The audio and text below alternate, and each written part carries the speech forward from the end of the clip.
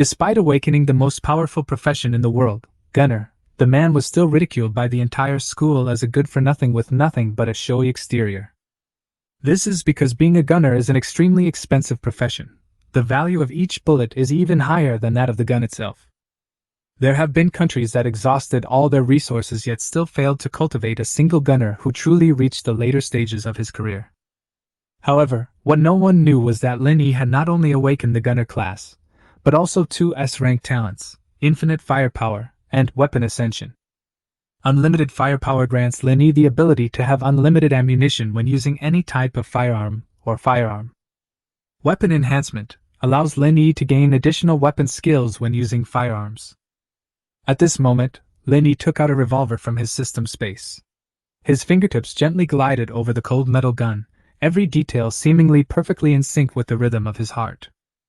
He had never imagined that a weapon could resonate so strongly with his soul. This revolver seemed to have become an extension of his body, his thoughts, and what could be conveyed through it. Revolver weapon ascension skill, sharpshooter, 6-second cooldown, focus, aim, draw. Automatically lock onto a target within a few very short seconds. Once ready, fire at all enemies within sight. Every shot is fatal. Lin Yi was speechless with shock. As everyone knows, a revolver only has 6 bullets per round, but this ultimate skill can cover all enemies in the field of vision. Moreover, every single shot can be fatal. He couldn't help but imagine himself in a dungeon, facing hordes of enemies, simply pulling the trigger and all of them would fall in an instant. The feeling was like a god descending, utterly invincible. If we used this to clear dungeons, we could wipe out everything, even the air. Lin Yi couldn't help but whisper excitedly. Inside the temple, the experienced staff were clearly astonished. After Lin Yi finished reading the system introduction and stepped out of the awakening array, more than 10 seconds passed before the announcement finally came from the loudspeaker. Ahem, combat class, gunner. Gunner? Upon hearing Lin Yi's awakened profession, all the students were shocked. They had just finished hearing the gossip that gunners were so bad that even their own fathers couldn't save them, and now a real-life melon had fallen from the sky. Instantly, laughter erupted in the room. Only Li Yichun reacted first, walking towards Lin Yi with a beaming smile. Not bad, Lin Yi, your teacher has always had high hopes for you. After saying that, she didn't forget to loudly proclaim to the other students. See? Lin Yi's family may not be well off, but he dared to awaken the gunner's power. You should all learn from his courage. As long as you have the potential to become a combat profession, you should be brave enough to try. Lin Yi didn't respond, but coldly retorted. Who told me to go to the factory early yesterday to tighten screws? They clearly weren't allowed to awaken his talent yesterday, but now that they know he possesses an S-level talent, they're shamelessly using him as a tool for political gain. He had never seen such a shameless person. This feeling of being used filled him with extreme disgust. Talent level, S grade. After announcing his talent level, Lin Yi walked towards the temple staff office without looking back. When the word S grade reached everyone's ears, the students who had previously mocked him were stunned speechless, as if an invisible hand had gripped their throats. When Lin Yi turned around, he saw Li Yichun dialing the principal's number with trembling hands, his voice filled with excitement. Hello, Principal, I have some amazing news. A student in our class just awakened an S-level talent. This is an unprecedented achievement for our school. The sound of a chair violently scraping the floor came from the other end of the phone, followed by a loud thud, and then the principal excitedly replied. Are you serious? S-level talent, are you sure? It should be. It can't be wrong. It's Lin Yi from our class. Li Yichun suddenly realized that she hadn't checked Lin Yi's panel data earlier. Recalling how she had stopped Lin Yi from participating in the awakening ceremony, she felt a pang of regret. Could it be that this kid was deliberately trying to tease her? Was he taking this opportunity to play a trick on her? A chill ran through her body, and Li Yichun broke out in a cold sweat.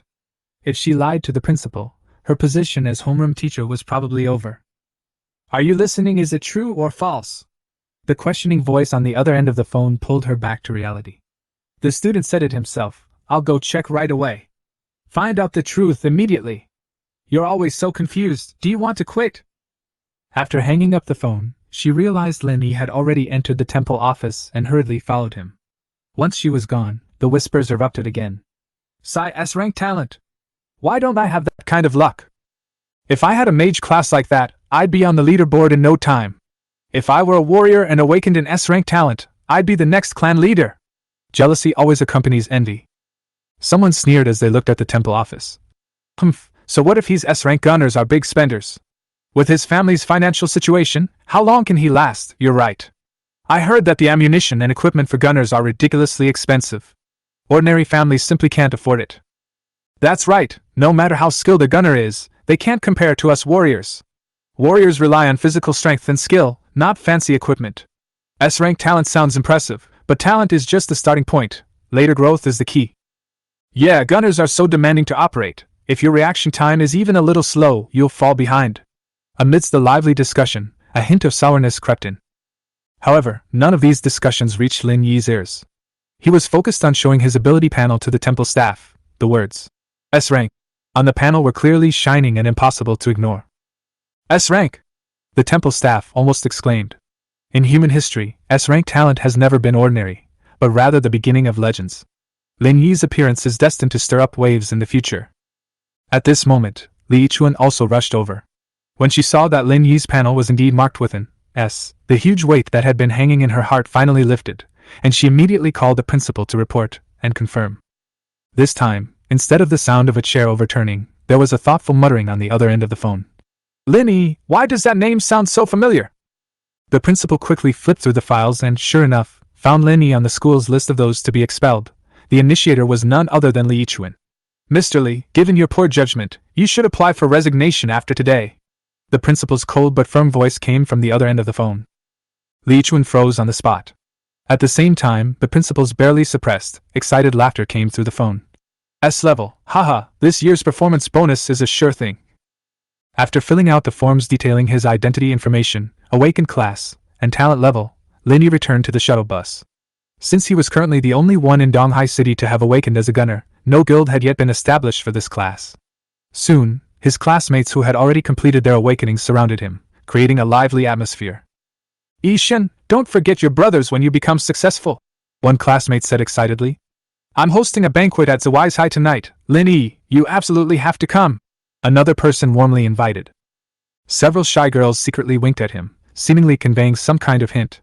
Lin Yi didn't respond to their enthusiasm, only sneering inwardly. Are we all that familiar? At school, they were all arrogant and haughty, never giving him a second glance. Now, however, they all flocked to him, trying to get close and flattering him. Their former indifference had been replaced by smiling faces, which he found ironic. Faced with these snobbish classmates, he chose to close his eyes and pretend to be asleep. Throughout his 3 years of high school, Lin Yi's only true friend was Li Haoren, his desk mate. This boy, whose family was slightly better off than his, was the only person he truly trusted and confided in. Excuse me. Excuse me. Classmate, the seat next to Lin Yi is mine. Soon after, Li Haoren also got on the bus. Sai, a professional assassin, C-level talent. As soon as he sat down, he began to complain, while rolling up his sleeve to reveal the 4 characters. Serve the country with utmost loyalty.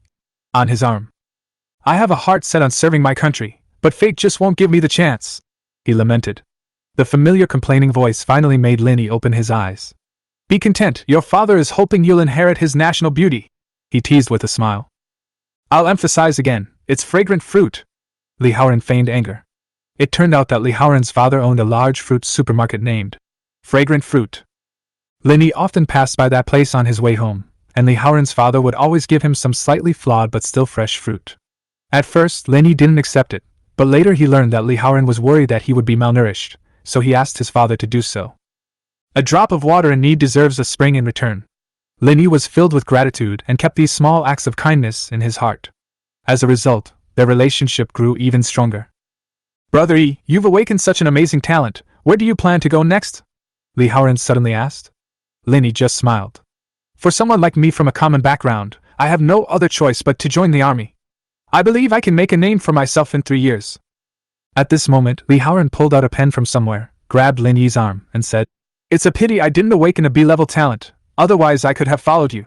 In that case, I'll leave my responsibilities to you.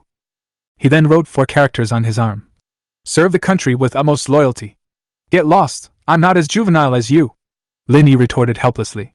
At this moment, the car slowly started moving as the two were playfully bickering, embarking on their return journey.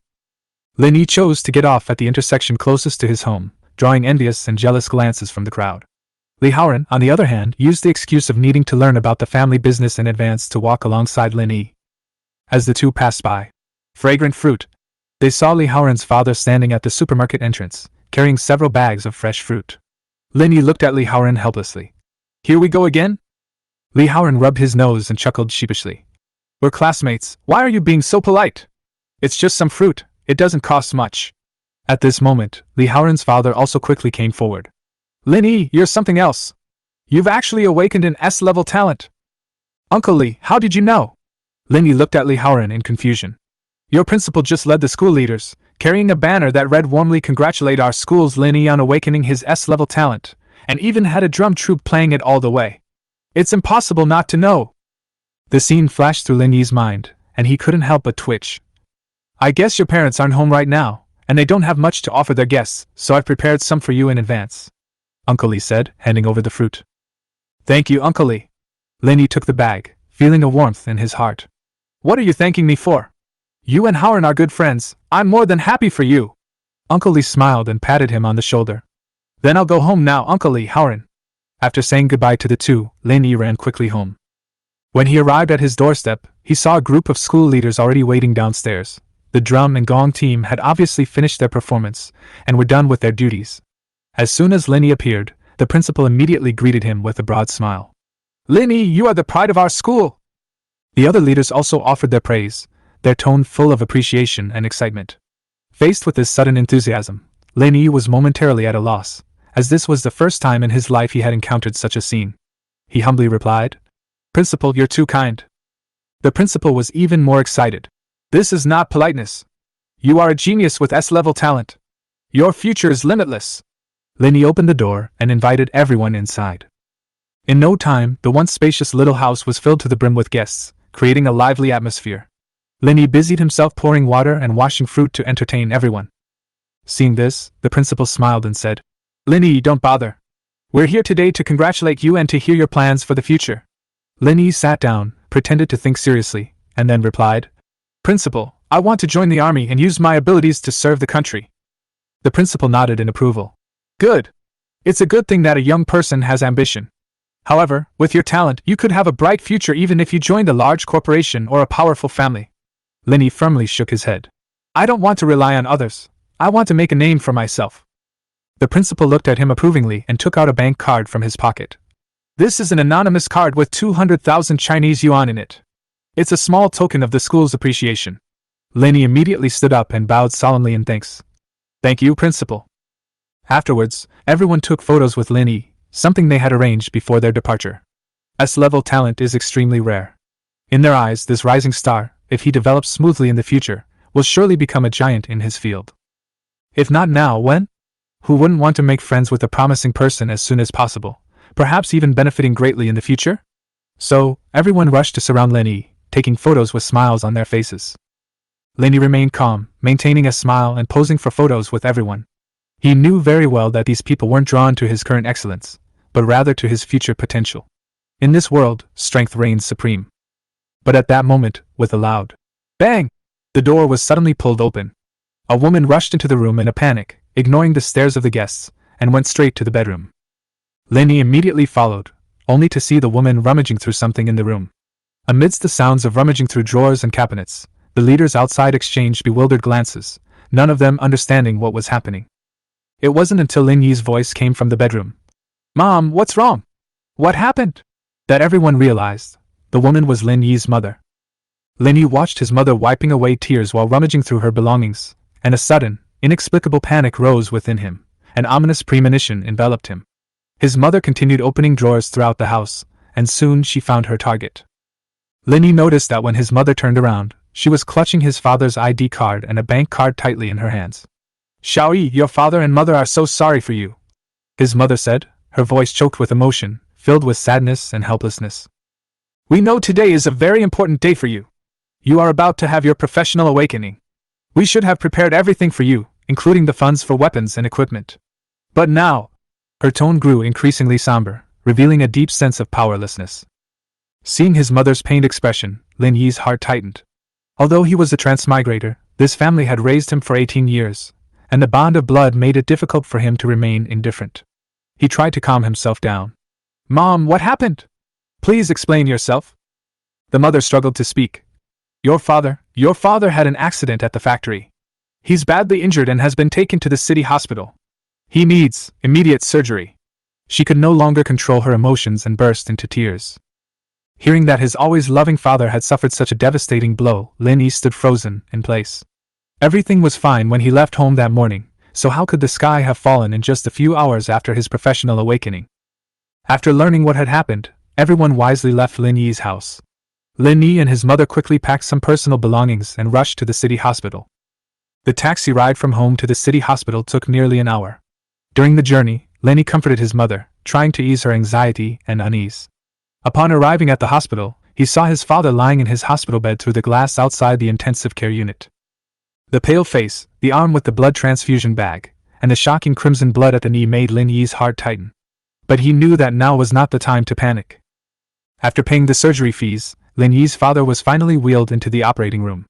From his coworkers who had come to accompany him, Lin Yi learned the cause of the accident. Due to the aging and disrepair of the equipment, his father was run over while working, resulting in severe injuries to both legs. Time ticked by, and Lin Yi paced anxiously outside the operating room, his heart heavy with worry. He could only pray incessantly that his father would be safe and sound. Finally, the operating room door slowly opened, and the doctor emerged. Lin Yi rushed forward to inquire about the situation. The doctor looked exhausted and gently shook his head. The surgery was relatively successful, but the patient's legs were too badly injured. From now on, he will probably have to rely on a wheelchair for the rest of his life. Hearing this, Lin Yi felt as if his heart was being torn apart, but he knew that even if the hope was slim, he must not give up. Back in the ward, looking at his father's unconscious state, pale face, forehead covered in sweat, breathing weak but steady, as if he were waging a silent battle against his illness. Lin Yi was heartbroken, but he knew he had to be strong. He went to his father's bedside, held his hand tightly, and whispered a promise. "Dad, you will get better. I will find a way to help you stand up again." Just then, the door to the ward was gently pushed open. The mother walked in slowly, her steps heavy, as if carrying the sorrows of the entire world on her back. Her eyes were red and swollen, clearly from crying, yet she still tried to suppress her grief and maintain a calm facade. Her face was haggard, her back hunched, as if she had suddenly aged 10 years, her face etched with wrinkles of weariness. She walked to the bedside and gently stroked her husband's cheek. Lin Yi looked at his mother, his heart filled with guilt. He knew that the family was already destitute due to his father's medical expenses. The factory's compensation was nowhere in sight, and now the entire family was almost entirely supported by his mother alone. Suddenly, hurried footsteps broke the tense atmosphere in the corridor. The nurse's voice echoed through the empty hallway. "Quick, this way! And that way too!" A nurse was directing the cleaning staff. "Old Zhang, old Tian, you two hurry up and clean this corridor," she continued. "The rest of you, 2 people per group, clean every floor of the inpatient department." Not long after, the ward door opened again, and 2 middle-aged women walked in. One carried a bucket and skillfully wiped the bed frame and chairs. The other quickly changed the bedding on the empty bed. Immediately afterwards, several nurses entered the room and began spraying disinfectant, muttering complaints as they did so. "The city leaders are really bored, not letting people rest in the middle of the day. They just have to do some kind of inspection." Not long after they left, the head nurse led a group of people into the ward. "Dean, leaders, this is Lin Yi's father's ward." The leader was a short, thin old man with a white beard, wearing a Zhongshan suit, and with bright, piercing eyes. He walked up to Lin Yi with a friendly smile. "I am Lu Hong, the director of the Dahai City Vocational Education Bureau. You must be Lin Yi. We went to great lengths to find you. We contacted your school and found out that you didn't have a cell phone, and no one answered the phone at home. We finally found out that your father was seriously injured and hospitalized. I heard that you have awakened an S-level talent. I am here on behalf of the professional bureau, firstly to visit you, and secondly to personally announce the award for you." Lin Yi was utterly surprised, not expecting his awakening to attract so much attention. "Thank you, Director Lu, thank you all, leaders," he replied gratefully. "It's good that you haven't become arrogant because of your advanced talent. Our bureau has decided in a meeting to award you Villa number 1 in Bishi Villa, plus 10 million Chinese yuan." Lin Yi was startled and was about to decline, but Lu Hong waved his hand to interrupt him. "You don't need to worry. Your talent deserves this reward. The villa is patrolled by professional security 24 hours a day, but you only have the right to live there, not the right to buy or sell it. The world is fraught with crises today, and you must consider your family. With great power comes great responsibility, and the safety of those around you is paramount. This 10 million is a one-time reward. I hope you will make good use of it, grow quickly, and fight for a glimmer of hope for humanity's future. Lin Yi was deeply moved upon hearing this. Thank you for the Bureau's trust. I will certainly live up to your expectations. He then looked at his father on the hospital bed with a complex expression. Finally, we can move into a big house, but father may never be able to stand up again. As experienced as Lu Hong was, he immediately saw through Lin Yi's thoughts. I've heard there are a few ways that might help your father stand up again. Upon hearing this, Lin Yi's emotions became visibly agitated. Director Lu, what methods are you talking about? The priest's SSS level talent, regeneration, or the alchemist's resurrection elixir. However, these are just rumors, and they haven't appeared in our country yet. Perhaps the United Kingdom or other allied countries have them. A glimmer of hope flashed in Lin Yi's eyes. In any case, as long as there is a glimmer of hope, I will not give up.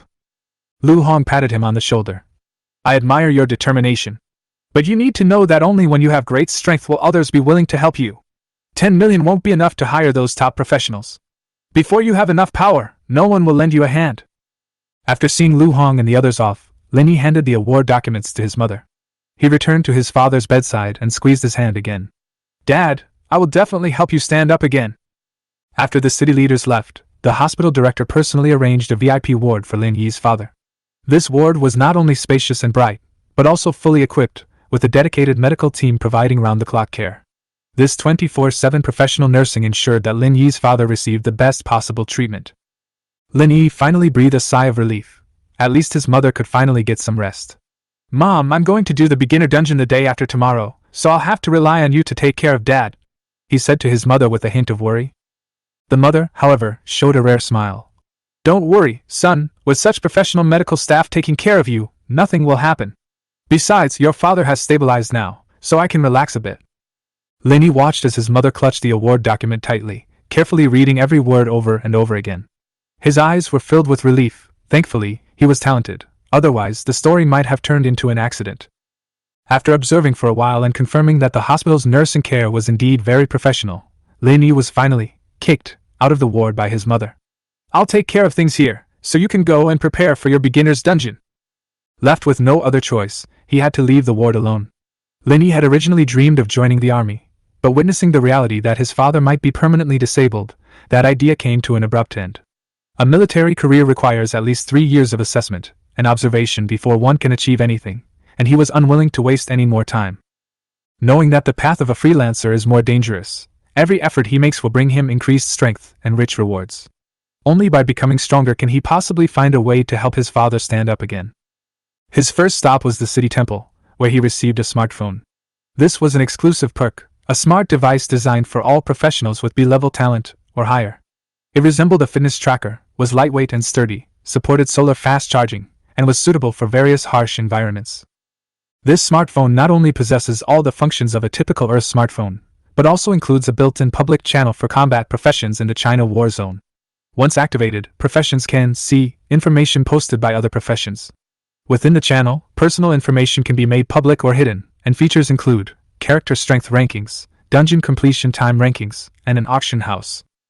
The auction house mechanism is similar to online shopping, with all professionals as sellers, and a highest bidder wins system. Each professional can only be bound to one smartphone, which is integrated with their brain and operated entirely through thought. Once the user dies, the smartphone will immediately self-destruct. Similarly, if a friend you've added unfortunately passes away, their avatar in the friend list will turn black and white. After getting his hands on the smartphone, Lin Yi gave himself a nickname, Lin Yi. He had already mastered the basic operating procedures at the temple, and now he was ready to further familiarize himself with its various functions. Open the power rankings. With this command, a virtual dialog box immediately popped up. Ranking first was none other than the widely renowned Dragon of the Divine Flower Kingdom. Second place was Fire Buddha, and third place was Thunder. As for Lin Yi himself, since he had just awakened, he only showed 99999 plus, and had not yet made the list. Open the public channel. The moment he entered the channel, the screen was filled with team recruitment information posted by advanced professionals, densely packed and dazzling. Lin Yi tried to speak with anticipation, but was coldly rejected by the system. Friendly reminder: newcomers cannot speak in this channel. Open the auction house. All kinds of weapons, equipment, and materials immediately appeared on the screen. He browsed the dazzling array of goods and couldn't help but sigh. These things have everything, from sharp blades to sturdy armor, from magical materials to healing potions, nothing is missing. He tried searching for backpacks. The results quickly displayed magical backpacks of various shapes and capacities. These backpacks had spatial magic arrays embedded inside, and their storage capacity far exceeded what was visible on the outside. Even the smallest backpacks could hold dozens or even hundreds of times their own weight in supplies. This means that Lin Yi no longer needs to worry about supplies during long adventures. Even better, these backpacks have an automatic sorting and organizing function.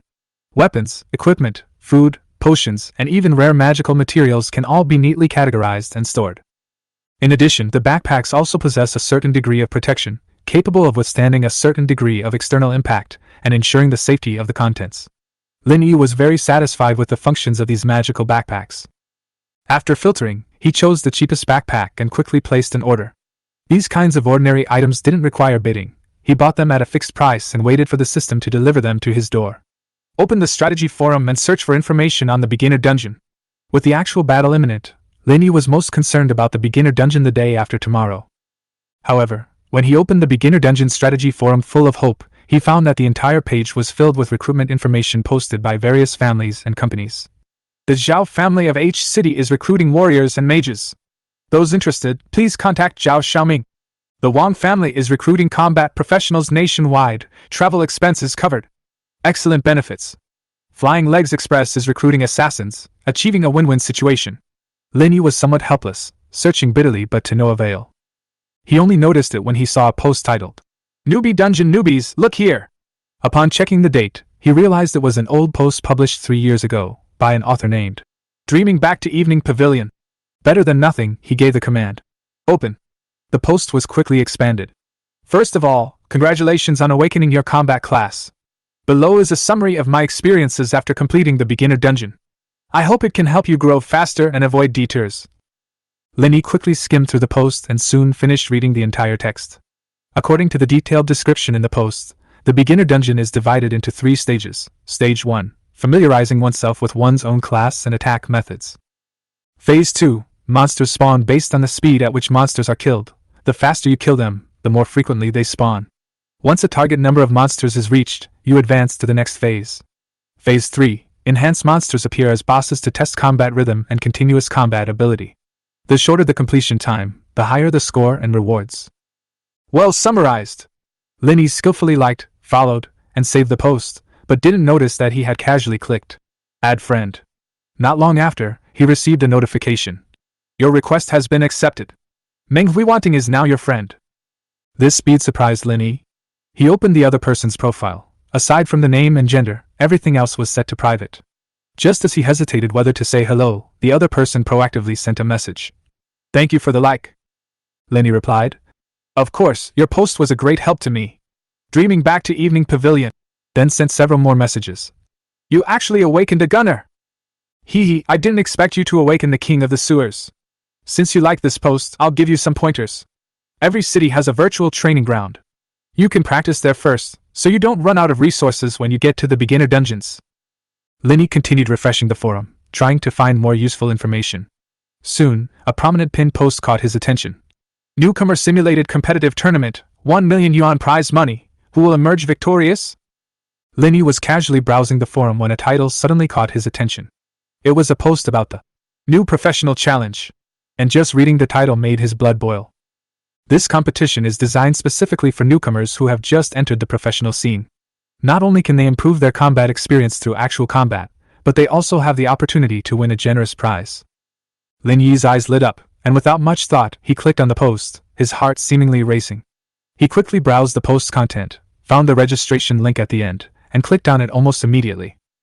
The registration process was surprisingly simple. All you had to do was fill in your name.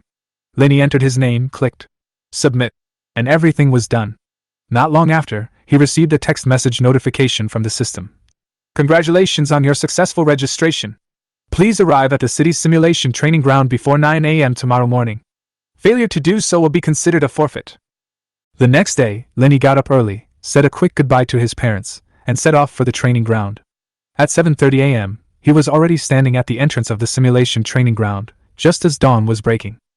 Stepping into the training hall, Lin Yi's eyes lit up. The hall was spacious and bright, with rows of small, enclosed cubicles neatly arranged, exuding a high-tech feel. As he looked around, he suddenly noticed a huge sign in the center of the hall. It read, "Challenge your limits, win rewards. The new professional competition is now open." Lin Yi walked to the front desk and showed the staff his registration information on his phone. The staff confirmed his identity, nodded and smiled. "Mr. Lin Yi, welcome to the competition, please follow me." Lin Yi followed the man through the hall, his gaze constantly shifting between the training cubicles, his heart filled with anticipation and curiosity for the upcoming match. Finally, they stopped in front of a cubicle numbered 007. The staff member opened the door and pointed to the helmet on the sofa inside. "This is a holographic helmet. Wearing it will allow you to enter the virtual training ground."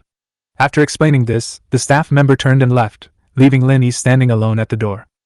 He took a deep breath, entered the cubicle, gently closed the door, sat on the sofa, and put on the helmet. "User detected, Lin Yi, class type, gunner. Confirm entry to training ground?" "Confirmed," Lin Yi replied decisively.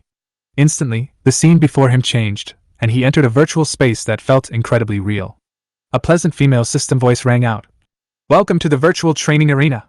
You may choose the training area or the battle area. After a moment's thought, Lin Yi finally chose the training area, intending to familiarize himself with the environment and weapon operation first.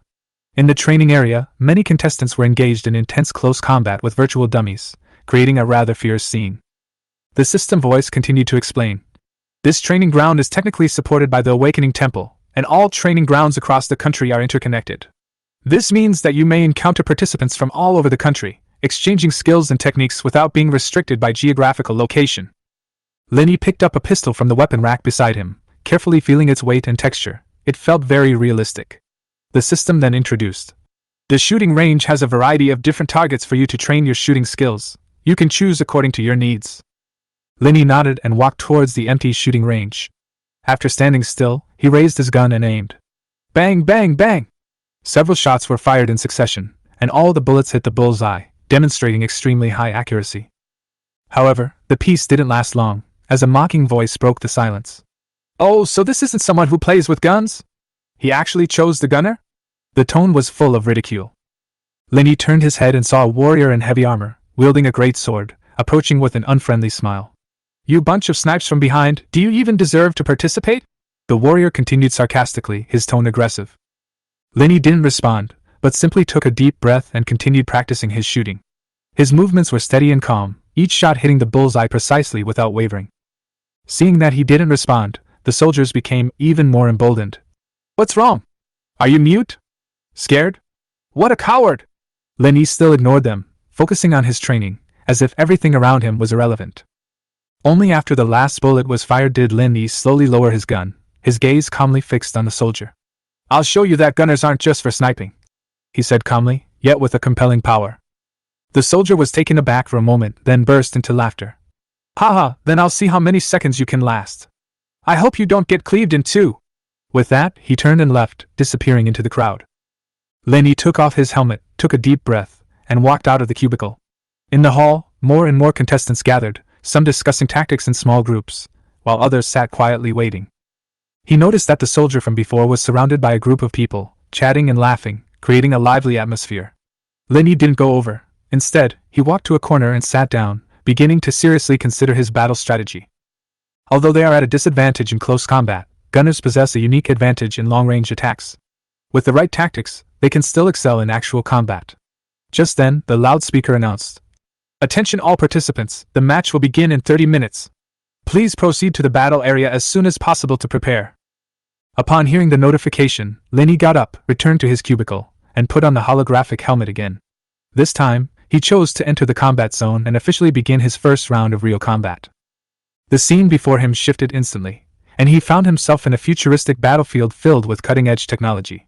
He looked around and realized he wasn't alone. 3 other contestants stood beside him. Everyone seemed a little nervous, not exchanging words, but silently checking their equipment and adjusting their mindset. At this moment, Lin Yi heard that familiar mechanical female voice again, reminding them that they were about to enter battle. "Welcome, all participants, to the specially set up battlefield in the battle zone. This competition will be conducted in a team-based format, with 4 members participating in each team. The system then announced the competition rules. First, the competition will be an elimination tournament, with each team randomly teleported to different areas of the city. The competition time limit is 1 hour, during which each team must collect as many beacons as possible. The location of each beacon is marked on an electronic map, and once it is taken, the mark will disappear. Participating teams are free to decide whether to adopt an offensive or defensive strategy. While offense allows for faster point collection, it also carries greater risks. Defense is more stable but results in slower point accumulation. Teams are allowed to battle each other during the match. If all members are eliminated, the team is disqualified from continuing. When time runs out, the team with the most beacons wins, and the system will remind participants that the match will officially begin in 10 minutes. Lin Yi listened attentively to the rules. As a gunner, he understood that his duty was to provide fire support, while also ensuring his own safety. He glanced at his teammates, a short assassin wielding dual daggers, a mage using a staff, and a burly two-handed swordsman. Looks like our team has a pretty complete range of professions. Lin Yi smiled. I'll provide range support, you guys push forward in melee. After saying that, he drew the familiar revolver from his waist with a natural and smooth movement. The assassin frowned slightly, her gaze fixed on the revolver in his hand, as if she had noticed something unusual. Suddenly, her expression changed, and she whispered in surprise. Your awakened class is gunner, we're doomed. We might not even make it past the first round. Lin Yi smiled lightly, offering no further explanation. Don't worry, I'll provide you with reliable fire support. Since you say so, we'll trust you this once. The assassin said helplessly, but still nodded. Although the mage and warrior didn't say anything, their eyes betrayed a hint of doubt and unease. Time passed quickly, the competition officially began, and Lin Yi and his group were teleported to the northeastern area of the city. The 4 quickly sprang into action, needing to find the first beacon as soon as possible to gain the upper hand. The assassin spotted the target first. Behind a pile of discarded tires, she saw a beacon gleaming faintly. She moved swiftly and decisively, snatching the beacon in a leap before returning to her unit. Lin Yi, on the other hand, vigilantly surveyed his surroundings, his revolver ready to fire at any moment, in case of any potential enemies. Suddenly, a series of chaotic footsteps approached from afar. Lin Yi immediately gestured for everyone to spread out and provide cover. A moment later, 4 figures came into view. It was another participating team approaching. The warrior gripped his two-handed sword ready to fight, the mage chanted incantations, and the surrounding air subtly rippled with magical energy. The assassin, meanwhile, silently circled behind the enemy, preparing to ambush them. But before the battle could begin, several gunshots shattered the silence. Lin Yi's revolver had already fired first. 4 shots rang out, and the 4 enemy soldiers fell one after another, turning into specks of light and disappearing before everyone's eyes. The teammates were almost all stunned, and for a moment the atmosphere was silent. Then the soldier spoke first and exclaimed, "What great marksmanship!"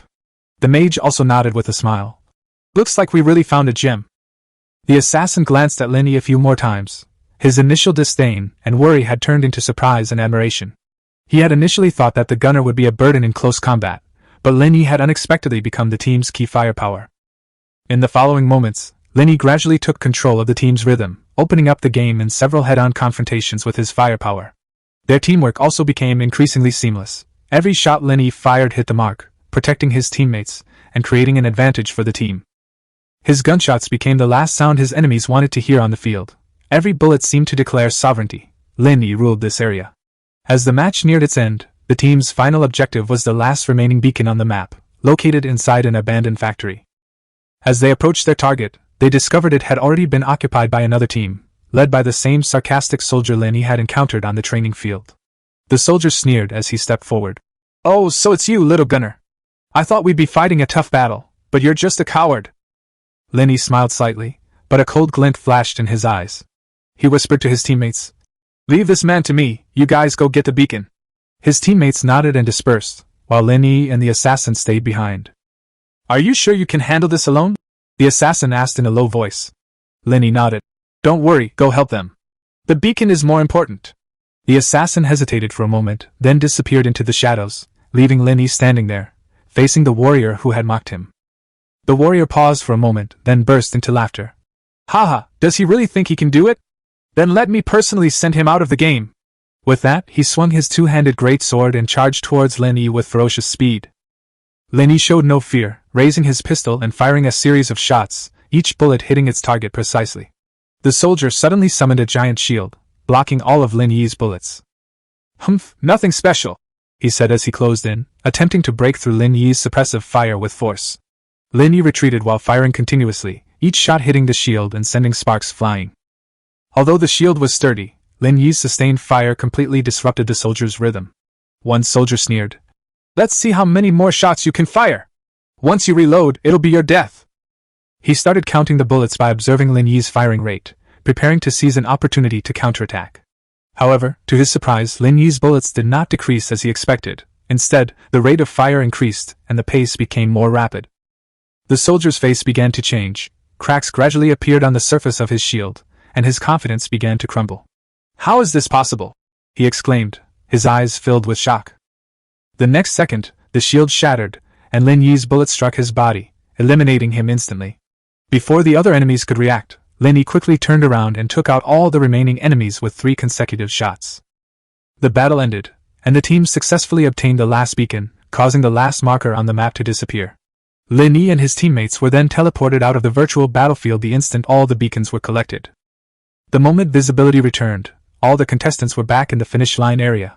As soon as Lin Yi appeared, he was surrounded by the assassins, who were incredibly excited. "Even though we only got 12 tokens, you managed to take on 4 of them. That's amazing!" Lin Yi smiled slightly, a smirk playing on his lips. "Who said we only have 12 tokens?" He pulled out a whole set of tokens from his backpack and displayed them to everyone, instantly silencing the crowd. Everyone stared at the gleaming set of tokens in his hand. There were 13 in total. They were all stunned. The assassin's eyes widened as if he'd seen a ghost. How is this possible? Adding our team's 12, don't we have a total of 25 now?" The mage couldn't help but scream, his voice trembling. The warrior excitedly slapped Lin Yi hard. "Brother, I'm truly impressed. I was so blind before." When Lin Yi and his team stood on the podium, all the other contestants around them cast envious glances, and many even looked on with jealousy. How did they do that?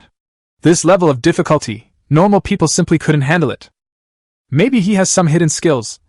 Someone muttered, their tone tinged with resentment. Right next to them, the guy who had once mocked Lin Yi was also in the crowd, curling his lip in disdain. "Humph, just lucky." After the host had the 4 stand in line, he announced to the audience, "Congratulations!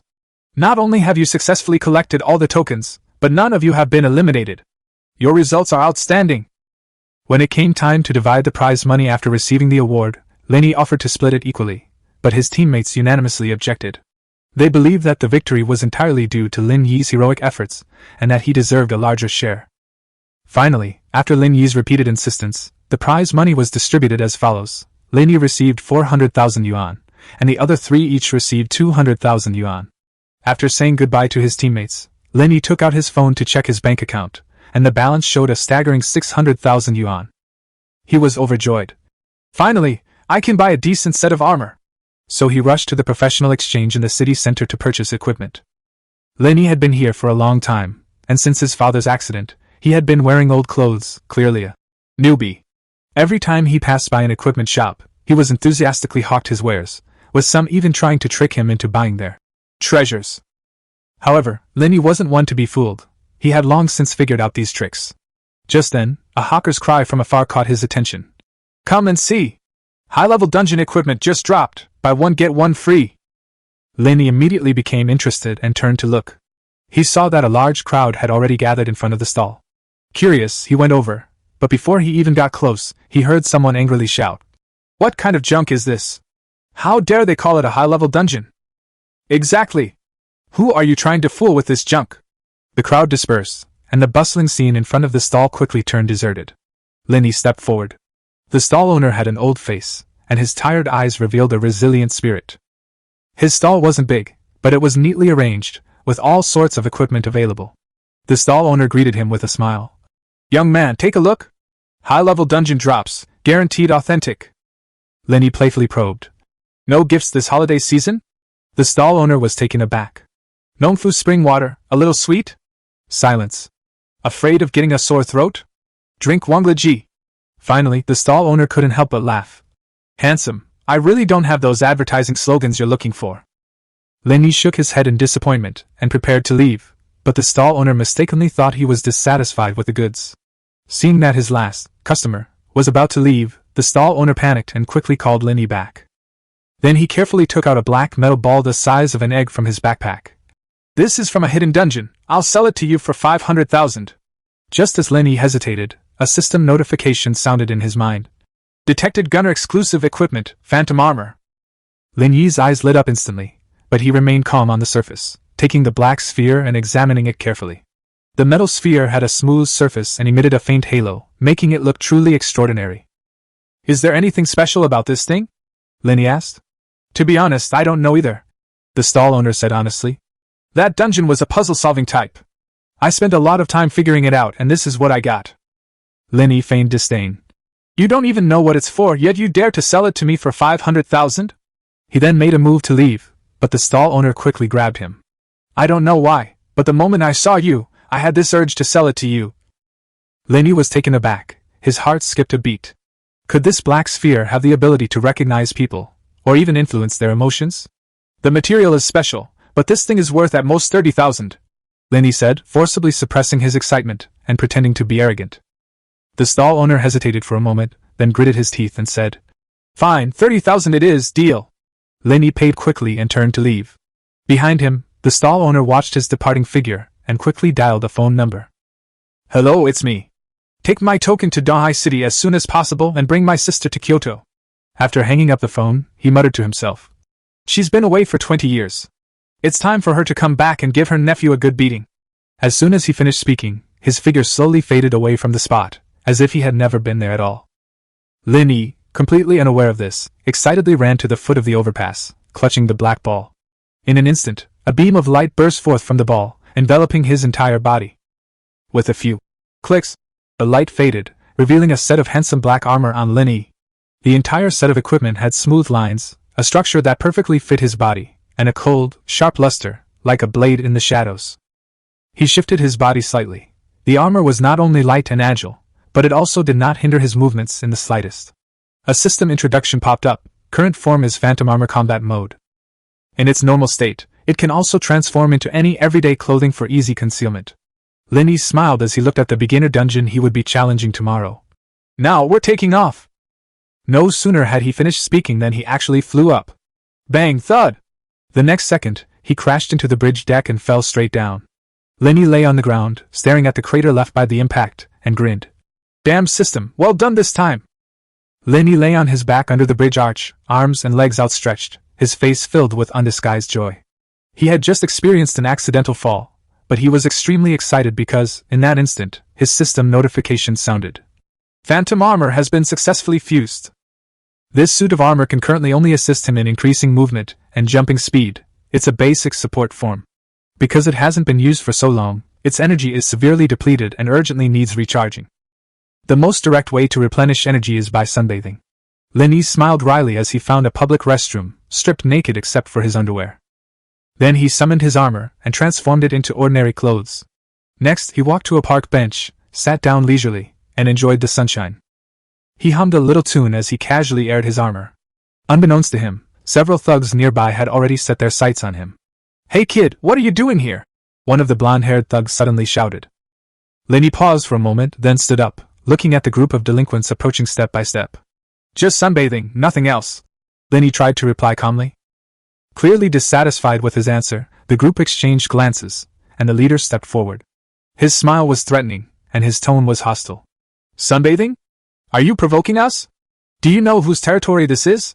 Not just anyone can come here. Lin Yi inwardly groaned.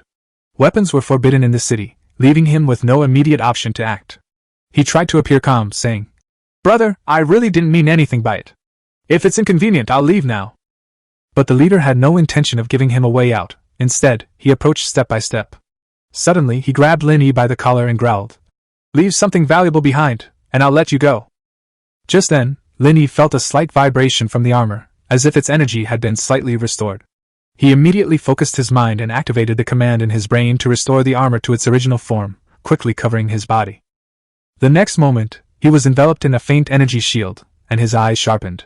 Lin Yi flicked his wrist, pushing the leader of the thugs back a few steps. Don't mess with me. His tone was icy, as if he had become a completely different person. I don't like fighting, but I'm never afraid of trouble. The thug hesitated for a moment, then flew into a rage and threw a punch. Lin Yi, however, dodged the attack like a gust of wind, his movements agile and clean.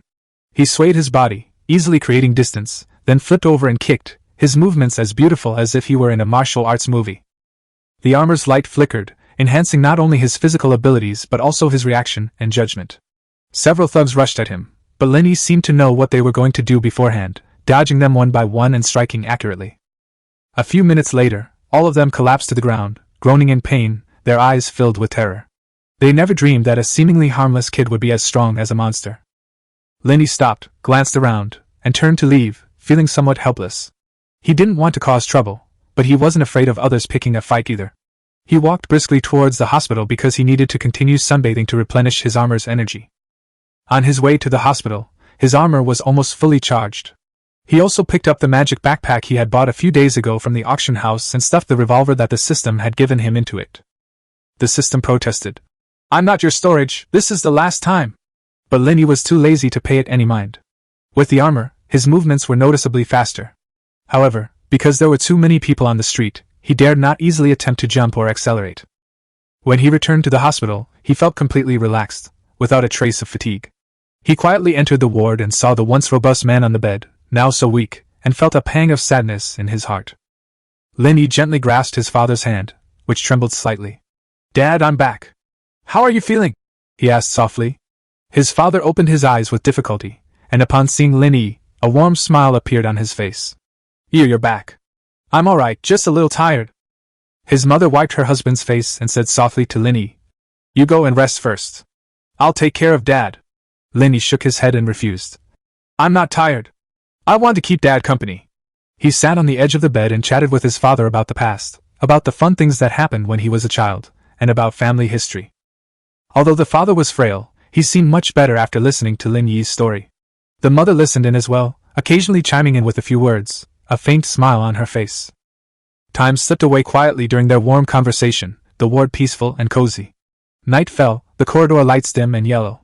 The mother stood up and said softly to Lin Yi, "Your father needs to rest, you should go to sleep early too, you still have to go to the beginner dungeon tomorrow." Lin Yi nodded, stood up and said to his father, "Dad, please rest assured." After saying that, he lay down on the cot and slowly closed his eyes. The night was peaceful and uneventful. The next morning, after having breakfast, Lin Yi arrived at the plaza in front of the beginner dungeon. A considerable number of players had already gathered there, some were forming teams, while others were showing off their equipment. In the center of the plaza stood a portal radiating a ghostly blue light. A row of guards in uniform stood on either side of the portal, maintaining order. Lin Yi found a corner, closed his eyes to rest, and prepared to enter the dungeon. But the silence didn't last long. A boastful voice shattered the tranquility. "Kid trembling in the corner, huh?" Lin Yi opened his eyes to see Zhang Chang standing smugly before him, followed by a group of lackeys. "Meng Wanting is my woman. You think you're worthy to compete with her?" Lin Yi wasn't annoyed. Instead, he said calmly, "How about we bet again? We'll see who clears the dungeon the fastest. The loser leaves Wanting and gets an extra million Chinese yuan." Zhang Chang was clearly surprised that Lin Yi would provoke him. He paused for a moment, then burst into laughter. "Deal! You beat me? Don't even think about it." Because the stakes were so high, a crowd of onlookers quickly gathered around. Everyone wanted to know where this gunner's confidence came from. Just then, a portal in the center of the plaza flashed, signaling the start of the dungeon. The crowd immediately quieted down, drawing their weapons and preparing for battle. Lin Yi also took out a revolver from his backpack, attracting disdainful glances from those around him. Zhang Chang sneered. "Carrying a piece of junk gun, you really think you're a cowboy?" A group of people mocked him as he entered the instance. The moment Lin Yi passed through the portal of light, the blinding light forced him to close his eyes. When the light faded, he found himself on the edge of a primeval forest, the dense shadows of the trees creating a sense of oppression. Suddenly, he heard a little girl crying. The sound was intermittent, but full of terror. He cautiously approached the source of the sound and found a little girl in a pink dress surrounded by several black monsters. Those things were slippery, like black jelly, without features, exuding only a chilling aura. They wriggled slowly, their skin shimmering with an eerie light, as if declaring that they did not belong to this world. Without hesitation, Lin Yi raised his hand and fired a shot. Unbeknownst to him, his phantom armor had already activated combat mode. The instant he made that thought, the armor's screen automatically activated aim assist, making his shot incredibly accurate. The revolver spewed flames continuously, bullets striking the black jelly, one after another with dull thuds. But these monsters seemed immortal. Upon being hit, they would split into even more individuals and surge towards him. Lin Yi's eyes sharpened, and he quickly retreated, fighting as he went, constantly increasing the distance between them. However, the number of enemies only seemed to increase. The system's voice kept ringing in his ears, notifying him of the weapon's advancement progress, 5%, 8%, 15%.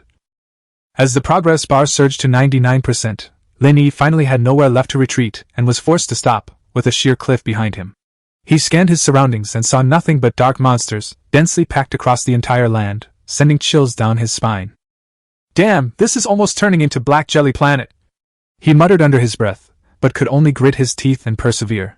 Just then, the little girl who had been crying suddenly let out a sharp, piercing laugh, the sound like fingernails scraping against glass. Her body began to twist and rapidly grow larger, transforming into an enormous Jelly King, wearing a black crown. This King Jelly radiated a dark glow, its enormous mouth almost taking up its entire body, and its laughter was chilling. Lin Yi frowned. He was almost certain that this was the most unpleasant sound he had ever heard in his life, without exception. So without hesitation, he raised his hand and fired a shot. The bullet whistled out, and hit Jelly King squarely in the forehead. Big Jelly roared angrily, like a beast unleashed, and pounced on Lin Yi with incredible speed, closing in on him in the blink of an eye. However, a cold smile appeared on Lin Yi's lips. His last shot had just brought the weapon to 100% enhancement. He suddenly pushed off the ground, his body soaring into the air, instantly leaping more than 20 meters into the sky like a bullet. He looked down at the dark mass of jelly-like monsters below, a sharp glint in his eyes. It's noon. After saying these 4 words, he slammed the revolver in his hand with a thunderous roar. After the loud bang, Lin Yi landed lightly, his movements as graceful as if he were the protagonist of an action movie. The jelly creatures on the ground were all frozen in their sprinting motion, as if time had been instantly frozen. The next second, starting with the Jelly King, the entire monster horde began to disintegrate, shattering into black liquid that quickly dissipated.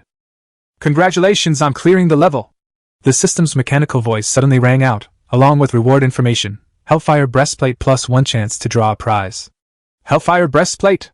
Just the name sounds awesome! Lin Yi excitedly picked up the equipment, but before he could even warm it up, it disappeared. He froze, frantically searching his magic backpack, but couldn't find the chest armor anywhere. System! Where's the equipment? He shouted. You mean that trash? Your phantom armor ate it. The system coldly replied. Lin Yi's face darkened. Eat it? Are you kidding me? The system ignored him, but a new notification popped up on the screen. Phantom armor upgraded by 50%, and detection function activated. This armor can actually be picky about its properties. Lin Yi was exasperated, but he couldn't help but marvel at its attributes. Only then did he notice that his revolver had transformed into Peacemaker, a dark gold-level artifact. System, you're amazing! He instantly forgot about the chest armor, his mood soaring. Before he could even properly admire it, the system urged him. Please draw your reward as soon as possible, 5 seconds only. Lin Yi immediately looked up and saw 3 mysterious treasure chests in front of him. He quickly scanned them and randomly selected one. He kept chanting in his mind, Golden Legend, Golden Legend! The treasure chest slowly opened, and when he looked down, his eyes widened in surprise, and a smile slowly crept onto his face. Inside the chest were 2 exquisitely crafted short shotguns, each 50 centimeters long and decorated with a black and gold pattern. Kiss of Death, dark gold grade. Lin Yi could hardly believe his luck. This was an absolute steal. He immediately put away the revolver, carefully picked up the 2 shotguns, and held them with great affection. Before he could even fully appreciate the allure of the Death's dual pistols, he was instantly transported out of the instance by a beam of light. When he opened his eyes again, he found himself standing at the instance entrance, surrounded by armed personnel, all sorts of gazes directed his way. Some were surprised, some were puzzled, and some even showed disdainful smiles, seemingly thinking he was out of the game too quickly. However, in the monitoring hall of the building opposite the instance plaza, chaos erupted. The staff were discussing Lin Yi's appearance, with some believing he was the first to clear the level. Many observers were also astonished by the short shotgun in his hand, speculating whether it signified the awakening of the gunner profession. Anyone choosing gunner these days? Everyone was incredulous, as if they had seen an extinct species. Lin Yi was completely unaware of this. He returned to the corner of the square, studying his dual pistols while waiting for Zhang Chang to deliver the reward. After exiting the beginner dungeon, Lin Yi sat alone at the edge of the plaza and waited for nearly half an hour before seeing other newcomers appear. These later arrivals were all dejected, many bearing obvious injuries, clearly indicating they hadn't gained much. Zhang Chang finally entered the plaza, his face beaming with joy, clearly having successfully cleared the dungeon. He looked around, seemingly searching for something, and soon locked onto Lin Yi, who was sitting in a corner. He strode over, his eyes brimming with undisguised arrogance, and stood before Lin Yi, feigning surprise. "Oh, you're out so quickly? Looks like gunners really aren't up to par. This profession is truly disappointing." After saying this, Zhang Chan turned to leave, his tone full of sarcasm and contempt. However, Lin Yi slowly stood up, his eyes sharp and his tone calm. "Zhang Chan, you may be disappointed. I haven't been eliminated yet." He stretched his limbs as he spoke, producing a crisp, cracking sound that drew attention. Hearing the noise, Zhang Chang paused, turning back with some confusion, his gaze falling on the dual shotguns in Lin Yi's hands. His pupils constricted sharply, and he asked incredulously, You cleared the dungeon?" Lin Yi's lips curled up slightly, and he replied casually, "It's just a beginner dungeon, what's so difficult about it?" He then glanced at Zhang Chang, his tone slightly teasing. "But you haven't forgotten our bet, have you?" Zhang Chang was momentarily stunned, then realized what he meant, his face turning rather ugly. "You, a gunner, can clear the game? Are you kidding me?" Lin Yi didn't say much, only slightly raising his eyebrows, his confidence undeniable. He slowly raised his twin pistols, the metal muzzles gleaming faintly in the sunlight, as if silently announcing, he had won. Those who had just passed through or were still waiting nearby noticed the atmosphere and stopped to look in their direction. The square fell silent, all eyes fixed on Lin Yi and Zhang Chang, as if sensing something was about to happen. Although Zhang Chang was stubborn, he wasn't stupid. He gritted his teeth and said, "Fine, if you really beat the game, then I'll accept it. But you have to prove it to me." Lin Yi nodded, and without saying a word, brought up his achievements interface and neatly showed it to Zhang Chang. There was only one record. Newbie dungeon completed, and the completion time was marked as 5 minutes and 15 seconds. When Zhang Chang saw this number, his expression froze, and his eyes were filled with astonishment and disbelief. That wasn't just an ordinary pass. It was an astonishing speed that would get you into the top ranks of the dungeon leaderboard. He was silent for a moment, then finally said in a low voice, "It seems you really did it." Lin Yi put away his dual pistols, his expression calm. "Young Master Zhang, now it's your turn to fulfill your promise." Zhang Chang hesitated for a second, then decisively opened his smartphone, entered the amount, and a few seconds later, 1 million Chinese yuan was deposited into his account. The onlookers gasped in disbelief, unable to believe that Lin Yi had actually won such a huge bet. They all initially thought this gunner was just there to get himself killed, but it turns out he was the hidden mastermind. Lin Yi glanced at the payment notification, then calmly asked, "So when do you need my help?" Zhang Chang's expression was complicated, the arrogance in his eyes had faded, replaced by a somewhat heavy look. "Are you free the day after tomorrow?" Lin Yi nodded. "Not tomorrow, but the day after tomorrow is fine." "Okay, then the day after tomorrow." Zhang Chang nodded, his tone no longer as arrogant as before, and turned to leave. Lin Yi stood there, watching his retreating figure, before preparing to head to the hospital to check on his father's condition. Just then, the smartphone screen flashed, displaying the latest dungeon completion leaderboard. Newbie dungeon completion time leaderboard update. Lin Yi, gunner, completion time 5 minutes 15 seconds, currently ranked first. The message spread instantly throughout the system, causing ripples in the previously calm leaderboard. Lin Yi himself didn't even have time to pay attention to the data. His only thought was how to find a good place to live as soon as possible so his recovering father could move out of the hospital and into a more comfortable environment. Little did he know that his clearance record had become a hot topic of discussion throughout the professional community. Because the changes in the rankings were so rare, the top officials of the National Vocational Education Bureau immediately convened an emergency meeting. Clearing the beginner dungeon in 5 minutes. This talent is astonishing.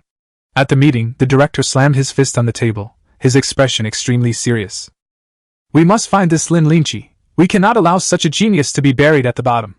Thus, a comprehensive search was launched across the country. All gunner data was accessed, and all temple branches and newbie plazas became targets of investigation. They tried everything to find this genius player hidden among ordinary people. At this moment, Lin Yi didn't notice anything unusual, except that his smartphone kept popping up friend request notifications lately. Annoyed, he simply set it to automatically reject friend requests with a single click, finally finding some peace and quiet. These past few days, he'd spent most of his time accompanying his father looking at houses, and life had been peaceful. Until that day, his smartphone rang with a voice call, and the name that popped up on the projector made him pause. "Dreaming back to Evening Pavilion." He hesitated for a second, then answered the phone. Meng Hyunting's excited voice came from the other end. "Master! You're on the leaderboard, you know? You're famous. Lin Yi raised an eyebrow, his tone calm. You're famous? How come I didn't know? You're currently #1 in the newbie dungeon. The entire system is talking about you. An unprecedented record for a gunner, you're ruthless. Hearing his friend's excited tone, Lin Yi simply smiled faintly. He wasn't complacent because of this little bit of fame. Instead, he became even more clearly aware that strength was the foundation of everything. And his current achievements are just the beginning, he said in a low voice. Dreaming of evening pavilion, keep this a secret for me. Don't tell anyone that I am Lin Yi. As soon as Lin Yi voiced his thoughts, Meng Huiwanting couldn't help but ask. Why? His eyes deepened, and his tone became firm.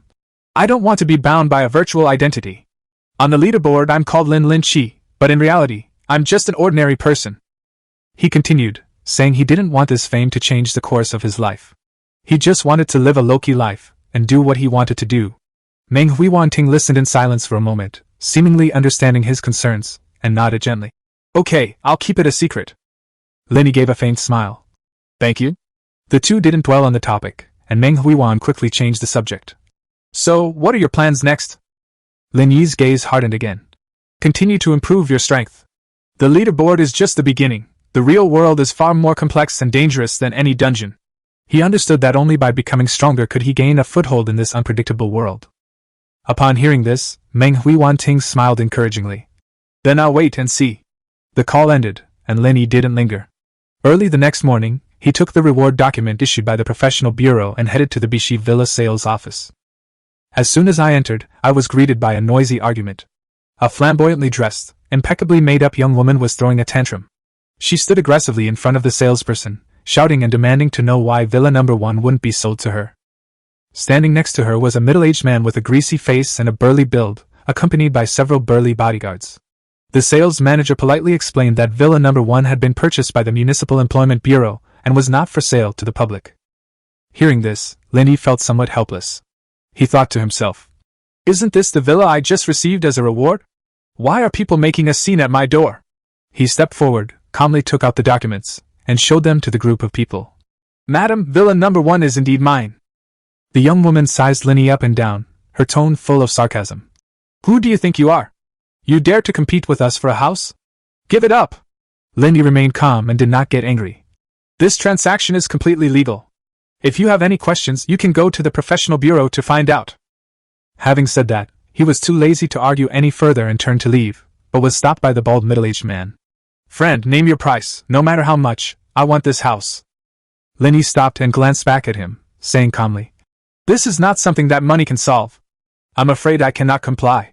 These words seemed to provoke the other party, for the bald man's eyes turned cold, and several bodyguards immediately surrounded him. The young woman walked over, a defiant smile on her face, as if it were a game of cat and mouse. She said in a bowed voice, you'd better be sensible. We're taking this villa, or you'll regret it. Lin Yi glanced around, seeing the group surrounding him, a cold smile appearing on his lips. Are you trying to force me to buy something? The bald man snorted, his tone arrogant. In Donghai City, no one dares to disrespect me, Zhao! No sooner had the words left his mouth than a voice came from outside the door. Hey, isn't this Fatty Zhao? A young man in black with an imposing aura walked in, followed by two young men who looked like bodyguards. Fatty Zhao's expression changed drastically, and he hurriedly bowed to greet him. Young Master Zhang, what brings you here? The man was Zhang Chang, the eldest grandson of the Zhang family in Donghai City. He walked up to Lin Yi and patted him on the shoulder, saying, my brother was almost bullied, how could I not come? Zhang Chang's appearance immediately silenced Fatty Zhao's arrogance, and he apologized repeatedly. Misunderstanding. It's all a misunderstanding. I didn't know he was your brother. Zhang Chang glanced at him coldly. Never mind who he is. In Donghai City, it's not your place to be so presumptuous. Fatty Zhao immediately ordered his men to pull the young woman away, hissing, don't let me see you again. Then he slunk away from the sales office with his men. After the commotion subsided, Lin Yi took the villa keys from the sales clerk. Zhang Chang leaned over and asked with a smile, why did you suddenly come to buy a house? Lin Yi didn't hide anything and told Zhang Chang about receiving the reward from the professional bureau. After listening, Zhang Chang exclaimed, S-level talent! You've really been hiding your abilities. No wonder you were able to get this villa. However, he also reminded Lin Yi that Fatty Zhao was no pushover and that Lin Yi should be more careful in the future. Lin Yi nodded. I'll be careful. Zhang Chang then suggested, Now that the house is settled, why don't we find a place to have a meal? Lin Yi readily agreed. If you're treating, I won't stand on ceremony. The two left the sales office and found a restaurant. During the meal, Lin Yi gradually learned about Zhang Chang's background. It turned out that Zhang Chang was the eldest grandson of the Zhang family, whose businesses spanned the entire country, with assets exceeding 100 billion yuan, and who also had many professionals working for him. No wonder he was so generous, casually throwing away 1,000,000 yuan, and no wonder Fatty Zhao treated him like the king of hell. At the dinner table, Zhang Chang suddenly asked, Lin Yi, you're Lin Yi, right? I've seen your copy of the game. Lin Yi didn't deny it. Since you know, please keep it a secret for me. Zhang Chang asked in confusion. Why hide your identity? Lin Yi smiled wryly. I'm too weak right now. I'm not ready to be in the spotlight. I need to become stronger before I reappear. Zhang Chang nodded seriously, then suggested that Lin Yi join the professional guild under the Zhang family. Joining would grant him access to resources and mission opportunities, accelerating his strength improvement. After listening, Lin Yi suddenly asked, Does your guild have a way to heal a broken leg? Zhang Chang hesitated slightly and said that there was no definite news yet, but he could go back to his family to inquire. The Zhang family has connections with resources in many large cities, so perhaps they can find a solution. Zhang Chang then mentioned that the reason he contacted Lin Yi earlier was to invite him to participate in a wilderness trial. After all, the number of times you can run a dungeon is limited, and the real place to hone your combat skills is in the perilous wilderness. Lin Yi listened thoughtfully. The next morning, Lin Yi had just gotten up when he was picked up by a car arranged by Zhang Chang and taken to a private airport in the suburbs. Zhang Chang was already waiting on the tarmac, with two well-equipped middle-aged men standing behind him, clearly not ordinary people. One of them wore a magic robe embroidered with mysterious patterns and carried a staff, clearly a powerful magic user. The other was lightly armed, wearing leather armor, carrying a longbow on his back, with a quiver hanging at his waist, and his eyes were as sharp as an eagle's. Upon seeing Lin Yi arrive, Zhang Chang immediately came forward, his face beaming with excitement, and said, Great! With you here, this training will definitely be interesting. Then, he introduced the two people behind him. This is the mage Lu Qingyun, and the other is the archer Zhao Xiang. They are all on our side, so there's no need to be so formal. Lin Yi politely greeted. Hello, Uncle Lu and Uncle Zhao. The two simply nodded in response, but their expressions were quite cautious. Lin Yi noticed that their level numbers had appeared above their heads. Lu Qingyun was LV.18, while Zhao Xiang was LV.21. He was startled and instinctively turned to look at Zhang Chang, only to see that Zhang Chang was only LV.2, while he himself was LV.3. It was then that he realized that his phantom armor could not only detect monsters, but also indicate the level of people. The two professionals seemed to notice Lin Yi staring at them, their eyes becoming more probing, but they didn't press the matter and quickly looked away. Afterwards, the group boarded the helicopter, preparing to depart for their training location, Lucian Lake. Zhang Chang enthusiastically told Lin Yi, This time the family arranged for us to go to Lucian Lake. It's located south of Donghai City, and there are many magical beasts around the lake. Lin Yi was a little puzzled and casually asked, Why not choose a place closer to home? Zhang Chang curled his lip. The area around the city has been cleared by the military. The magical beasts are no threat at all. Even if there are any remnants, they've long been wiped out by hunters. Lin Yi nodded, indicating his understanding. It seemed that this operation might face a real test in actual combat. Zhang Chang lowered his voice again and said, I heard there are powerful magical beasts lurking in the center of the lake. We need to be vigilant and not let our guard down. At this moment, Lin Yi felt a surge of anticipation. If they could see people's levels, could they also display monster levels? During the flight, flying magical beasts occasionally approached, but Zhao Xiang and Lu Qingyun dealt with them effortlessly. Soon, the helicopter arrived at its destination. The lake shimmered, surrounded by forests, a pristine and secluded landscape. After the plane landed, everyone jumped off. Zhang Chang took out his nearly 2-meter-long two-handed greatsword, while Lin Yi checked the revolver in his hand. Zhao Xiang followed behind as a bodyguard, while Lu Qingyun stayed by the plane, clearly in case of any unforeseen circumstances. The group walked towards the lake for a short while and then saw many giant crabs lying on the shore, their bodies as big as small cars. These crabs were deep blue all over, with large pincers that seemed capable of cutting through steel when they opened and closed, and 8 long legs as sharp as daggers. Zhao Xiang solemnly reminded him. These are blue crystal crabs. They have extremely high defense and like to move in groups, so we need to be careful. Lin Yi activated the detection function, and a prompt immediately appeared in front of him. Blue crystal crab, LV.2. Before he could finish speaking, a blue crystal crab suddenly raised its large claw and charged at them. Lin Yi immediately raised his gun and fired.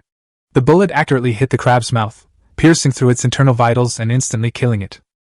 The moment the gunshot rang out, the other blue crystal crabs were also attracted and began to rush towards them in droves. Bang! Bang! Bang! Lin Yi retreated while firing, each bullet accurate and deadly. Seeing this, Zhang Chang also charged into the crab swarm with his sword, only to find that the great sword only produced a metallic clanging sound when it struck the crab shells, causing no damage. In the critical moment, Lin Yi took care of the blue crystal crab that pounced on him with a single shot, and Zhao Xiang secretly marveled at Lin Yi's reaction and attack efficiency.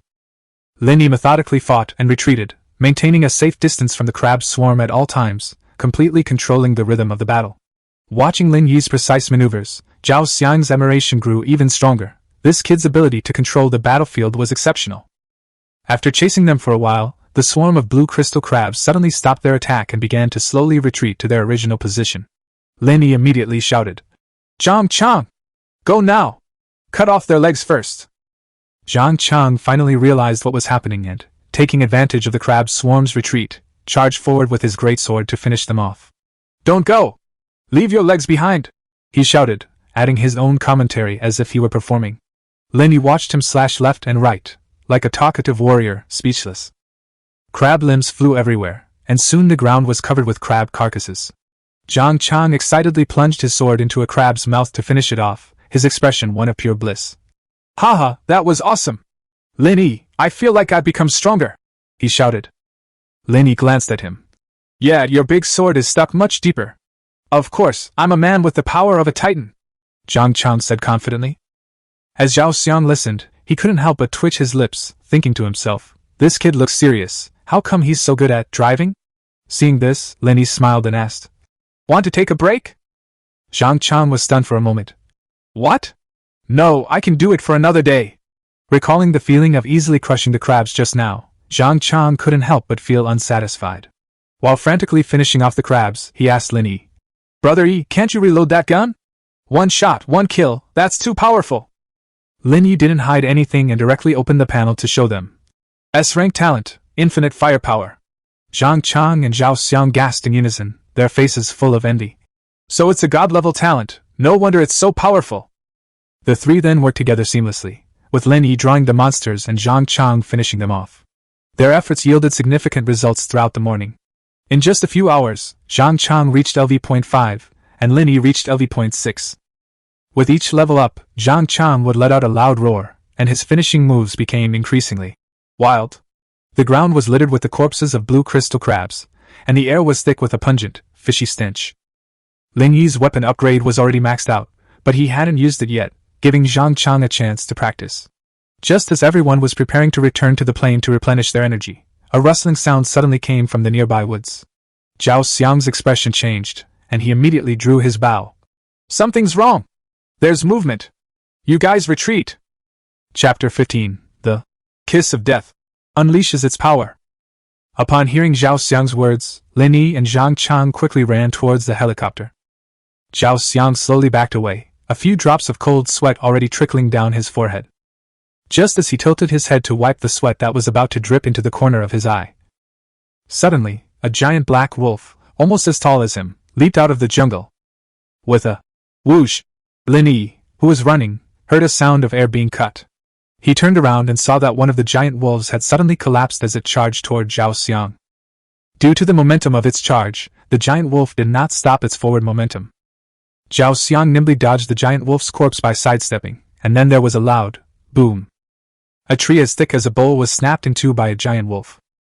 And this is like a clarion call to attack other members of their kind in the jungle. Suddenly, a series of dark figures emerged from the jungle. Several of them even chased after him. Lin Yi's eyes narrowed, and he whispered to Zhang Chang, "You go first, I'll hold them off." With that, he turned around and faced the giant wolves that were chasing after him. The revolver in his hand gleamed coldly. Bang, bang! Several shots rang out, and with each shot, several giant wolves fell to the ground. However, the wolf pack was too large, and Lin Yi gradually began to feel the strain. Just then, he exerted force with both feet and leaped into the air. Weapon enhancement 100%, activate. Lunchtime. As soon as the words were spoken, the revolver unleashed a barrage of gunfire. Bang bang bang bang. In just a moment, the giant wolf's right or left eye exploded as it was exposed to Lin Yi's view. Amidst the mournful howls of the wolves, the giant wolves collapsed to the ground one after another. Lin Yi's ultimate move directly cleared out a vacuum area. At this moment, Zhao Xiang quickly followed, because Lin Yi had just dealt with the giant wolves around him. His eyes were filled with disbelief as he stared intently at the scene unfolding before him. He then abruptly turned his head and looked at the forest on one side at the same time as Lin Yi. A loud wolf howl echoed from the dense forest. A gigantic wolf king slowly emerged from the forest.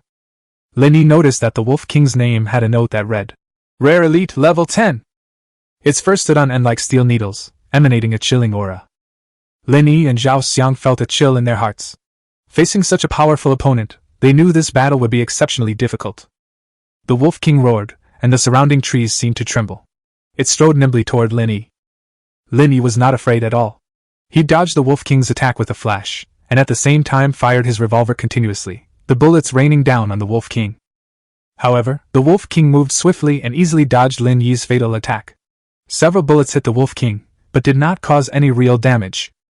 It pounced on Lin Yi again, its sharp claws waving in the air, creating a whooshing sound. Seeing this, Lin Yi kicked the wolf king in the stomach and used the recoil to jump backward. Taking advantage of the opportunity, Zhao Xiang unleashed his ability, shooting out a flaming arrow towards the wolf king. The wolf king nimbly dodged to the side, and the flaming arrow struck a nearby tree, instantly igniting a raging fire. The wolf king roared angrily, opening its blood-red maw and unleashing a powerful energy wave that shot straight toward Lin Yi and Zhao Xiang. Just then, an ice arrow struck the wolf king, whose body immediately turned dark blue and its speed decreased drastically. It turned out that Zhang Chan had already called Lu Qingyun over from the plain, and it was precisely at the moment when the wolf king released its skill that he temporarily slowed down the wolf king's actions. Lin Yi and Zhao Xiang dodged the wolf king's ranged attack. Taking advantage of the moment when the wolf king was slowed down, Lin Yi quickly took out the dual-shot weapon, Kiss of Death, from his magic backpack. The wolf king clearly possessed a certain level of intelligence, immediately locking onto Lu Qingyun, because only he could limit the speed that Lu Qingyun was so proud of. At the same time, another howl was heard, and the wolf pack regrouped and launched an attack on the two of them. The wolf king's gaze, however, was fixed on the only mage in the arena. Battle is imminent. The wolf king let out a low growl and charged towards Lu Qingyun, while the other giant wolves pounced on Lin Yi and Zhao Xiang. Lin Yi didn't have the energy to pay attention to the other people's battles. Raise your hand and aim. Bang! Bang! When Lin Yi pulled the trigger of Kiss of Death, the sound was like a whisper in the darkness, carrying a deep and evil quality. In contrast, the giant wolf that had just pounced on them. When he was less than 2 meters away from Lin Yi, he took a full-force blow. The wolf's head was riddled with holes in an instant, and it was dead beyond any doubt. However, this is just the beginning. Although the giant wolves continued to charge towards Lin Yi fearlessly. But what awaited them was the dark muzzle of a gun. Bang bang bang bang. As smoke billowed from the gun barrels, the weapon enhancement progressed rapidly. 5%. 10%. 97%. Lin Yi only shifted his gaze after he realized that all the giant wolves around him had died. He saw that Zhao Xiang was injured, with blood seeping from his chest and thigh, and several giant wolves were surrounding him.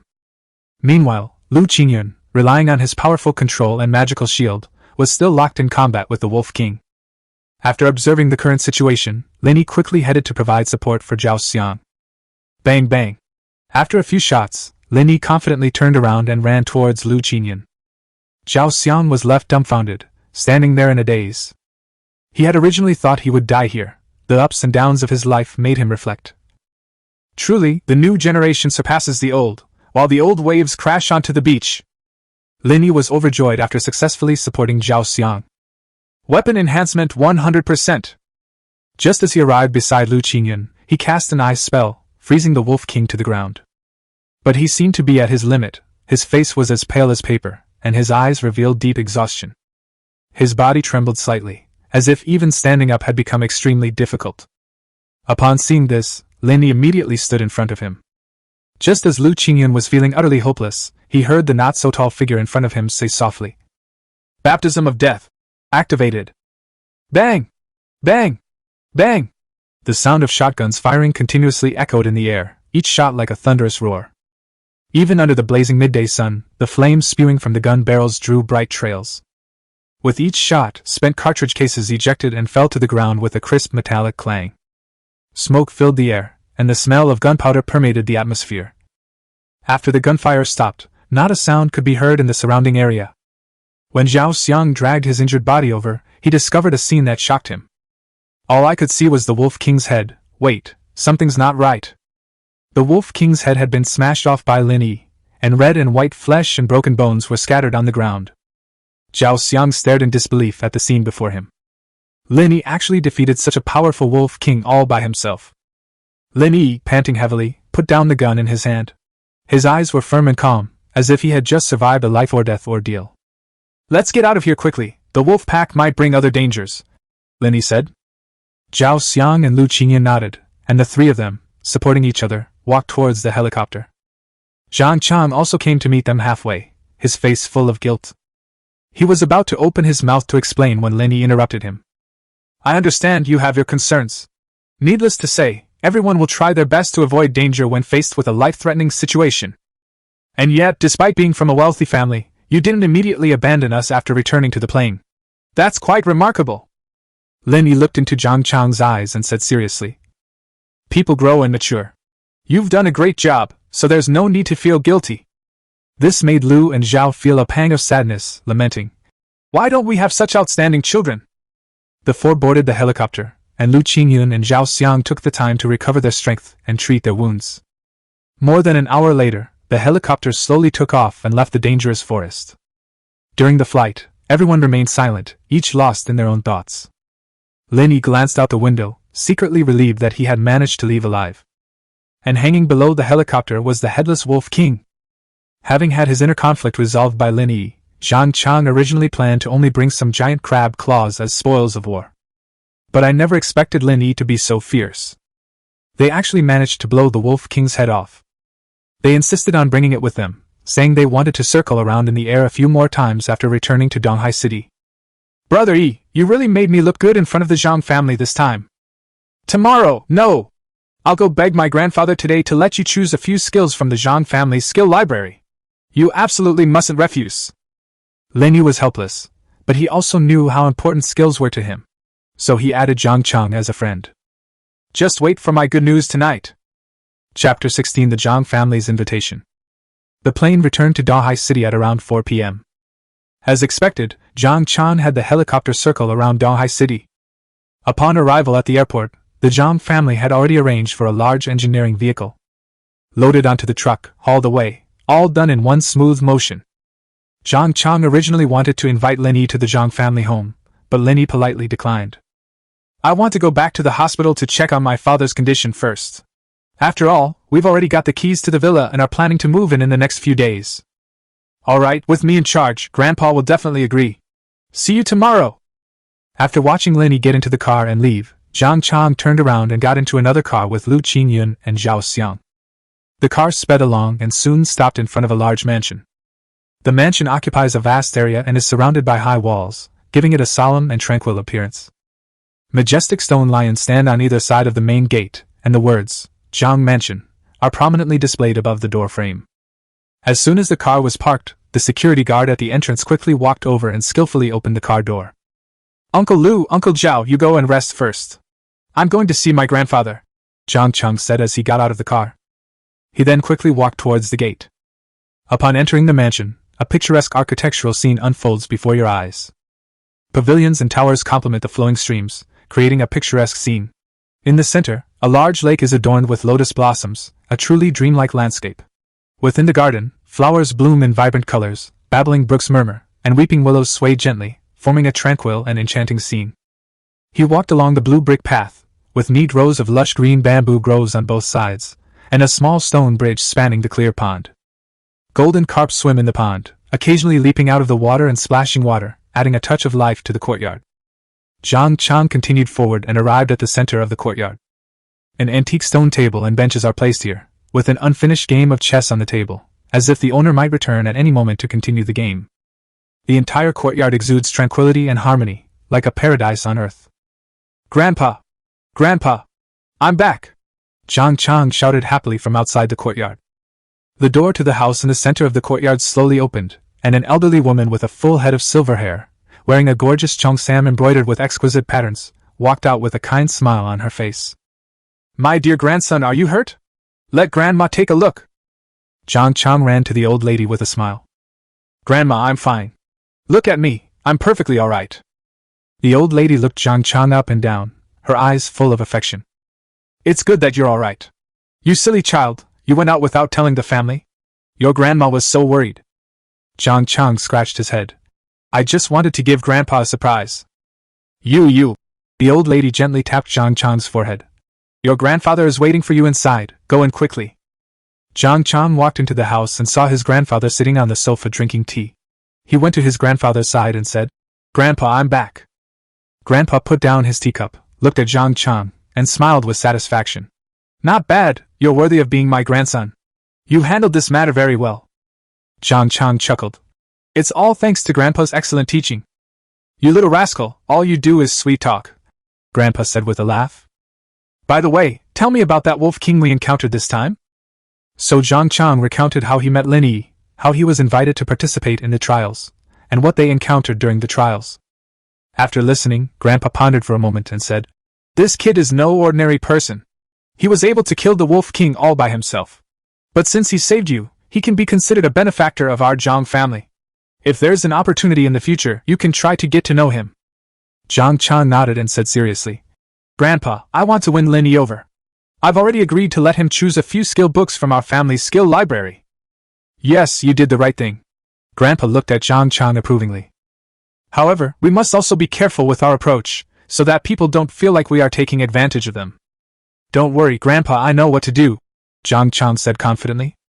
After chatting with the two elderly people for a while, Zhang Chang politely said goodbye and then turned and left. Afterwards, because Zhao Xiang was injured, the old man met with Lu Qingyan alone. "Thank you both for your hard work this time. Zhang Chang lost his parents when he was young. There are some things I can't ask. You've been by his side since he was little, and I'd like to know your opinions of Lin Yi as a person." Lu Qingyan sat opposite old Master Zhang, his expression respectful and serious. He knew how much old Master Zhang cared for Zhang Chang, and he also understood his important role in the Zhang family. He pondered for a moment, then slowly spoke. "My first impression of Lin Yi was that he was very calm and composed. When facing a formidable foe like the Wolf King, he displayed extraordinary courage and wisdom. His combat skills and strategies were exceptional, and his willpower was unwavering. He never gave up, even in the most dangerous moments." Grandpa Zhang nodded, signaling Lu Qingyan to continue. "More importantly, he is very loyal to his friends. During the trials, he stepped forward more than once to protect Zhang Chang and the others. He is not the kind of person who only cares about his own interests. Rather, he puts the interests of the team first. I believe he is a trustworthy and reliable person." Lu Qingyan's words were full of respect.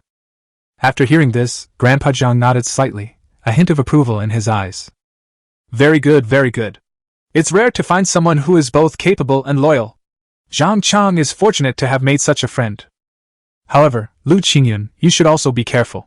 After all, our Zhang family holds a special position in Donghai City, and we need to thoroughly investigate anyone who is close to Zhang Chang. Lu Qingyan nodded solemnly. "Don't worry, sir.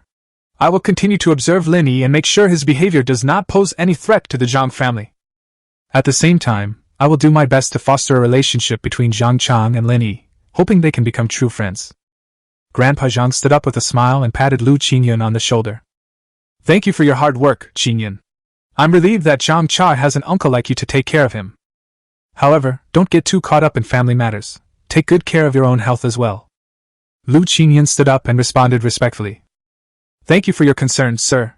I will be careful. I'll go check on Zhao Xiang's injury first, to make sure he's alright." Grandpa Zhang nodded and watched Lu Qingyan leave. His opinion of Lin Yi rose even higher, and he was also satisfied with the loyalty and ability of Lu Qingyan and Zhao Xiang.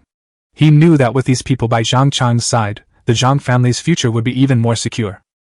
As the sun set, the sky gradually turned deep orange and violet, and the afterglow of the sunset shone into Zhang Chang's room, casting a warm and inviting glow. Zhang Chang lay on the bed, his eyes focused and anxious, his gaze fixed on the screen of his smartphone. When the appointed time finally arrived, he couldn't wait to make a video call with Lin Yi. After a few rings, the call was connected. Lin Yi, my grandfather has agreed. What time will he pick you up tomorrow? Zhang Chang asked directly. I still don't think it's quite right. Lin Yi shook his head. I appreciate your kindness, but I don't want to owe you too many favors. Don't say that, Lin Yi, Zhang Chang quickly said. You're my savior, and these skill books will be very helpful to you too. Besides, we can be friends and help each other out. Lin Yi hesitated for a moment, but finally nodded. Okay, thank you then, Zhang Chang. Haha, don't be so polite. I'll pick you up tomorrow morning. After ending the video call with Zhang Chang, Lin Yi's gaze fell on the level indicator above his head, LV.9. No one else noticed that he had actually leveled up from level 3 to level 9 in what seemed like an ordinary trial. In less than an hour, he leveled up 3 times in the fierce battle between the giant wolf and the wolf king. However, this trial also exposed his skill deficiencies. If it weren't for Lu Qingyun and Zhao Xiang's assistance and restraint, the success or failure of this trial would still be uncertain. Chapter 17: The Zhang Family's Treasure Trove. Lin Yi sat on the hospital cot, looking at his sleeping parents, and a sense of distress welled up in his heart. My father's condition has stabilized, so there's no need for him to stay in this VIP ward any longer. Moreover, the hospital director or department head comes here regularly every day to make their presence felt, coupled with the frequent comings and goings of medical staff. He could clearly sense his mother's unease. Looking at the villa keys in his hand, Lin Yi realized that it was really difficult for him to take care of the family on his own. The next morning, Zhang Chang went to the hospital with the car. When Zhang Chang stepped into the ward, Lin Yi's parents immediately showed expressions of surprise and confusion. You are? Lin Yi's mother, Chen Aiyun, stammered, her gaze lingering on Zhang Chang's sophisticated attire and elegant demeanor. Zhang Chang smiled and walked towards them. Hello, I'm Zhang Chang, Lin Yi's friend. Oh, Lin Yi has never mentioned you, Lin Yi's father said with some doubt. Maybe it's because we only recently became good friends, and he hasn't had a chance to tell you yet, Zhang Chang replied, his tone full of enthusiasm and friendliness. Lin Yi's parents exchanged a relieved look. They were happy with their son's ability to make friends.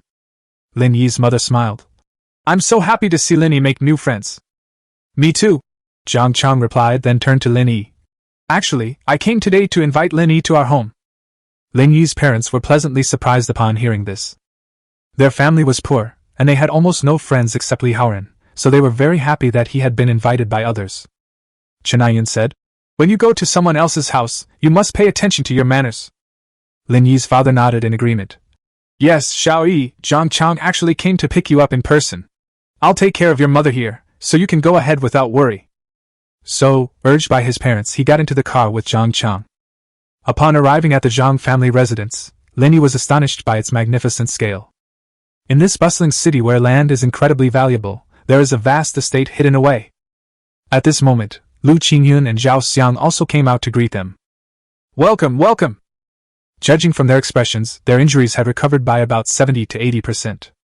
Accompanied by a group of people, Lin Yi arrived at Old Master Zhang's courtyard. The old man was sitting on a stone bench in the courtyard, intently studying a chess game, as the group approached. Holding his chariot, his eyes gleaming, he gazed intently at the chessboard and said, The chariot moves forward bravely, but being too straightforward makes one vulnerable to being controlled. Life is similar. Straightforwardness is good, but being too direct can easily lead to trouble. Horses are flexible and adaptable, but sometimes they can get into trouble. Life is like this horse. You need to be flexible, but you also need to be careful to avoid getting into a situation you can't get out of.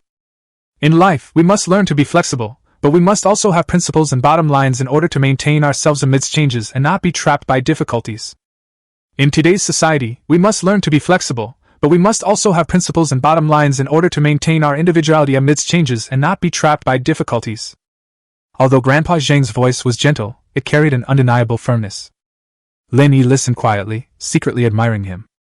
This old man not only possesses superb chess skills, but also a profound understanding of life. He began to realize that this visit to the Zhang family might bring him unexpected gains. Lin Yi, come and take a look. Old Master Zhang suddenly looked up and beckoned Lin Yi over. Lin Yi stepped forward and saw a complex situation on the chessboard. Old Master Zhang pointed to one of the pieces and asked, What do you think should be done with this piece? After careful observation and a moment of thought, Lin Yi offered his own insights. After listening, Grandpa Zhang smiled and nodded, then raised a few more questions to guide Lin Yi to think more deeply. Have you considered the impact of this move on the overall situation? Old Master Zhang asked, his gaze sharp and expectant. Lin Yi pondered for a moment, then replied, I think this move can break through the opponent's defense, but it will also expose our weaknesses. Grandpa Zhang nodded in agreement. Very good, the fact that you can see this shows that you have deep thinking. But in a game of chess, sometimes exposing weaknesses is also to create greater opportunities. Their discussion deepened, and under Grandpa Zhang's guidance, Lin Yi began to grasp the deeper strategies and wisdom of the game. Grandpa Zhang, your chess skills are truly superb. I have learned a lot from you, Lin Yi said with emotion. Grandpa Zhang smiled and patted Lin Yi on the shoulder. I just hope you can learn the wisdom of life from the game of chess, and think carefully about every move. Just then, a servant came in and whispered, Master, breakfast is ready. Upon hearing this, Grandpa Zhang invited Lin Yi to have breakfast together. He smiled and said, Lin Yi, let's have breakfast together. At the dinner table, the Zhang family were very hospitable and chatted happily with Lin Yi. Lin Yi also took this opportunity to gain a deeper understanding of the family. He discovered that the Zhang family members were not only exceptionally talented, but also had harmonious relationships and were filled with the warmth of family. After breakfast, Zhang Chang took Lin Yi to the Zhang family's skill library. Zhang Chang led Lin Yi through the winding paths of the manor, his excitement evident. He turned to Lin Yi and said, Lin Yi, you would never guess how magnificent our Zhang family's skill library is.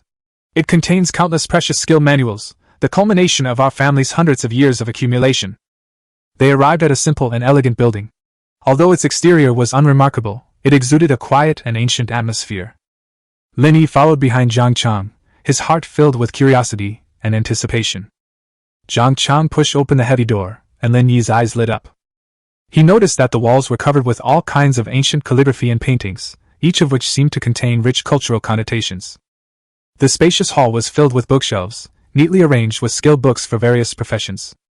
It covers all kinds of professions, including warriors, mages, archers, and assassins. Lin Yi couldn't help but exclaim, This is truly amazing! I've never seen so many skill books before. Zhang Chang proudly said, This is the pride of our Zhang family. No matter what profession you are in, you can find the skill books you need here. Moreover, these are not ordinary books. They have all been carefully selected and protected by our family. Inspired by Zhang Chang's pride, Lin Yi decided to explore the area thoroughly and find a skill book that suited him.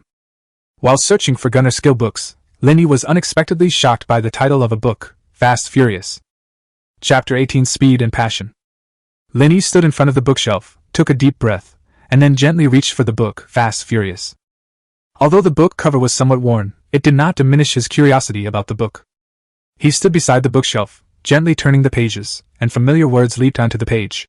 Of all martial arts, speed is the only way to break through. Lin Yi suspected that he had obtained a martial arts manual. Just as he was considering whether to put the book back, the system finally came online. Detected Phantom Armor Exclusive Movement Skill Book, learn now. Upon hearing the system's pleasant voice, Lin Yi decisively replied, Yes. Only a fool would have learned this. Right now, I desperately need speed. Ding, learning successful. Due to the host's low level, not all skills can be learned. After the system notification sounded, Lin Yi discovered that he had a skill panel. 1. Grappling Hook. Learn can fire a grappling hook toward the target location. When the grappling hook encounters a climbable surface, it will quickly retract, pulling the gunner and artillery towards the target location. 2. Gale Dash. Learned by activating this skill, the gunner can greatly increase their movement speed for a short period of time, quickly traversing the battlefield or chasing down fleeing enemies. 3. Energy Glide. Learned gunners can use a special energy field to reduce ground friction, allowing for rapid gliding. This skill is especially effective on flat terrain. 4. Shadow Cloak. Unlearned, this skill allows the gunner to briefly blend into the shadows and instantly move to the location of another shadow, making it ideal for surprise attacks or retreats. 5. Space-Time Distortion. Unlearned, this advanced skill can briefly distort the surrounding space, allowing the gunner to move at an extraordinary speed for a short period of time, almost achieving the effect of teleportation. A glint of excitement flashed in Lin Yi's eyes. He had never imagined he could possess such a powerful skill. So he searched the bookshelf even more diligently, while Lin Yi secretly rejoiced as he searched. Suddenly, his hand touched a special book.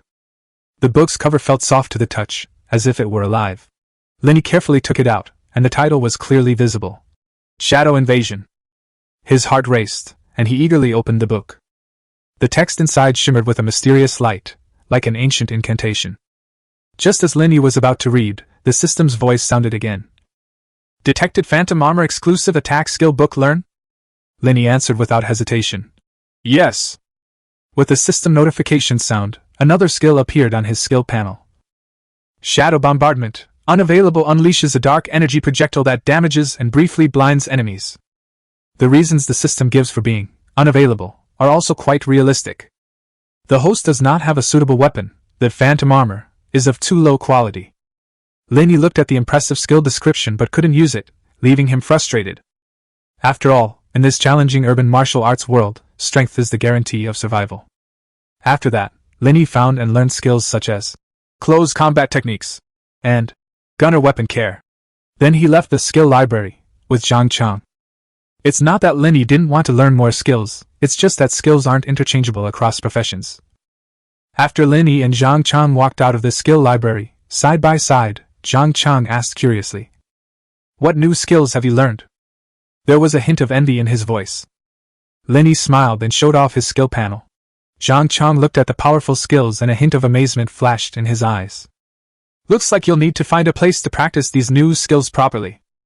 As Zhang Chang spoke, a fighting spirit gleamed in his eyes. So, under his guidance, Lin Yi headed to the edge of the city. There was a spacious training ground where many martial artists practiced their skills. On the spacious field, Lin Yi began his intense training. Although Shadow Bombardment and Time Warp are not yet available, but Grappling Hook, Gale Dash, and Energy Glide were enough to excite him. He moved across the training field like a cheetah, the grappling hook helping him change direction quickly. The swift sprint gave him instant acceleration. Energy gliding allows him to glide on the ground as if unaffected by gravity. Lin Yi honed his skills on the training field, becoming faster and more agile. As time went on, Lin Yi became more and more proficient in his skills. Zhang Chang felt a surge of admiration for Lin Yi, and he couldn't help but give Lin Yi a thumbs up. After mastering the new skill, Lin Yi expressed his thoughts to Zhang Chang. "I hope I can go and take a look at my villa. I want to move out of the hospital. There are too many people there, and it's not very convenient." Zhang Chang smiled and agreed. "No problem, I'll go with you." Afterwards, they went together to Lin Yi's villa area. When they arrived at the villa, they saw a group of strangers banging on the gate, while none of the guards who were supposed to be on duty were to be seen. Lin Yi immediately stepped forward, staring coldly at the group of people. "Who are you? Why are you trespassing on my villa?" The leader sneered. "Who are you? Mind your own business. We're from Lin Yi, here to reclaim this villa. If you know what's good for you, get out of here." Lin Yi's heart sank. "Lin Yi, that's me." Without flinching, he straightened his back and declared, "This villa is my legal property. Who are you?" Just then, another group of people arrived outside the villa. The leader was an arrogant young man who looked to be about the same age as Lin Yi. The young man arrogantly declared, "Anyone dares to live in the house that I, Lin Yi, have my eye on?" Zhang Chang quickly stepped forward and said, "Friend, you may have made a mistake. This villa was a reward my friend received from the Municipal Bureau of Employment, and the sales office has already handed over the keys." The young man opposite him sneered, unimpressed. "A reward from the Municipal Bureau of Employment?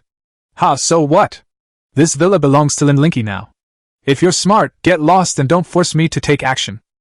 Zhang Chang took a deep breath, trying to remain calm, and said to the young man, "Sir, I don't care who you are. This villa belongs to us. If you have any questions, we can resolve them through legal channels, not this way." The young man seemed to be provoked by Zhang Chang. He stepped forward, his finger almost pointing at Zhang Chang's nose. "Law? Haha, where do you think this is? Here I, Lin Yi, am the law." At this point, Lin Yi spoke up. "Since you insist on blatant robbery, then we have no choice but to resolve this issue through legal means." The young man laughed loudly. "The law? You think we're afraid of the law?" However, no sooner had he finished speaking than a police siren sounded in the distance, growing ever closer. Chapter 19, Lin Yi appears. Lin Yi smiled slightly, a hint of smugness in his eyes. In an era of widespread public awareness, cities have become safe zones for people. Here, whether you are an ordinary person or a professional, you must abide by an ironclad rule. It is strictly forbidden to use the power of a professional. In cities, the police have become a vital force in upholding this rule. They are not only law enforcers, but also professionals with special privileges. They can legally use their abilities to maintain order and safety in the city.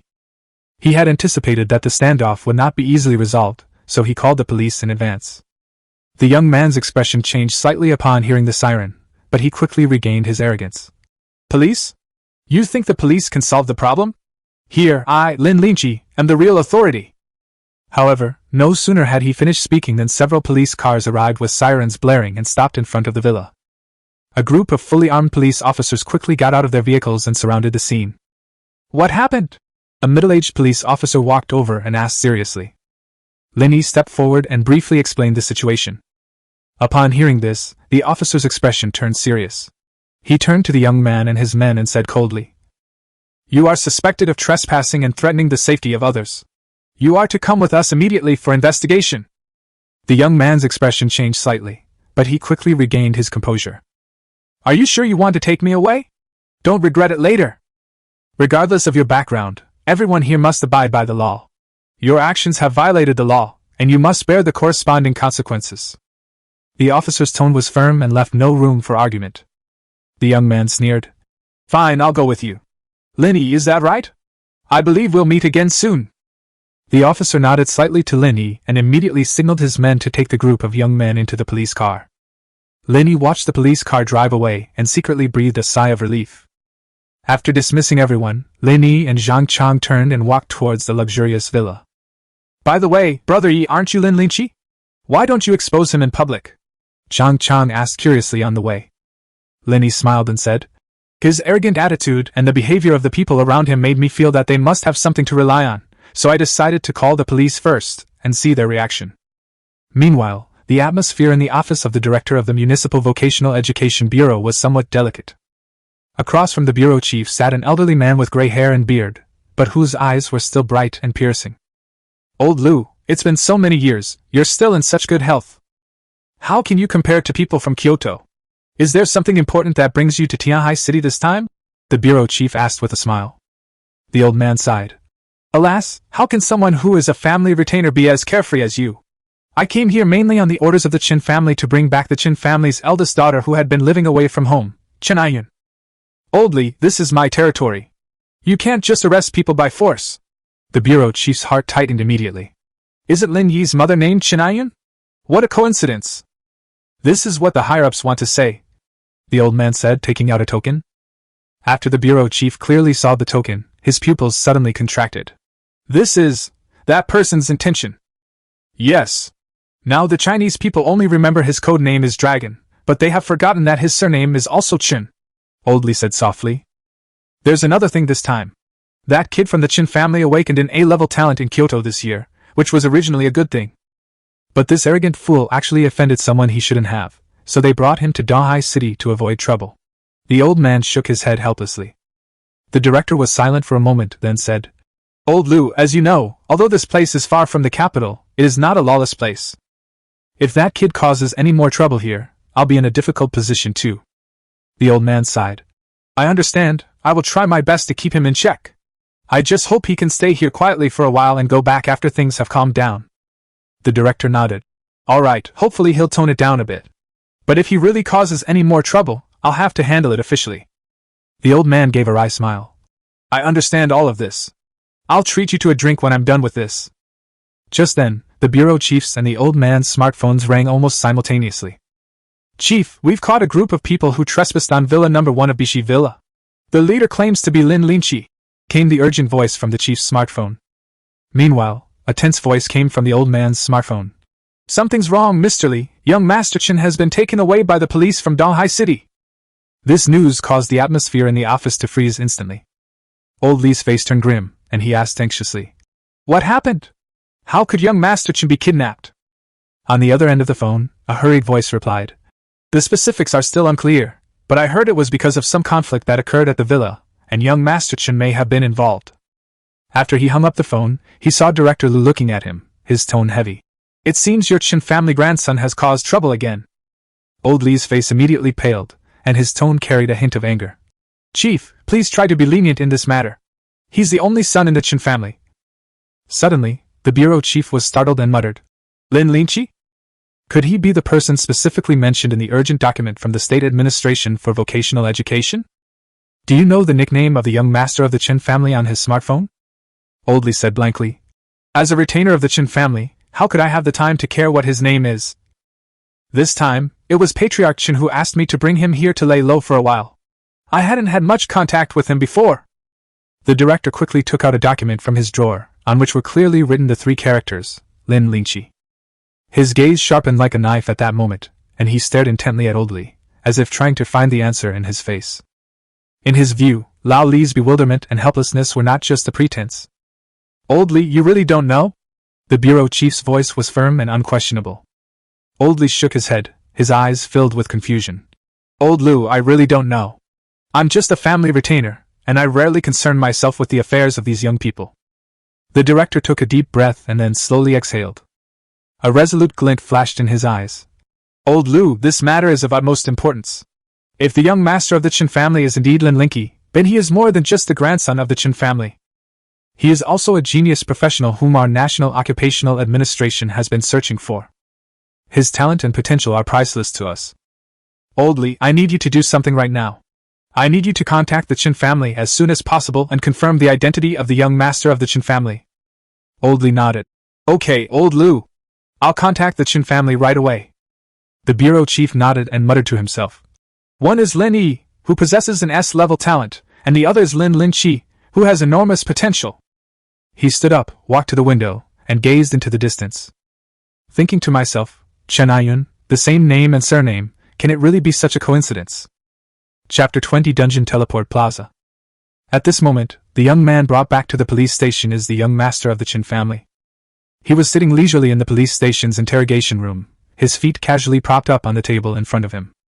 Why hasn't your bureau chief come to see me yet? Chen Lin shouted. At that moment, a middle-aged man walked in. Are you Chen Lin? How dare you speak to me like that? Chen Lin stood up abruptly. I am the chief of the Donghai City Police Department. The man introduced himself. Chen Lin's face lit up with joy. I am the Lin Yi that the professional bureau has been looking for. Let me out right now. The police chief, upon hearing Chen Lin's words, did not show much surprise. Instead, he smiled slightly. Oh? You're the legendary Lin Yi? But do you think we'll let you out just because of that name? Chen Lin was taken aback. He hadn't expected the police chief to respond in this way. He believed that as long as he revealed his identity as Lin Yi, everyone would respect him, but he was wrong. What do you mean by this? I am the young master of the Chen family. How dare you treat me like this? Chen Lin, feigning composure, loudly questioned him. Young Master Chen? The police chief sneered. I don't care who you are. You are suspected of trespassing, and we have sufficient evidence to prove it. Now you'd better cooperate with our investigation, or you'll face the consequences. Chen Lin's face turned extremely ugly. He hadn't expected the police chief to be so disrespectful. But he didn't back down. Instead, he straightened his back and said, I'm innocent. That villa wasn't transferred to my name. Can't I even go for a look? Whether it's a false accusation or not, we will investigate thoroughly, the police chief said sternly. But before that, you must stay here for investigation. If you are truly innocent, justice will be served. After saying that, the police chief turned and left the meeting room, leaving Chen Lin sitting there with an angry expression. Not long after, Elderly, the family's guardian deity, also arrived at the police station. Upon meeting, he immediately asked Chen Lin, Are you really Lin Yi? Because after he asked the Chen family, not a single one of them knew Chen Lin's nickname. Chen Lin nodded confidently. It's the real deal. Old Li, you have to believe me. Quickly tell them to let me out. Old Master Li frowned, a hint of doubt in his eyes.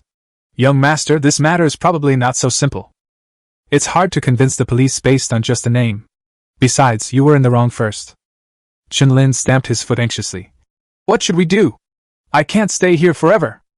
Old Li pondered for a moment, then said, Don't worry, young master. I'll go to the owner of the villa and find a way to get him to drop the lawsuit as soon as possible. In the meantime, just wait patiently. Remember, don't act rashly, lest you cause yourself more trouble. Chen Lin nodded helplessly. All right, then it's all up to Elderly.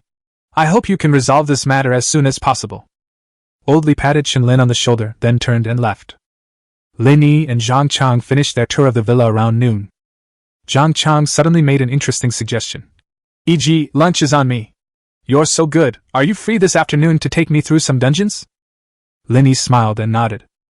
So the two found a nearby restaurant and enjoyed a delicious lunch. After lunch, they arrived at the dungeon plaza, where Lin Yi's gaze was immediately drawn to the enormous light screen in the center. The screen displayed numerous dungeon names followed by 1-star, 2-star, etc. At this moment, Zhang Chang took the initiative to introduce to Lin Yi. The screen displays the name of the dungeon and its difficulty. These dungeons are somehow related to the temple. Originally, the dungeon entrances only appeared in the wild, and could only be entered in the wild. However, since the emergence of temple awakening professionals, they will obtain a dungeon beacon after entering and clearing a dungeon for the first time in the wild. Previous researchers discovered through their study of temples that the dungeon beacons could be replicated, leading to the establishment of dungeon teleportation stations in various cities. As the professionals grew stronger, the number of teleportation beacons in the dungeons also increased, leaving the government with no choice but to expand the original teleportation stations into plazas. Shall we start with the simplest one? So the two of them stood in front of the light screen and chose a 1-star dungeon called Dark Forest. The information displayed on the light screen. A dark forest inhabited by various low-level monsters, suitable for novice players to hone their skills. Following the signs, they found the instance teleportation station and entered the dark forest via the beacon. Upon entering the instance, they felt a sense of oppression.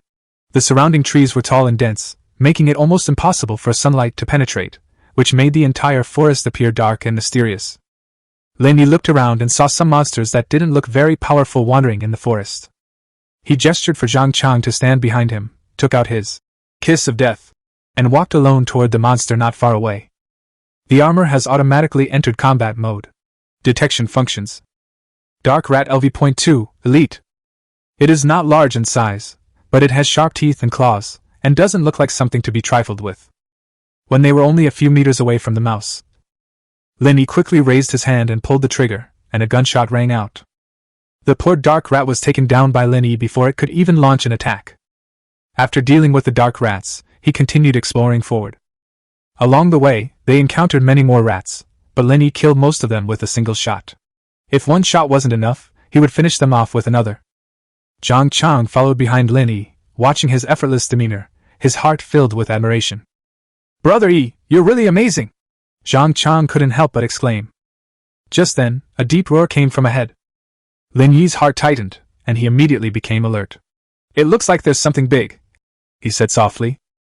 As they continued forward, a rat larger than a wolfhound named Black Claw appeared, LV.5, Elite. Bang bang. After a burst of gunfire, they were teleported out of the dark forest. "How boring! It was so easy to pass the level, and there wasn't even any reward," Zhang Chang complained. "So which instance should we choose next?" Zhang Chang then asked. Lin Yi glanced at the light screen, pointed to a screen called Lost Mine, with a difficulty level of 3 stars, and said, "This one will do." So, the two of them stood at the teleportation array of the Lost Mine. Upon entering the instance, a damp smell hit you, and the mine was dimly lit with faint light flickering on the walls. They walked forward cautiously when they suddenly heard a strange sound of footsteps. "It seems like something is coming," Zhang Chang said nervously. Chapter 21 Spider Nest Level 10. As Zhang Chang finished speaking, a series of eerie footsteps gradually approached. The two stopped immediately. Lin Yi and Zhang Chang quickly drew their weapons and stared nervously into the depths of the dimly lit mine. The footsteps grew closer, seemingly accompanied by a low growl, like the roar of a wild beast. Suddenly, a huge black shadow burst out of the darkness with astonishing speed. Zhang Chang instinctively swung his greatsword, but the dark figure nimbly dodged the attack and continued to close in. Through the detection of his battle armor, Lin Yi finally saw the true face of the dark figure, a giant mine spider. Its eyes gleamed green in the darkness, making it appear especially terrifying. Cave Spider, LV8 Elite. Lin Yi's heart tightened. He knew this battle would not be easy. "Back off!" Lin Yi immediately warned, seeing that the spider was of a higher level than Zhang Chang and was an elite-level spider. Zhang Chang quickly retreated after hearing Lin Yi's words. Lin Yi immediately raised the kiss of death and fired accurately, easily hitting the spider's body. The injured spider let out a piercing scream and turned to pounce directly at Lin Yi. Lin Yi immediately activated Gale Dash and took the initiative to meet the onrushing cave spider. With several gunshots, the spider was finally pierced through the body by the double shot, and was beyond dead. Along with that came Zhang Chang's wolf howl. Lin Yi knew without even looking that this guy had leveled up again. Based on the experience from the Dark Forest, if the mobs are level 2 and the bosses are level 5, then if the mobs are level 8, the bosses will definitely be no lower than level 10. And I'm only level 9, so this time I won't have Lu Qingyun and Zhao Xiang to hold me back. Lin Yi took a deep breath, forcibly suppressing the unease in his heart. Keep going, stay close. The two carefully walked along the cave, killing several more cave spiders along the way. Fortunately, they all appeared alone. Lin Yi used the powerful burst of force of the shotgun to kill the spiders that came towards him one by one. The weapon upgrade is only 86% complete. However, at that moment, an even more terrifying roar suddenly came from deep within the mine. The sound was like thunder, shaking the entire mine. Lin Yi's heart sank. His worst fears had come true. Retreat quickly! Lin Yi shouted and rushed out first, with Zhang Chang following closely behind. However, they had only run a few steps when a huge figure rushed out of the darkness and blocked their way. It was a giant cave spider, several times larger than the one they had just defeated. Its eyes gleamed green as it stared intently at them. Cave Spider Queen, LV-10 boss level. Lin Yi had already seen the information about this giant spider. My heart sank. It really was a level 10 boss. He knew that they might really be in trouble this time. However, he did not give up. He quickly adjusted his tactics and prepared to fight the Spider King. Zhang Chang, don't attack. I'll draw his hatred. Lin Yi quickly issued the order, and Zhang Chang nodded, immediately entering combat mode. The cave Spider Queen opened her blood-red maw and spewed out a stream of black venom. Lin Yi dodged to the side and fired a shot at the Spider Queen's eye at the same time. The Spider Queen reacted very quickly and easily avoided Lin Yi's fatal attack. The other bullets hit other spots and did not cause any significant damage to the Spider Queen. Seeing this, Lin Yi released his grappling hook and leaped into the air, launching an attack on the Spider Queen's head. The Spider Queen sensed Lin Yi's intention and quickly raised her forelimbs in an attempt to stop him.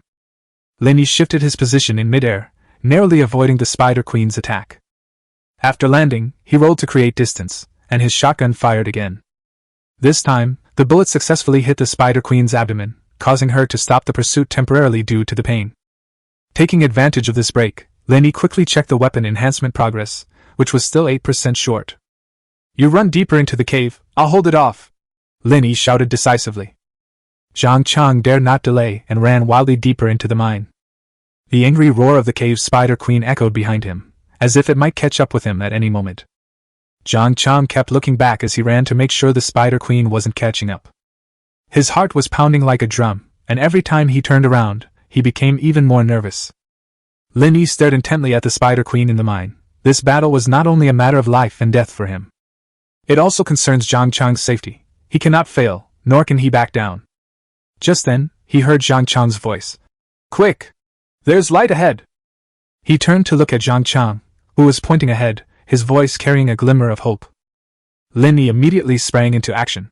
He fired continuously at the Spider Queen's body while rapidly retreating and rushing toward the beam of light.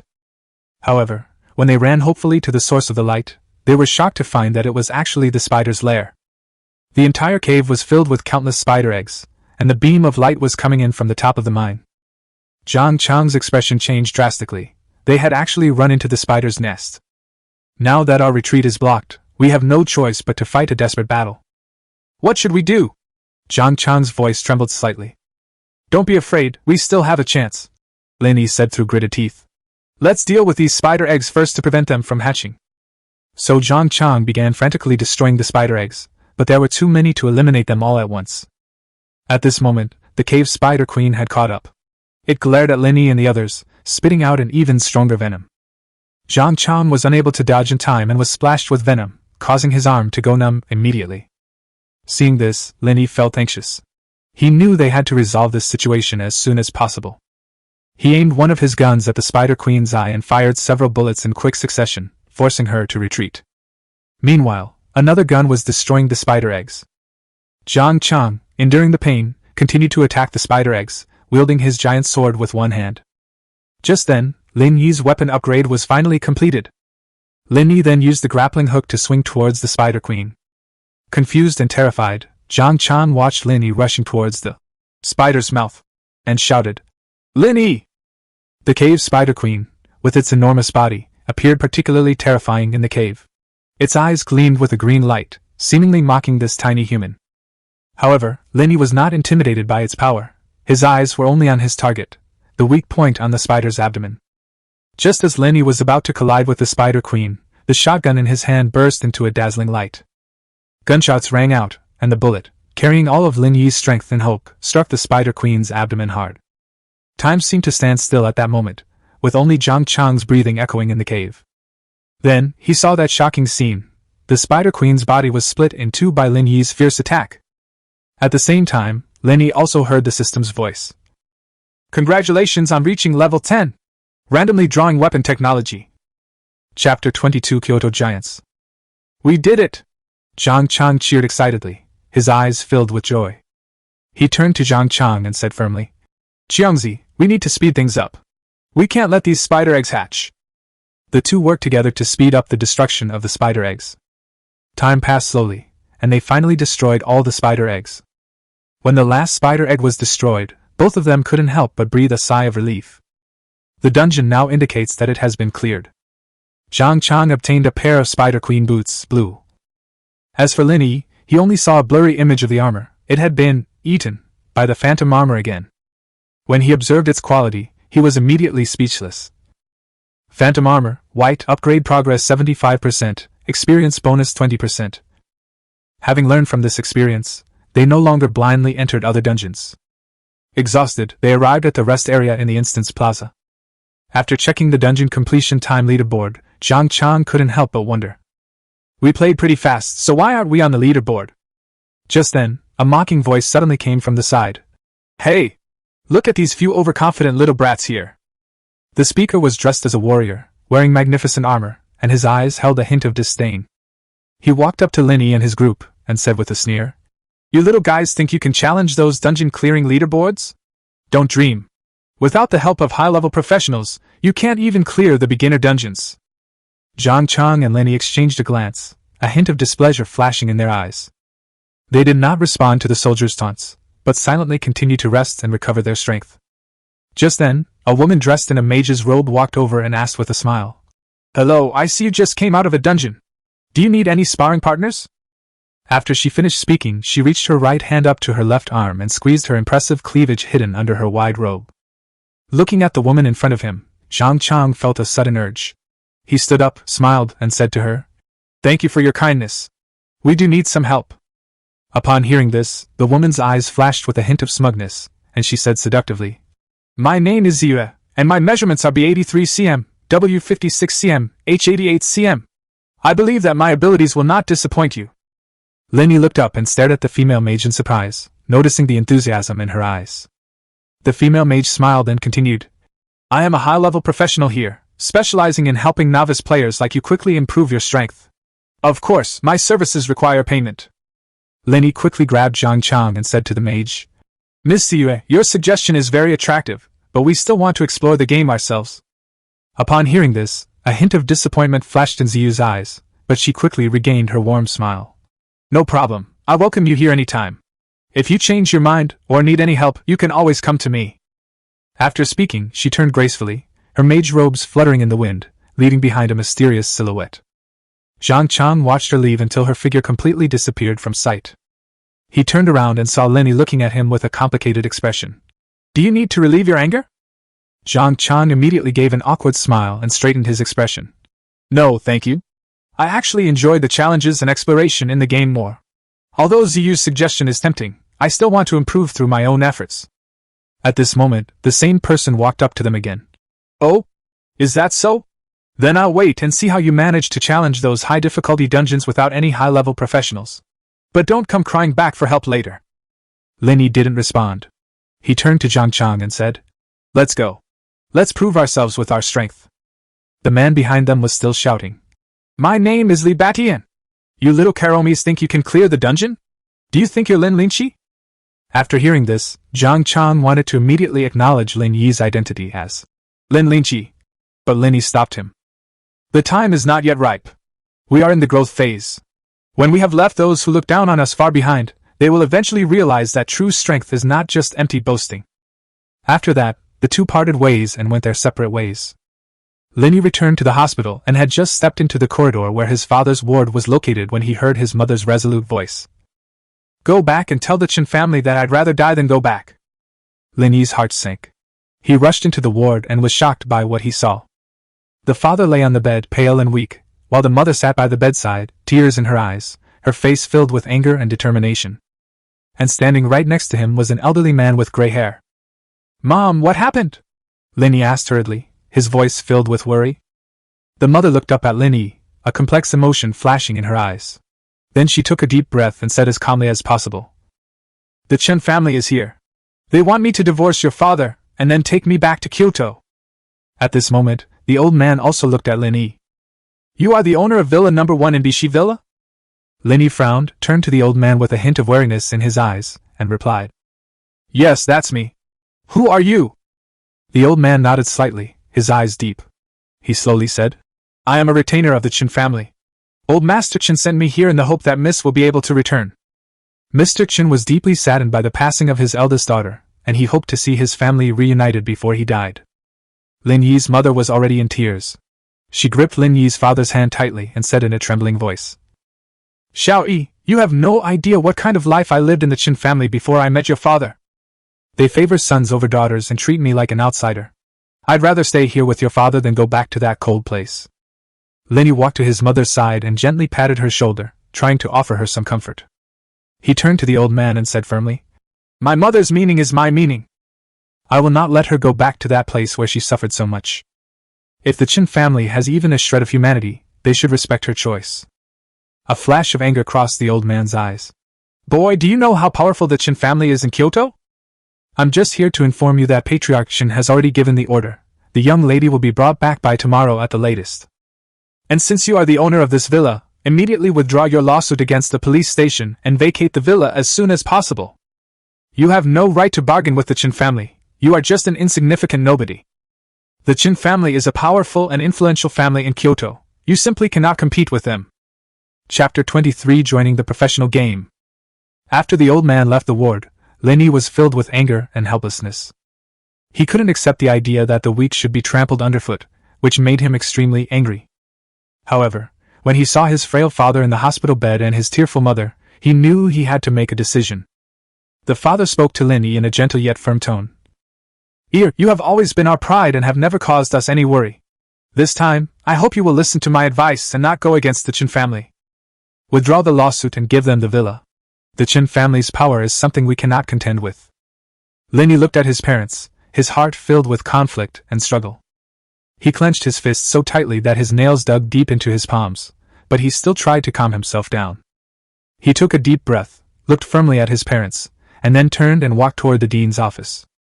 In the dean's office, Lin Yi learned the contact information of the director of the Provincial Vocational Education Bureau. Shortly afterward, there was a knock on the door of the director of the Professional Bureau's office. A young man dressed in simple business attire rushed in and excitedly reported, "Chief, we have news about Lin Yi." The bureau chief took a sip of tea and asked slowly and deliberately, "Is his name Chen Lin?" The young man replied, "No, this time he added our bureau's general account using a smartphone. So he was Lin Yi, the one I met at the hospital last time." The bureau chief raised an eyebrow and asked, "Lin Yi? What did he say?"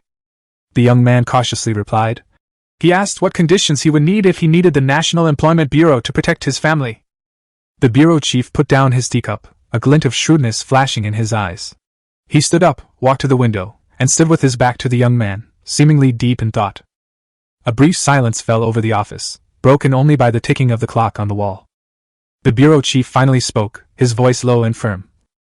"Tell him the condition is that he must join us and become a prospective member of the Career Bureau." The young man was slightly taken aback. He hadn't expected the bureau chief to make such a demand. He hesitated for a moment, then asked, "Director, he's just an ordinary person. Is he capable of doing this job?" The bureau chief turned his head, looked at the young man, and a deep glint flashed in his eyes. "I believe he has the potential to do this job. Moreover, he has an indomitable spirit, which is exactly what we need." The young man nodded.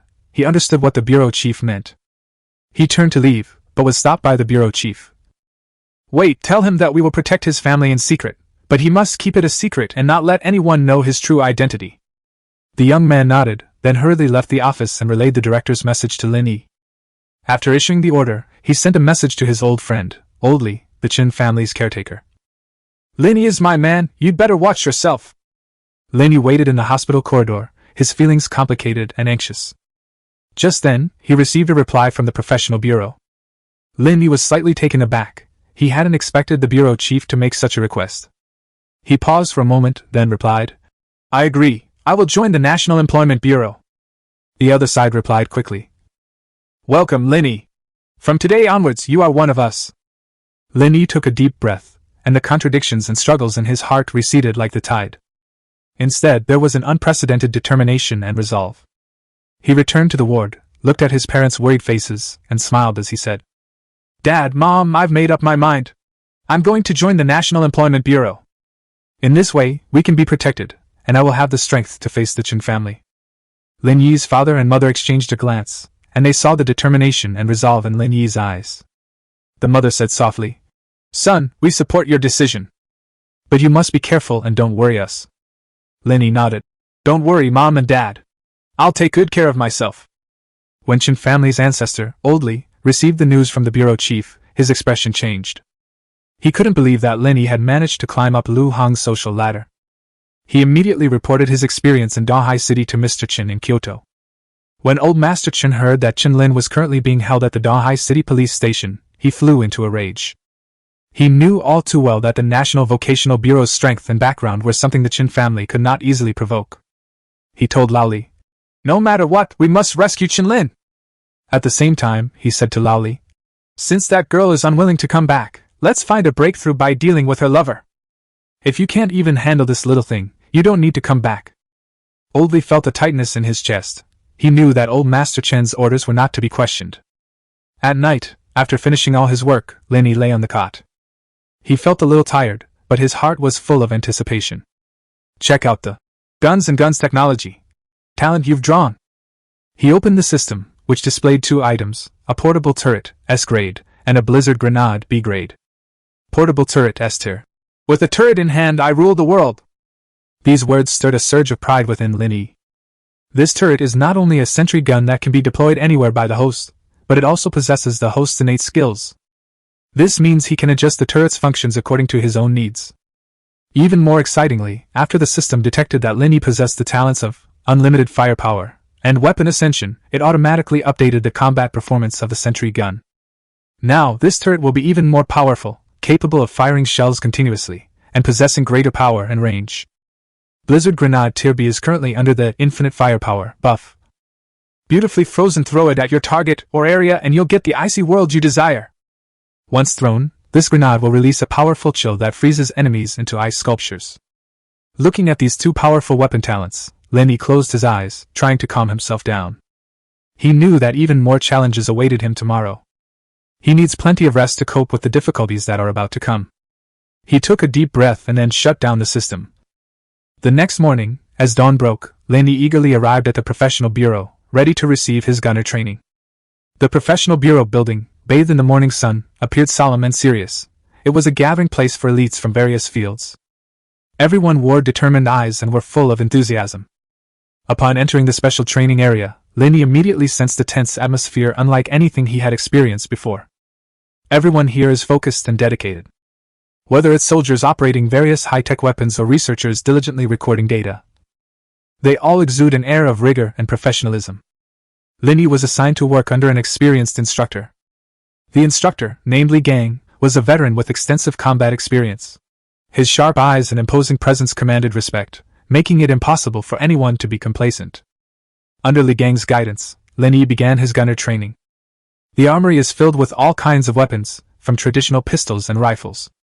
Although these weapons are far inferior in quality to Lin Yi's 2, Peacemaker, and Kiss of Death, they are still indispensable weapons on the battlefield. Lin Yi carefully observed each weapon, trying to find out its characteristics and usage techniques. With the aid of the armor's aiming assist, Lin Yi's shooting performance was exceptionally good. Whether the target is stationary or moving, he can hit the vital point accurately every time, and his scores are all bullseye. Such a performance left instructor Li Gang, who was standing nearby, utterly astonished.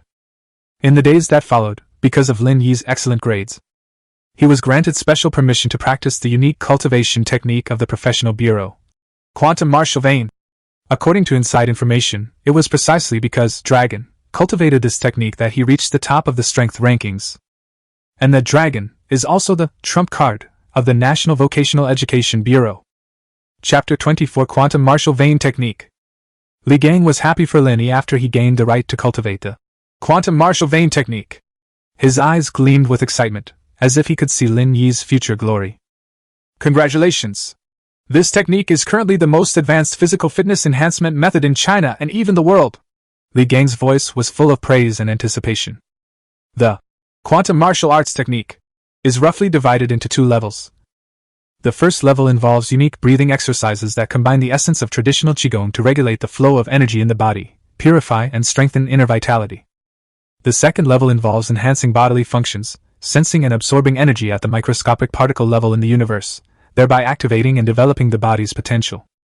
Once quantum energy enters the body's cells, it enhances various bodily functions, such as those of muscles, bones, and even the nervous system. Once you reach your full potential, your strength will allow you to lift an aircraft carrier with one hand, and your speed will be fast enough to catch up with a rocket.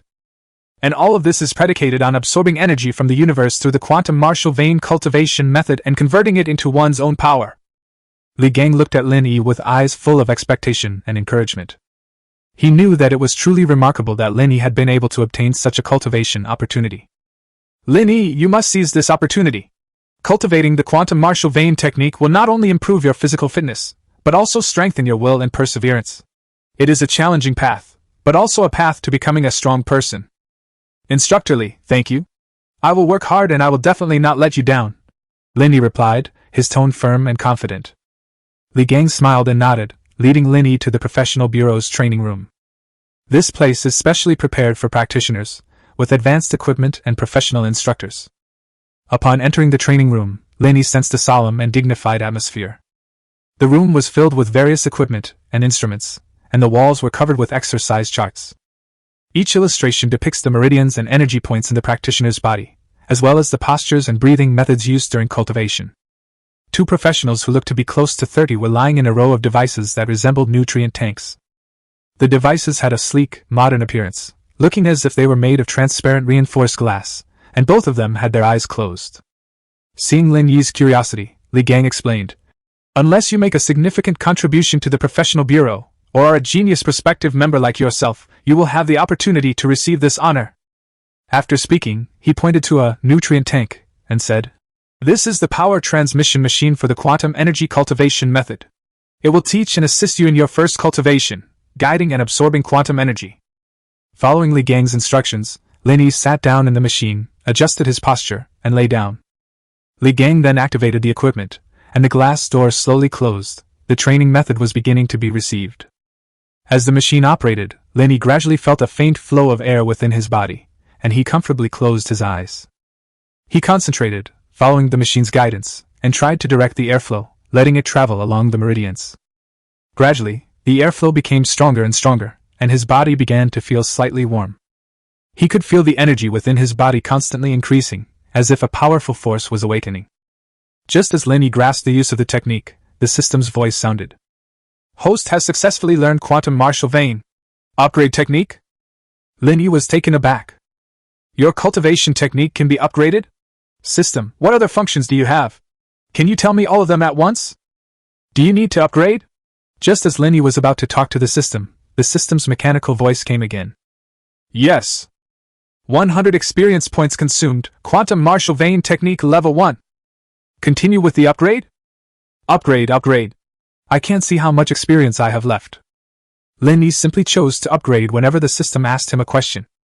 Insufficient experience, 1,000 experience points required to upgrade. This was when the technique could no longer be upgraded. Lin Yi's cultivation technique level has increased to level 5. When Li Gang saw Lin Yi open his eyes, he immediately opened the hatch and asked with concern, "Don't be discouraged. No one has ever succeeded in cultivating it on their first try." Lin Yi stood up and looked at the 2 people next to him who were still not out. He asked curiously, "How long have I been inside?" "It'll only take about 10 minutes. To prevent people from overusing it and causing side effects, the energy transfer room is usually only used once a month." "It's okay, come back next month." Li Gang looked at Lin Yi in surprise, thinking to himself that this was the first time someone had come out of the power transfer machine so quickly. Although somewhat disappointed, he was not discouraged. He knew that Lin Yi's path of cultivation was long and arduous, and could not be achieved overnight.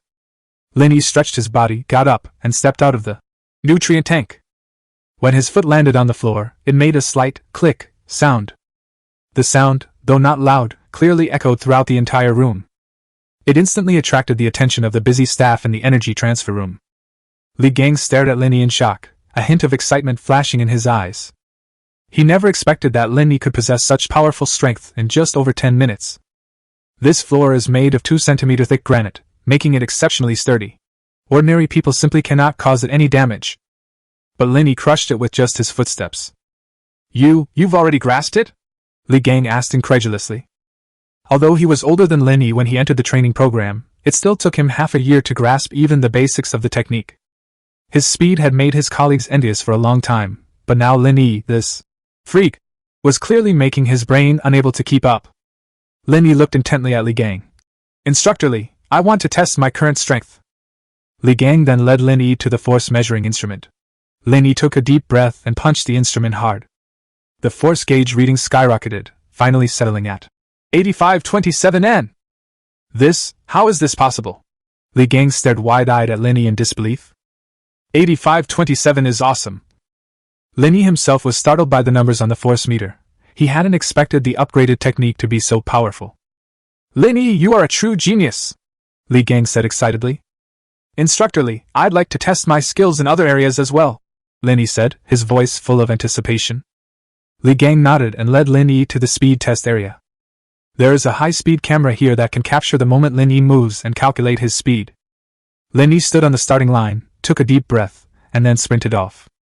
His figure was like a bolt of lightning, instantly tearing through the air at a speed so fast that it was almost impossible to catch. That's fast! Li Gang exclaimed, looking at the data on the high-speed camera. 20.32 meters per second. His eyes filled with shock. Lin Yi, your speed has reached an astonishing level, Li Gang said excitedly. With your current strength, both your speed and power have far surpassed those of ordinary professionals. Instructor Li, that's not enough. You probably know why I joined the professional bureau, Lin Yi said firmly. I want to become the strongest professional and protect the people I care about. Li Gang looked at Lin Yi with admiration in his eyes.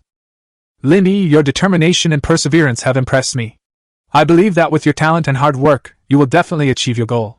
The professional league will be proud to have a member like you. He knew that this young man had already shown unlimited potential. He was only 18 years old. His future was limitless. Lin Yi, I believe you can do it, Li Gang said. Lin Yi knew that his great power was entirely due to the improvement of the quantum martial vein technique. His gaze was resolute, and he secretly vowed to hunt down magical beasts even harder. Strive to become a true strongman as soon as possible, and never let something like the Qin family's coercion happen again. Chapter 25 The Angry Xiao Yi.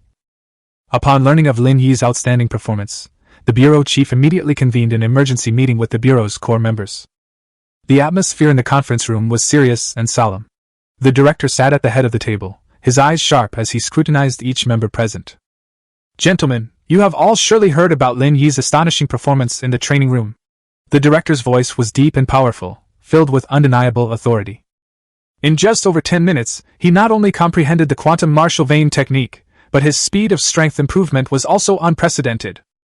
In the conference room, several senior instructors and core members looked at each other, their eyes filled with shock and disbelief. They all knew the difficulty of the quantum martial vein technique and what Lin Yi's achievements meant.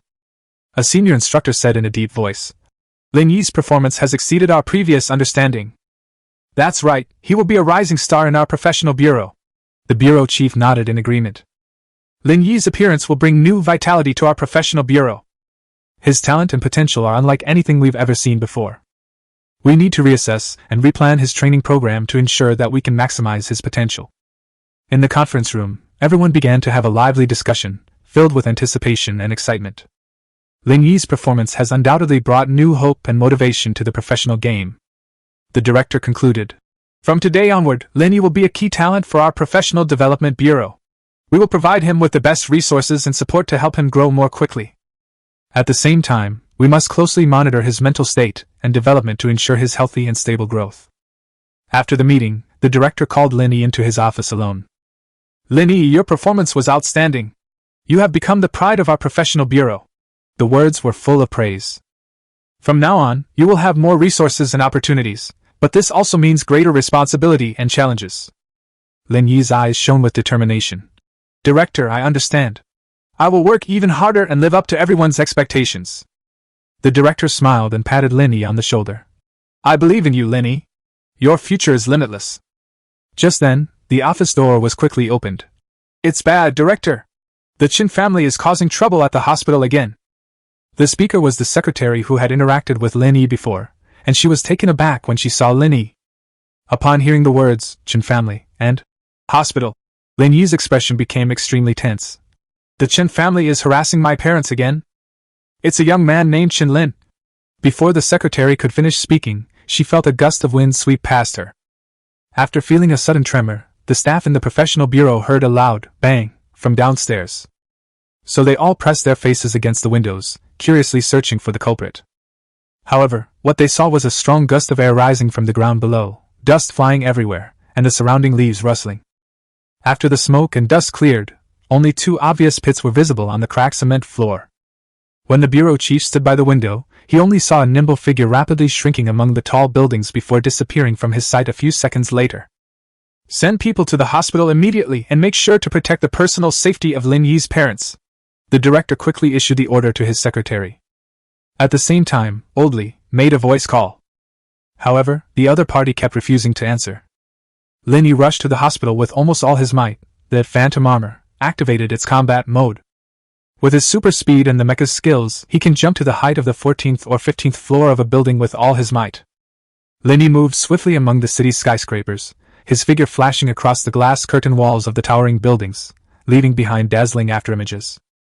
The grappling hook skill, like a precise archer's shot, accurately anchors to the edge of a building each time. Then, using the steel wire, he draws an elegant arc in the air and leaps to another building.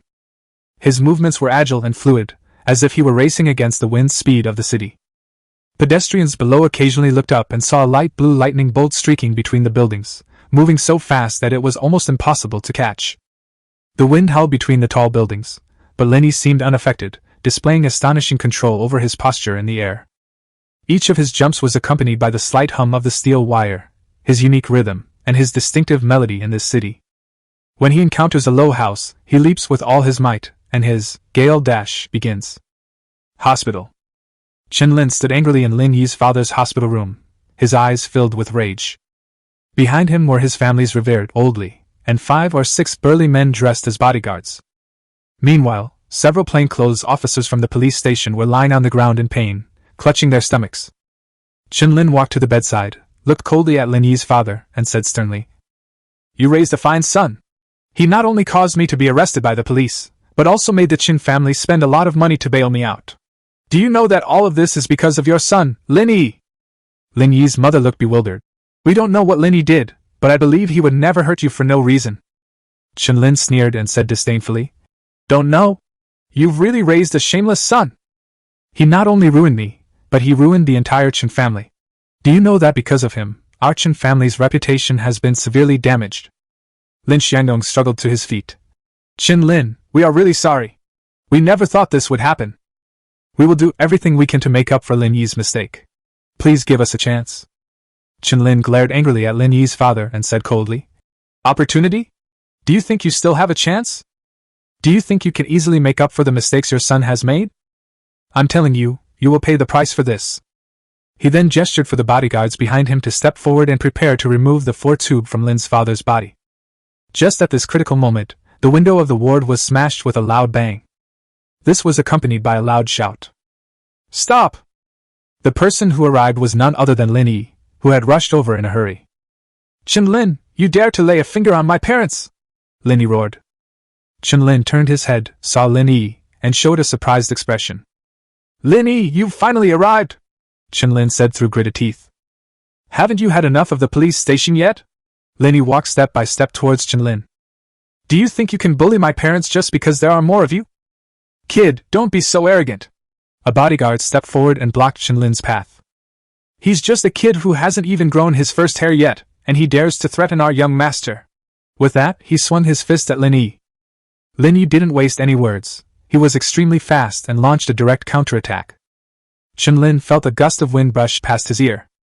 He then saw that the bodyguard, who had just been full of energy, had flew behind him. Qin Lin's eyes widened, his face filled with shock. You, how could you? Chen-Lin stammered, unable to finish his sentence. Old Li narrowed his eyes and said to the rest, All of you attack! Except for the young lady, the lives of the rest are irrelevant. Let's see who dares. Anyone who dares to harm my parents, I will make them wish they were dead. Chapter 26. The Chen family, just you wait. As Lin Yi roared, the remaining bodyguards surrounded him. They were clearly all awakened warriors, which was very disadvantageous for Lin Yi. Skills and weapons were banned in the city. However, Lin Yi's physical abilities now far surpassed theirs. Each attack was incredibly swift, almost always striking a vital point. Whether it's a punch, a kick, or an elbow strike, it's all full of power and speed. As the Chen family bodyguards fell one by one, Chen-Lin was filled with terror. He hurriedly retreated. Wasn't he a gunner? Damn it, how come his melee skills are so strong? Just as Lin Yi was about to step forward to educate Chen-Lin, Old Li suddenly stepped out and blocked Chen-Lin's way. Lin Yi's pupils contracted as he looked at the old man blocking Chen-Lin's path. Name, Li Tai. Occupation, martial artist. Level 60. Li Tai didn't speak, he just stood there quietly, waiting for Lin Yi's attack. Lin Yi took a deep breath and then rushed towards Li Tai. Although his attacks were swift and fierce, Li Tai was like a sturdy pine tree, easily deflecting Lin Yi's attacks no matter how intense they were. After a few moves, Lin Yi realized that he couldn't touch the old man at all.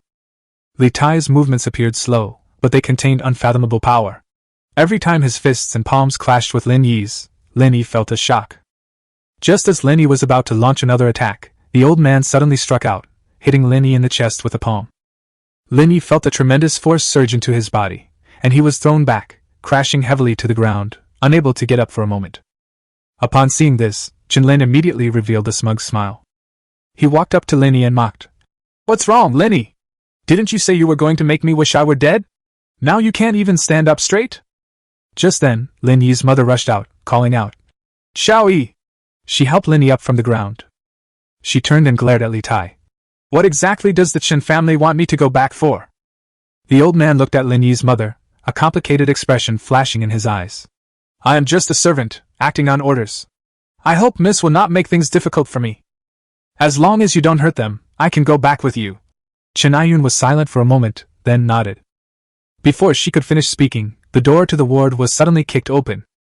The director of the Professional Affairs Bureau walked in first, his expression serious, his eyes fixed on Li Tai as he coldly said, You've passed. It seems Li Tai has been in the Chen family for a few years and has grown quite bold. Now he doesn't even respect the Professional Bureau anymore, and he dares to touch my people. Li Tai remained unusually calm in the face of the bureau chief's accusations. He slowly began. Lin Yi's mother is the eldest daughter of the Chen family. The director of the Professional Bureau was taken aback. Li Tai had mentioned before that he was looking for someone named Chen Aiyun, and he had also asked his subordinates to check Lin Yi's mother's information. But it turned out she was just an ordinary person, so she didn't take it to heart. She never expected Li Tai to come knocking on her door. He then winked at Li Tai, and the two of them walked out of the ward together. As soon as they left the ward, the bureau chief immediately questioned Li Tai. Old Li, are you sure you didn't pick the wrong person this time? There's no mistake. Although the young lady's appearance has changed slightly since she left the Chen family 20 years ago, I'm quite certain of her after seeing Lin Yi, Li Tai said confidently. The bureau chief frowned. What do you mean? I've spent most of my life in the Chen family and was fortunate enough to meet Dragon once. Seeing Lin Yi was like seeing him again. A rare hint of admiration appeared in Li Tai's eyes.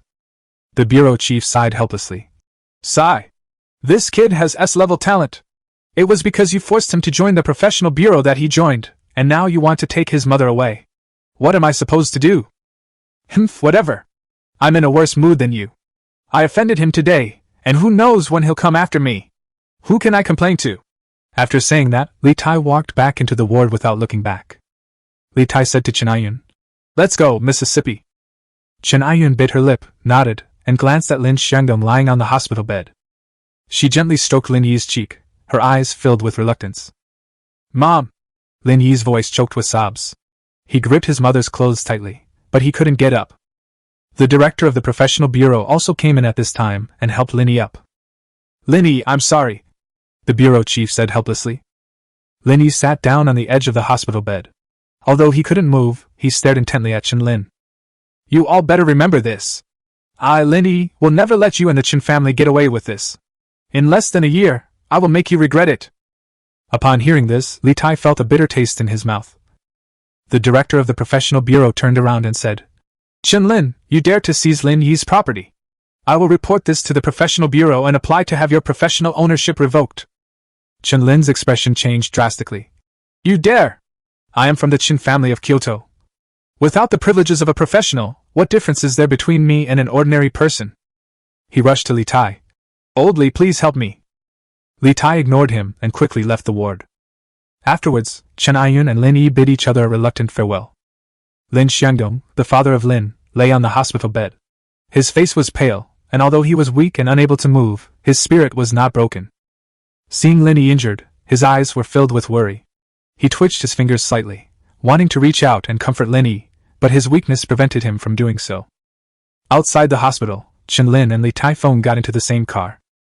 He took a deep breath, trying to calm himself down, and looked at Old Li, his voice full of gratitude. Old Li, it's thanks to your help this time, otherwise I really wouldn't have been able to deal with Lin Yi. Li Tai closed his eyes and said calmly, I'm just following orders. However, Chen Lin, I advise you not to provoke Lin Yi again. His potential is limitless. Chen Lin smiled dismissively. Potential? Even the greatest potential needs time to grow. By the time he's fully developed, I'll have already crushed him.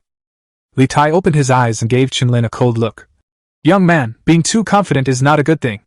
Lin Yi has the professional bureau behind him. Chen Lin's smile froze for a moment, but he quickly regained his confidence. Old Li, you're overthinking it. Lin Xiangdong is already crippled, and the professional bureau won't completely turn against the Chen family for the sake of Lin Yi. Li Tai didn't say anything more, he just closed his eyes again. Lin Yi was helped to the window and watched as his mother was led out of the hospital by the Chen family's bodyguards. Lin Yi stared intently at his mother's departing figure until the Chen family's convoy disappeared from sight. He clenched his fists so tightly that his nails dug deep into his palms, and blood seeped out between his fingers, but he felt no pain. The anger and helplessness in his heart were intertwined, almost consuming him. The Chen family! You just wait! Lin Yi swore silently in his heart. Chapter 27 The Bureau's Treasure. Soon after, the hospital moved Lin Yi's father to a new ward. Everyone tactfully left the room, leaving only Lin Yi and his father, Lin Xiangdong. Lin Yi's father seemed to have sensed his mother's departure and comforted Lin Yi, saying, "Yi, I knew this would happen sooner or later, ever since I met your mother. You don't need to blame yourself. Dad, I will make the Chen family pay the price." Lin Yi clenched his fist. Lin Xiangdong patted Lin Yi on the shoulder, sighed, and said, "Child, I know you're upset, but don't act impulsively. The Chen family is powerful. We can't easily fight against them." Lin Yi gritted his teeth, a resolute glint in his eyes. "Dad, I know the Chen family is powerful, but I will not sit idly by and wait to die. Believe me, I will definitely bring my mother back from the Chen family openly and honestly within a year." Lin Xiangdong looked at Lin Yi, a hint of relief flashing in his eyes. He knew that his son had grown up and had his own thoughts and responsibilities. He said, "Yi, you must remember that no matter what you do, you must protect yourself. Dad will always support you." Afterwards, Lin Yi went to the hospital director to ask the hospital to take care of his father, but was told that the career bureau had already sent more people to take care of his father's safety and daily life. The next day, Lin Yi's injuries had healed. As he walked out of the hospital, he secretly vowed, "No matter what, I will bring my mother back to us, and no one can break up our family. But the only thing I can do right now is to improve my own abilities."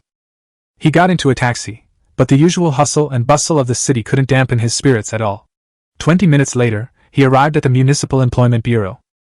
He familiarly went up to the 10th floor and knocked on the door of the bureau chief's office. "Enter!" When the bureau chief saw Lin Yi enter the office, a hint of guilt flickered in his eyes. "Is your injury any better?" Lin Yi gave the bureau chief a solemn military salute. "Thank you for your trouble with the hospital matters, bureau chief. We're all family, let's not beat around the bush." The bureau chief waved his hand at Lin Yi. "I'm just very sorry about what happened to your mother." Lin Yi had already figured out that only with strength could one have a voice. "It's all in the past. I've come to see you, Director, to borrow some weapons from the Professional Weapons Bureau." The bureau chief's expression immediately changed. "Lin Yi, you know this is impossible. The weapons of the Professional Bureau are for maintaining public safety, not for personal grudges." Lin Yi quickly explained. "Director, you've misunderstood. I don't intend to use weapons to fight the Chen family. I just want to improve my strength in my own way." I know the Chen family is very powerful, and I need to protect myself and my family. After hearing Lin Yi's explanation, the bureau chief's expression softened slightly. I understand your concerns, but weapons from professional players cannot be lent out casually. But, given your astonishing performance in the quantum martial vein cultivation method, I can grant you permission to select a weapon and armor from the Municipal Bureau's Materials Management Department. Lin Yi nodded gratefully. Thank you, Director. The bureau chief stood up, walked to the window, and looked at the city in the distance. Lin Yi, feel free to come to me anytime if you encounter any difficulties. I won't tolerate any illegal or disorderly conduct. Director, I will remember this. I will handle this matter in my own way and will not cause you or the professional bureau any trouble, Lin Yi said before leaving the director's office. Walk through the bustling corridor and head straight for the warehouse of the Materials Management Department. The warehouse was located in the building's basement, and was filled with various high-tech equipment and weapons. As soon as Lin Yi entered the warehouse, a staff member in uniform came up to him. Mr. Lin Yi, the director has informed me. You can choose any weapon and a set of armor from the warehouse, the staff member said. Under the detection of the phantom armor, Lin Yi first selected a set of purple quality armor. Although the armor was only briefly handled by Lin Yi, the quality of the phantom armor was upgraded to green quality. Detection function upgraded. Target data can be digitized. Then he stood in front of the weapons display board, his eyes quickly searching through the weapons catalog. Ultimately, his gaze settled on the words, Hot Weapons Zone. Led by the staff, he entered the firearms section, a dazzling array of firearms of various types, each gleaming with a cold metallic sheen. After a quick look around, Lin Yi was shocked to discover that the weapons produced by the professional bureau were almost all of purple quality. The first things that catch the eye are pistols and submachine guns. M17 fully automatic pistol, purple 9mm bullets, compact and portable, an excellent choice for close-quarters self-defense. MP5 submachine gun, purple 9x19mm caliber, high rate of fire, flexible handling, suitable for close-range firefights. Next came rows of neatly arranged assault rifles. M4A1 rifle, purple 5.56x45mm caliber, compact structure, and high reliability. AK-47 rifle, purple 7.62x39mm caliber, durable and powerful. Next to it is the cannon, the Barrett M82A1 sniper rifle, purple 12.7x99mm bullets. With immense power and long range, they are a powerful tool for long-range precision strikes. In one corner, light and heavy machine guns are positioned on either side. Light machine guns, such as the M249, are portable and have strong sustained firepower, making them suitable for squad operations. Heavy machine guns, such as the M2 Browning, are large in size, but their deafening firepower is enough to establish an insurmountable line of fire on the battlefield. In addition, the warehouse also contains various special-purpose weapons, such as shotguns and grenade launchers. As Lin Yi observed and tested the weight of the weapon, he also realized that the armor's detection function could now not only see the quality of the weapon, but also understand its performance. However, Lin Yi was still not satisfied with the power of these weapons. Lin Yi continued his search in the firearms section, his gaze finally settling on a corner covered by a thick piece of cloth. He walked over, lifted the cloth, and what appeared before him were awe-inspiring heavy weapons. First up is an M134 six-barreled Gatling gun, purple quality, a high rate of fire, high-power weapon that can unleash a large amount of ammunition in a short time, creating a hail of bullets, making it suitable for dealing with clustered targets. Next to it is a shoulder-fired rocket launcher, model RPG-7, purple quality, an anti-tank weapon capable of firing rockets, posing a significant threat to targets. Looking further inside, Lin Yi discovered an M119 howitzer, purple quality, a towed howitzer with long range and great power, suitable for long-range strikes against enemy positions. In addition, there are various types of heavy weapons such as mortars and recoilless rifles, each exuding a powerful deterrent force. However, Lin Yi found it surprisingly easy to hold. Too light, too light. An hour later, a staff member rushed into the director's office with an incredulous expression on his face. Director, do you know what Lin Yi chose? His voice carried a hint of unease. The bureau chief looked up, his eyes questioning. What's wrong? Is there a problem? He took the Gu-99 destroyer cannon. The staff member's words were tinged with a bitter smile. The bureau chief jumped up from his chair instantly, his face showing anger and shock. What? That's our bureau's prized possession. Chapter 28: The Destroyer's Power. At this moment, Lin Yi had already taken a taxi and headed straight for the instant square. Lin Yi sat in the taxi, gazing calmly out the window, but his thoughts drifted to that breathtaking weapon. Gu-99 Destroyer Large Caliber Heavy Machine Gun, Dark Gold Tier 35 by 156mm caliber, with very high penetration and rate of fire. He imagined the 6 cannon barrels tearing apart the enemy like the sharp teeth of a giant beast in battle, and a smile involuntarily crept onto his lips. Its massive body is composed of a series of sophisticated components, each of which showcases the power and efficiency of industrial design. When Lin Yi first saw it, he was amazed by its complex structure and exquisite craftsmanship. Every screw and every gear seems to be telling a story of its immense power. The main body of the machine gun is a metal cylinder that is nearly 6 meters long, with layers of heat sinks covering its sides. These heat sinks not only increase the stability of the machine gun, but also ensure heat dissipation at extremely high rates of fire. The 6 cannon barrels, evenly distributed on the main body of the machine gun, create a strong visual impact. The base of the machine gun is a sturdy, retractable support. This support not only allows the machine gun to stand stably on the ground, but can also be adjusted as needed to adapt to different combat environments. As the taxi drove on, the outline of the dungeon plaza gradually came into view. Lin Yi got out of the taxi and headed straight for the dungeon teleportation station.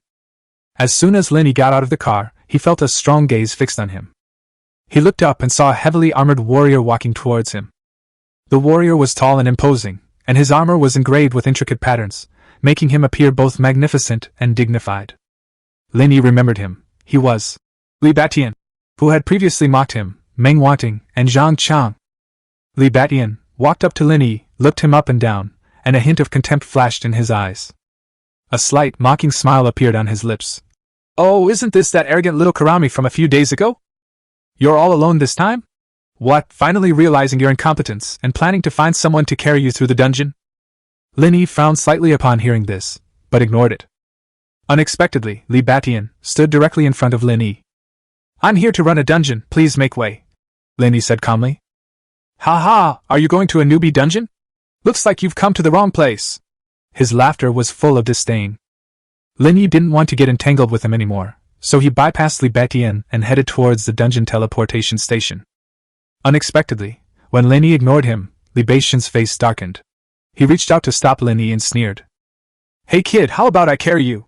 1 star is 100,000 per run, 2 stars are 200,000, how about that?"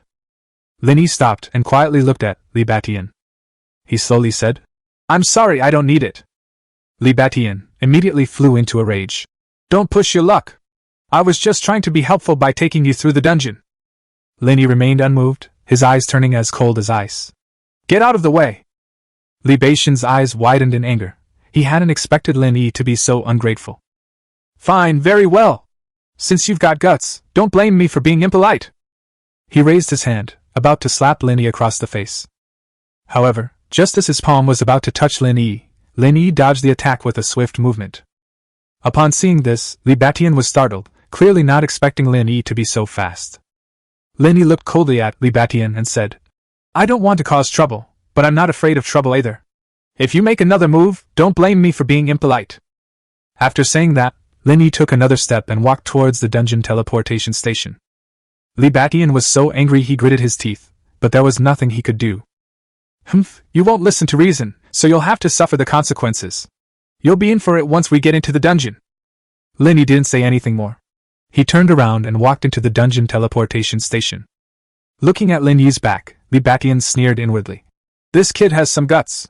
Let him suffer a bit in the dungeon." Then he went to take care of other people's businesses.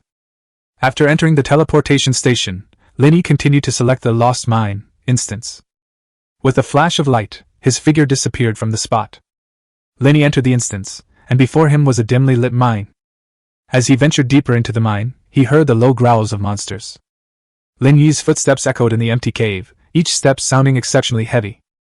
Suddenly, a giant mine spider leaped out of the darkness, its eyes gleaming green in the torchlight, making it look particularly terrifying. Looking at the cave spider not far away, a cold smile flashed across Lin Yi's lips. With a flick of his wrist, a pale blue grenade appeared in his hand. He casually tossed it at the spider, and although the cave spider didn't know what it was, it quickly dodged to the side. The grenade exploded near the spider, and the freezing effect spread instantly.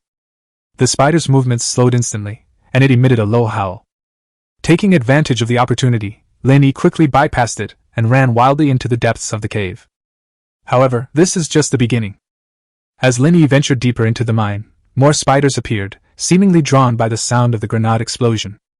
Lin Yi calmly responded, using the freezing ability of the grenades to slow down the spiders one by one. Finally, he arrived at the deepest part of the mine. It let out a piercing screech and launched a fierce attack on Lin Yi. Lin Yi skillfully dodged while looking for the right opportunity. During a break in the Spider Queen's attack, he threw another blizzard grenade. The grenade exploded near the Spider Queen, freezing her completely. The Spider Queen struggled, but could not break free of the frozen restraints. Lin Yi seized the opportunity and quickly distanced himself from the Spider Queen. At the same time, he casually tossed out a portable sentry gun. With a low hum, the sentry guns automatically began deployment. The sentry gun is shaped like a small cylinder, with its surface covered by a sturdy metal casing. Once activated, the indicator light on the casing begins to flash, emitting a faint red light. Then, the bottom of the sentry gun split open, revealing 4 slender metal supports. These supports quickly extended, firmly securing the sentry gun to the ground. As the support frame unfolds, the main body of the sentry gun begins to rotate, and a small turret slowly rises from its top. Its energy core began to operate, emitting a series of low rumbling sounds. The turret is equipped with cannons, whose muzzles flash with a dangerous red light. After the turret is fully deployed, the sentry gun enters attack mode. As the turret rotates, the sentry gun's sensors begin to operate. It scans its surroundings, automatically searches for and attacks the nearest spider egg. Knock knock knock knock! Accompanied by rhythmic cannon fire, the spider eggs burst open one by one. At the same time, Lin Yi took out the professional team's treasure from his backpack, the Gu-99 Destroyer large-caliber heavy machine gun. He steadily raised the cannon and quickly locked the muzzle on Spider Queen. With a deep, continuous rumble, like distant thunder, but more muffled and powerful. As the muzzle flashes, the sound rapidly escalates, transforming into a deafening roar, like an enraged beast. The barrels of the Gu-99 Destroyer heavy machine gun rotate at extremely high speeds, making each barrel almost invisible. As the barrel rotated, flashes of light continuously shot out from the muzzle, forming a dazzling halo. This halo, as bright as the sun, illuminated the entire mine. The spent cartridge cases were ejected from the side of the machine gun at extremely high speeds, tumbling and spinning in the air before landing. The spent cartridge cases, like raindrops of metal, cascaded from the side of the machine gun, forming a unique waterfall.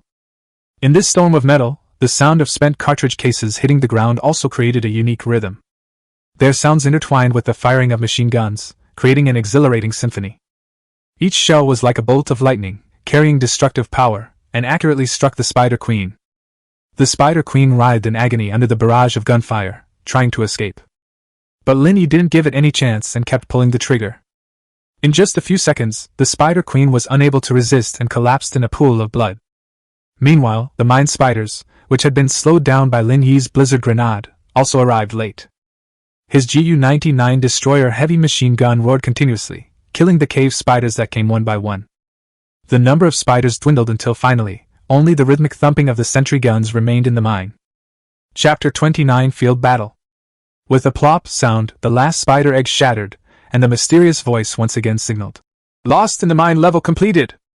Congratulations on obtaining Spider Fang." Lin Yi looked at the dagger in his hand, Spider Fang blue. The blade was a deep black, but the edges shimmered with an eerie green light. Lin Yi estimated the time. This dungeon run shouldn't take more than 5 minutes. Why isn't there a prize draw? Or is the chance to draw prizes only available in beginner dungeons? After Lin Yi was teleported out of the dungeon, he saw that he was still at LV.10, which meant that the experience gained was reduced as his level increased. However, instead of choosing a more difficult dungeon, he continued playing Lost Mine. One reason is unfamiliarity with high-level dungeons, and the other is for the sake of efficiency. Time is experience! About 4 minutes later, Lin Yi appeared at the teleportation station with a frown on his face. It turns out he had reached the monthly limit for the number of times he could enter the dungeon. Lin Yi looked helplessly at the 2 spider fangs in his magic backpack. What a waste! I only have 2 professional friends, but neither of them is a rogue. So he stepped through the bustling crowd and headed straight for the auction house on one side of the square. Auction houses, as a product of smartphones, cleverly blend the boundaries between the virtual and the real, becoming a unique entity. Firstly, one of the main functions of the auction house is to make it easy for professionals to pick up the weapons and equipment they have purchased on their smartphones before entering a dungeon.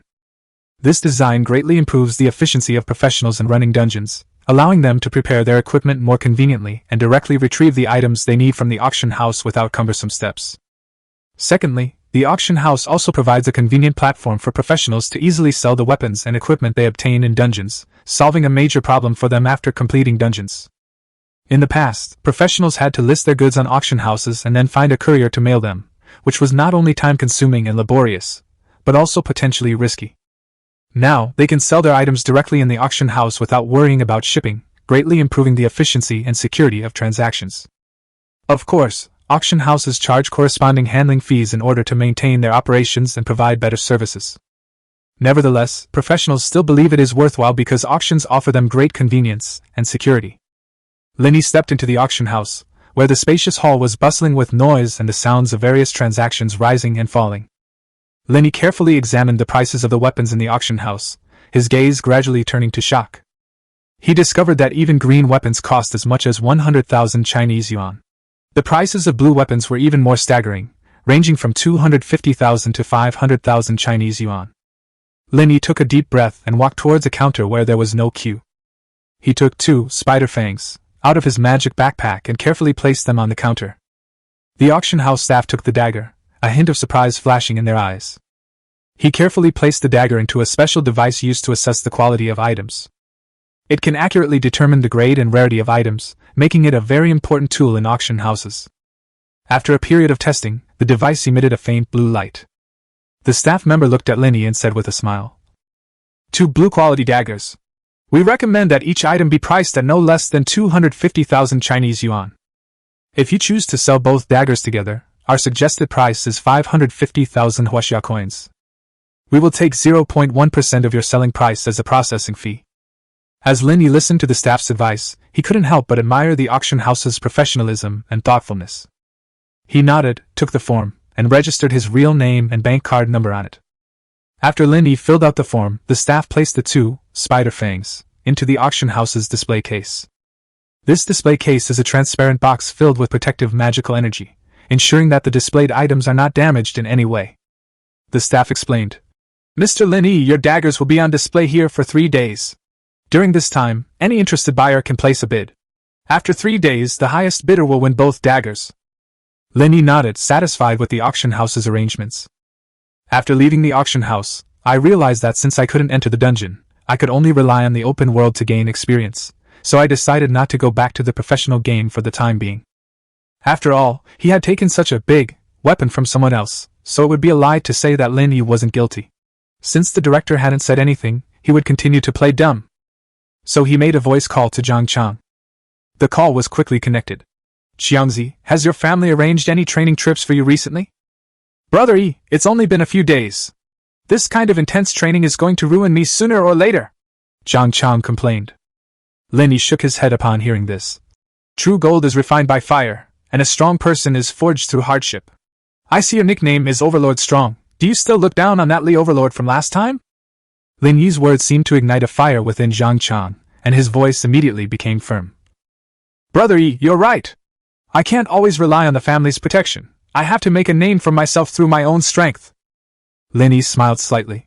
He knew Zhang Chang's inner strength and determination, which was one of the reasons he chose Zhang Chang as his partner. Alright, since you've made up your mind, let's get ready and go on a wilderness training trip tomorrow. Ask around your neighborhood where there are large herds of prey, but not the blue crystal crabs from Lucian Lake last time. They need to be even more ferocious. Zhang Chang immediately agreed, and the two agreed on a time and place to meet before ending the call. Lin Yi stood on the street, looking at the bustling city, but his mind was filled with thoughts of the trials that were about to begin. He knew that life in the wild was full of unknowns and dangers, but only in this way could they grow faster and improve their strength quickly within a year to challenge the Qin family.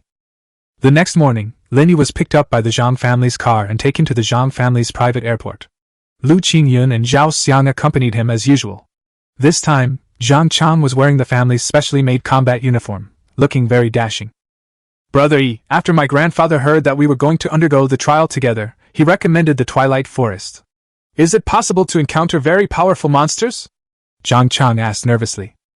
Lin Yi patted Zhang Chang on the shoulder and laughed.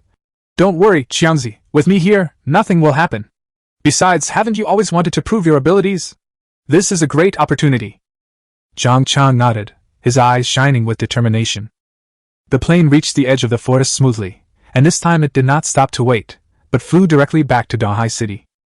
The four of them set off together on the road to the dusk forest, their silhouettes appearing particularly resolute in the morning sun. The Twilight Forest is located on the northern edge of Lake Lucien. It is a vast forest inhabited by various powerful monsters. For young people like Lin Yi and Zhang Chang, this is a place full of challenges and opportunities. They had barely entered the forest when they were attacked by a pack of wolves. These wolf packs are so large that they inspire fear. Their eyes revealed cruelty, their bodies were sleek and strong, especially their unusually thick necks, which showed their great power. Compared to the wolves we encountered last time, these wolves had thicker, darker fur, ranging from dark gray to pure black. Their limbs were strong and powerful, and every step they took was steady and forceful, demonstrating their confidence and strength as top hunters. What is most striking are their sharp fangs, which are even more prominent, extremely sharp, and exude a terrifying aura. Lu Qingyun and Zhao Xiang both looked extremely solemn. Zhang Chang gripped his two-handed sword tightly, assuming a fighting stance, but his trembling legs betrayed his inner tension. Lin Yi looked around, his gaze settling on the top of the wolf pack's head. Shadow Wolf, LV.10. The level is just right. Chapter 30 Trouble Strikes. As Zhang Chang, Lu Qingyun, and Zhao Xiang nervously faced the wolf pack, Lin Yi also took action, breaking the tense atmosphere. He reached into his magic backpack and quickly pulled out a weapon that shocked everyone, the Gu-99 Destroyer heavy machine gun. With a loud bang, a cloud of dust was kicked up as the machine gun was placed on the open ground in front of everyone. Zhang Chang witnessed the scene, his eyes wide open, unable to believe what he was seeing. The Gu-99 Destroyer heavy machine gun is a legendary and powerful weapon, capable of destroying small hills. He had only read descriptions of this weapon in ancient books and never imagined he would see it with his own eyes. Lu Qingyun took a deep breath, a look of surprise on his face. As a seasoned mage, he was acutely aware of the power of the Gu-99 Destroyer's large-caliber heavy machine gun. This weapon possessed an extremely high rate of fire and an exceptionally long range. He looked at Lin Yi and couldn't help but feel a sense of awe. Zhao Xiang was completely stunned, his mouth agape, but he couldn't utter a sound. He vaguely remembered that the Gu-99 Destroyer heavy machine gun was a type of heavy thermal weapon used to combat beast tides on a large scale, and it only appeared in epic battles. Lin Yi, however, appeared unusually calm. He skillfully placed the Gu-99 autocannon on the ground, adjusted his posture, and then aimed at the target in front of him. In that instant, time seemed to stand still. Zhang Chang, Lu Qingyun, and Zhao Xiang all held their breath, their eyes fixed on Lin Yi. Brother Yi! Where did you find this treasure? TSK. The Gu-99 Destroyer heavy machine gun alone weighs over 300 kilograms. Lin Yi's lips curled up slightly. This wasn't something I found online. I went through a lot of trouble to get my hands on it. His eyes were focused through the scope as his finger gently pulled the trigger. With a deafening roar, the Gu-99 Destroyer's large-caliber heavy machine gun unleashed a blinding flash of fire, hurtling straight toward the wolf pack. Where the shells passed, a cloud of dust rose, and the wolf pack was instantly torn apart. Qiangzi exclaimed excitedly. This is awesome! This thing is simply a miracle! Lu Qingyun was also very excited. Lin Yi, you've really been hiding your true abilities! Zhao Xiang suddenly realized. With this weapon, we can definitely defend against any enemy! Lin Yi smiled and said, Everyone, be careful not to get too excited. There were too many wolves, which actually created many blind spots in my attacks. I'll take care of the main force, the rest will depend on your assistance. Stay alert, they're coming! He shouted. Zhang Chang, Lu Qingyun, and Zhao Xiang quickly recovered from their brief shock. They each used their skills and together launched a fierce counterattack against the charging wolf pack. Zhang Chang brandished his sharp two-handed sword and stood nimbly to Lin Yi's left. Although his attacks could not inflict fatal damage on the shadow wolves, he successfully halted the wolf pack's offensive rhythm. Lu Qingyun waved his staff, releasing powerful ice magic that slowed down the approaching wolves. Zhao Xiang, an archer skilled in ranged attacks, stood back-to-back with Lin Yi, took 3 alloy arrows from his quiver, drew the bowstrings taut, and the arrows whistled through the air. They accurately hit every target in the wolf pack, providing powerful support for Zhang Chang and his team. The four worked closely together, forming an invincible fighting team. With their combined efforts, the wolf pack began to show signs of retreating, but these ferocious creatures did not give up and continued to pounce on the four of them relentlessly. Each time Lin Yi fired his machine gun, it meant the life of a shadow wolf was taken away. Even if trees become obstacles, the phantom armor's assisted aiming can easily penetrate them and accurately hit the shadow wolf's vitals. In just 1 minute, the entire wolf pack was wiped out, leaving no trace of their remains. At Lin Yi's feet lay a dense pile of spent shell casings. The 3 men sat exhausted on the ground. Except for Lin Yi, their breathing was heavy, and sweat mixed with dirt and blood left mottled marks on their faces. The surrounding trees had been affected by the battle, with broken branches and scattered leaves covering the ground. "Brother Yi, your weapon is amazing!" Zhang Chang said excitedly, his voice tinged with fatigue, but mostly with admiration for Lin Yi. "Yes, Lin Yi, you're really amazing," Lu Qingyan chimed in. Zhao Xiang wiped the sweat from his face and gave a tired smile. "Our victory this time depends entirely on you, Lin Yi." Just then, Lin Yi felt a surge of powerful energy flowing through his body. He closed his eyes, took a deep breath, and tried to regulate his breathing and heartbeat to adapt to this new power. When he opened his eyes again, he found that he had leveled up to level 11. After a short rest, Zhang Chang's gaze was involuntarily drawn to the Gu-99 Destroyer large-caliber heavy machine gun beside him. His eyes gleamed with curiosity and longing. "Brother Yi, can I touch it?" Zhang Chang asked excitedly. Lin Yi smiled and nodded. Zhang Chang couldn't wait to walk forward and circled the machine gun several times, expressing his sincere admiration as he did so. He reached out to lift the machine gun, wanting to show off his strength to Lin Yi, but the machine gun seemed to be fixed to the ground and didn't move at all. Zhang Chang shook his head in disappointment and sighed. "It's a real pity. If it can't be moved, it won't be of any use in an emergency." Just then, Lin Yi walked over, grabbed the machine gun with both hands, and lifted it up as easily as if he were lifting a chick. The machine gun seemed exceptionally light in his hands. "No, I think its weight is just right." Lin Yi's words carried a hint of teasing. Zhang Chang and the others stared at Lin Yi in shock once again, unable to believe what they were seeing. Zhang Chang, Lu Qingyun, and Zhao Xiang stared at Lin Yi in disbelief, their shock evident in their expressions. Lin Yi casually lifted the Gu-99 Destroyer heavy machine gun, as if it were just a toy gun. The machine gun felt exceptionally light in Lin Yi's hands, a stark contrast to Zhang Chang's earlier attempt. "Brother Yi, how did you do that?" Zhang Chang stammered, his eyes filled with shock and admiration. Lin Yi smiled slightly, gently put down the machine gun, and patted the dust off his hands. "It's nothing, just regular exercise." His tone was calm, as if his actions just now were nothing to be surprised about. Lu Qingyun and Zhao Xiang also gathered around, their eyes filled with curiosity. They all knew the weight of the Gu-99 Destroyer heavy machine gun. It was a behemoth that required several adults to lift together. Lin Yi lifted it up with ease all by himself. That must have required immense strength. "Brother Yi, can you tell us just how strong you are?" Zhang Chang couldn't help but ask. Lin Yi looked at them and smiled. "I don't know exactly how strong I am. I just gradually improve through continuous training and battles." He paused, then continued. "However, strength is not the most important thing. The key is to learn how to use it." Zhang Chang nodded thoughtfully, understanding Lin Yi's meaning. Zhao Xiang sighed. "Lin Yi is right. We cannot rely solely on the power of weapons. Our own strength is fundamental." Lu Qingyun also agreed, saying, "Although professionals have their own advantages, only those with better physical fitness can better utilize their abilities." He looked at Lin Yi, a determined glint in his eyes. "I will work even harder to train myself in the future." Lin Yi smiled and nodded. "That's right, we all still have a lot of room for improvement." As Lin Yi, Zhang Chang, Lu Qingyun, and Zhao Xiang celebrated their victory, footsteps echoed from the depths of the forest. A group of professionals gradually emerged from the shadows of the trees, their eyes immediately drawn to the Gu-99 Destroyer heavy machine gun, their eyes gleaming with greed and envy. This group of professionals numbered about 7 or 8. They were dressed in various combat gear, some carrying longswords, some carrying huge staffs, and others holding firearms. The leader was a burly warrior with sharp, eagle-like eyes, clearly a seasoned veteran of the battlefield. He looked at the 4 people in front of him and the shadow wolf corpses scattered on the ground, but his gaze was immediately drawn to the heavy machine gun next to Lin Yi. His eyes gleamed with greed, like a hungry wolf eyeing its plump prey. His gaze was like a sharp knife, and his tone was even more condescending. "We discovered these shadow wolves first. You stole our prey, so you should compensate us for our losses." Chapter 31 Fierce Battle in the Forest.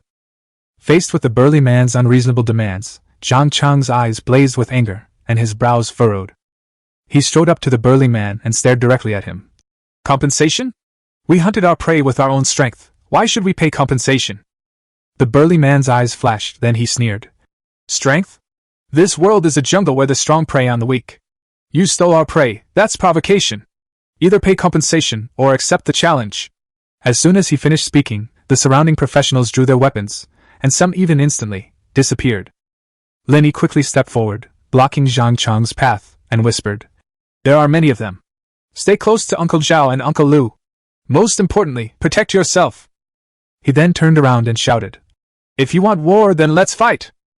As soon as he finished speaking, a mud pit appeared beneath Lin Yi and the others' feet. It's swamp spell, scatter quickly! Lu Qingyun, staff in hand, rapidly chanted the spell. Frost Nova! The opponent's swamp technique was immediately broken.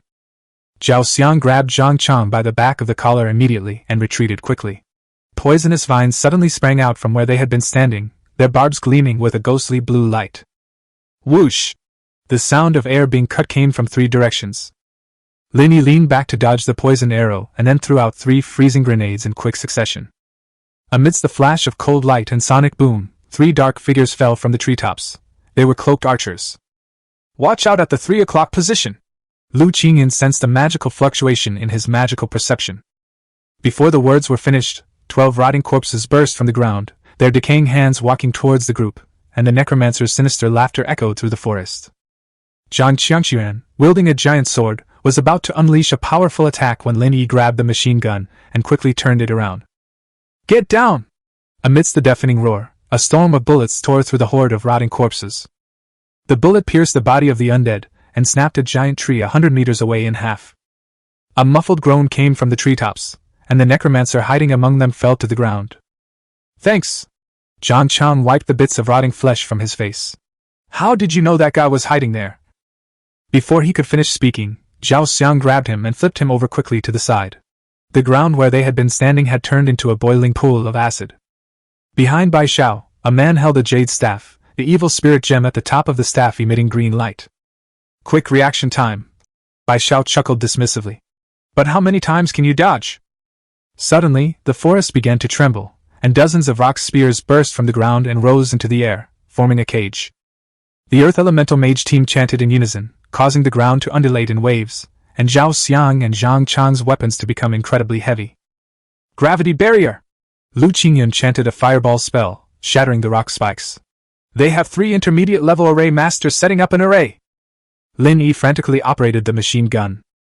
In his eyes, the world slowed down. 3 mages formed hand seals in the northeast corner, 2 assassins approached from the southwest, and lightning gathered at the tip of a mage's staff beside Bai Xiao. Uncle Zhao! Rock face at 9 o'clock! Lin Yi switched the machine gun to burst fire mode. Uncle Lu, prepare for a surprise attack! The dense barrage of bullets precisely hit the weak points in the rock strata. Amidst the rain of collapsing rubble, Lu Qingyun unleashed a meteor spell that violently crashed into the group of mages.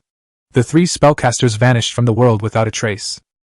The moment the gravity barrier cracked, Zhao Xiang grabbed his bow and arrow and unleashed his fastest archery technique. Arcane shot! Aiming straight for Bai Xiao's face. A mere trick! Bai Xiao sneered, crushing the talisman and revealing a hexagonal ice crystal shield. Arrows powerful enough to pierce steel plates sparked as they grazed the ice, but the shield remained completely undamaged. Taking advantage of this lull, Lin Yi used the machine gun to try to destroy the surrounding rock walls. He saw the invisible assassin's breath creating air currents on the fallen leaves, saw the arcs of electricity traced by the lightning mage's fingertips, saw the earth element condensing at the mage's staff for 0.3 seconds. Machine gun weapon ascension progress 89%. A resolute glint flashed in Lin Yi's eyes. He knew that the machine gun's weapon upgrade was about to be completed, and if they could hold on for just a little longer, they would have a chance to turn the tide. Uncle Zhao, Uncle Lu, cover me! Lin Yi roared, continuing to fire his machine gun wildly, bullets raining down to suppress the enemy's offensive. Zhao Xiang and Lu Qingyun immediately understood Lin Yi's intention. The 2 quickly adjusted their positions, standing on either side of Lin Yi to protect him. Zhao Xiang's arrows shot out like lightning, each one incredibly accurate, forcing the enemy to keep their distance. Lu Qingyun brandished his staff, releasing fireballs and frost elemental magic in turn, forming barriers to block the enemy's attack. Seeing this, Bai Xiao frowned slightly, clearly not expecting Lin Yi and the others to be so tenacious. He snorted coldly and waved his hand, signaling the mages beside him to intensify their attack. Thunderstorm! The lightning mage beside Bai Xiao raised his staff, and dark clouds immediately filled the sky, accompanied by lightning and thunder.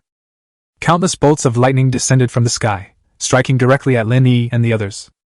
"Watch out!"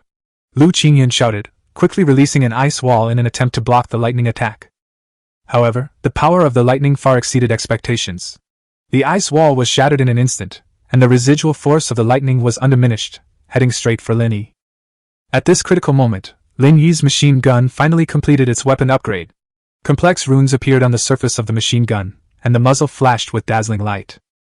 "Machine gun ascension apocalypse mode!" Lin Yi roared and pulled the trigger. Boom! A massive beam of energy shot out from the machine gun, instantly engulfing the incoming lightning, and with undiminished force, headed straight for Bai Xiao and his companions. Bai Xiao's expression changed drastically. He hurriedly crushed another talisman, and a golden shield unfolded in front of him. However, the machine gun in apocalypse mode was far more powerful than he had imagined, and the golden shield quickly collapsed under the impact of the energy beam. "Retreat!"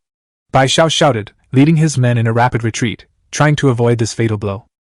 However, the energy beam was too fast, and the mages and assassins around Bai Xiao were unable to dodge in time. They were instantly engulfed by the beam and turned to ashes. Lin Yi did not stop. The machine guns continued to roar, and energy beams swept across the battlefield, causing the enemy to collapse wherever they passed. The opponent's formation was completely disrupted, and their morale was severely damaged. "Now's the time to counterattack!" Zhao Xiang shouted, and once again fired an arrow, aiming straight for the enemy's formation master. Lu Qingyan was not to be outdone. With a wave of his staff, magic rained down on the enemy. Zhang Chang took advantage of his illness to kill him, and was invincible. Seeing that the situation was hopeless, Bai Xiao gritted his teeth and roared, "Retreat!" He then threw out several black spheres, which instantly burst into thick smoke. The remaining enemies scattered and fled, and Lin Yi and the others did not pursue them, as their physical strength was already close to its limit. When the smoke cleared, Bai Yunfei and the others had already disappeared. Lin Yi put away the machine gun and let out a long sigh of relief. The machine gun's upgraded mode had consumed a lot of his physical and mental energy, and he felt exhausted at the moment. "Well done!" Zhao Xiang patted Lin Yi on the shoulder, his eyes full of praise. Lu Qingyan nodded. "We owe you a lot this time, otherwise we might not have been able to make it through." Zhang Chang excitedly brandished his great sword. "Haha, those guys ran faster than rabbits. Let's see if they dare to be arrogant again." Lin Yi smiled, feeling tired but also filled with a sense of accomplishment. "However, young Master Bai won't give up easily." Lu Qingyan frowned and reminded him. "The power behind him is not to be underestimated, we must be careful." Lin Yi nodded. "We'll meet force with force and water with earth. As long as we're united, we have nothing to fear." Meanwhile, some dust mixed with the lingering effects of the battle landed on Lin Yi in the air. Chapter 32 Bai Yunfei's Conspiracy. A clearing in the woods. Lin Yi and the others sat around the campfire, resting their tired bodies. Lu Qingyan sat down next to Lin Yi, his brows furrowed, and said in a serious tone, "These people won't give up easily. My magical detection shows that their mental fluctuations were abnormally intense when they saw your machine gun. I suspect that they might come back for your weapon." Upon hearing this, Lin Yi's expression hardened. He looked down at the machine gun in his hand and said, "I'm afraid they won't come." Zhao Xiang gripped his bow and arrow tightly and said coldly, "No matter how many of them come, we will not let them succeed.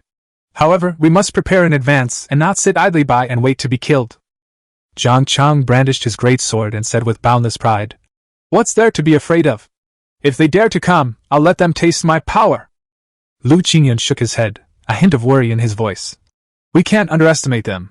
The fact that the man surnamed Bai brought so many people with him on his training trip means that the power behind him is not to be underestimated. Since they dare to blatantly provoke us, they must have something to rely on. We need to be on guard." Meanwhile, Bai Xiao led his defeated troops and ran desperately. The burly man walked at the very front of the group. Behind him, Bai Xiao and the other team members followed closely. The half-hour journey was but a fleeting moment for these professionals accustomed to long treks, and they had already escaped to the edge of the forest. The trees here gradually thin out, the sunlight becomes brighter, and the air is filled with a fresh scent that is completely different from that deep in the forest. Bai Xiao, the de facto leader of the team, ordered the team to stop. A ruthless glint flashed in his eyes as if he were brewing some plan in his mind. He took out an unexpected item from his magic backpack, a recliner.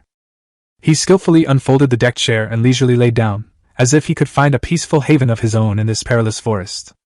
Upon seeing this, the burly man hurriedly stepped forward. His movements were calm and unhurried, as if everything was under his control. "Come here, all of you, and listen to me." His words were filled with resentment. The team members all sat around Bai Xiao, except for one person who stood guard on the outside. "I've never seen these people before, which means they're not from Beihai City. That's one point. Secondly, the fact that they're out here training with such powerful weapons shows that they're not easy to mess with. But what I, Bai Yunfei, want, I've never been unable to get. That's why I plan to use some special methods to create some difficulties for them, and then we'll take the opportunity to make them all stay here forever, and then all their things will become mine." The burly man tentatively asked. "Then what do you suggest, young Master Bai? That machine gun is too powerful. I can't withstand it." Young Master Bai roared. "Nonsense! Stubborn to the end! Since we can't win in a direct confrontation, let's use some tricks." "Then what do you plan to do? We'll listen to you." The big man immediately pledged his loyalty upon hearing that Bai Yunfei had already come up with a solution. Bai Xiao took out a small bag from his spatial backpack. "You've seen this before, haven't you?" After carefully examining the package, the burly man exclaimed in shock. This is nightmare tears. This is a banned drug that can drive an elephant mad with just 1 milligram. Young Master Bai, you don't mean for us to take it, do you?" The previously smug Bai Xiao immediately jumped up from the recliner and shoved the bald man hard in the face. "Are you a pig? All you know is eating. So you're going to eat it yourself?" The burly man's expression became even more interesting after hearing Bai Yunfei's words, as he was still in a daze from being beaten. Bai Yunfei kicked the big man to the ground, yelling, I'll eat your mother's ass. Your subordinate is foolish, please speak frankly, young Master Bai." The burly man immediately knelt before Bai Yunfei. Bai Yunfei straightened his clothes and sat back down in the recliner. "Nightmare tears are just a remnant of the Bai family's special medicine. They are useless to humans, but they have a fatal attraction to magical beasts," young Master Bai said proudly. "I deliberately sprinkled some during the battle just now, and it should take effect soon." The burly man then understood Bai Yunfei's intention. "Young Master Bai means to let the magical beasts take action, and then we'll take advantage of their vulnerability?" "Smart!" Young Master Bai smiled smugly, a hint of cunning in his smile, as if everything was under his control. "Brilliant! Young Master Bai's idea is truly brilliant. We'll use the mantis stalks the cicada, unaware of the Oreo behind tactic," Old Diao flattered. "Hey, Old Diao's actually educated now," Bai Xiao teased. He then turned to the last remaining thieves in the group and continued. "Little Seven, it's your turn now. Go and sprinkle some of this aphrodisiac in the surrounding monster activity areas." His words were tinged with coldness. The thief who was singled out was clearly frightened by Bai Xiao's order. His voice trembled slightly. "Young Master Bai, can you not go?" "No way!" Bai Xiao glared at him. "This is very important. If it succeeds, everyone will benefit. And you're a thief, so you're perfect for this." Bai Xiao's words carried a hint of sternness, and his eyes gleamed with an undeniable light. Xiaoqi nodded helplessly, took the tears of nightmare, and walked away silently. His silhouette appeared somewhat lonely and helpless, but within this group, he had no choice but to obey. As Bai Xiao watched Xiaoqi's departing figure, a subtle smile appeared on his lips. "Once Xiaoqi brings over some magical beasts, we'll hide and watch the show. Once those guys are surrounded by the beasts, we'll go out and reap the benefits." As Bai Xiao spoke, a glint of greed flashed in his eyes. Xiaoqi nervously traversed the forest, carefully avoiding any potential dangers. His eyes were filled with vigilance, and his ears were perked up, catching every subtle sound around him. Finally, he arrived at his destination and began to sprinkle nightmare tears, as instructed by Bai Xiao. As the aphrodisiac spread, the once peaceful forest gradually became restless. Various magical beasts became unusually excited, their roars echoing throughout the forest. After completing the mission, Xiaoqi hurriedly returned to rejoin the team, and the group quickly found a high point at the edge of the forest to hide. Bai Xiao then took out a sniper rifle that was over 2 meters long from his backpack. This gun has a noticeably thicker and heavier barrel than a typical sniper rifle, and its surface is coated with a matte black finish.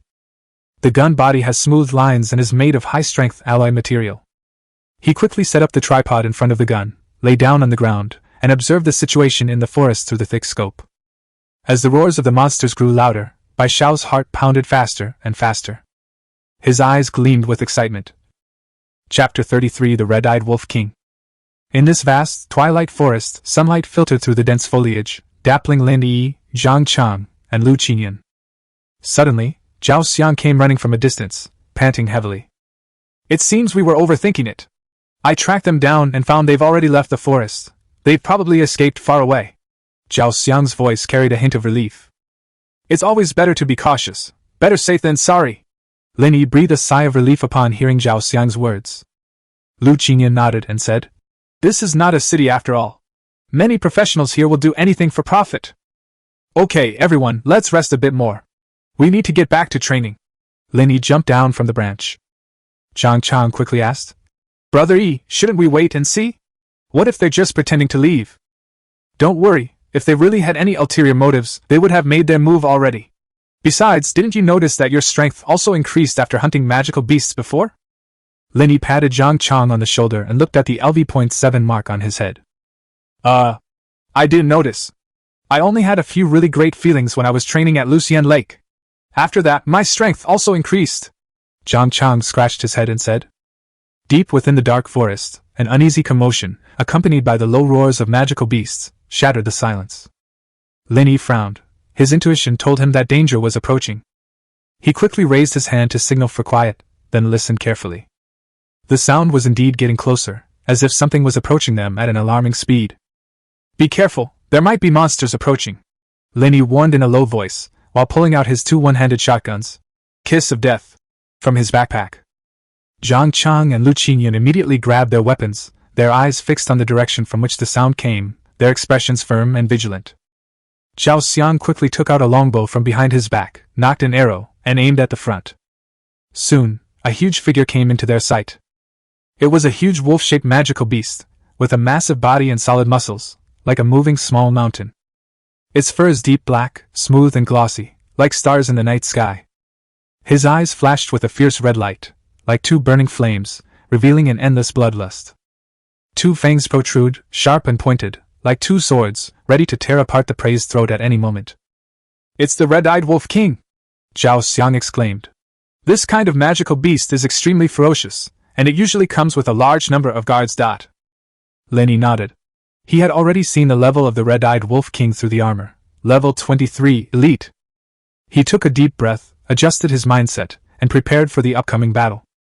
Everyone, spread out and don't let it attack us easily, Lin Yi commanded. I'll try my best to keep it at bay from the front. Uncle Zhao, you're in charge of ranged attacks. Try to keep it occupied. Uncle Lu, look for opportunities to provide support attacks. Zhang Chang, protect yourself. The red-eyed wolf king let out a deafening roar and then charged at Lin Yi. Lin Yi held a shotgun in each hand, his eyes blazing as he stared at the red-eyed wolf king. The red-eyed wolf king was incredibly fast, reaching Lin Yi in the blink of an eye. It opened its blood-red maw and lunged at Lin Yi. Lin Yi nimbly dodged, and at the same time raised his dual-barreled shotgun, firing 2 shots at the red-eyed wolf king's head. However, the red-eyed wolf king's fur was exceptionally tough, and the bullet only grazed its skin, without causing fatal damage. The red-eyed wolf king roared angrily and turned to attack Lin Yi again. This time, it used all its strength, increasing both its speed and power. Lin Yi felt immense pressure, but he did not back down. He skillfully dodged the red-eyed wolf king's attacks while looking for an opportunity to counterattack. Just then, Zhao Xiang's arrows rained down on the red-eyed wolf king. Although most of them were blocked by its fur, a few arrows hit its eyes and mouth, causing some damage. Lu Qingyan then took the opportunity to cast an ice spell, which slightly slowed down the wolf king's speed. Seeing this, Zhang Chang mustered his courage, brandished his long sword, and charged towards the red-eyed wolf king. However, the wolf king swept its thick tail, sending Zhang Chang flying to the ground, spitting blood. At the same time, more than a dozen giant wolves, slightly smaller than the wolf king, rushed out. Their eyes were also blood-red. Their gazes were fixed on Lin Yi, and they occasionally let out low growls. Something strange. As expected of a veteran mage, Lu Qingyan immediately drew a conclusion from the unusual behavior of the magical beasts. They all seem to have been misled. Take care of these minor troubles first, Lin Yi shouted and charged towards the wolf pack. He moved nimbly through the wolf pack, his twin jets constantly spewing flames, and one giant wolf after another fell at his feet. The wolf pack gradually decreased in number, but the red-eyed wolf king was never significantly affected. The fierce light in its eyes grew even more intense, as if it were brewing an even more powerful attack. Just as Lin Yi and the others were engaged in a fierce battle with the wolf pack, the red-eyed wolf king suddenly raised its head and howled, unleashing a powerful aura from its body. Oh no, It's about to unleash its ultimate attack! Lu Qingyan exclaimed in alarm, quickly alerting everyone. Lin Yi's heart tightened, and he quickened his attack speed. The Wolf King spat out a black beam of light, which shot straight towards Lin Yi. Lin Yi dodged to the side, barely avoiding it, but wherever the beam passed, trees fell and a deep trench appeared in the ground. Everyone be careful! Lin Yi shouted. Before he could finish speaking, several more beams of light struck in succession, and everyone dodged. Zhao Xiang kept shooting arrows, trying to distract the Wolf King, but with little effect. Lu Qingyun concentrated, chanted an incantation, and cast a shield spell to block part of the light wave. This can't go on. We have to find a way to interrupt its skill, Lin Yi said anxiously. At this moment, the wolf pack surrounded them again, and the situation became even more critical. Lin Yi couldn't help but regret not setting up the machine gun immediately. Opportunity knocks but once. You must always be vigilant when you are in the wild. At this moment, Lin Yi also noticed that the Wolf King and his pack were attacking him, while ignoring everyone else. Lin Yi took a deep breath and quickly analyzed the current situation in his mind. The red-eyed Wolf King was clearly very interested in him. At this moment, he suddenly remembered that when he fought the big man, he did not use his full strength in order not to cause trouble. He could have dodged, but he still took several punches from me. Thinking about it, I noticed that there was some transparent powder on the back of my fingers, some of which had already seeped into my skin. Lin Yi's brows furrowed immediately. You, surnamed Bai, are ruthless. Lin Yi made a quick decision to use the Wolf King's special attention to him to formulate a battle plan. He defiantly waved his fist at the Wolf King, trying to attract its attention. Come on, you beast! If you've got the guts, come and chase me! Lin Yi cursed as he ran deeper into the forest. As expected, the Wolf King fell for the trap, howled angrily, and left the other enemies behind, chasing straight for Lin Yi. The remaining giant wolves immediately lost interest in Lu Qingyun, Zhao Xiang, and Zhang Chang, and quickly chased after the Wolf King. Zhang Chang shouted anxiously, Brother Yi, be careful! Without turning his head, Lin Yi took out several blizzard grenades from his magic backpack and threw them behind him as he ran. Boom! Boom! Several loud explosions followed, and the grenades quickly created a white expanse of snow behind Lin Yi. The wolf pack's speed was temporarily slowed, but the red-eyed Wolf King was unaffected and continued its pursuit of Lin Yi. Chapter 34: A Desperate Struggle. On a high vantage point outside the twilight forest, Bai Xiao lay prone on a boulder, his sniper rifle steadily positioned in front of him, the high-powered scope reflecting the movements deep within the forest. A smug smile appeared on his lips. Haha, there's nothing I can't get if I want it. His laughter echoed across the empty mountaintop, filled with arrogance. Not far from him, Lao Diao and the others were also closely watching the movements in the forest. Little Seven, well done! That's enough to give those four a hard time. Old Diao's voice carried a hint of mockery as he spoke to the young man dressed as a thief beside him. Xiao Qi, the young man dressed as a thief, had a cunning glint in his eyes. He chuckled, a smile that conveyed both gratitude to Lao Diao and pride in his own abilities. This is nothing, young Master Bai's plan is truly flawless. Bai Xiao's smile grew even brighter when he heard Xiao Qi and Lao Diao's conversation. He adjusted his scope, his gaze once again locking onto the depths of the forest. Deep in the forest, the trees seemed to be pushed down by an invisible force, one after another, accompanied by huge wolf howls. Old Diao raised his eyebrows slightly, his eyes revealing a hint of schadenfreude. He turned to Bai Xiao excitedly and said, Bai Xiao, this commotion sounds like the red-eyed Wolf King of the Twilight Forest. It seems their luck is anything but ordinary. Upon hearing this, Bai Xiao turned his head in confusion. Red-eyed Wolf King? Is it that powerful? A hint of awe flashed in Lao Diao's eyes. He said in a deep voice, The red-eyed Wolf King is a legend in the Twilight Forest. It is not only powerful but also extremely cunning. It is said that many professionals in Beihai City have already fallen to it. A hint of interest flashed in Bai Xiao's eyes. He asked, Oh? What kinds of professionals are there? Old Diao counted on his fingers, listing them one by one.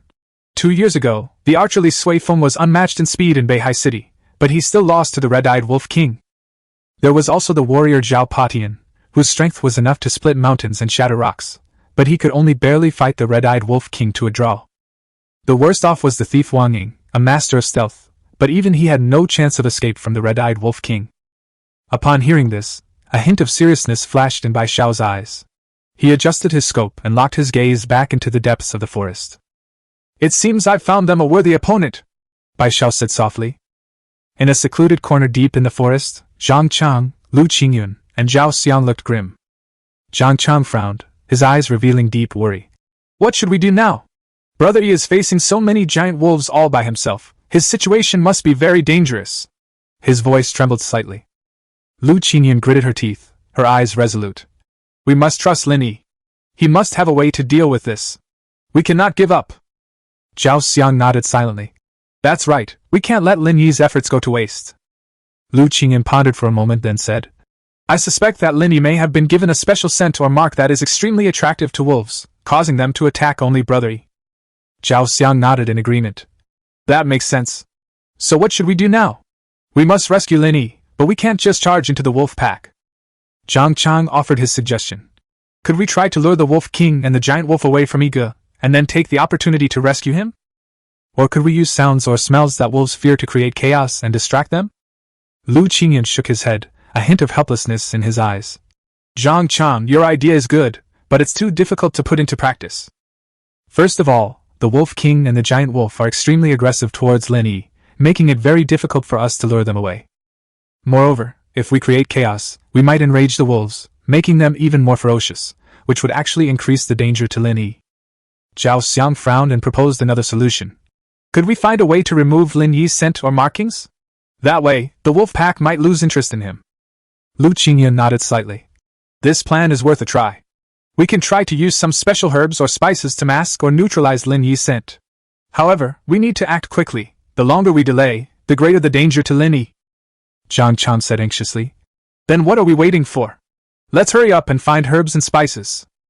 The three quickly sprang into action, searching the surrounding area for herbs and spices that might repel the wolves. Lin Yi, who had been running, gradually became heavy-breathed and his steps became unsteady. He knew that his strength was rapidly depleting, and if he didn't find a solution soon, he might not be able to escape the wolf pack's pursuit. Suddenly, his gaze fell on a large tree not far away. The tree was tall and straight, with a thick trunk and dense foliage. Lin Yi's heart skipped a beat, and he quickly ran towards the tree. He ran to the tree and began to climb without hesitation. His movements were skillful and swift, and he quickly climbed to half the height of the tree. Then he stopped and took a blizzard grenade out of his pocket. He took a deep breath and then forcefully threw the blizzard grenade at the wolf pack. The grenade exploded in midair, releasing a large amount of snow and cold air. The wolves shivered from the sudden chill, and their pursuit slowed noticeably. The Wolf King's deep and cunning eyes were fixed on Lin Yi, and a cold smile curled at the corner of its mouth, as if mocking Lin Yi's futile efforts. It opened its wide mouth again, and a dark energy gathered in its mouth, forming a black energy ball. This energy ball is different from the previous wolf cannon. It exudes a more evil and dangerous aura, as if it can devour everything. Lin Yi sensed the powerful aura emanating from the Wolf King under the tree, and his heart tightened.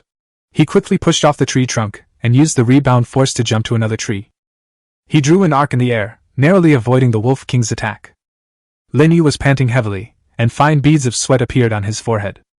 Before Lin Yi could even feel relieved, he saw the Wolf King pounce on him like lightning.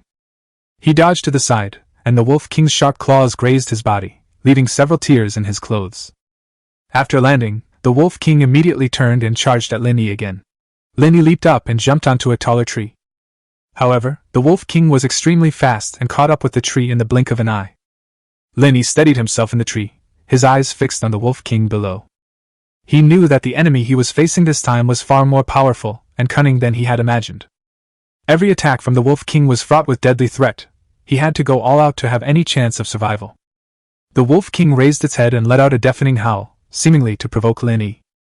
Its eyes flashed with ferocity, and its red eyes were like burning flames, sending chills down one's spine. With a powerful push from its limbs, it pounced on Lin Yi again, its speed so fast that it was almost impossible to see its figure. Lin Yi took a deep breath, adjusted his breathing, and tried to calm his heartbeat. He knew that every minute and every second was crucial, and the slightest negligence could mean the difference between life and death. His gaze was sharp as a sword, fixed on the Wolf King's movements, trying to find a flaw in them. The Wolf King's attacks were relentless and surging, each leap accompanied by howling winds, its claws drawing deadly arcs in the air. Lin Yi nimbly weaved among the treetops, like a lithe cheetah, narrowly avoiding the Wolf King's attacks each time. Not enough! Lin Yi roared inwardly. He knew he couldn't just rely on dodging. He had to take the initiative. In the instant the Wolf King launched another attack, he made a courageous choice.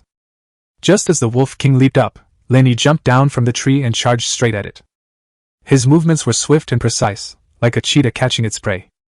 Just as he was about to approach the Wolf King, a 6-meter-long, iron pillar suddenly appeared in his hand and smashed it hard towards the Wolf King's head. Chapter 35 The Mantis Stalks the Cicada.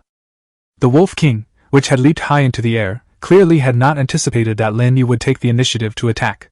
Unable to change direction in midair, it could only watch helplessly as Lin Yi approached.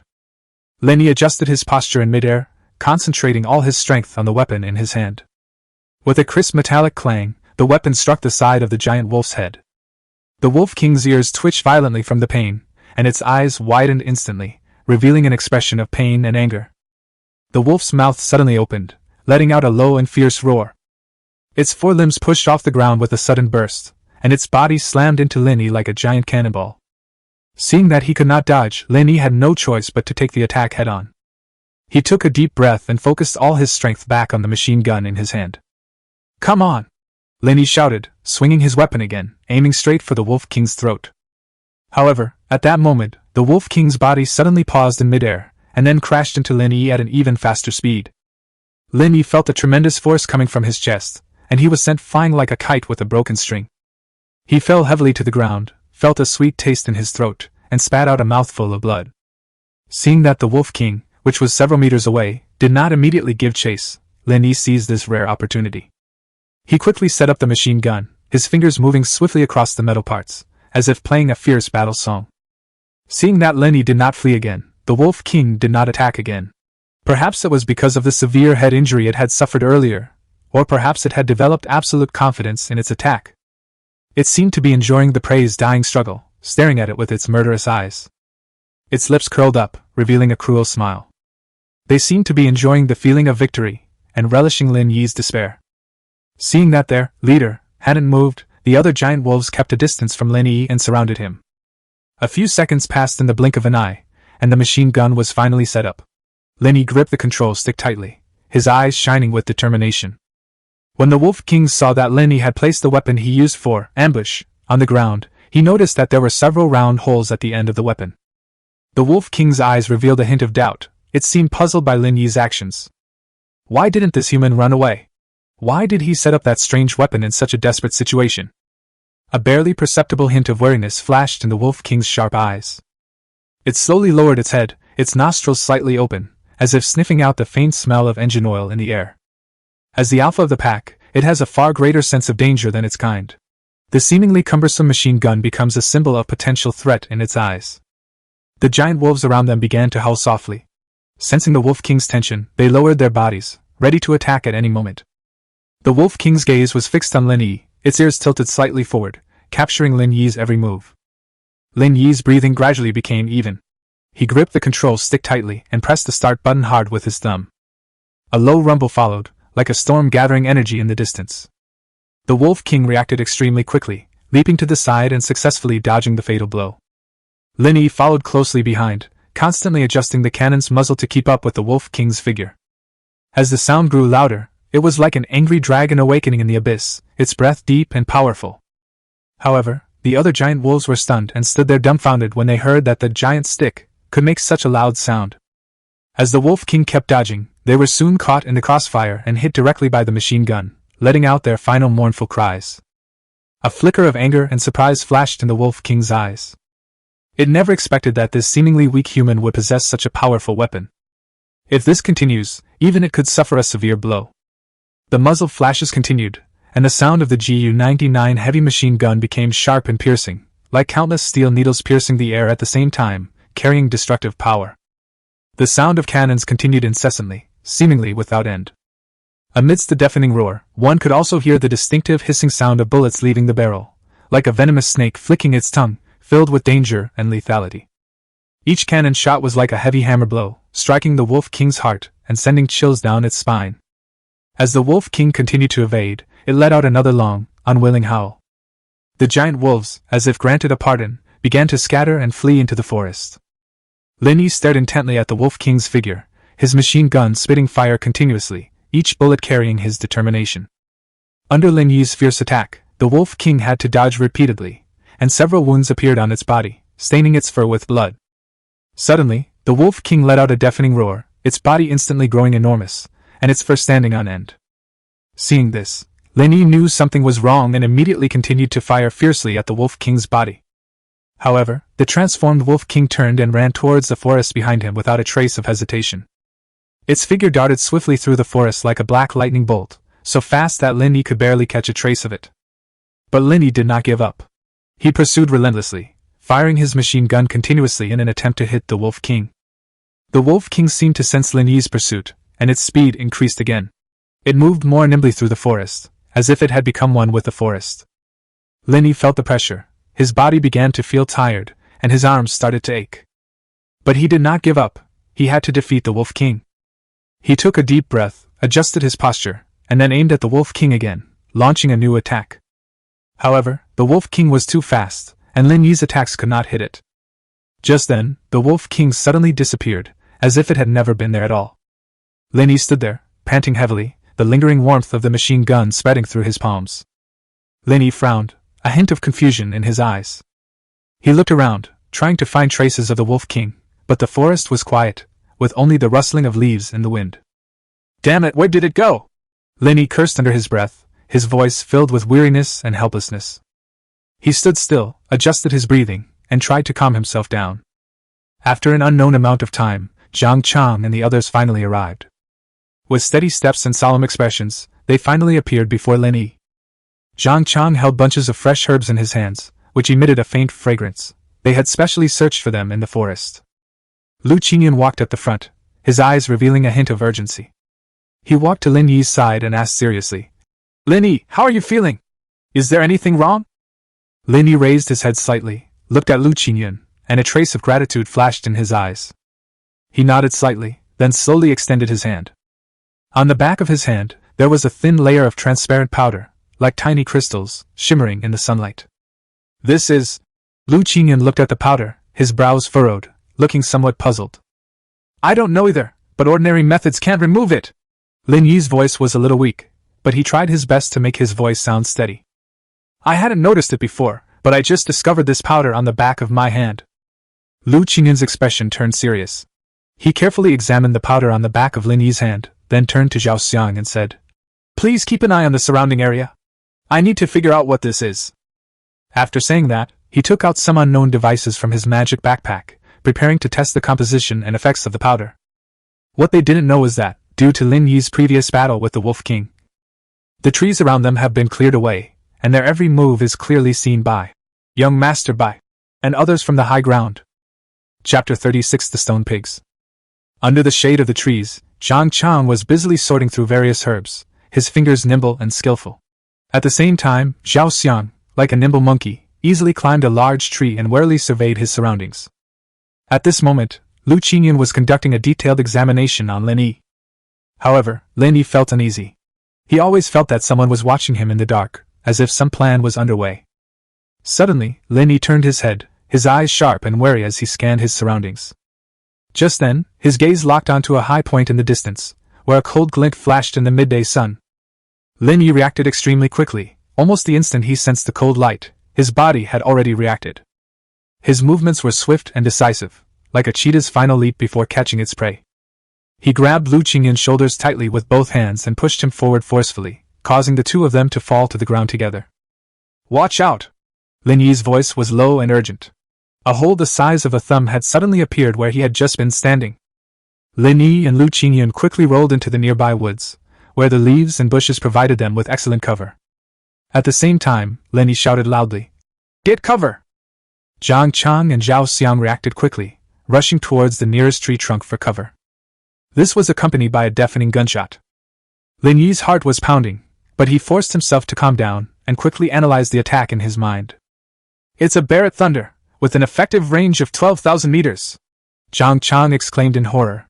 It was also one of his favorite firearms. He once dreamed of becoming a gunner, so he knew all kinds of firearms, but he also knew that this was not something his family could afford, so he chose to be a soldier. Lin Yi, Zhang Chang, and the others clung tightly to the trees, holding their breath and trying not to make any noise. Their heartbeats sounded exceptionally clear in the silent forest, as if each beat was a reminder that the danger was not over. Lin Yi carefully observed the situation at the high point through the gaps in the leaves. The snipers did not seem to have found their hiding place, but they did not leave and remained on guard from their high vantage point. They're really persistent. It must be those trash from Beihai City, Zhang Chang said angrily. Lin Yi said, we can't hide here forever. We need to leave as soon as possible. But how do we know when the sniper will fire again? Zhang Chang asked nervously. Zhao Xiang suggested, we can use the dense bushes as cover to evacuate. I believe they will soon lose patience. Lin Yi nodded, agreeing with Zhao Xiang's suggestion. He took a deep breath, nodded to Zhang Chang and the others, pointed in a direction, and prepared to leave. They cautiously emerged from their hiding place, using trees and bushes as cover, and slowly moved deeper into the forest. Their eyes were fixed on what was ahead, constantly on guard against any potential dangers. Stay alert, everyone stick close to me, Lin Yi said in a low voice. On the edge of the forest, at a high vantage point, young Master Bai's eyes revealed a fierce glint. He had no idea that Lin Yi would react so quickly, managing to dodge his fatal blow at the last second. He gripped the Thunder Barret tightly, his body trembling slightly with anger. Damn Lin Yi, how dare he dodge my bullet! Bai Xiao gritted his teeth, his voice filled with anger and resentment.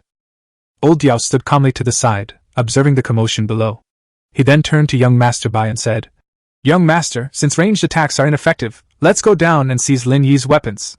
With our strength, dealing with a few of them shouldn't be a problem. Upon hearing this, Bai Xiao's anger intensified, but he also knew that Lao Diao was telling the truth. But Lin Yi has machine guns, so we can't underestimate him either. Bai Xiao took a deep breath, trying to calm himself down. His gaze swept across the forest, searching for where Lin Yi and the others were hiding. Old Diao nodded slightly. The machine gun is indeed a threat, but as long as we get close quickly, their firepower advantage will be rendered useless. We should disperse and approach from different directions, forcing them to be overwhelmed. Bai Xiao nodded, having no doubt about Lao Diao's tactical acumen. Although there were only 8 of them, each of them was an elite, skilled in close combat and fast movement. Moreover, he also has a sniper rifle. If he can get close before Lin Yi and the others can react, his chances of winning are indeed quite high. Alright, we'll proceed according to your plan. Remember, our target is Lin Yi, you can ignore the others. Bai Xiao gave the order, his voice laced with coldness. Lao Diao immediately began making arrangements, quickly directing the other team members and assigning them their respective tasks and approach routes. However, at that moment, they all felt the ground begin to tremble slightly, as if it were being trampled by countless heavy objects. The tremor gradually intensified, turning into a violent shaking, as if the entire earth was trembling. They immediately looked in the direction of the tremor and saw dust billowing in the distant forest, branches breaking, and a scene of devastation in its wake. As the trees were brutally destroyed, they finally witnessed a shocking scene. A moving black ocean appeared in the distant woods, its waves surging and vast. In this black ocean, every wild boar was enormous, with thick fur and a fierce glint in its eyes. At the same time, they heard a series of deep and powerful roars, which seemed to come from the earth and carried a primal and wild power. However, in a moment these sounds became clearer and louder, eventually turning into a deafening roar that sent chills down one's spine. It's a rock-breaking boar!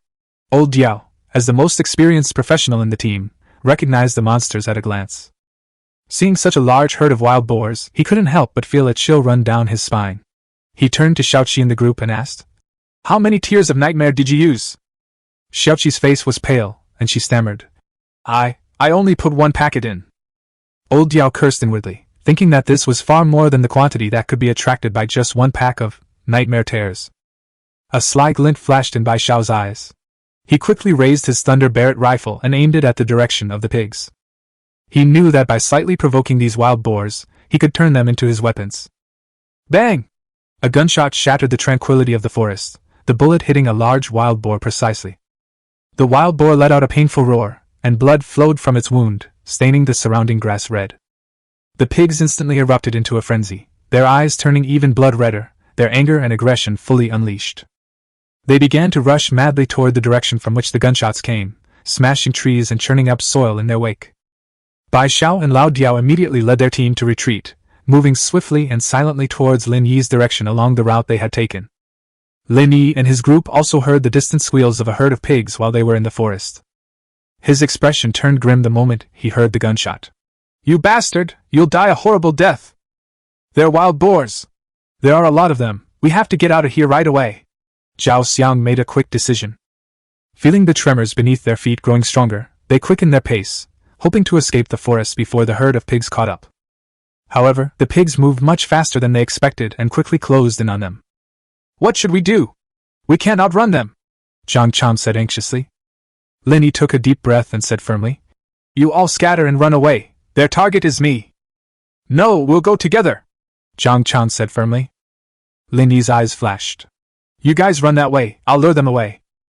After saying that, he rushed off in another direction without hesitation and disappeared from Zhang Chang and the other's sight in the blink of an eye. "Wow, EG is so fast!" Just as Zhang Chang was still in shock, Zhao Xiang and Lu Qingyun quickly pulled the still dazed Zhang Chang up and ran wildly in the opposite direction. After running for a while, they stopped, panting, and looked around to find the place in complete disarray. The once tranquil forest seemed to have been swept away by a storm. Large trees were uprooted, small trees were broken, and the grass was turned upside down. The ferocity of the wild boar herds has left a shocking mark on this land. This was done by a wild boar. Zhang Chang stared at the scene before him in disbelief. Zhao Xiang nodded solemnly. "This is the power of the rock-breaking boar. We underestimated them before." Lu Qingyun looked worriedly in the direction Lin Yi had left.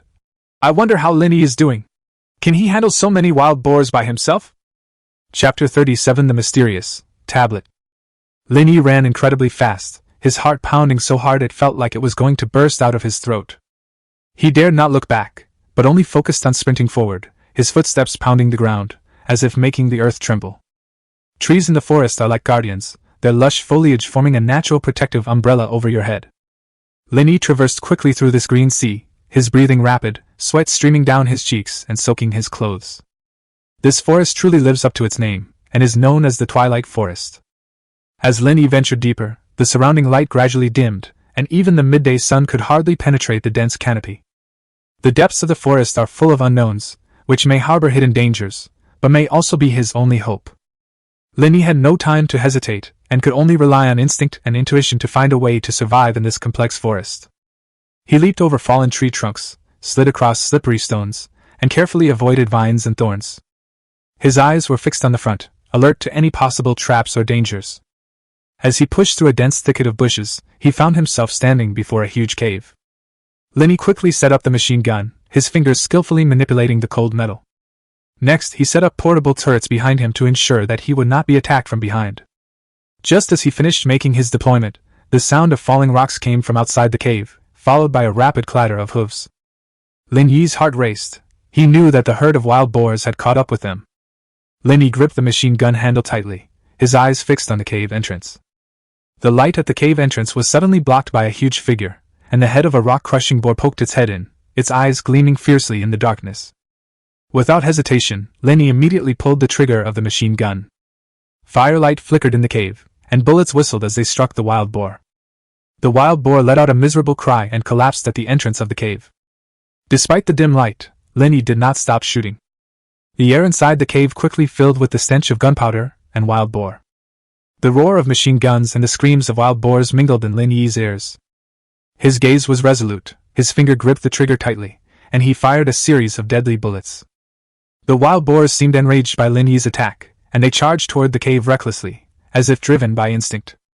His eyes flashed with a fierce light, and his fangs gleamed coldly in the darkness, making him appear exceptionally terrifying. Lin Yi's machine guns continuously spewed fire, and bullets rained down on the wild boar herd. One after another, wild boars fell, their bodies pierced by bullets, blood splattering, their screams echoing. But the wild boar herd did not back down, and continued to charge toward the cave regardless of the consequences. Lin Yi's expression turned serious. He realized that this battle would not end any time soon.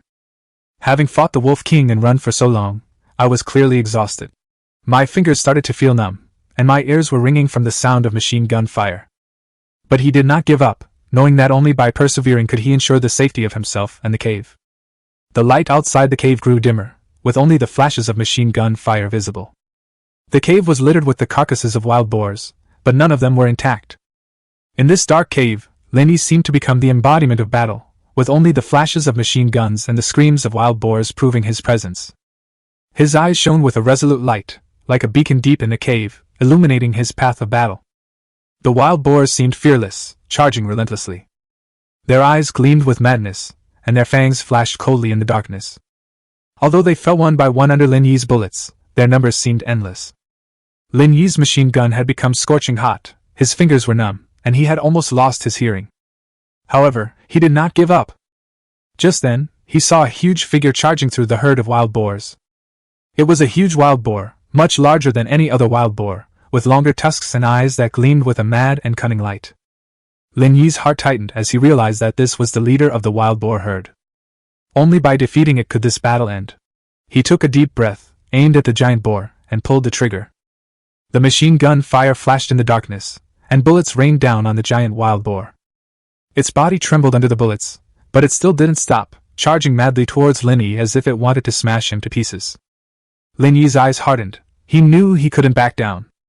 The machine gun fire flashed in the darkness, and bullets rained down on the giant wild boar. Finally, the giant wild boar fell to the ground under Lin Yi's powerful firepower. Seeing their leader fall, the wild boars seemed to lose their will to fight and began to scatter in all directions. Lin Yi stood at the entrance of the cave, panting heavily, watching the wild boar herd disappear into the depths of the forest. He leaned wearily against the cave wall, the recoil of the machine gun causing his arm to tremble slightly. His heartbeat gradually returned to normal, but the fatigue in his body could not be concealed.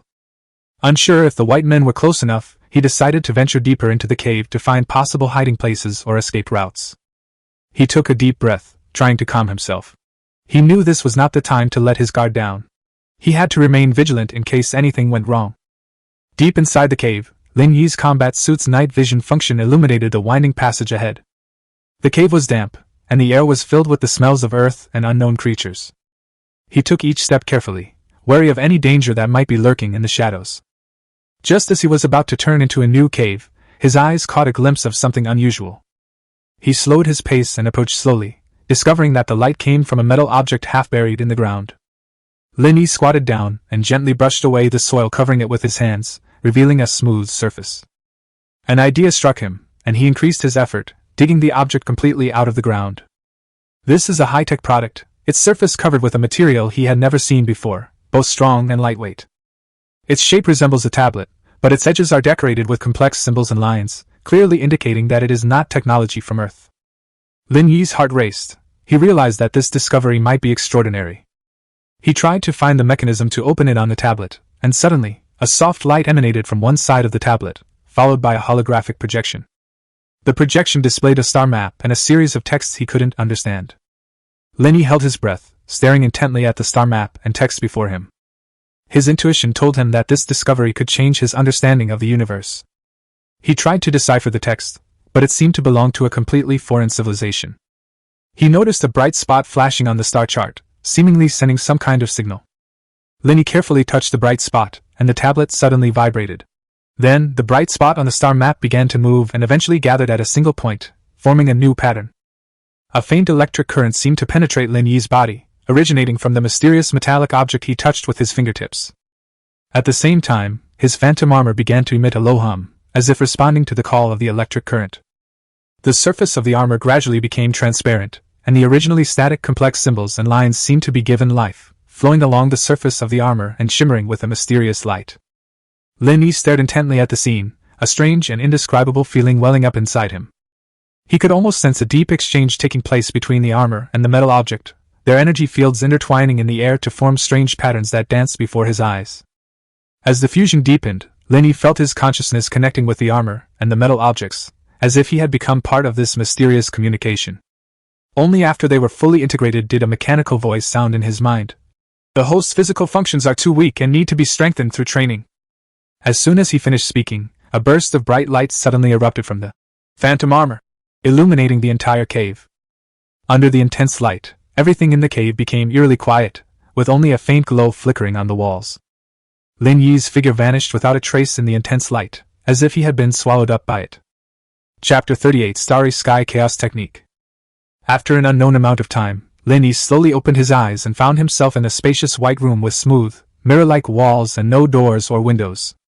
Then he noticed that his level had changed to LV.13. He had unknowingly leveled up during the previous battle with the Wolf King and the Wild Boar herd. What surprised him most was seeing a purple progress bar below the level. What is this? 6527/88,000 inch. He tried to summon the system, but there was no response. His smartphone also had no signal.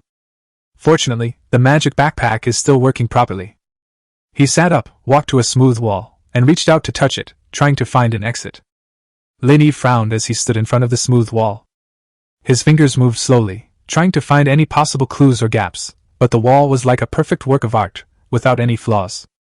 He took out Kiss of Death from his backpack, raised the gun, and pulled the trigger repeatedly. The bullets shot towards the wall at an astonishing speed. However, shockingly, the wall didn't even have a single bullet mark. Lin Yi murmured in surprise. "What is this made of? It's so hard." Lin Yi stood there, his eyes revealing a hint of confusion and unease. A line of glowing text suddenly appeared on the wall. "Gunslinger Apprentice Lin Yi, welcome to the physical training ground. The apprentice restroom is being converted." As the text disappeared, a bed, a dining table and chairs, and a bathroom slowly appeared in the room. He looked around.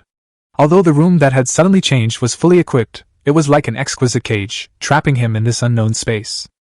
He tried to take deep breaths to calm his anxiety, and then began to carefully observe the room. Although the room was not large, it was well laid out, the bed was soft and comfortable, and the food on the dining table smelled enticing. The bathroom is fully equipped with all the necessities for daily life. Lin Yi walked over and gently touched the items. They were all so real, not like an illusion. He sat on the edge of the bed, pondering his situation. As a professional, he was used to improving himself in battle, but the rules here were clearly different. He walked to the table, picked up a piece of bread, and put it in his mouth. The bread tasted unexpectedly good, which brought him a sense of comfort.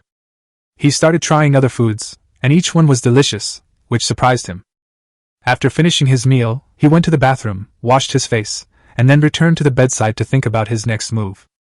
Just then, he noticed another line of text on the wall next to the bed. "Training begins, please get ready." As the text disappeared, one wall of the room began to change, gradually becoming transparent and revealing a huge training ground. Lin Yi stood up and walked towards the transparent wall. He saw that the training ground was equipped with all kinds of testing equipment. He took a deep breath and walked into the training field. After he entered the training ground, various complex human figures began to slowly appear on the surrounding walls, totaling more than 100. Behind these images, several large characters slowly appeared before Lin Yi's eyes. Starry Universe Chaos Technique, Beginner's Guide. Lin Yi raised an eyebrow slightly, a hint of curiosity flashing in his eyes. He had never heard of the Starry Sky Chaos Technique, but the name itself gave people a sense of unfathomable depth. Lin Yi slowly walked towards the wall, his gaze intently examining the images depicting human figures. Each image presents a unique posture, some are still, while others seem to be in motion. Every movement is incredibly complex, yet they all reveal an amazing harmonious beauty. Lin Yi had an idea and tried to imitate these postures. He chose a relatively simple-looking image and began to imitate the actions depicted in it. At first, he felt somewhat out of sync, and his body seemed unable to move in the same way as the poses in the images.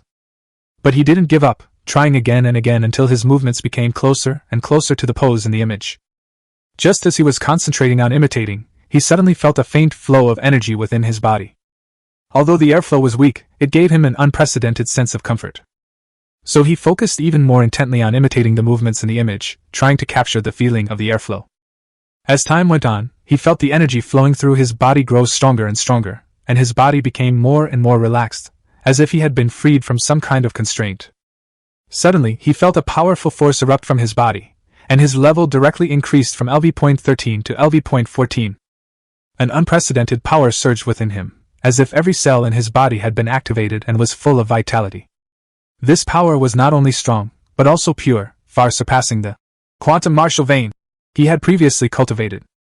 He stood up and felt the changes in his body. His muscles were firmer, his strength was greater, and even his senses had become more acute.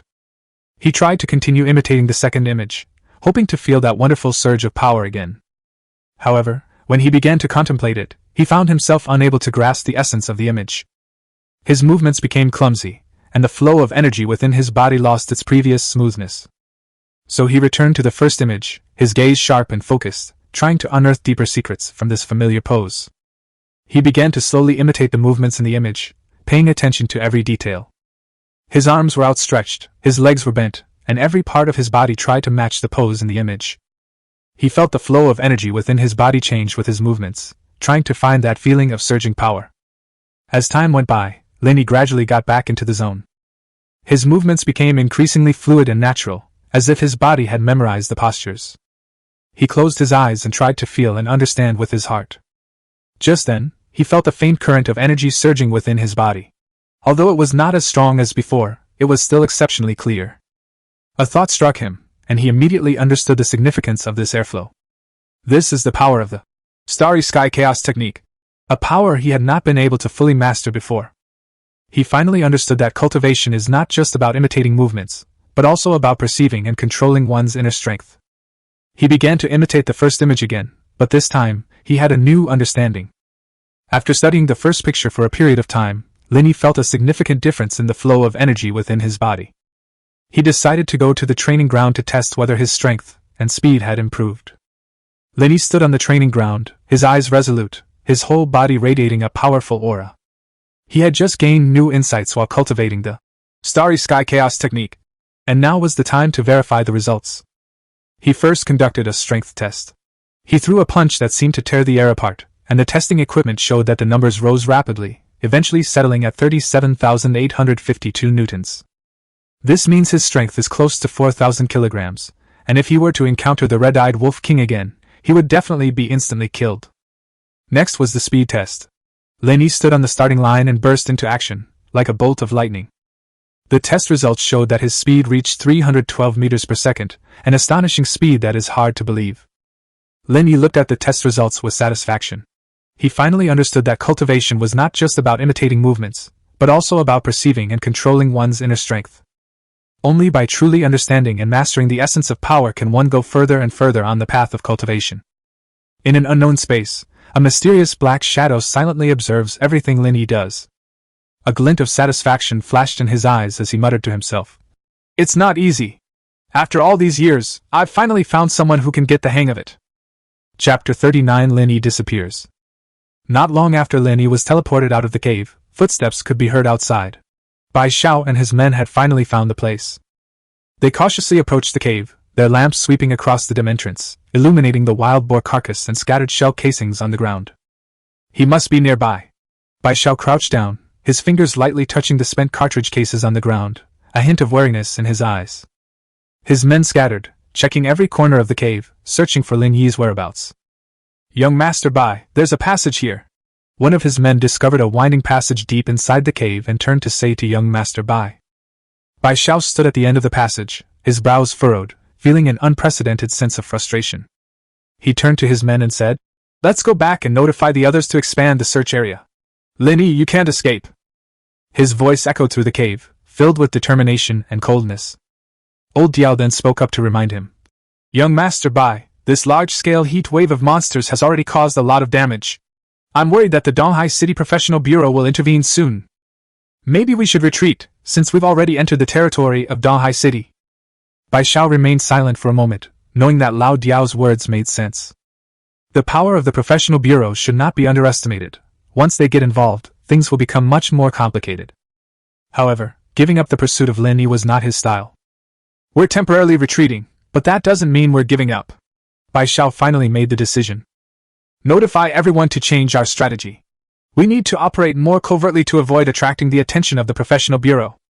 At the same time, I need to know everything about Lin Yi, his past, his friends, and any possible hiding place. I don't believe a person can completely disappear from this world. I must get that machine gun. His men sprang into action and began preparations for evacuation. As they nervously withdrew from the twilight forest, a deafening roar of engines suddenly broke the forest's tranquility. The sound was like distant thunder, yet it carried a cold, metallic quality that made people unconsciously look up. An armed helicopter, its fuselage gleaming coldly in the sunlight, was flying at an astonishing speed toward the twilight forest. This helicopter is unique.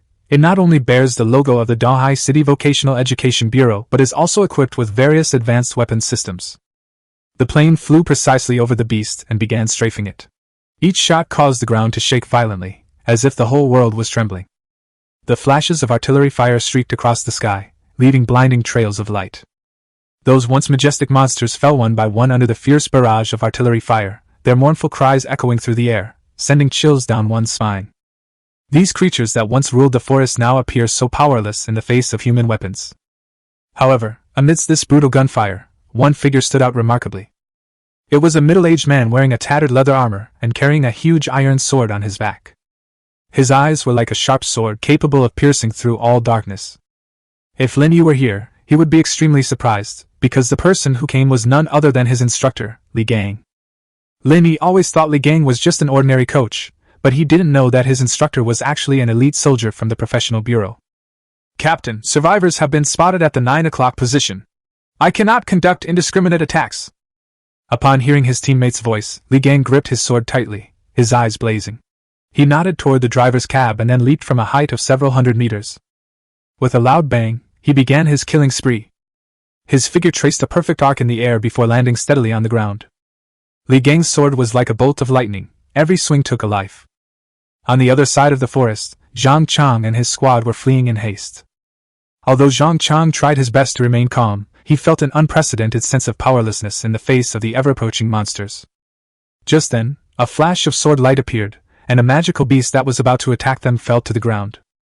Zhang Chang and his team looked up in surprise and saw Li Gang's resolute figure. Hurry up, this way! Li Gang's voice was calm and firm as he swung his sword to clear a path for Zhang Chang and the others. Zhang Chang reacted quickly and led his team to follow Li Gang. They traversed the dense forest, dodging wave after wave of monsters. Li Gang's swordsmanship is superb. Every move he makes is incredibly precise. Finally, under Li Gang's leadership, Zhang Chang and his team safely reached the edge of the forest. Looking back at the forest that had just witnessed a great battle, they were filled with gratitude and awe. Thank you, you saved our lives, Zhang Chang said excitedly to Li Gang. Li Gang simply smiled faintly, gazing at the distant sky while pondering his next task. Just then, Zhang Chang couldn't help but say, Our friend is still deep in the forest. Could you please go and rescue him? Li Gang frowned immediately and shouted angrily. Why did your friend run into the depths of the forest? In order to lure away the beasts. Zhang Chang then briefly explained how the incident had started. Beihai City Bai family. Li Gang narrowed his eyes slightly, clearly indicating that he knew about the Bai family in Beihai City. He pondered for a moment, then said to Zhang Chang, Your friend is brave, but also foolish. However, since he risked his life to protect you, I cannot stand idly by. He turned to look into the depths of the forest, a resolute glint in his eyes. I will go to save him, but you must leave here immediately and go to a safe place. This place is too dangerous. It's not a place for you to stay. Zhang Chang wanted to say something more, but Li Gang had already turned and walked into the depths of the forest. His figure quickly darted among the trees and soon disappeared from Zhang Chang's sight. Looking in the direction Li Gang had left, Zhang Chang was filled with worry and gratitude. Zhang Chang clenched his fists, a resolute glint in his eyes. He knew Li Gang's decision was correct. Their presence here would only be a burden. Let's retreat outside the forest and wait for Lin Yi, Zhang Chang said in a deep voice. The companions nodded silently. They knew now was not the time to hesitate. They must leave here as soon as possible and go to a safe place to wait for news from Li Gang. The group quickly left the forest along the path they had come from. Meanwhile, Li Gang had already ventured deep into the forest, his figure darting swiftly among the trees like a cheetah. His gaze was sharp as a knife, fixed intently on the movements ahead. Soon he arrived at the hidden cave deep in the forest. Kindness? He keenly noticed the pile of spent cartridge cases at the entrance of the cave. These are shell casings from the Gu-99 destroyer cannon. And those guys' friends are Lin Yi? So he rushed into the cave, but after searching around, he found no trace of Lin Yi. Li Gang quickly found Zhang Chang and his group, his eyes revealing a sense of urgency. He asked directly, Is your friend named Lin Yi? Zhang Chang was taken aback, then nodded. Yes, he is our friend Lin Yi. How did you know? A complex emotion flashed in Li Gang's eyes. He said in a deep voice, I found his shell casings. They were from a Gu-99 destroyer cannon. This weapon is extremely rare, and even fewer people are capable of using it. If I'm not mistaken, Lin Yi should be an old friend of mine. Zhang Chang's eyes lit up instantly. You know Lin Yi? That's great. Can you tell us where he is? We're very worried about him. Li Gang shook his head. I don't know where he is. Do you have his smartphone contact information? Zhang Chang then realized what was happening and quickly connected to his smartphone. However, when he saw the profile picture of Lin Yi, his face turned pale instantly. The original Lin Yi profile picture had lost its color. Chapter 40: The Bai Family and Forbidden Drugs. The night was hazy, and moonlight spilled onto the edge of the forest, casting a mysterious tranquility. The troops from the Donghai City Professional Bureau stood ready, their eyes resolute, as if they could pierce through the layers of shadows and discern the secrets hidden deep within the forest. Li Gang, the experienced commander, stood at the front of the ranks, his gaze sharp as a knife, seemingly able to pierce the stillness of the night. He had just made an emergency communication with headquarters, and the professional bureau had swiftly dispatched reinforcements. They had thoroughly searched the outer perimeter of the forest, and the magical beast had been almost completely wiped out, but Lin Yi's whereabouts remained elusive, like a stone sinking into the sea. Deeper into this forest, even more ferocious monsters lurked, their aura sending chills down one's spine. Li Gang did not act rashly. He knew that with Lin Yi's strength, venturing deeper into the forest would almost certainly result in certain death. Professionals from the Bureau of Occupations discovered remnants of tears of nightmare in the forest. This is an extremely rare drug that is said to be able to unleash the berserk power of magical beasts. Based on the information he gleaned from Zhang Chang and others, that they had previously clashed with the Bai family of Beihai City, Li Gang couldn't help but feel suspicious. Was there some connection between all of this? Did the appearance of the nightmare tears mean that the Bai family was also involved in this incident? Under Li Gang's command, an elite squad quickly assembled. Their mission was to rush to Beihai City overnight to conduct an in-depth investigation of the Bai family. The Bai family, a highly influential clan in Beihai City, rose rapidly in just a few years thanks to their research into various medicines. Does their rise conceal a deeper secret? Meanwhile, Zhang Chang and the others were taken back to the professional bureau. In the interrogation room, Zhang Chang recounted in detail to the investigators their encounter in the Twilight Forest, how they were tricked by Bai Xiao and his group, and how they eventually got separated from Lin Yi. All these clues point to the mysterious Bai family, and Lin Yi's disappearance also seems to be inextricably linked to this family. As night fell, the Bai family mansion in Beihai City was brightly lit, but the tense atmosphere was still palpable. The Bai family, a highly influential family in Beihai City, has now become the target of a joint investigation by the Dahai Vocational Bureau and the Beihai Vocational Bureau. Elite agents from both bureaus gathered at the Bai family home, their faces filled with seriousness and focus. Inside the living room of the Bai family mansion, Bai Ming, the patriarch of the Bai family, sat in the main seat, a hint of worry in his eyes. Faced with repeated questioning from the two bureau chiefs, he remained calm and gave impeccable answers. However, he knew in his heart that this investigation was no small matter. Elder Bai, we've received intelligence that your family is suspected of releasing banned drugs in the Twilight Forest, creating a beast tide. How do you explain these accusations? The director of the North Sea Professional Bureau asked coldly. Elder Bai Ming's eyes narrowed slightly, but he quickly regained his composure. He slowly picked up the teacup on the table, gently blew on it to warm it, and then answered. Chief, I have absolutely no knowledge of the accusations you have made. My Bai family has been established in Beihai City for many years and has always upheld justice. How could we do something that would damage our reputation? However, everyone present could sense the underlying tension in his words. Elder Bai, we naturally hope these accusations are a misunderstanding. But facts speak louder than words. Our people have already found residues of the banned drug in the Twilight Forest and... The director of the Beihai Professional Bureau paused, his gaze sharp as a knife. Moreover, we've discovered that your family's young master's destination today is the Twilight Forest. These words immediately made the atmosphere in the living room even more tense. Chief Bai Ming's hand trembled slightly, and the water in the teacup almost spilled. But he quickly regained his composure, put down his teacup, and looked directly at the two bureau chiefs. Director, Beihai City is not far from Twilight Forest. It is normal for my good-for-nothing grandson to go there for training. As for banned drugs and beast tides, I swear in the name of my family, we have absolutely not done any of those things. After the Bai Ming clan chief firmly denied it, the director of the North Sea Professional Bureau and the director of the East Sea Professional Bureau exchanged a glance, seemingly weighing something. Ultimately, they decided to conduct a thorough search of the Bai family mansion. With the search warrant issued, the agents acted swiftly, meticulously examining every corner of the Bai family mansion. At the residence of the Bai family's eldest grandson, they discovered some unusual items, several packets of transparent powder that appeared ordinary but contained an unusual aura. This is... Tears of Nightmare? A seasoned agent recognized the powder, his voice tinged with shock. Tears of Nightmare is an extremely rare forbidden drug that can incite the berserk nature of magical beasts, causing them to fall into an uncontrollable killing state. The circulation and use of this drug are strictly regulated by the Professional Bureau. Possession and abuse are serious crimes. When Chief Bai Ming saw these paper packages, his face turned pale instantly. He could not explain why these banned drugs were found at his grandson's residence.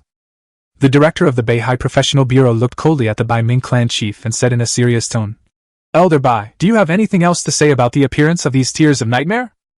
When questioned by the director of the North Sea Professional Bureau, the Bai Ming clan chief remained silent for a moment. A complex emotion flashed in his eyes. Finally, he took a deep breath and slowly spoke. Director, I admit that the appearance of tears of nightmare shocked me. As the patriarch of the family, I have failed to adequately supervise the behavior of family members, but I guarantee that the Bai family has absolutely no intention of creating a beast tide or harming the peace of Beihai City. Although Chief Bai Ming's words were sincere, the agents remained vigilant. The directors of the Beihai Vocational Bureau and the Donghai Vocational Bureau exchanged glances, considering how to handle the situation.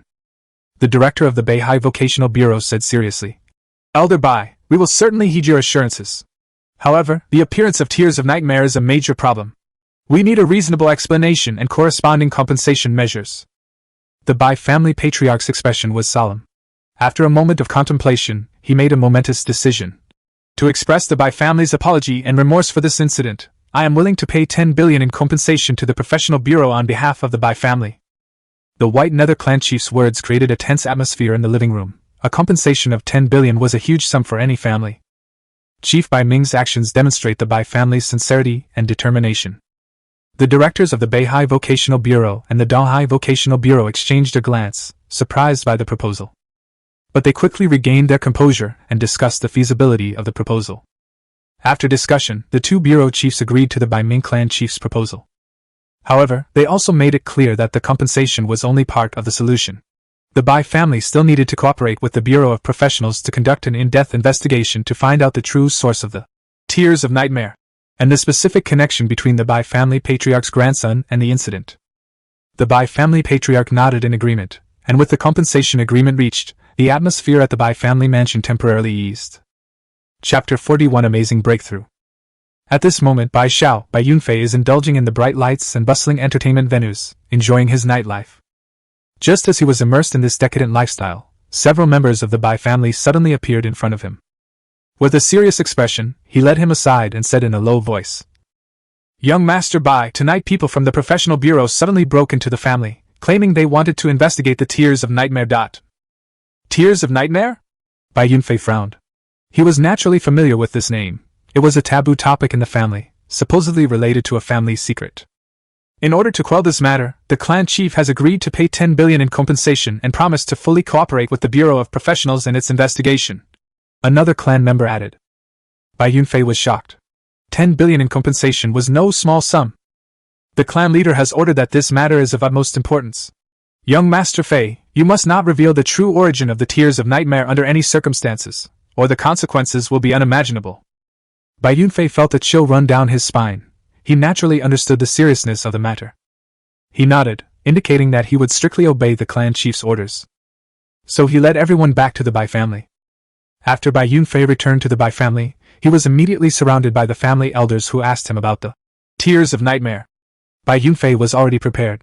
He said innocently, Elders, I know nothing about the tears of nightmare.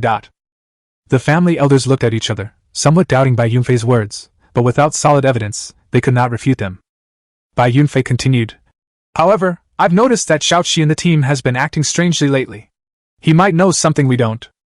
Xiaoqi is a young servant in the Bai family who has always been unknown. Unexpectedly, Bai Yunfei has pushed her out as a scapegoat this time.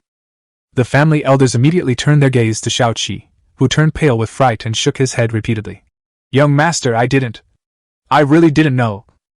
Bai Yunfei sneered and said, Xiaoqi, you'd better tell the truth, otherwise if our Bai family falls into trouble because of this 10 billion compensation, you won't have an easy time either.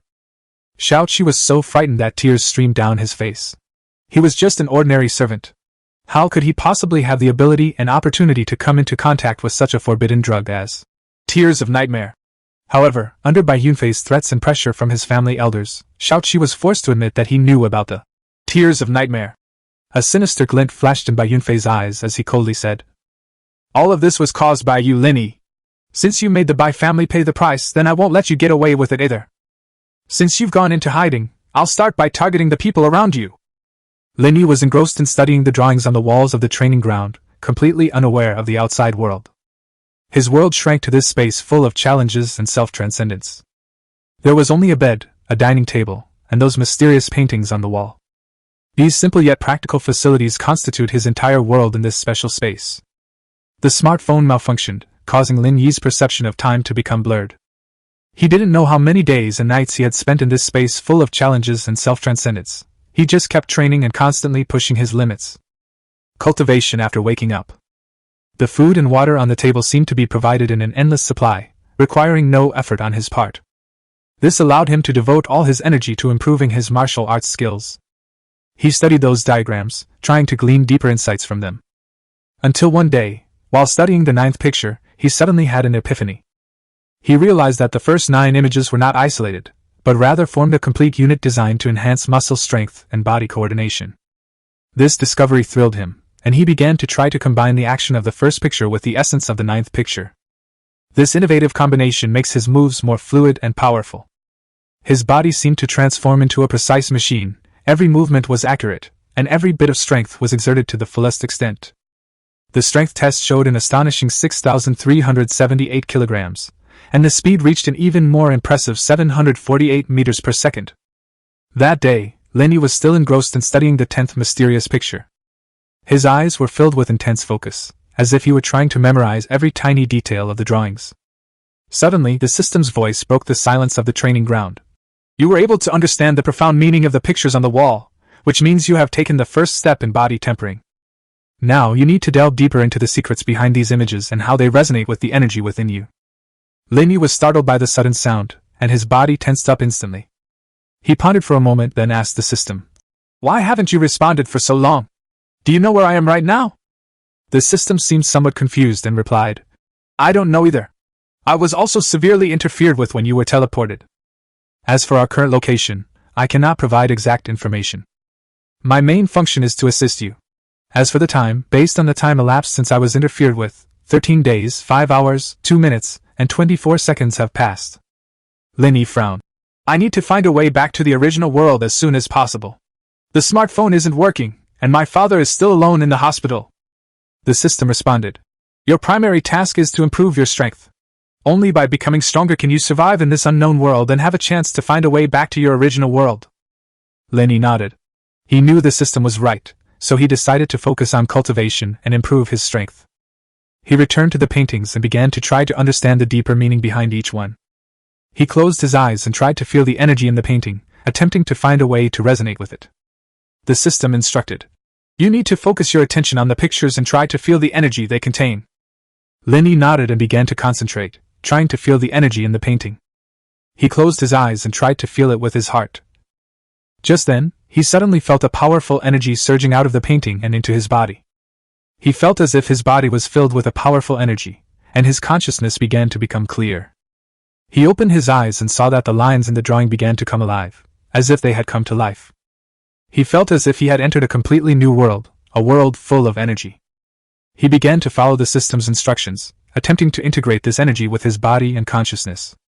Just then, the system's voice sounded again.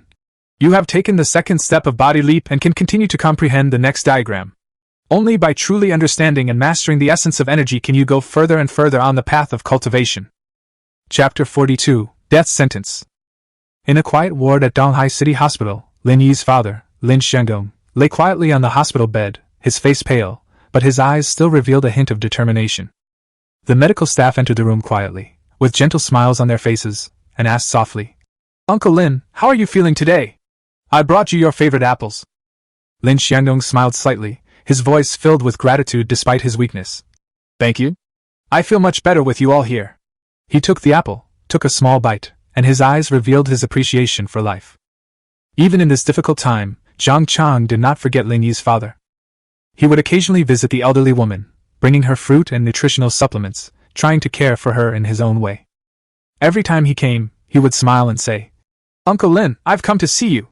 These fruits and supplements will help with your recovery." However, his heart was filled with guilt and pain. "If I could have done something back then, I wouldn't have witnessed Lin Yi's disappearance." Lin Yi's father looked at Zhang Chang with concern and asked in a weak voice, "Zhang Chang, do you know where Lin Yi went? Why hasn't he come back yet?" Zhang Chang felt a pang of pain in his heart, but he could only give a vague reply. "Uncle Lin, Lin Yi has gone to a very far place and may not be back for a while. Don't worry, he'll be fine." He knew that such an answer could not truly comfort Lin Yi's father, but he could not tell him the truth. As time went by, Lin Yi's father gradually realized that something was wrong. He began to have doubts and started to ask questions, but everyone avoided the topic. He felt lonely and helpless, as if the whole world had abandoned him. He began to refuse treatment and food, wanting only to know where his son was. Finally, one day, Director Lu Hong came to the hospital in person. He looked at Lin Yi's father with eyes full of sympathy and determination. He took a deep breath and then slowly revealed the truth. Lin Yi has passed away. These words were like a sharp blade, piercing Lin Yi's father's heart. He couldn't accept this fact, and tears welled up in his eyes. He roared and cried until he was hoarse. Zhang Chang couldn't help but burst into tears. He held Lin Yi's father's hand tightly, trying to give him some strength. The oppressive environment of the hospital made Lin Xiangdong feel even more lonely and desperate, so Zhang Chang quickly processed his discharge and moved him into Villa No. 1 in Green Creek Villa. He tried his best to make the place feel like home, hoping he could find some comfort there. Zhang Chang assigned more staff to maintain the villa's daily operations. Lin Yi's father spent a relatively peaceful time in the villa. He began to try to accept his son's passing, though the pain in his heart was still difficult to quell. He often sat on the balcony of the villa, gazing at the distant scenery and reminiscing about the time he spent with his son. Chen Lin sat on an antique wooden chair, toying with a crystal-clear jade pendant in his hand. This was an item he specially took from Bishi Villa before leaving Donghai City, as a memento of that period of his life. His eyes were deep, as if one could see into the distant past through the jade pendant. Lin Yi is dead, Chen Lin muttered to himself, a cold smile playing on his lips.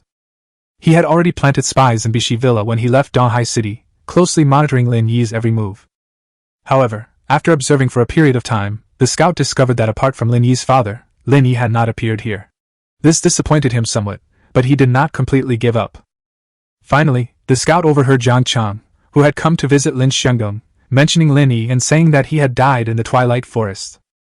The scout immediately reported this news to Chen Lin, who was overjoyed upon hearing it. Lin Yi said he would come to the Chen family to take back the person a year later, but he died less than a month later. This made him feel incredibly happy. I wonder what my aunt's expression was when she heard that her son was dead, Chen Lin said with a sneer. Imagining Lin Yi's mother's devastating grief upon hearing the news, he couldn't help but burst into laughter again. The jade pendant in Chen Lin's hand shimmered brilliantly in the sunlight, as if cheering for his victory. He recalled his various grievances with Lin Yi, and a sense of pleasure welled up in his heart. Lin Yi, you are ultimately not qualified to challenge me. Chen Lin stood up, walked to the window, and looked at the scenery outside, feeling happy. He imagined Lin Yi's mother's devastating grief upon hearing the news, and couldn't help but laugh again. Deep within a mysterious space, Lin Yi stood before the 36th picture in the training ground, his figure appearing exceptionally imposing in the dim light. This place, which witnessed his countless hours of hard work and challenges, has now become a symbol of his strength and wisdom. The system couldn't help but exclaim in admiration. Wow, in just 1 month you've jumped from the 10th picture to the 36th. Your progress is astonishing. Lin Yi frowned slightly, thinking to himself. Another month has passed. I must speed things up. My family and friends are waiting for me outside. The system suggested. Go test your skills. I'm really looking forward to seeing how you perform. Lin Yi did not answer. He walked straight to the testing machine in the center of the training field. His steps were steady and agile, each step seemingly meticulously calculated, full of power yet appearing effortless. With a loud thump, his fist slammed heavily onto the strength testing machine. Strength 9,527 kilograms. The speed test even reached 961 meters per second. He looked at himself through the smooth wall, his body like a masterpiece sculpted by nature itself. Every muscle is clearly defined and full of power, like a living sculpture, exuding a powerful aura that cannot be ignored. The system quipped inappropriately. If it weren't for your long hair and beard, you would definitely be able to charm countless girls. However, Lin Yi ignored it. His gaze was sharp as a knife, and he had only one thought in his mind, to speed up and leave this mysterious space as soon as possible to reunite with his family and friends. He stood in the center of the secret room, emanating a powerful aura, as if the entire space was under his control. With Lin Yi's unwavering belief and tireless efforts, his cultivation speed in the mysterious space increased faster and faster. Strength and speed are constantly pushing the limits, and each test breaks the previous record. His body gradually adapted to the special environment of this space, and his will became even stronger. Chapter 43 Hope for Escape. In Donghai City, the plaza was bustling with people, and the noise was deafening. Sunlight filtered through the sparse clouds, illuminating every corner of the square and reflecting a bustling scene full of life. Li Batian, a local tyrant with some notoriety in Dahai City, was standing in a corner of the square, waving his arms and loudly soliciting business. Just then, Lao Diao suddenly appeared in front of Li Batian, with a group of people, and surrounded them. Old Diao has sharp eyes and a powerful aura. His men were all strong, burly men with menacing expressions. Old Diao walked up to Li Batian, took out a stack of photos from his pocket, and threw them in front of Li Batian. The people in the photo are Lin Yi, Zhang Chang, and others. Looking at the photo, a hint of fear flashed in Li Batian's eyes, but he quickly concealed it. He tried to remain calm, but his voice trembled uncontrollably. These people, I've seen them before. Old Diao's eyes sharpened instantly. He stared at Li Batian and sneered. Oh? So you also know where they are now? Li Batian hesitated for a moment, then shook his head. I don't know where they are. I've only seen them once. A hint of disappointment flashed in Lao Diao's eyes, but he didn't give up. Then do you know who they're close to? Li Batian shook his head again. I really don't know. I've only met them once, and I don't know anything else. A sinister glint flashed in Lao Diao's eyes. He reached out and slapped Li Batian's face hard. If you dare to lie to me, you'll bear the consequences. Li Batian's face turned even paler with fright. He nodded repeatedly. I won't lie to you. I've told you everything I know. Old Diao snorted coldly, then left with his men. Li Batian was left standing there alone, watching their backs, a hint of fear flashing in his eyes. The atmosphere on the training ground was tense and solemn. Lin Yi stood in front of the strength testing machine, took a deep breath, and adjusted his posture. His eyes were resolute, his muscles tense, ready to meet the challenge. With a sudden, powerful punch, a deafening bang resounded through the air. His fist slammed into the strength testing machine like a cannonball, and the machine's display immediately showed an astonishing number. Strength 10,100 kilograms. Immediately afterwards, Lin Yi conducted a speed test. His movements were lightning fast, almost invisible to the naked eye. When the test results came out, his speed had reached an astonishing 961 meters per second. This speed was beyond the imagination of ordinary people and was simply unbelievable. The system's voice carried a hint of mockery. You have already comprehended 81 diagrams, but your power increase doesn't seem significant. What's going on? Lin Yi chuckled softly and replied, After I completed the 54th picture, I found that the subsequent pictures did not continue to enhance my strength and speed. On the contrary, as I gained a deeper understanding of these pictures, my thinking and reaction speed improved significantly. Lin Yi returned to the lounge, sensing the faint yet clear spiritual power within his body. This power was unlike any he had ever possessed before. It was like an invisible fluctuation, permeating every cell and every nerve in his body. He closed his eyes, concentrated, and tried to guide this power. At first, the power was like a wild horse, difficult to control, but with Lin Yi's perseverance over the past few days, it gradually became more compliant. Lin Yi opened his eyes, a new light gleaming in them. He raised his hand and waved it gently, causing a package next to him to float up from the dining table and hover in the air. He focused his mind again, and the bread moved, rolled, and finally landed gently on the ground. The system watched this scene in surprise and exclaimed, Holy crap! Lin Yi, when did you learn special abilities? This discovery gave the system a new understanding of Lin Yi's abilities. A smile appeared on Lin Yi's face. He did not answer the system's question directly, but instead took a deep breath and slowly exhaled. He felt his spiritual energy flowing through his body like a stream, a feeling that was incredibly wonderful, as if he could control everything.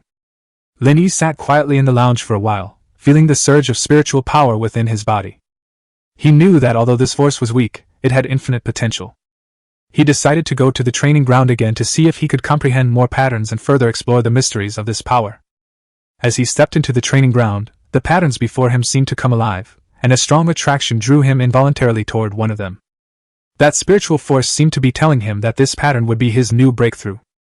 Lin Yi closed his eyes and focused entirely on comprehending the pattern. Time seemed to stand still at that moment, and when he opened his eyes again, he found that he had understood the pattern. He felt his mental strength increase once again, and this time the increase was more significant than ever before. He could even feel his spiritual power flowing through his body, as if it were forming a powerful energy. Lin Yi said confidently, This is just the beginning. As my mental strength increases, I will try to apply this power to my firearms. He took out his revolver, the Peacemaker. As he concentrated, the pistol began to glow faintly. He felt a connection between his mental energy and his weapon, as if they had become an extension of his body. He aimed in one direction, took a deep breath, and then gently pulled the trigger. The bullet was fired at an astonishing speed, but unlike any other, it was more than just an ordinary bullet. Guided by Lin Yi's mental power, the bullet drew an arc in the air, accurately bypassed the obstacle, and hit the wall on the other side. And bullet marks appeared on the wall for the first time. The system exclaimed in amazement. "This is incredible! Your mental power can actually control the trajectory of the bullet." This discovery gave the system a deeper understanding of Lin Yi's abilities. Lin Yi smiled slightly, while also noticing the conspicuous bullet marks on the originally smooth wall. This discovery filled him with hope and excitement. He had finally found the key to leave the secret room, his mental power. After finishing his meal, Lin Yi went to the training ground to observe and learn. He constantly tries to use his mental power to explore its potential. He firmly believes that as long as he works hard to become stronger, he will be able to leave this space soon. Chapter 44 Lava Purgatory. Chen Aiyun, Lin Yi's mother, experienced unprecedented respect and courtesy after returning to the Qin family in Kyoto. This historic mansion, with its red walls and green tiles, carved beams and painted rafters, seems to tell the story of the family's glory and heritage in every brick and tile. The Qin family, as a prominent family in Kyoto, has many members, each of whom holds a prominent position. She, a woman who was once marginalized by her family, has now become the focus of the Qin family's attention. Chen Aiyun's residence was located at the deepest part of the mansion, a quiet and elegant place where sunlight streamed through the window panes, creating dappled light and shadow. The interior is exquisitely furnished, with calligraphy and paintings by famous artists hanging on the walls. Every detail showcases the Qin family's wealth and taste. However, despite being placed in such a luxurious environment, she felt no warmth whatsoever. The head of the Qin family, a dignified elder, personally came to visit Chen Aiyun. He was dressed in a dark suit, his face serious, but his eyes revealed a gentleness. He sat on the edge of the bed, gently patted Chen Aiyun's hand, and said in a soft tone, "Aiyun, you've suffered so much these past years. From now on, this is your home, and you can do whatever you want here." Chen Aiyun looked at him, but her heart remained calm. During her time in the Qin family, she experienced too much injustice and suffering, and her heart had long since become ashen and lifeless. She calmly replied, "Thank you, master. I will get some rest." The patriarch looked at her, a complex emotion flashing in his eyes, then nodded, turned and left the room. Chen Aiyun lay on the bed, her gaze fixed on the ceiling, her thoughts drifting to the distant past. She remembers that when she was a child, her status in the family was not as high as that of others. Despite being of the same bloodline as the Qin family, she did not enjoy the family's favor and was often neglected and ignored. These experiences gradually made Chen Aiyun's heart cold and strong. She no longer expects care and love from her family, but has learned to face life on her own. What she longs for now is to return to Donghai City and be with her husband and son. During her time under house arrest, Chen Aiyun often thought of Lin Yi. He had promised to take her away from the Qin family and bring her back to Donghai City. In this ancient Qin family residence, Chen Aiyun spent many lonely times. However, whenever she thought of Lin Yi and his promises, her heart was filled with hope. She firmly believed that Lin Yi would appear before her, take her away from here, and return to that loving and warm home. On the street outside the Green Creek Villa community, Lao Diao's figure appeared particularly hurried. His eyes revealed an indescribable anxiety. After a difficult search, he finally found the exact location of Lin Yi's house. However, the guards patrolling around Villa No. 1 and the numerous surveillance cameras formed an insurmountable barrier, preventing him from getting close. With each day's attempts and each night's waiting, Lao Diao's anxiety grew.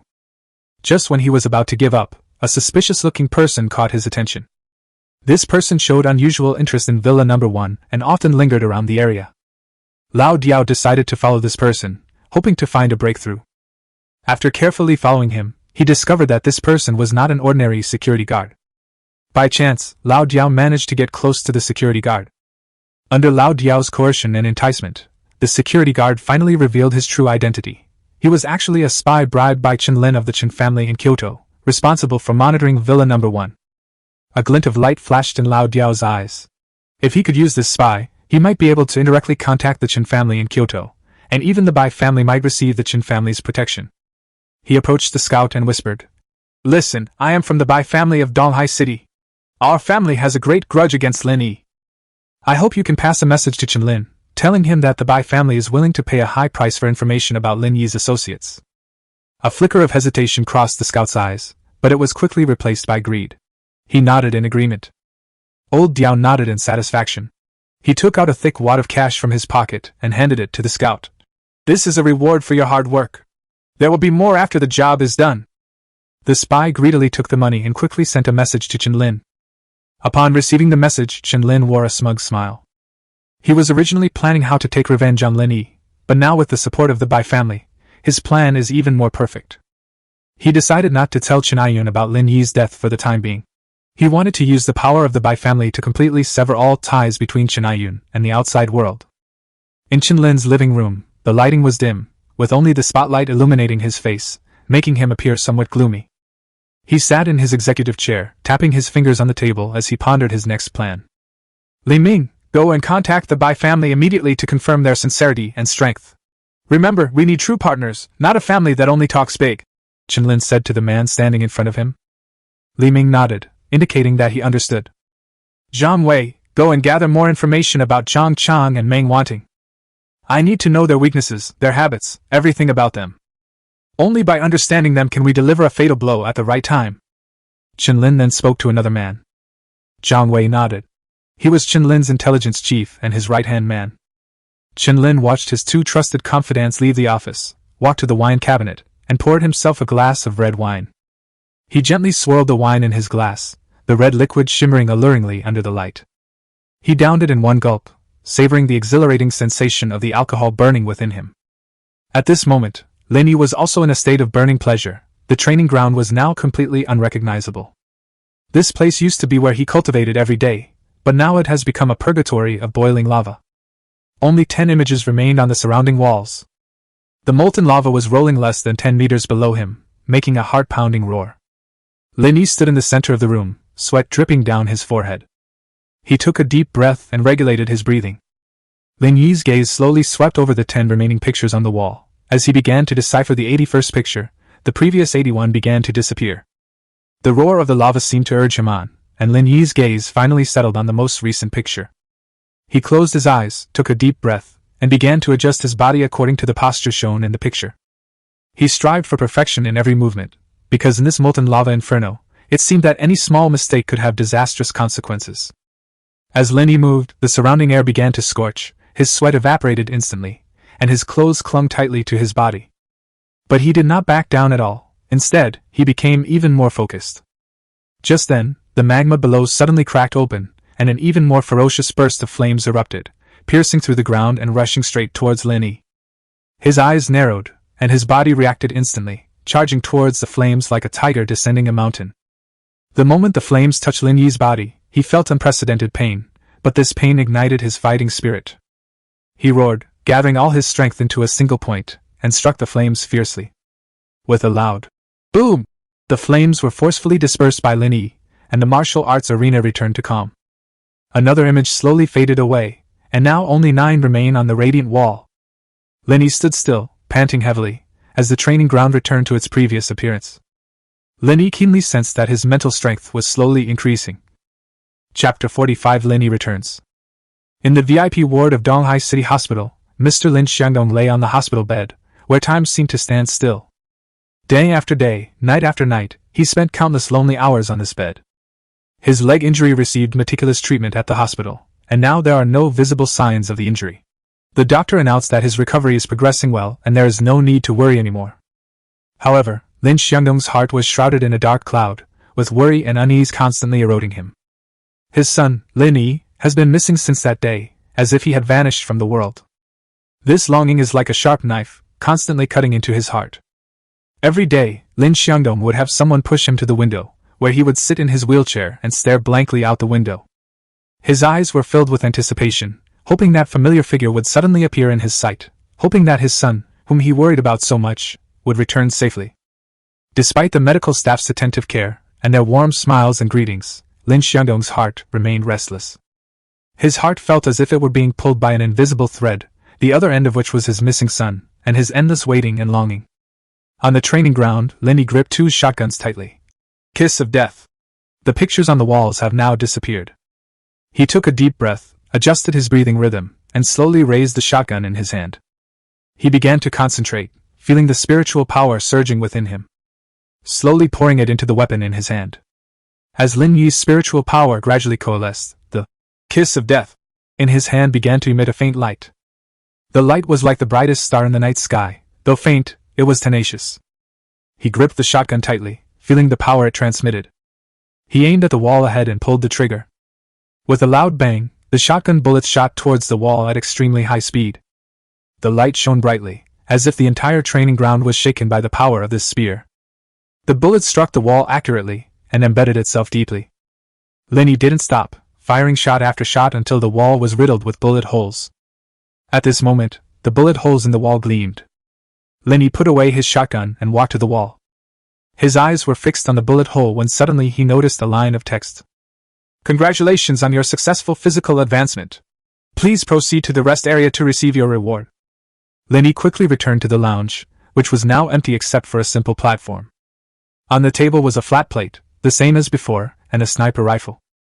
Lin Yi's gaze was first drawn to the sniper rifle, whose appearance was different from that of ordinary sniper rifles. The gun has intricate patterns on its body, as if it contains some kind of mysterious power. He reached out and slowly picked up the ghost eye, feeling the cool touch it sent through his hand. Its length has been carefully designed to be longer than that of a typical sniper rifle, reaching 160 centimeters. The gun body is made of some unknown material, but it is not only sturdy and durable, but also very lightweight. However, what is most striking are the intricate patterns on the gun's body. These patterns resemble the engravings of some ancient script or the circuit diagrams of modern technology. They are intricately interwoven to form a unique design. These patterns are not just for aesthetic purposes. They seem to contain some kind of mysterious power. His gaze then shifted to the tablet, his fingers lightly touching the screen. The screen suddenly lit up, displaying the text. "Congratulations, Lin Yi, you have successfully completed the physical leap training. Your mental strength and weapon control have also improved significantly, but your armor level is too low to continue fusing with the power of the stars. As a reward, you will receive this special sniper rifle, Ghost Eye. Keep striving, Lin Yi. Once you fuse with this star power again, all your doubts will be revealed." Then the tablet went black as if it had run out of power. At the same time, the entire lounge began to slowly dissipate. Lin Yi felt a sudden dizziness, as if he had been sucked into an endless vortex. His body felt light, as if it had lost its weight, and everything around him became blurry. A strong pulling sensation, as if an invisible force was guiding him. When he opened his eyes again, he found himself back in the cave where he had been. He stood up and walked out of the cave, arriving at the clearing where he had fought the Wolf King before. He gazed at the sky outside. The sunlight shone on his face, warm and real. He took a deep breath, trying to clear his mind of the confusion. Then, Lin Yi pressed the voice call button to connect with Zhang Chang. "Hello, is this Lin Yi?" Zhang Chang's excited voice came from the other end of the phone, seemingly surprised by Lin Yi's call. "It's me, Zhang Chang." Lin Yi's voice was calm and firm, revealing a hint of composure. "Finally, we have news of you. Everyone thought something had happened to you. Are you alright? Where are you?" Zhang Chang asked anxiously, a series of questions showing his concern for Lin Yi. A warm feeling welled up in Lin Yi's heart, and he replied, "I'm fine. I'm in the Twilight Forest now. There are some things I want to ask you." Zhang Chang immediately responded, "It's so good that you're alright. Tell me what's wrong. Is my father alright? Have the Bianchin families caused trouble at the hospital?" Lin Yi asked with concern. "No, don't worry," Zhang Chang reassured him. Lin Yi breathed a slight sigh of relief and then said, "Then I'll send a plane to pick you up?" "No need, the plane is too slow. Let's meet at my place in half an hour." Lin Yi tried his best to suppress his frustration, his tone firm. Zhang Chang was clearly surprised by Lin Yi's decision and asked doubtfully, "Donghai City is more than 900 kilometers away from Twilight Forest. It takes almost 3 hours by helicopter, half an hour. Are you sure you can make it back?" "You don't need to worry about that. I'll be there when the time comes," Lin Yi replied confidently, his tone revealing an undeniable self-assurance. Zhang Chang sensed Lin Yi's determination and didn't press the matter further. He trusted Lin Yi's ability to arrive on time, so the two agreed to meet half an hour later. As the call ended, the Phantom Armor combat mode was activated. At this point, the armor was no longer the flimsy energy shield it had been before, but a set of extremely cool black armor. A blurry black shadow rushed out of the forest and headed straight for Donghai City. At this moment, the system seemed to have just returned to normal, and said quietly, 1,212 meters per second, SOSO. Wherever the shadow passed, the leaves of the forest swayed in the wind, as if stirred by an invisible force, instantly fluttering in the breeze. Chapter 46 City Defense Alarm. Lin Yi's body was agile and swift, each leap drawing a beautiful arc in the air, as if he were performing a silent dance. He had only one thought in his mind, to go home. This thought burned like fire in his chest, driving him forward relentlessly. He had been out of contact for more than 3 months, and his father had been alone for so long, so he had to rush back. His steps were light and steady, each landing feeling like stepping on a spring, instantly springing up and continuing to fly forward. His body movements were incredibly precise, without wasting a single moment. Its speed increased rapidly, like a bullet leaving the chamber, heading straight for Donghai City. Behind him, the monsters roared angrily, trying to catch up with him, but they couldn't. They could only watch helplessly as Lin Yi's figure disappeared into the forest, leaving them standing there venting their anger. However, their roars echoed through the forest, but could not drown out Lin Yi's firm footsteps. Finally, after a long run, Lin Yi finally saw the outline of Donghai City. His heart was filled with joy and anticipation. He knew he was getting closer and closer to home. However, as Lin Yi got closer and closer to Donghai City, the city's defense department's high level of vigilance led them to quickly notice this life form moving rapidly toward the city. On the life detection screen in the monitoring room, Lin Yi's figure flashed across the sky like lightning, immediately alerting the staff on duty. Attention all departments! Unidentified life form detected! Moving at an abnormal speed, rapidly approaching the city. The duty officer's voice rang out in the quiet monitoring room. His fingers flew across the keyboard as he reported the situation to his superiors. The city's defense department responded quickly and efficiently. They also began analyzing the life form's movement trajectory and speed, trying to determine its identity and intentions. Attention all units! An unidentified life form is approaching Donghai City at a speed exceeding 400 km per hour. This may pose a potential threat. Prepare for immediate response. The city defense commander issued the order through the communication system. His voice was calm, firm, and full of authority. Under the command of the city's defense department, Donghai City's defense system was activated. Energy shields rose from the towering city walls, guards at the city gates intensified their checks, and patrol drones in the air began monitoring Lin Yi. As Lin Yi's figure became clearer on the monitoring screen, the tense atmosphere within the city defense department could almost be felt. The staff on duty looked on in deep shock. They had never seen such a rapid and unusual movement. This life form's speed has exceeded the highest level of all their previous records. What's going on? A young monitor blurted out, his voice trembling noticeably. He stared intently at the screen, barely daring to blink, afraid of missing any detail. Stay calm, we need more information. The duty officer responded quickly, though his slightly trembling voice betrayed his unease, despite his efforts to remain calm. He knew that such speed, if not due to some kind of high-tech device, meant that this life form possessed extraordinary abilities.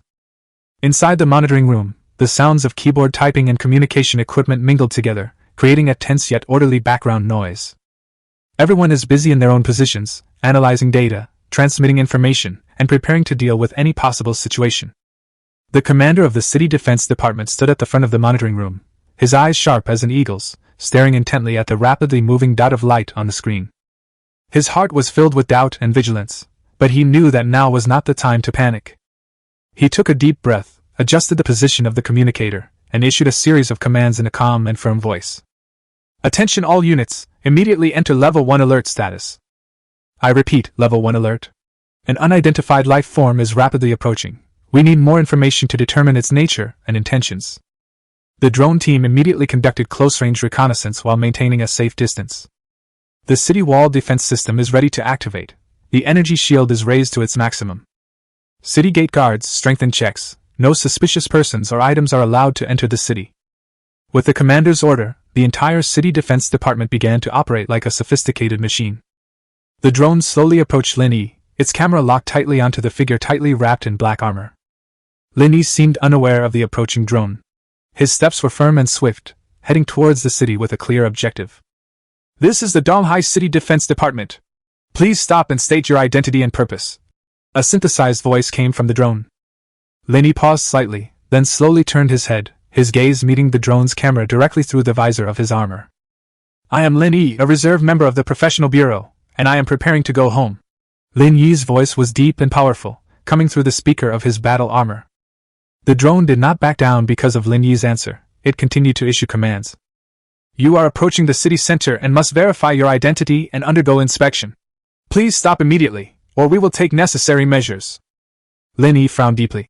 I'm in a hurry.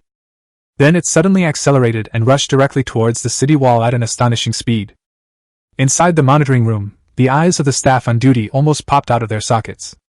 What is he trying to do? One of the monitors exclaimed. The commander's face was as gloomy as the sky before a storm, and his eyes revealed deep worry and determination. He knew that this mysterious person's abilities far exceeded their expectations, like a time bomb that could explode at any moment, threatening the peace of the entire city. Activate the city wall defense system, full power on the energy shield, he shouted, his voice carrying an unquestionable authority. At his command, the energy shields on the city walls lit up instantly, forming a solid barrier, the last line of defense protecting the city. However, just when everyone thought Lin Yi would directly crash into the energy shield and confront it head-on, at the last moment, he suddenly changed direction, bypassing the energy shield in an incredible way, and entered the city like a ghost. This scene shocked and amazed everyone. The monitoring room was completely silent. Everyone was too shocked to speak by Lin Yi's actions. This person's abilities were beyond their comprehension. It was as if he possessed some mysterious power that allowed him to manipulate space and energy at will. The commander took a deep breath, trying to calm his shock and unease, before making a quick decision. All personnel, immediately track down that mysterious person. We cannot let him escape our sight. We should also seek assistance from the Professionals Bureau. We need their expertise and resources to address this threat. We cannot allow him to disrupt the city's order and endanger the safety of its citizens. At the same time, the Special Operations Team was notified to prepare for combat and be ready to strike at any time. Following the commander's orders, the entire City Defense Department sprang into action once again, with everyone quickly taking action to carry out their assigned tasks. A tense atmosphere filled the air, as if a major battle was about to break out. When the commander received the message via drone that the visitor identified himself as Lin Yi from the Professional Bureau, he immediately breathed a sigh of relief. He quickly picked up the communicator and dialed the director's office. Chapter 47: A citywide discussion. Lin Yi's speed, like the dawn breaking, instantly shattered the tranquility of Dahai City. His figure flashed across the sky like a shooting star, leaving only a fleeting afterimage that was almost impossible to catch with the naked eye. Pedestrians stopped in surprise, their mouths agape, their eyes filled with astonishment and disbelief. They couldn't understand what was happening before their eyes, and even wondered if they were in a hallucination. Oh my God, what is that? A young girl covered her mouth, her eyes wide, trying to make out the fleeting figure. Her voice trembled slightly, clearly shocked by what she had just seen. Is it a human? How could it be so fast? A middle-aged man shook his head, an expression of disbelief on his face. He had seen many strange things, but this speed was beyond his comprehension. Wherever Lin Yi passed, the air seemed to be compressed by his powerful force, forming a faint whirlwind. The trees lining the street swayed in the wind, their leaves rustling as if paying homage to him. His steps were firm and powerful, each one making the ground tremble. His posture was upright, like an unshakable mountain peak, and no obstacle could stop his progress. Vehicles braked suddenly, emitting a screeching sound. The driver and passengers in the car stared in horror at the direction Lin Yi had left, their hearts filled with fear and awe.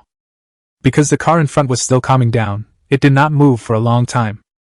This caused the vehicles behind to be unable to move forward, and the drivers anxiously honked their horns, hoping that the vehicle in front could leave the scene as soon as possible.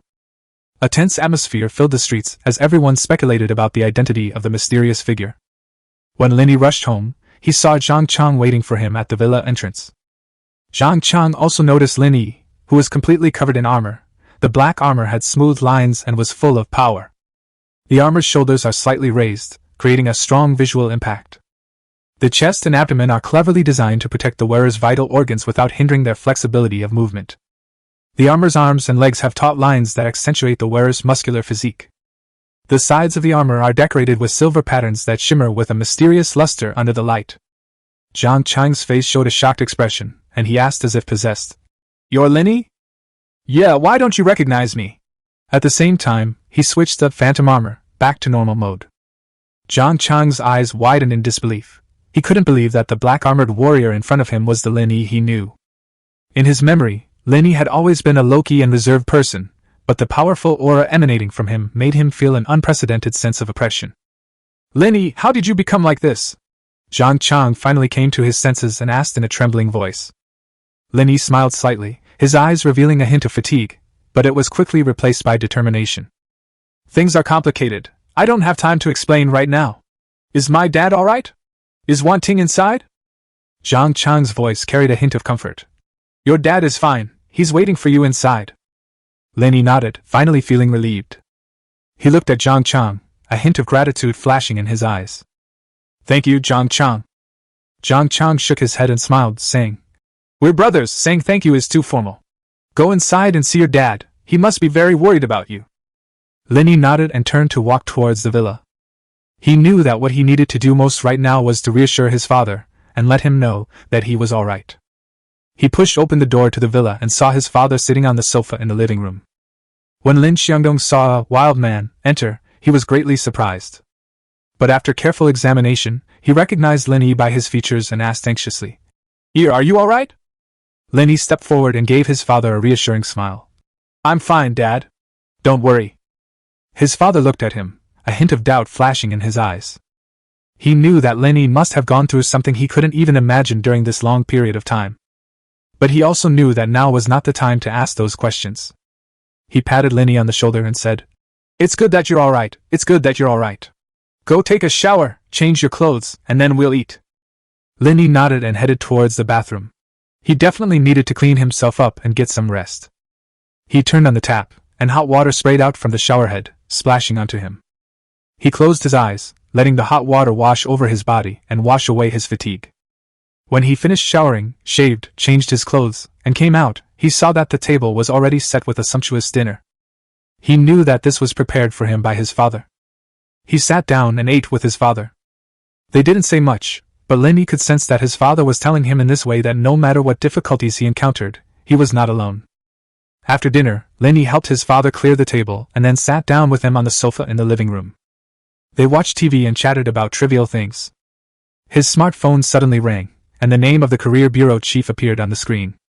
Lin Yi felt a surge of warmth when he saw the bureau chief's name flashing on his phone screen. This bureau chief had always cared for him deeply, treating him like his own nephew or niece. So he quickly answered the phone. Hello, Lin Yi? I heard you've arrived home. I hope I haven't disturbed your reunion with your son. The director's gentle and concerned voice came from the other end of the phone. Thank you for your concern, Director. I'm fine. Although I encountered some minor troubles, they've all been resolved. Lin Yi replied briefly, not wanting the director to worry too much. That's good. If you need any help, please let me know. The doors of the Career Bureau are always open for you. The director's tone was full of sincerity. Lin Yi was deeply moved. The bureau chief was not only his superior, but also his mentor and friend. Director, thank you for your concern. I will continue to work hard and live up to your expectations, Lin Yi said sincerely. Okay, I believe you. Also, I heard that your father's health has been somewhat unstable recently. If you need time to take care of him, you can ask me for leave at any time. The director's words were full of understanding and care. Lin Yi felt a warmth in his heart. The bureau chief had always cared about his family. Thank you, Director. I will make sure my father receives the best care. That's good. If you need any help, just let me know. The director of the Professional Affairs Bureau paused for a moment, then said, Lin Yi, there's something you should pay attention to. Someone was investigating your information while you were missing, and it's highly likely that Bai Yunfei, who caused your disappearance, was behind it. Lin Yi's face instantly darkened upon hearing this. He clenched his fists, his heart filled with rage. Bai Yunfei! Chapter 48 Dimensional Reduction Attack. A cold glint flashed in Lin Yi's eyes. He hadn't expected Bai Yunfei to be so insidious, not only targeting him but also daring to investigate the people around him. Since the other party was being so aggressive, Lin Yi sneered inwardly. Since you want to find me so badly, then I'll grant your wish. The next day, Lin Yi arrived at the Instance Teleportation Plaza alone. He believed that as long as he could control the instance. He stopped in the square, his gaze cold, a stark contrast to the surrounding clamor. Among the surrounding crowd, professionals were either excitedly discussing the dungeon they were about to challenge or nervously adjusting their equipment. Just then, Li Batian reappeared in front of him with a contemptuous smile on his face. What, have you come to your senses? My team is short one person, so I'll give you a discount. Lin Yi's gaze was icy as he coldly stared at Li Batian, a slight, almost imperceptible sneer playing on his lips. What does it matter to me if your team is short-handed? Li Batian was stunned for a moment, clearly not expecting Lin Yi to respond in this way. His face darkened, a flash of anger crossing his eyes, but he quickly regained his arrogance. Kid, you're just a newbie, how dare you act so arrogantly? The discounted price I gave you was a favor. Don't be ungrateful. Lin Yi chuckled lightly, a cold glint flashing in his eyes, but he remained unmoved, appearing even more composed. He slowly raised his hand, pointing to the row of 5-star difficulty dungeons on the plaza's light screen, his tone laced with provocation. Since you're so confident, do you dare to enter this dungeon with me? Li Batian was taken aback, then burst into laughter. The surrounding professionals were also attracted by the commotion and gathered around to watch. He sized Lin Yi up and down as if he were a joke. You? Going into the same instance as me? Do you even know what kind of instance this is? With your strength, you'd just be throwing your life away. Lin Yi wasn't angry. Instead, he smiled and nodded. Then you should accept this challenge even more, shouldn't you? This way, you can not only prove your strength, but also let this newbie see how powerful you are. Li Batian's face turned ugly. He didn't expect Lin Yi to challenge him, especially in front of everyone. He hesitated for a moment. Could this newbie be trying to get something for free? Seeing the expectant looks from the people around him, his pride wouldn't allow him to back down. All right. I'll show you what real strength is. Li Batian roared and took the lead in walking towards the first portal of the 5-star difficulty. Lin Yi followed closely behind, his steps steady and firm, as if he had long anticipated this moment. The two stepped into the portal, and with a flash of light, they were transported into the instance. As their figures disappeared from the square, the crowd began to discuss the matter. Those who knew Li Batian began to cheer him on. Li Batian, you must teach that newbie a lesson. This Lin Yi is truly ignorant of his own limitations, daring to challenge Li Batian. Who does he think he is? A professional said disdainfully. That's right, Li Batian is one of the top experts in our square. How dare this newbie challenge a 5-star difficulty dungeon? He's just asking for death. Another professional chimed in. The surrounding crowd joined in the laughter, expressing their disdain for Lin Yi's courage and believing that he was only bringing shame upon himself. After Lin Yi and Li Batian stepped into the teleportation portal, the scene before them instantly changed. They arrived at a gloomy and terrifying dungeon world, Fallen Demon Valley, where a dense aura of darkness permeated the surroundings. It was rumored to be the lair of demons, fraught with danger. Li Batian's expression was serious, clearly showing his apprehension about the environment. He walked cautiously ahead, gripping his weapon tightly, ready to face any potential danger. A hint of tension flickered in his eyes. Lin Yi, on the other hand, appeared calm and composed. He followed behind Li Batian, his gaze calmly observing the surrounding environment. His steps were steady, without a trace of panic. Be careful, this is no joke, Li Batian warned in a low voice. Lin Yi nodded slightly, indicating that he understood. He didn't speak, but silently followed behind Li Batian, remaining vigilant. The two carefully made their way through a dark forest, their footsteps sounding exceptionally clear in the quiet environment. The surrounding trees, like the claws of a demon, stretched out towards them, as if ready to devour them at any moment. Suddenly, a deep roar came from ahead, and Li Batian's body tensed up instantly. He turned swiftly, his weapon pointing in the direction of the sound. A swarm of demonic imps leaped out of the darkness, their eyes flashing red, glaring menacingly at the two. Li Batian's face turned pale instantly, and he involuntarily took a step back.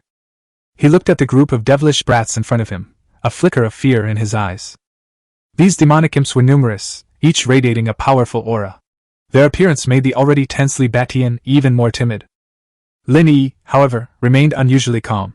He stood rooted to the spot, his gaze coldly fixed on the group of demonic brats, his face showing no fear, but rather a hint of excitement. He lightly licked his lips, as if he couldn't wait to fight these demonic brats. Lin Yi, what do we do? Li Batian asked anxiously. Lin Yi smiled slightly, a cold glint flashing in his eyes. What to do? Fight, of course. As soon as he finished speaking, he took out Kiss of Death, and quickly approached the little devils. As Lin Yi approached, the little devils made unintelligible noises and jumped toward him. Seeing the demonic brats that were about to surround Lin Yi, Li Batian couldn't help but curse under his breath. Idiot! After cursing, he rushed towards the entrance of the dungeon. However, he did not hear the sound of Lin Yi being instantly killed by the monster behind him. As several gunshots rang out behind him, Li Batian finally couldn't contain his curiosity and turned around to look. Lin Yi was staring at him with disdain. The Kiss of Death in his hand was still smoking, and all the demons and imps around him had fallen, leaving a mess. Li Batian's face turned extremely ugly. He did not expect that Lin Yi would deal with these demonic brats so easily, and that he would be completely unharmed. Lin Yi sneered, his tone laced with mockery. What? Li Batian, weren't you going to prove your strength? Now all you care about is running away? Li Batian stood there, stunned, staring at Lin Yi, a complex emotion flashing in his eyes. How could you be so strong? Lin Yi chuckled softly, put away the kiss of death, and stared coldly at Li Batian. There are many things in this world that you cannot understand. You think you are strong, but in reality, you are just a frog in a well. Next, to Li Batian's astonishment, Lin Yi easily completed the massacre of the entire instance. He hadn't fully recovered his senses even after the portal appeared. Chapter 49. Is this even human? In a private room of an unnamed bar in Dahai City, the lighting was dim and ambiguous, the music was rhythmic and loud, and the air was filled with a mixture of alcohol and perfume. Bai Yunfei and Lao Dia were sitting in the center of a semi-open private room. The beautiful women around them were clearly attracted by their money. They were wearing sexy high heels or bright lipstick, constantly showering each other with kisses and whispering sweet nothings. Their laughter and conversation mingled together, creating a beautiful symphony. In the dimly lit dance floor, a group of beautiful women dressed in business attire are dancing enthusiastically. They have beautiful figures, and every movement they make is alluring, as if they are showing people their charm. Some wore black leather armor, but it only covered their private parts, which occasionally drew whistles from the audience. Some were dressed in white priest robes, but they were semi-transparent, revealing their sexy lingerie underneath. Others wore tight red robes, revealing their stunning figures. They swayed their hips freely on the dance floor, their graceful movements and every gesture full of allure. Their eyes gleamed with desire, as if they were showing off their allure. The music in the dance floor grew louder and louder, and the beautiful women's dance moves became more and more passionate. They would occasionally move closer to each other, touching each other's bodies as if they were dancing a silent dance. Bai Yunfei, with one arm around the heavily made-up beauty, said viciously, "That bitch Ming Wanting, she still hasn't given in after all this time." No sooner had Bai Yunfei finished speaking than old Diao burst into laughter, patting him on the shoulder. "Young Master Bai, that woman is clearly a virgin. We've only just begun our operation, and you're already itching to act?" Bai Yunfei said with a disdainful look. "Someone like her could have countless men throwing themselves at her with just a wave of my hand. I'm just trying to find a way to make her submit." Old Diao shook his head and said, "Women need to be coaxed, you can't just force them. You have to learn to use a combination of gentle persuasion and firmness to make her willingly follow you." Bai Yunfei frowned and said, "I have no choice. Her personality is really a headache." Old Diao patted him on the shoulder and said, "Don't worry, young Master Bai. I'll give you an idea right away. Just do as I say, and I guarantee that little girl Meng Wanting will give in." Bai Yunfei looked at Lao Diao expectantly and said, "Really?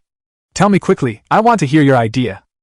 Old Diao chuckled, gestured for the young lady beside him to move aside, and whispered in Bai Yunfei's ear, "It's actually very simple, you just need to." In the dungeon plaza, Lin Yi and Li Batian walked out of the teleportation array at the same time. People quickly surrounded Li Batian, their faces filled with surprise and curiosity. "With Brother Tian on the field, one is worth two. This time it's bound to be another resounding victory, right?" a professional asked excitedly, looking forward to Li Batian's triumphant story. Li Batian's expression turned somewhat awkward. He didn't know how to answer. He looked at Lin Yi, a complex emotion flashing in his eyes. Lin Yi stood to the side with a cold expression, as if none of this concerned him. "Li Batian, why aren't you saying anything? Is that newbie really that strong?"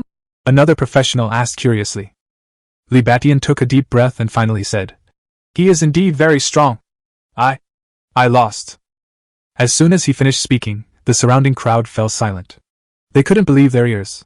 Li Batian had actually lost to a novice. "Li Batian, it's really unexpected that you lost to a novice," a professional colleague said jokingly. Li Batian's expression grew even uglier. He glared at the professional but remained silent. Lin Yi sneered, not caring about what these people thought. He turned to leave, but suddenly stopped. He turned to look at Li Batian and said coldly, "Li Batian, this time I'm just teaching you a lesson. If you dare to provoke me again, I will show no mercy." After saying that, he turned around and walked towards the dungeon teleportation array again, leaving Li Batian standing there in a daze. Lin Yi chose the 5-star hard difficulty level Fallen Demon Canyon. Li Batian stood outside the teleportation station, his eyes fixed on Lin Yi's back. However, he came out in less than 2 minutes.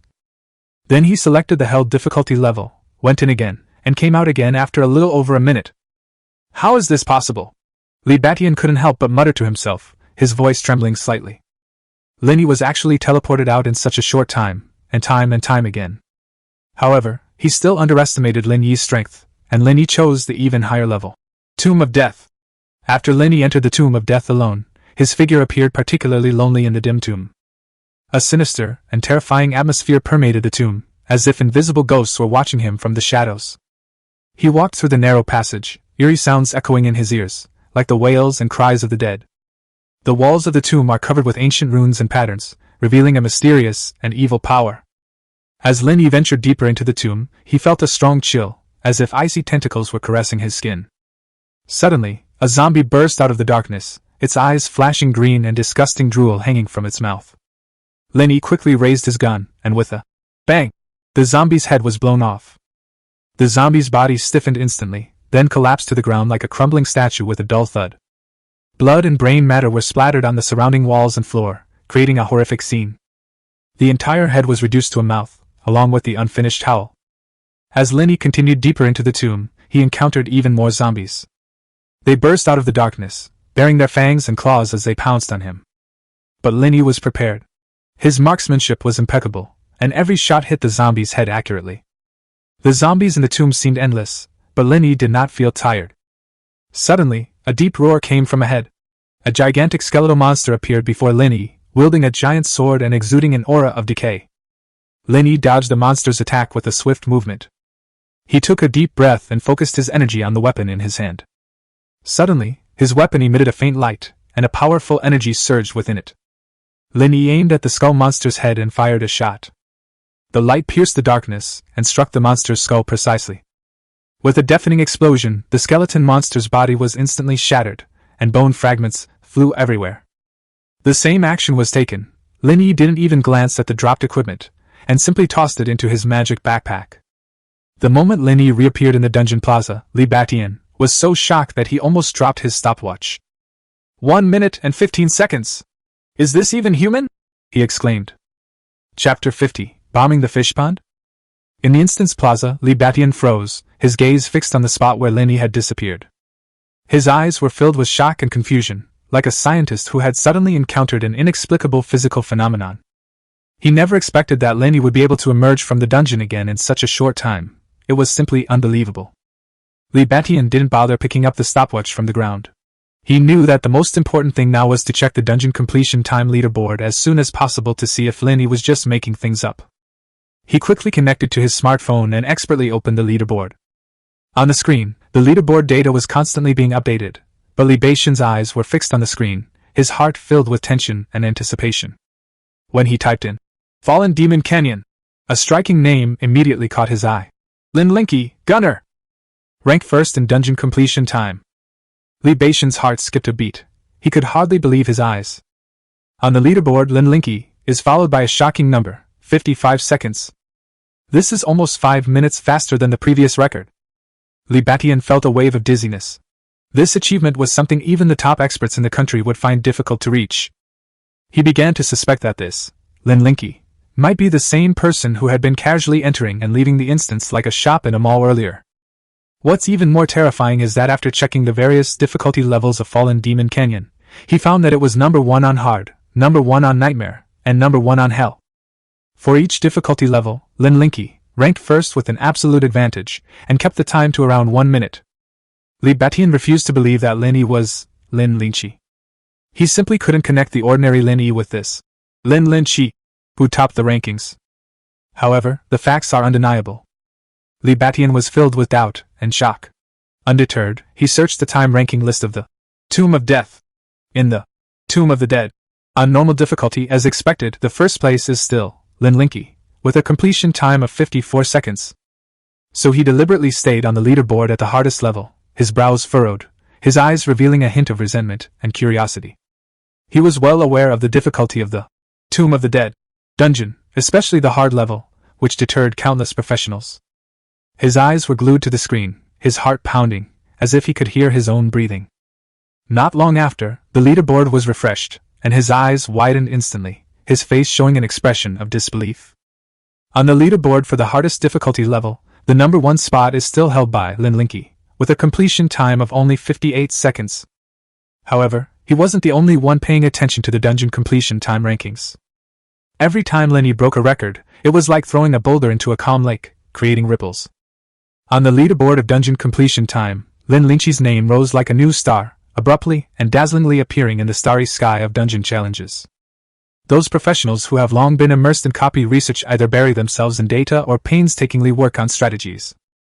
Everyone harbors a desire for ultimate control over the dungeon, hoping that their name can become part of the legend. However, Lin Yi's appearance was undoubtedly a huge blow to their confidence. On the professional forum, the discussion was as heated as boiling oil, with every reply filled with excitement and doubt. A professional with the ID, Lonely King, broke the silence of the discussion forum with his post, like a shooting star in the night sky.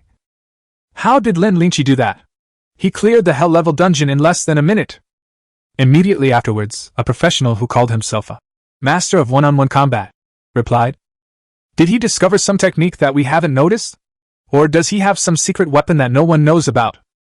His tone was filled with obvious resentment and jealousy, as if his throne had been forcibly taken away. Just as the discussion was getting more heated, a seasoned professional commentator, whose ID was the Wise Man, joined the discussion. This wise man's comments are like a clear spring, bringing a refreshing feeling. He calmly, objectively, and thoroughly analyzed Lin Yi's current situation. "I firmly believe that this Lin Yi is absolutely a morally corrupt high-level professional. He actually chose to grind low-level dungeons to increase his fame. This behavior is an insult to us true powerhouses and those professionals dedicated to challenging ourselves."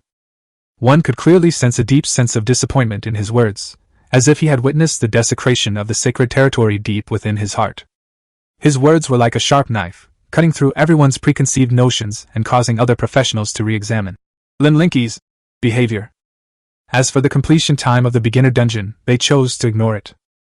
After all, in this world where strength is paramount, Lin Yi's actions undoubtedly touched a nerve with some people. He, a high-level professional who should have been challenging more difficult dungeons and facing stronger enemies, chose to return to those low-level dungeons that most people considered insignificant. In the eyes of some, this behavior is undoubtedly a degradation of their status, or even a disregard for the instance. As for when Lin Yi appeared at the top of the held difficulty clear time leaderboard, it did surprise some people, but it was just surprise and did not cause any great sensation. Li Batian stared at the posts on the forum, now convinced that Lin Yi was indeed Lin Yi. He recalled how he used to mock Lin Yi, but now, seeing how Lin Yi's strength had improved to such an astonishing level in just 3 months, he couldn't help but feel deeply moved.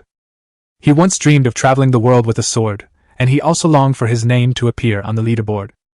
He closed his eyes and could almost see his younger self, full of passion and determined to become a legend in this world.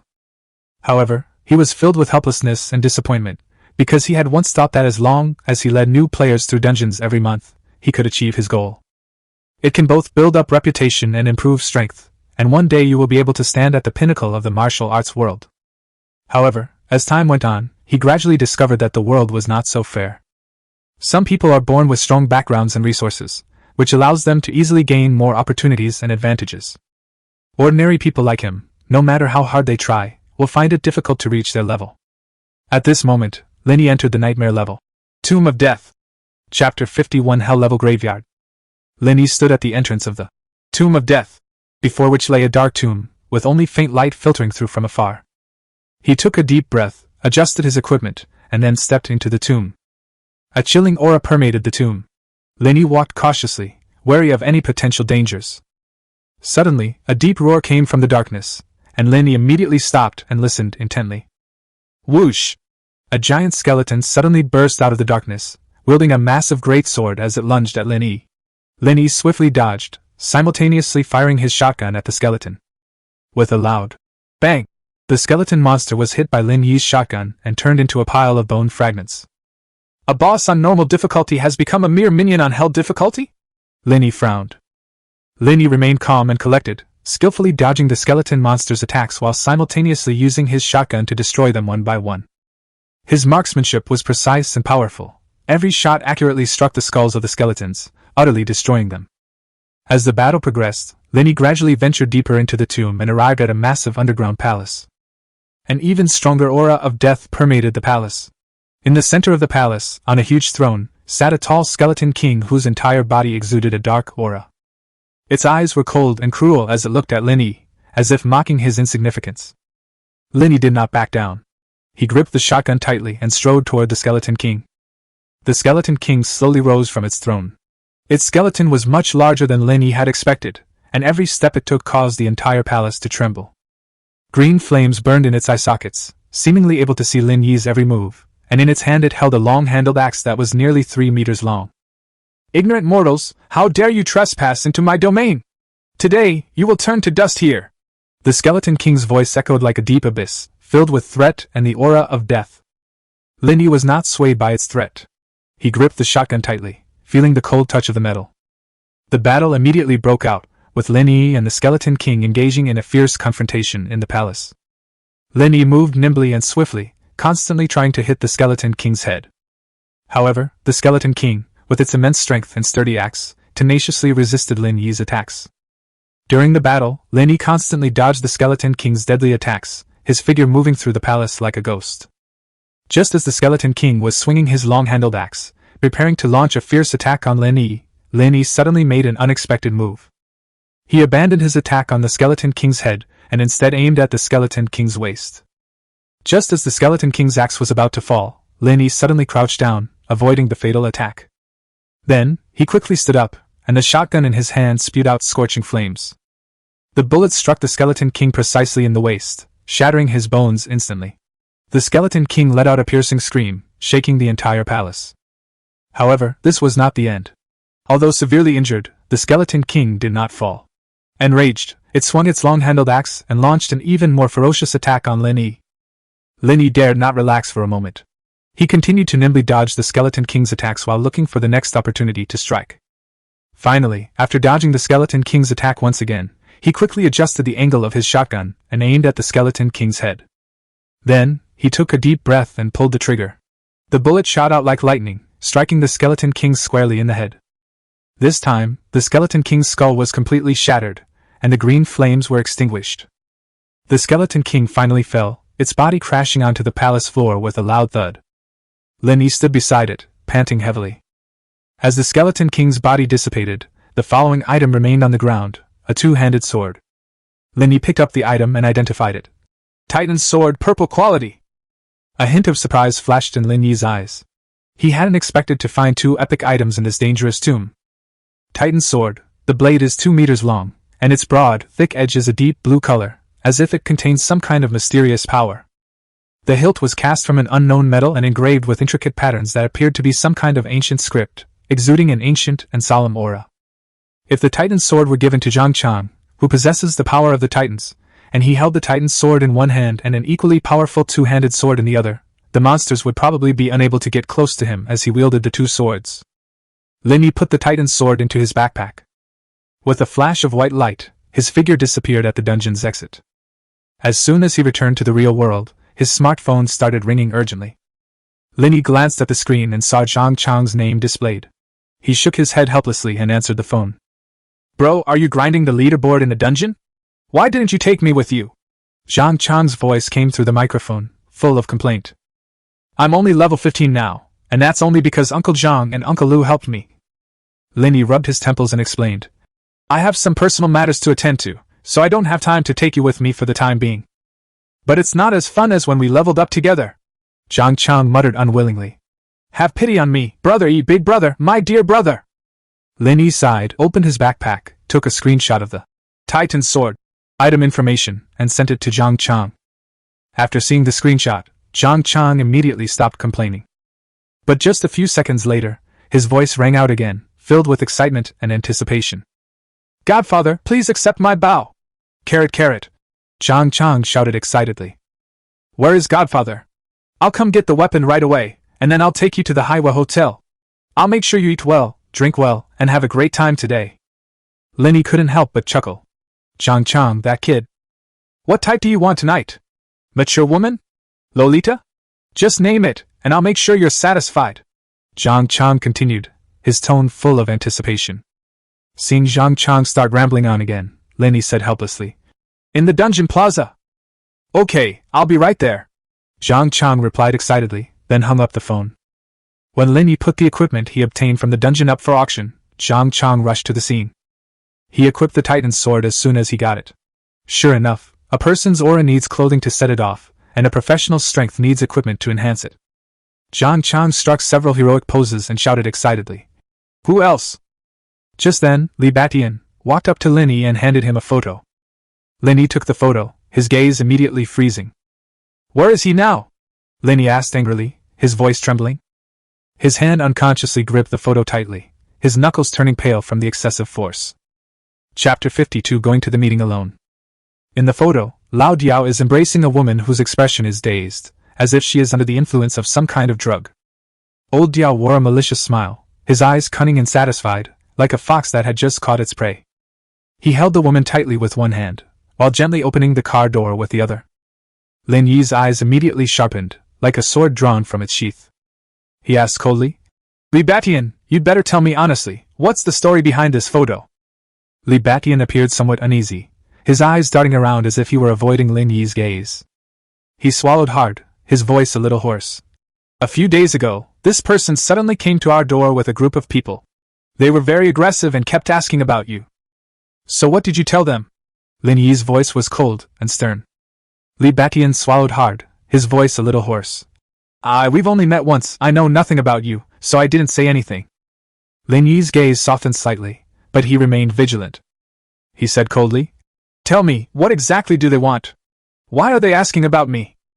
Li Batian hesitated for a moment, then slowly said, "I don't know. They said they have an important plan, but they wanted to get rid of you beforehand." Lin Yi's eyes sharpened again, and he said coldly, "What plan? What exactly do they want?" Li Batian shook his head, looking somewhat helpless. "I don't know, I really don't know.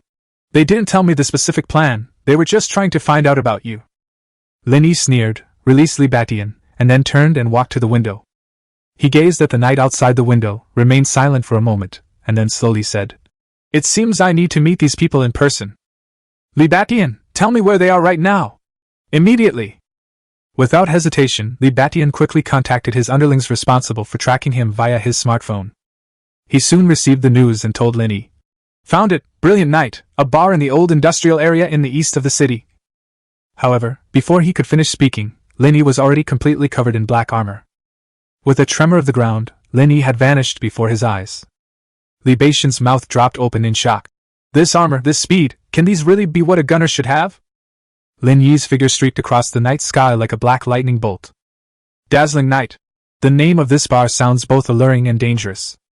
Lin Yi knew that this place was likely a trap, but he had to go. When he arrived at the bar entrance, he saw a sign on the door that said it was closed. He kicked the door hard, and with a loud bang, the two alloy doors were kicked into the bar. The bar was dimly lit and noisy, filled with smoke, and various figures moved about under the lights. However, they were all startled by Lin Yi's actions and looked towards the door. Lin Yi's gaze was sharp as he quickly scanned the entire bar, searching for Bai Yunfei's whereabouts. Suddenly, a group of people emerged from the depths of the bar and immediately surrounded Lin Yi upon seeing him. These men wore ferocious smiles on their faces. They were clearly Lao Diao's henchmen. "You must be Lin Yi? Old Diao has been waiting for you for a long time," one of them said with a sneer. Lin Yi did not answer. His gaze remained fixed on Bai Yunfei. "Hey kid, I'm talking to you!" The man raised his voice impatiently. Lin Yi finally turned his head, his eyes flashing with a cold light.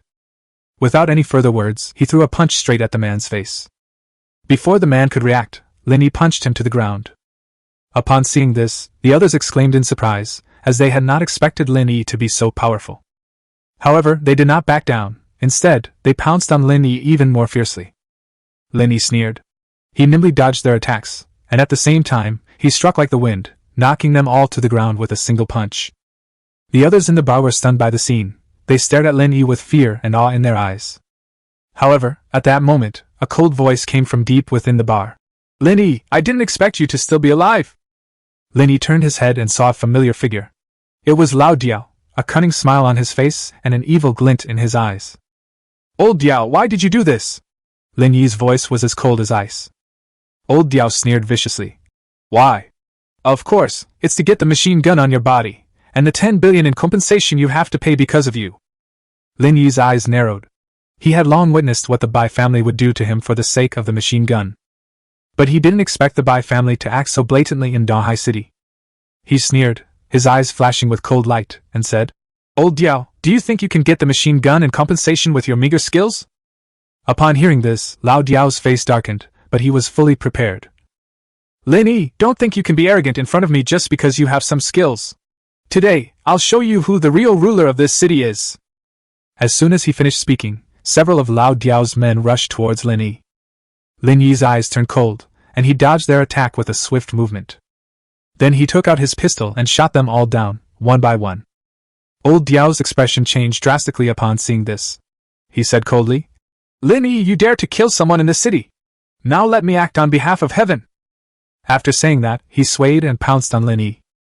Lin Yi's eyes narrowed, and he fired a shot at Lao Diao. Old Diao's pupils contracted, not expecting Lin Yi to be so fast. He tried to dodge, but it was too late. Lin Yi's bullet had already struck his chest. Old Diao's body flew out like a kite with a broken string, crashing heavily into the bar wall. He spat out a mouthful of blood, his face turning as pale as paper. He finally realized that he and the Bai family had offended someone they shouldn't have. Looking at Lin Yi, his eyes were filled with fear and despair. Lin Yi coldly stared at Lao Diao lying on the ground, without a trace of pity in his eyes. He walked up to Lao Diao, looked down at him, and said in a cold voice, Tell me, where is Bai Yunfei? Old Diao had blood on the corner of his mouth. He wanted to laugh, but could only cough. He looked at Lin Yi, a flicker of fear in his eyes, but it was quickly replaced by cunning. Lin Yi, do you really think I tell you? A cold glint flashed in Lin Yi's eyes. He reached out and grabbed Lao Diao by the collar, lifting him off the ground. I advise you not to test my patience. Old Diao's face was pale, but he still tried to remain calm. Lin Yi, even if you kill me, I won't tell you. Lin Yi sneered, released his grip, and let Lao Diao fall to the ground again. Then you should go down there and wait for him. With that, he shot and blew up Lao Diao's pumpkin. You think I won't find him if you don't tell me? Lin Yi said, taking out the sniper rifle. Eye of the Underworld. That he had obtained in the mysterious space from his magic backpack. Chapter 53 Redemption in Crisis. The Eye of the Underworld. Sniper rifle in Lin Yi's hand is not only a deadly weapon, but also a high-tech work of art. He used the scope on his sniper rifle to scout inside the bar. The thermal imaging camera clearly showed the distribution of body heat within the bar, revealing the outlines of every individual. He adjusted the scope, carefully observing every detail. The lively scene in the bar instantly transformed into cool tones of blue and red, with blue representing cold objects and red indicating heat sources. People's bodies appeared as a warm red in the camera lens. Their movements, even their breathing, were under Lin Yi's surveillance. Lin Yi's gaze swept across the bar, searching for that peculiar figure. Suddenly, his gaze stopped on a corner. A hidden passage leads to a building resembling an underground palace. Lin Yi's heart raced. His intuition told him that this discovery was no small matter. He put away his sniper rifle and quickly headed towards the hidden passage. There is a seemingly ordinary oil painting there, behind which lies a secret passage leading to an underground palace. He approached the painting, examined it closely, and searched for the mechanism to open the secret passage. His fingers gently traced the frame of the painting, and suddenly he felt a subtle bump. He pressed the protrusion, and the oil painting slowly moved, revealing a downward-facing passageway. Looking at the steps of the secret passage, each step was covered with a luxurious carpet, and the pale yellow steps looked particularly warm under the light strips.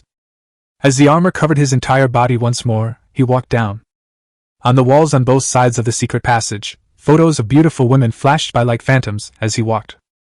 Those naked beauties, whether sitting, standing, leaning, or slouching, every pose was full of sexiness and allure. The soft light shone on them, outlining their graceful figures, as if telling a story of endless desire. However, his gaze did not linger on these beautiful women. Finally, he arrived at the entrance to the underground palace. The sight before him when he pushed open the door shocked him. The interior of this underground palace is resplendent with gold, and huge crystal chandeliers emit a soft glow that illuminates the entire space. In the center of the palace is a huge pool with a beautiful fountain at its core. The spray from the fountain forms a beautiful rainbow in the air. Lin Yi walked along the edge of the pool, his gaze drawn to a throne deep within the palace. Behind the throne was a huge, luxurious bed. A young woman was lying on the bed wearing only her underwear, her body writhing as if 1,000 ants were crawling all over her. Lin Yi frowned and quickly scanned his surroundings, looking for any possible threats. He approached the bedside and asked with concern, "Hey, what's wrong?" The woman paused upon hearing the voice, turned her head, and looked at Lin Yi with a confused expression. Her face was pale, and her forehead was covered with fine beads of sweat. Her lips trembled as she struggled to speak. I feel so uncomfortable. I want it so badly. Before she could finish speaking, she clung to Lin Yi's body like an octopus. Lin Yi was startled by the woman's sudden action. But he quickly calmed down and gently comforted her. Don't be afraid, I'm here, I'll protect you. He tried to untie the woman's arms, which were tightly wrapped around him, but her strength was extraordinary, leaving him unable to move for a moment. I can't control myself, it's like I've been poisoned. The woman's voice was choked with sobs, and her body trembled constantly, clearly indicating that she was enduring immense pain. Lin Yi's heart sank. He immediately realized that the situation was much more serious than he had imagined. He must find an antidote as soon as possible, otherwise the woman's life may be in danger. He took a deep breath, forcefully pried her arms off him, then quickly stood up and began searching the palace for possible clues. At that very moment, Bai Yunfei emerged from the bathroom, wearing only a towel around his waist. Upon seeing Lin Yi, he was immediately stunned, and the woman's soft moans made him even more flustered. His gaze swept quickly around, as if searching for an explanation for everything. He walked towards Lin Yi and tried his best to ask in a calm tone. Lin Yi, what brings you here?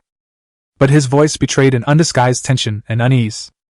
His eyes darted around, avoiding Lin Yi's gaze, as if afraid that his inner secret would be revealed. Lin Yi stared intently at Bai Yunfei, pressing him with each word. Where is the antidote? Bai Yunfei turned to look at the woman on the bed, only to see her still writhing and trembling, clearly in great pain. Then he turned to look at Lin Yi, forcing a smile.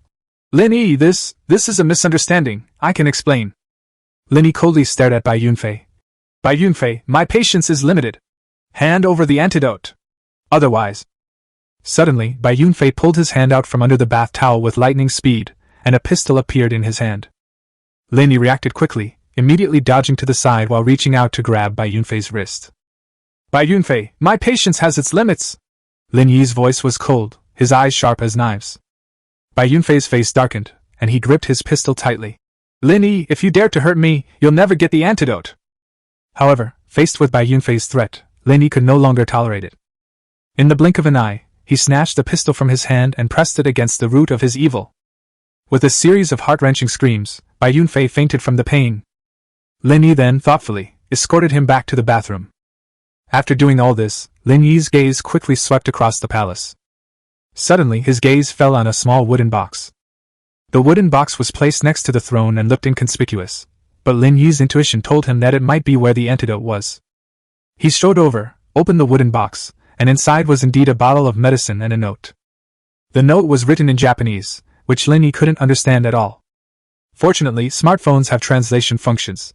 As long as the person who has taken this medicine has sexual intercourse with another poisoned person, the poisoned person will be completely cured, otherwise, they will definitely die from the poison within an hour. Lin Yi's heart raced. He gripped the note tightly, his eyes revealing complex emotions. The method of obtaining the antidote was so bizarre that he couldn't help but suspect it was a conspiracy. However, the woman's condition was urgent, and he knew he had no time to hesitate.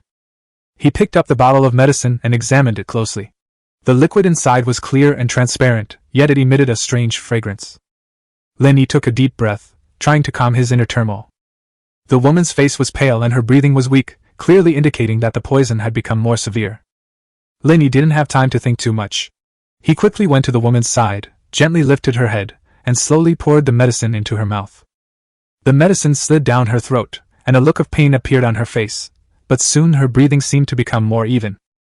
Lin Yi breathed a sigh of relief, but then his mood turned heavy again. The words on the note weighed on his heart like a boulder. Lin Yi held her hand tightly, trying to transfer his strength to her. Don't worry, I will save you. His voice was firm, but his heart was in turmoil. The woman seemed to sense his hesitation. She smiled slightly, but the smile was filled with endless weakness. I believe in you. Her voice was weak, but full of strength. Lin Yi's heart jolted, and the contradictions and struggles in his heart seemed to find their answers at this moment. He took a deep breath and made his decision. He gently removed his clothes and began the strange and complicated process of obtaining the antidote, following the instructions on the note. This part is not interesting, so I'll omit 500 words for you. Chapter 54 Crimson Rose. After a passionate embrace, Lin Yi looked down at the woman lying in his arms, his heart filled with complex emotions. His eyes were filled with guilt as he whispered an apology. I'm sorry. The woman was no longer weak.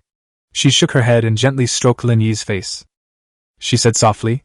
You don't need to blame yourself. I understand that everything you did was to save me. I don't blame you, on the contrary, I should be grateful to you.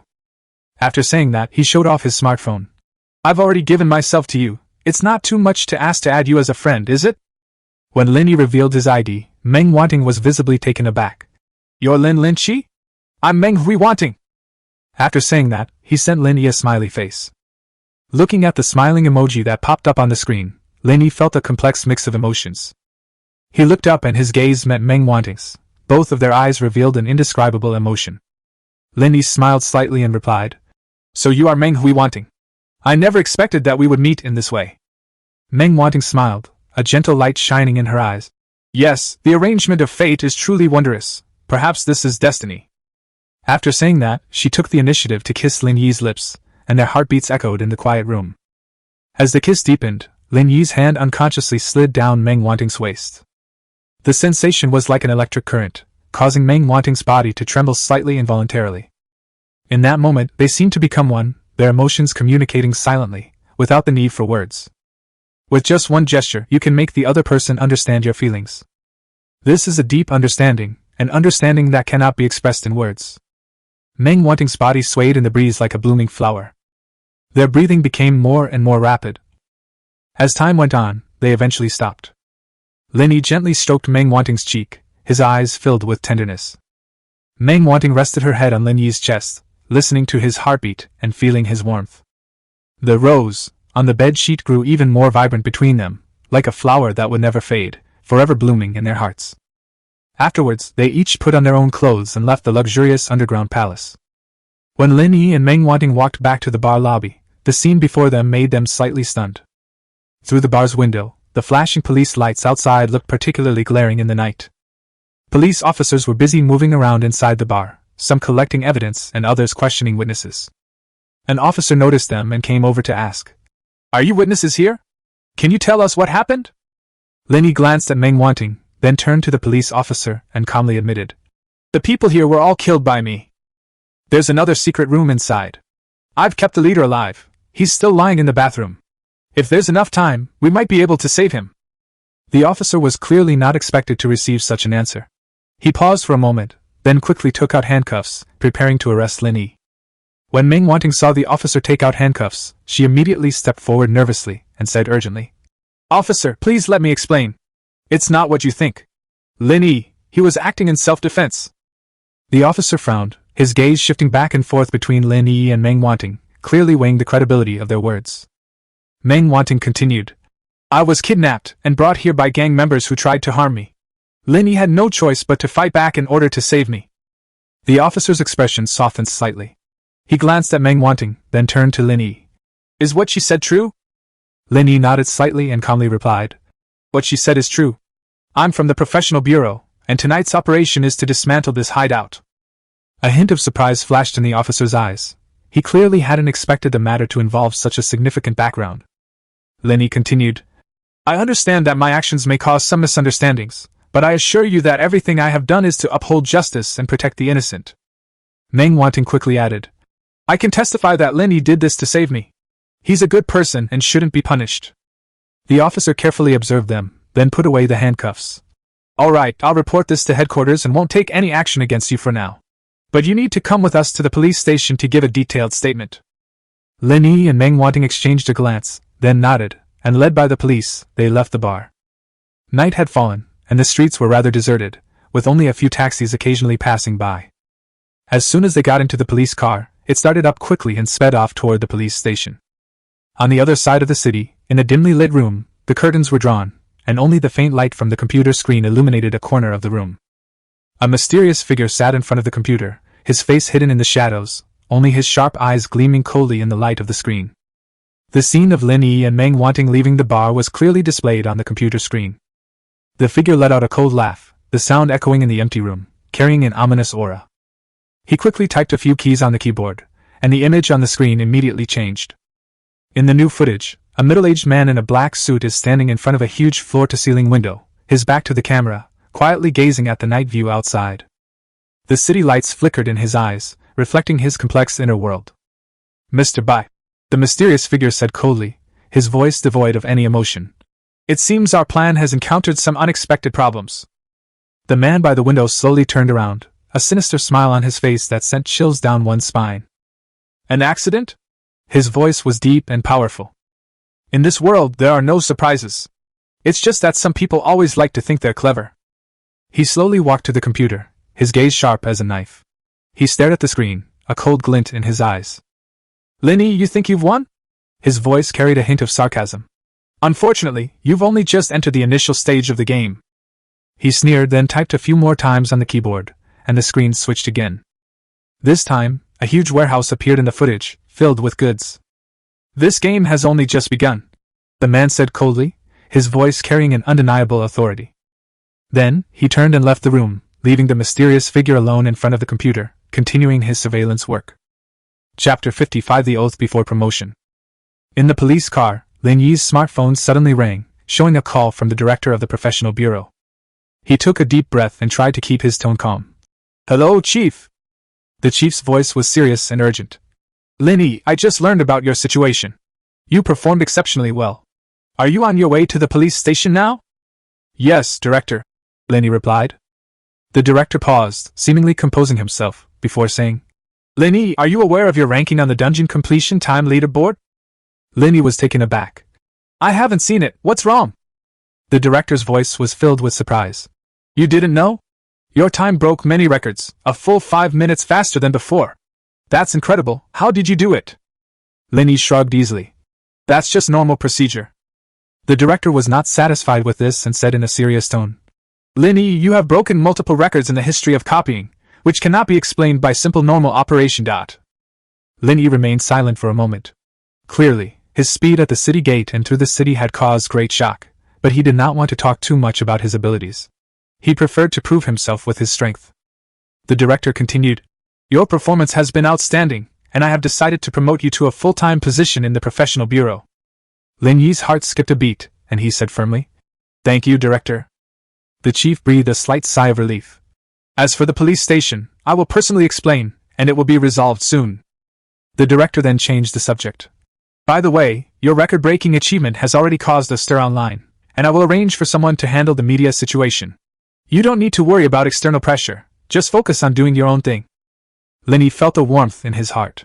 He knew that the director had always been paying attention to him and helping him solve his problems.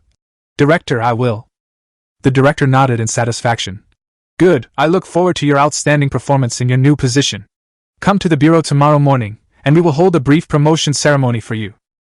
Okay, Director, I'll be there on time. After receiving Lin Yi's reply, the director hung up the phone. When Lin Yi arrived at the police station, he found many officers on duty standing at the entrance, their faces full of anticipation and curiosity, their eyes sparkling with excitement. As Lin Yi stepped out of the police car, he felt the gazes of those around him, their eyes filled with surprise and admiration. Lin Yi walked steadily toward the police station entrance, and his appearance seemed to become the climax of the discussion. The staff on duty whispered among themselves, their eyes filled with disbelief. Is it really him? A young police officer asked his colleague in a low voice, his face full of doubt. Of course, I was the first to hear this news in the communications room. Another slightly more experienced officer replied proudly. But he's so young, the young officer replied doubtfully, his brows furrowed, his eyes revealing distrust and surprise at Lin Yi's youthful appearance. The older officer smiled, patted the younger officer on the shoulder, and explained, Don't let his youth fool you. He's already joined the professional police and will soon be a full member. The young officer was visibly shocked upon hearing this. His eyes widened, and his mouth opened slightly, as if he wanted to say something but didn't know where to begin. The Professionals Bureau? He finally blurted out. That's the highest level department in our country, only the most outstanding talents can join. He's really that amazing? The veteran officer nodded, his eyes revealing admiration and envy for Lin Yi. That's right, and he's a professional who just awakened this year. The young police officer was stunned by these words and stood there dumbfounded. His mind was in turmoil. This was not just a matter of flattery, it was something that couldn't be caught up with even if you took a rocket. Lin Yi walked into the police station, and everyone made way for him. He walked straight to the sheriff's office and knocked on the door. Come in, came the sheriff's voice from inside. Lin Yi pushed open the door and saw the police chief sitting behind his desk, smiling at him. Lin Yi, please sit down. The sheriff gestured to the chair opposite him. Lin Yi sat down, looked at the police chief, and waited for him to speak. The sheriff smiled and said, Lin Yi, I heard from the professional bureau chief that you are the Lin chief who keeps breaking dungeon records? Lin Yi nodded without saying anything. Truly, heroes emerge from among the young, the sheriff exclaimed. A young man like you is truly the pride of our country. However, I'm curious, why are you hiding your identity? Lin Yi was silent for a while, then slowly said, Chief, as you know, in real life, I am just an ordinary person. I don't want things happening online to affect my real life, nor do I want the people around me to receive unnecessary attention and trouble because of me, especially since I've already joined the professional gaming community. The sheriff nodded in understanding.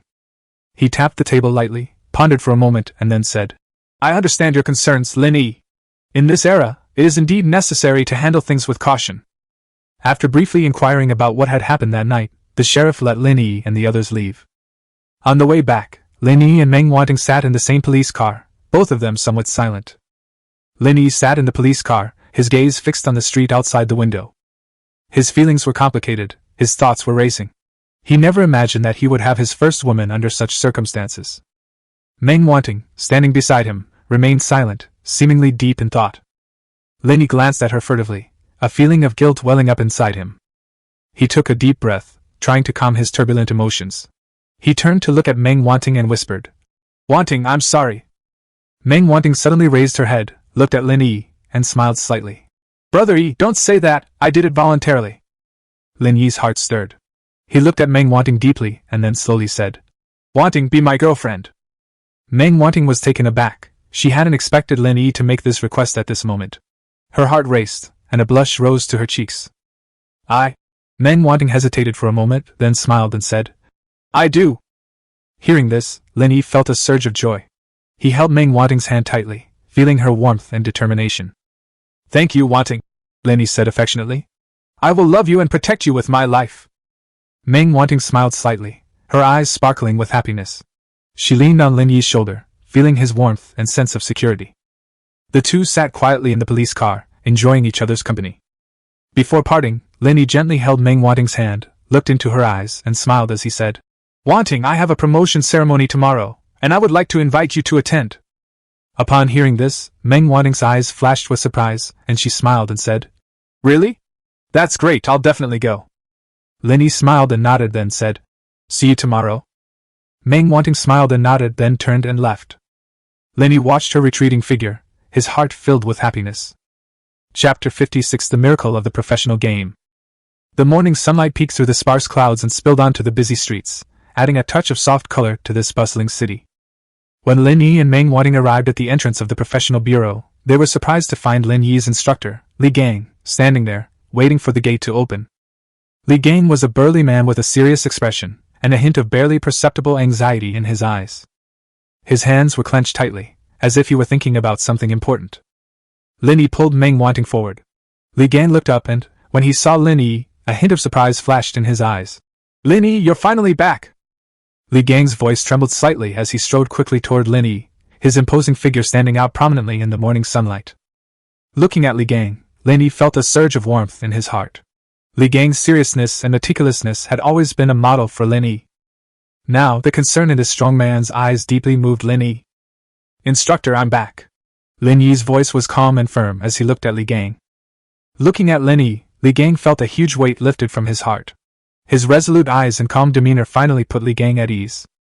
He patted Lin Yi on the shoulder. The force was light, but it was full of warmth.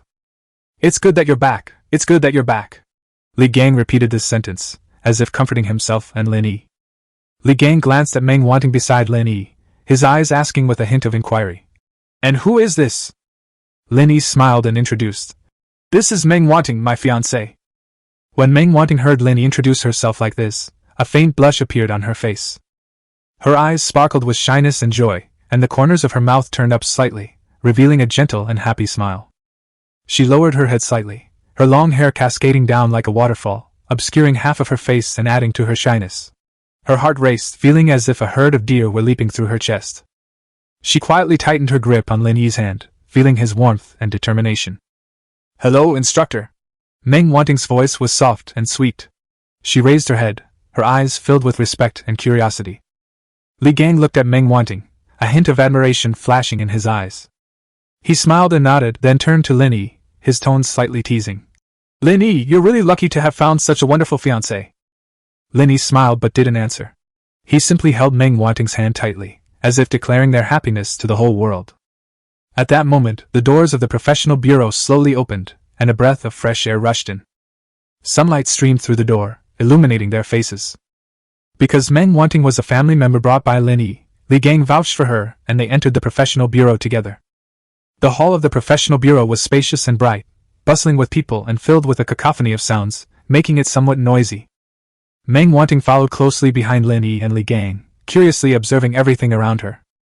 As she watched the busy figures of the uniformed staff, a sense of admiration welled up in her heart. After Li Gang brought Lin Yi and Meng Wanting to the training ground, he went to prepare for today's lessons. They found a quiet corner to sit down. Meng Wanting looked at Lin Yi with curiosity and anticipation in her eyes. Lin Yi, how did you get into the professional bureau? Why are the instructors so concerned about you? Meng Wanting asked softly. The reason I brought her to the professional game was that I no longer wanted to hide anything from her. He took a deep breath and then slowly said, Wanting, actually, I joined the professional bureau right after I awakened my professional skills. An expression of disbelief appeared on Meng Wanting's face. Her eyes were wide open, and her mouth was slightly open, as if she wanted to say something, but she couldn't utter a single word. She never expected that Lin Yi would become a member of the professional bureau at the tender age of 18. How is this possible? Meng Wanting finally found her voice. She looked at Lin Yi, her tone full of doubt. Lin Yi looked at Meng Wanting, feeling a little nervous. He didn't know how Meng Wanting would view his identity. He took a deep breath and then slowly said, Wanting, I know this may be hard to believe for you, but I am indeed a member of the professional bureau. At this moment, Li Gang walked over and looked at Lin Yi. Lin Yi, the bureau chief and the others are coming soon. They want to test your abilities so they can assign you a new position. Lin Yi's expression hardened upon hearing Li Gang's words.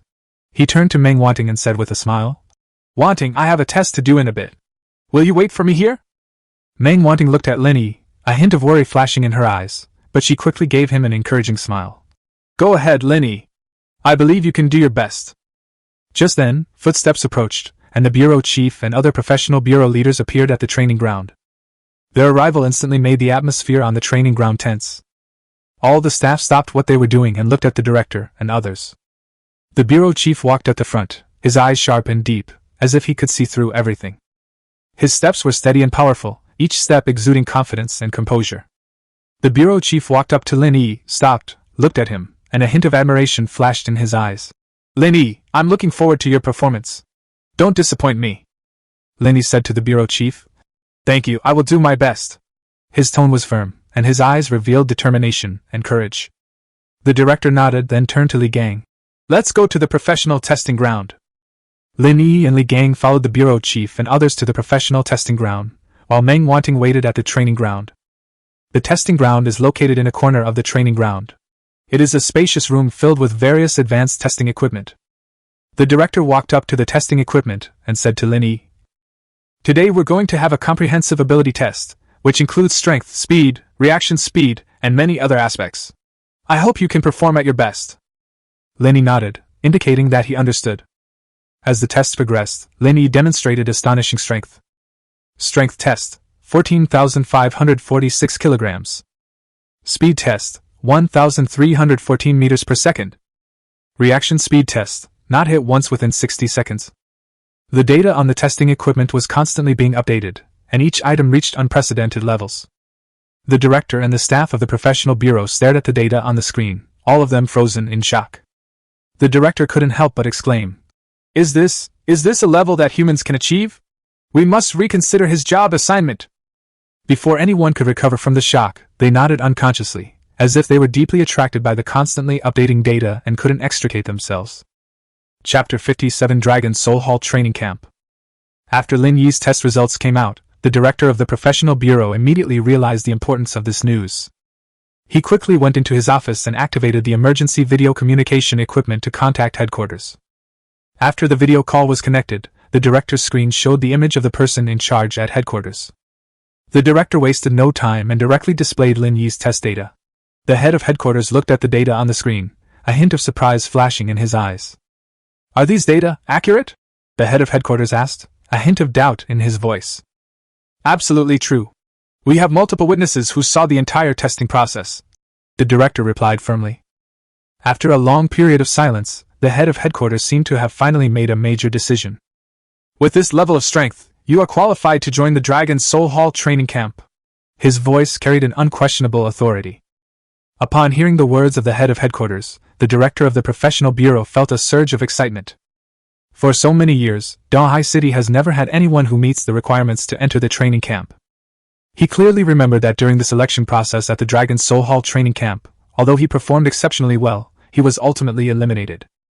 The high selection standards and fierce competition of that training camp are something he still remembers vividly. Lin Yi, does he really have the qualifications? The bureau chief wondered to himself. Although he had a very high opinion of Lin Yi's strength, the threshold for the Dragon's Soul Hall training camp was simply too high. The head of headquarters seemed to see through the bureau chief's doubts and smiled slightly.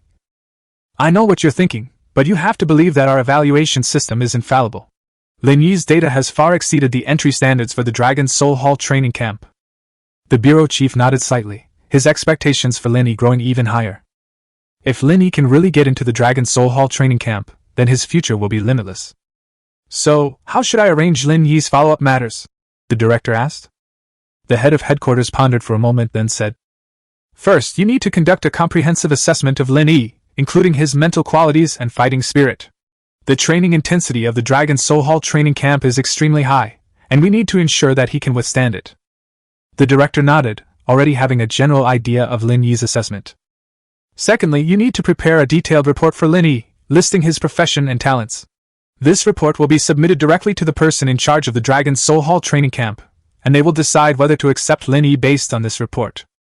Finally, the selection process will take place at the training camp in a month. You will need to personally escort Lin Yi to the testing grounds of the Dragon's Soul Hall training camp. I'll be waiting for your good news.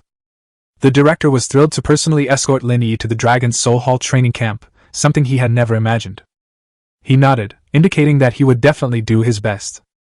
Afterwards, the director of the professional bureau called Lin Yi into his office alone. He looked at Lin Yi with eyes full of expectation and seriousness. Lin Yi, I must tell you that your test results are outstanding and have attracted the attention of headquarters. The director began, his tone tinged with admiration. Upon hearing this, a hint of surprise flashed in Lin Yi's eyes, but he quickly regained his composure. The bureau chief was very satisfied with Lin Yi's calm and composed demeanor. He asked, Lin Yi, do you know about the Dragon's Soul Hall? His tone was filled with deep respect. Lin Yi shook his head blankly. The director said solemnly, Dragon's Soul Hall is an extremely secretive organization in our country. Its members are the top professionals in the country, possessing great strength and a high status. As Lin Yi listened to the director's introduction, he couldn't help but develop a strong interest in this organization. He had always thought that he was already one of the best martial artists. But judging from the director's words, it seems that the members of the Dragon's Soul Hall are stronger than him. The Dragon's Soul Hall holds a very important position in our country. They are not only responsible for maintaining national security, but also for handling some special tasks.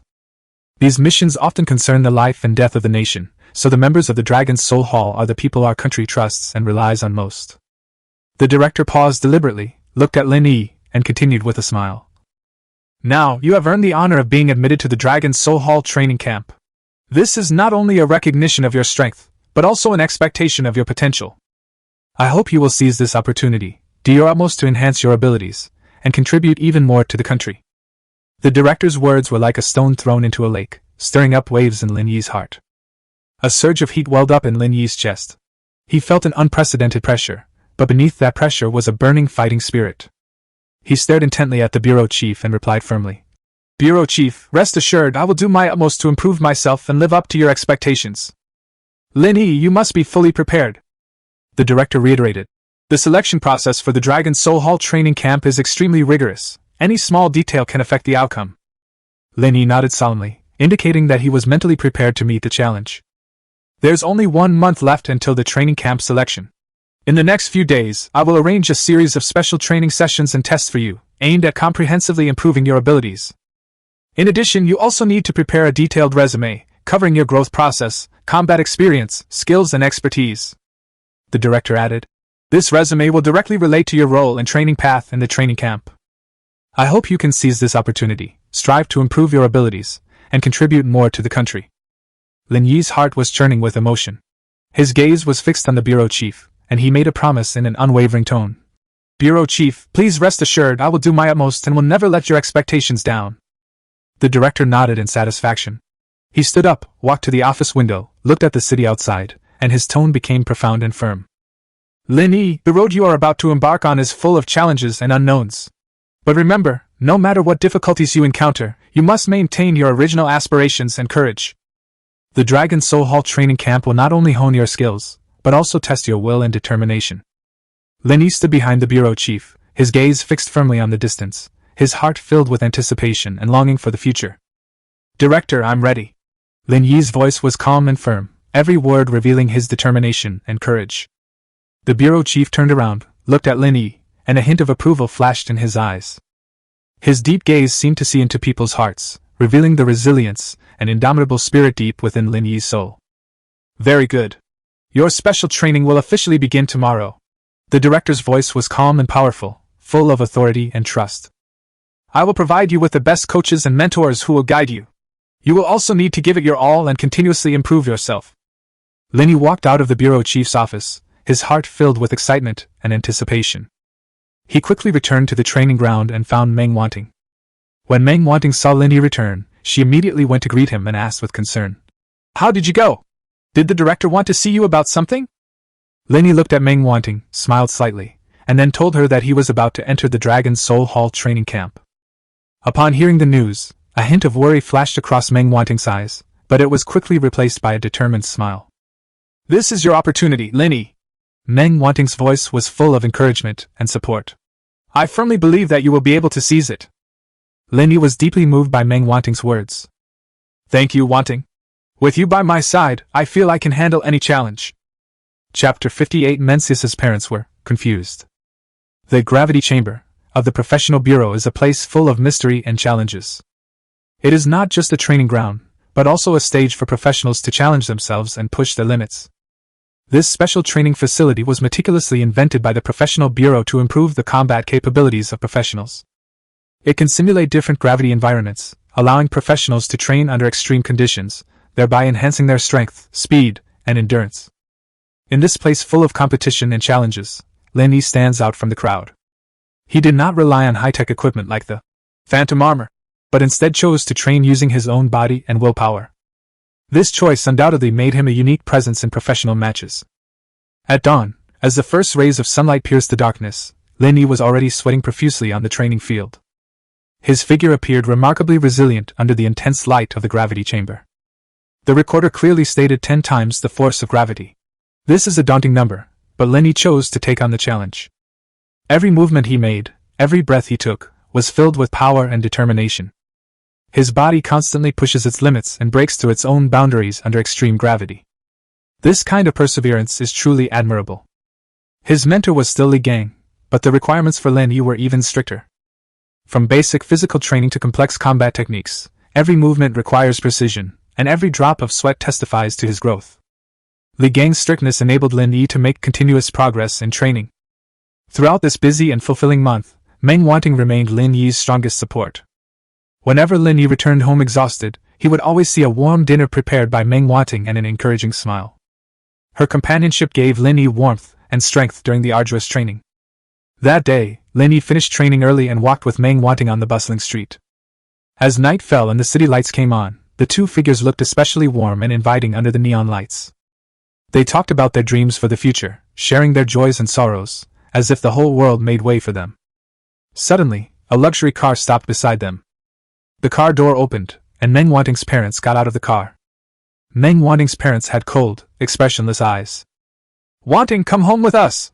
Meng Wanting's mother said sternly, her tone carrying an unquestionable command. Meng Wanting gripped Lin Yi's hand tightly, her eyes filled with determination and defiance. I'm not going back.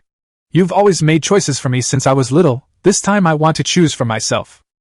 Looking at the elegant and dignified couple, Lin Yi politely stepped forward and said, Uncle, Aunt, my name is Lin Yi, and I am a professional. I know you have high expectations for Wanting, but please believe me, I will always protect her and give her happiness. Meng Wanting's parents looked grim. Her mother sneered. Do you think you can give Wanting happiness? You're just an ordinary professional, what qualifications do you have? In the darkness, Lin Yi's eyes were resolute, remembering the director's instructions not to easily reveal his true identity. He simply replied, "Auntie, happiness is not determined by status or position. My feelings for Wanting are genuine, and I will prove it with my actions." Meng Wanting's mother's eyes were full of contempt. "Action? What can your actions change? Do you know that Wanting's future has already been arranged by us? She will enter high society and live a completely different life." Lin Yi held Meng Wanting's hand tightly, feeling her trembling, and said gently, "I know I can't promise you a luxurious life, but I can assure you that I will use all my strength to make sure Wanting lives the life she wants, whatever it may be." Meng Wanting's father finally spoke. "Young man, your courage is commendable, but reality is cruel. Do you really think your love can withstand everything?" Lin Yi took a deep breath, knowing he couldn't back down. "Uncle, I don't know what the future holds, but I'm willing to try and work hard for Wanting. Love is not just sweet words, but also mutual support and facing difficulties together."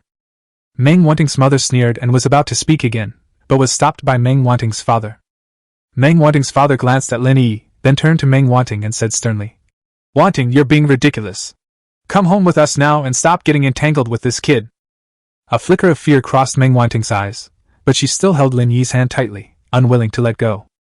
She mustered her courage and told her parents, "I won't go back with you. I'm an adult now, and I have the right to decide my own life and love. You can't control my life like this." Lin Yi felt Meng Wanting's hand trembling slightly, and a pang of pain shot through his heart. However, Meng Wanting's parents did not intend to give up. Meng Wanting's mother sneered and gestured to the bodyguards behind her. Several bodyguards immediately stepped forward and tried to pull Meng Wanting into the car. Upon seeing this, Lin Yi immediately stood in front of Meng Wanting to stop the bodyguards' actions. His eyes were firm, and his tone resolute. "I will not let you take her away. This is her life, and she should decide for herself." The situation reached a stalemate, attracting onlookers. Meng Wanting's parents were clearly not expected Lin Yi to be so resolute, and their expressions became even more unpleasant. Meng Wanting's father said coldly, "Boy, you're courting death. Do you think an ordinary professional like you can stand up to us?" Just then, Meng Wanting suddenly spoke, her voice firm and clear. "Mom and Dad, I'm pregnant with Lin Yi's child." These words exploded in the air like a bomb, leaving Meng Wanting's parents stunned and speechless. Lin Yi was also taken aback. He hadn't expected Meng Wanting to say such a thing. Meng Wanting gripped Lin Yi's hand tightly, her eyes filled with determination. "Is this true?"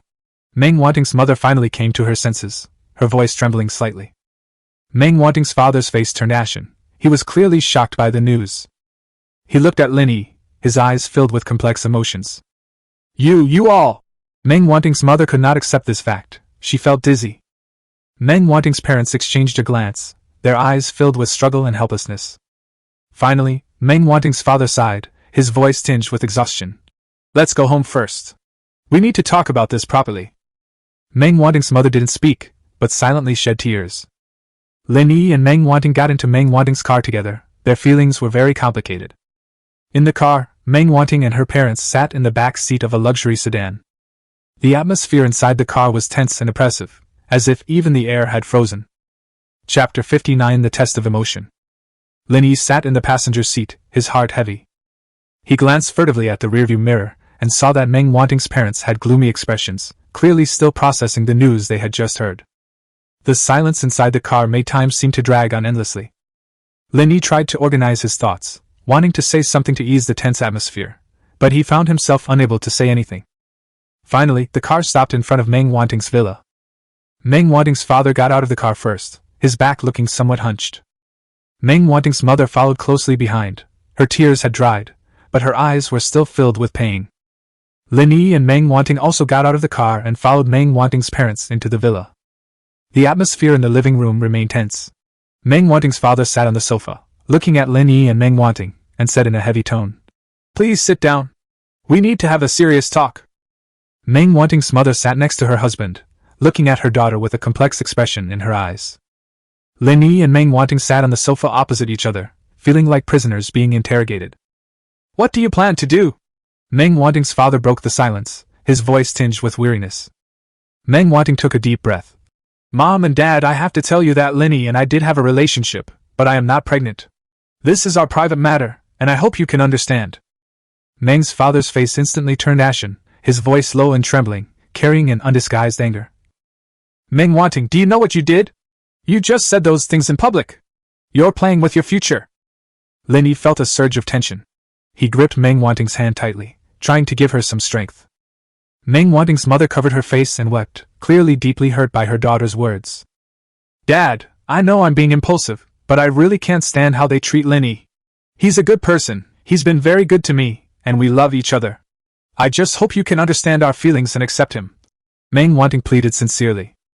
Meng Wanting's father sighed deeply. He looked at his daughter, a hint of helplessness flashing in his eyes. Wanting, you're always so willful. Do you know how much trouble this will cause you? Have you ever thought about how we feel? Meng Wanting's mother also looked up, her eyes filled with pain. Wanting, you are our daughter, and of course we want you to be happy. But you can't make such a reckless decision. Your life has just begun, and you have many things to consider. Lin Yi felt his heart pounding, and he took a deep breath. He knew he had to take action to prove his sincerity and love for Meng Wanting. He quietly turned on his smartphone, quickly swiped his finger across the screen, entered a password, and transferred 10 million yuan to Meng Wanting's account. Meng Wanting stared at Lin Yi's actions, her eyes filled with confusion and shock. She asked softly, Lin Yi, what are you doing? Lin Yi held Meng Wanting's hand tightly, his eyes firm and serious. Wanting, I know there are no absolute guarantees in this world, but I'm willing to give everything I have to make you happy. This money is my promise to you. No matter what the future holds, I will be by your side, supporting you and protecting you. Meng Wanting's parents watched this scene with complicated expressions on their faces. Meng Wanting's father sighed deeply. He looked at Lin Yi, his tone serious. Young man, do you really understand what you're doing? This is no small sum of money. Lin Yi looked directly at Meng Wanting's father, his voice firm and powerful. I understand, uncle. My feelings for Wanting are genuine, and I am willing to give everything for our future. This money is my personal money, and I won't use it to interfere with Wanting's decision. I just want her to know that she has the freedom to choose. Meng Wanting's mother wiped away her tears, looked at Lin Yi, and a hint of tenderness flashed in her eyes. You are a good person, Lin Yi. But love cannot be measured by money. Lin Yi nodded, holding Meng Wanting's hand tightly, and said sincerely, I completely agree, Auntie. Love is priceless, and this money is just my way of expressing my sincerity. I am willing to work with Wanting to create our own happiness. Meng Wanting looked at Lin Yi, her eyes filled with emotion. She held Lin Yi's hand tightly and whispered, Thank you, Lin Yi. I know that no matter what happens, you will be by my side. The atmosphere in the living room began to ease. Although Meng Wanting's parents were still somewhat worried, they also began to try to understand the relationship between their daughter and Lin Yi. Lin Yi knew that this was just the beginning of their love journey, and many challenges awaited them in the future. But he believed that as long as they loved each other, nothing was impossible. Finally, Mr. Meng sighed and turned to Lin Yi. Alright, since Wanting trusts you so much, we have no choice but to trust you too. But you must be responsible for our daughter and not let her get hurt in any way. Lin Yi nodded, his eyes filled with determination. Uncle Meng and Meng, I promise, I will protect Wanting with my life and make her happy. A month passed in the blink of an eye, and Lin Yi and Meng Wanting's relationship grew even stronger after this ordeal. Lin Yi proved his sincerity and love for Meng Wanting with his actions, which made Meng's parents feel gratified. However, Lin Yi knew in his heart that he couldn't stay by Meng Wanting's side forever. He had more important things to do, to undergo training at the Dragon Soul Hall. This was the necessary path for him to become a top professional, and also a crucial step in bringing his mother back. The day before leaving, Lin Yi took Meng Wanting to a restaurant. The two sat facing each other, their hearts filled with emotion. Wanting, I'm leaving, Lin Yi said softly, his voice tinged with reluctance. Meng Wanting looked at him, a hint of sadness flashing in her eyes, but she quickly composed herself and smiled, saying, I know, go ahead. I'll wait for you to come back. Lin Yi grasped her hand, his eyes filled with gratitude. Thank you, Wanting. You've given me so much strength during this time. I'll finish my training as soon as possible and come back to see you. Meng Wanting nodded. She believed he would keep his promise. The next day, with Meng Wanting watching him go, Lin Yi boarded a plane with Lu Hong, the director of the Dahai City Vocational Education Bureau, bound for the Dragon Soul Hall training camp. Chapter 60: The Road to Elite. As the plane pierced through the clouds, Lin Yi's mood, like the turbulent journey, fluctuated wildly. Director Lu Hong sat next to him, seemingly seeing through his thoughts, and said, Lin Yi, Dragon Soul Hall is not just a training camp, it is a whole new world. There you will face unprecedented challenges, but you will also experience unprecedented growth. Lin Yi turned his head, a determined glint in his eyes. I'm ready. Several hours later, the plane landed at a remote military airfield. They were picked up by an unmarked black sedan, which drove along a winding mountain road and eventually stopped in front of a magnificent building hidden deep in the mountains. The main entrance of the building is inscribed with two large, elegant characters, Dragon's Soul. Director Lu Hong gazed at the magnificent building, a hint of nostalgia flashing in his eyes. He whispered to Lin Yi, "You know, Lin Yi, many years ago, I also stood here, just like you, full of anticipation and nervousness." Lin Yi looked at Lu Hong with curiosity. This director, who was known for his strictness, rarely mentioned his past. Lu Hong continued, "At that time, I was also a young professional member of the Bureau, and I was selected to participate in the selection for the Dragon's Soul Hall training." At this moment, Lu Hong smiled self-deprecatingly. "However, I did not pass the selection."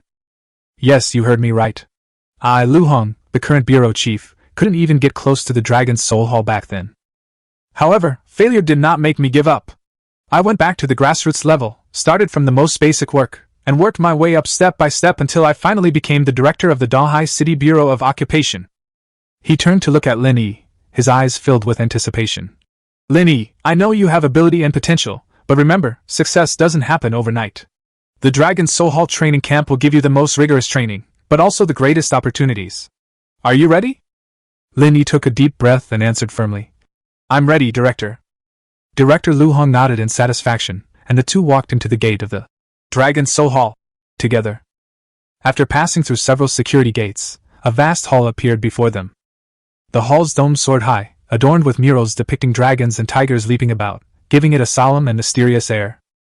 The walls around the room are adorned with portraits of members of the Dragon's Soul Hall throughout the ages, their eyes revealing determination and wisdom. In the center of the hall stands a huge stone tablet inscribed with the Dragon's Soul Hall's motto: loyalty, courage, wisdom, and perseverance.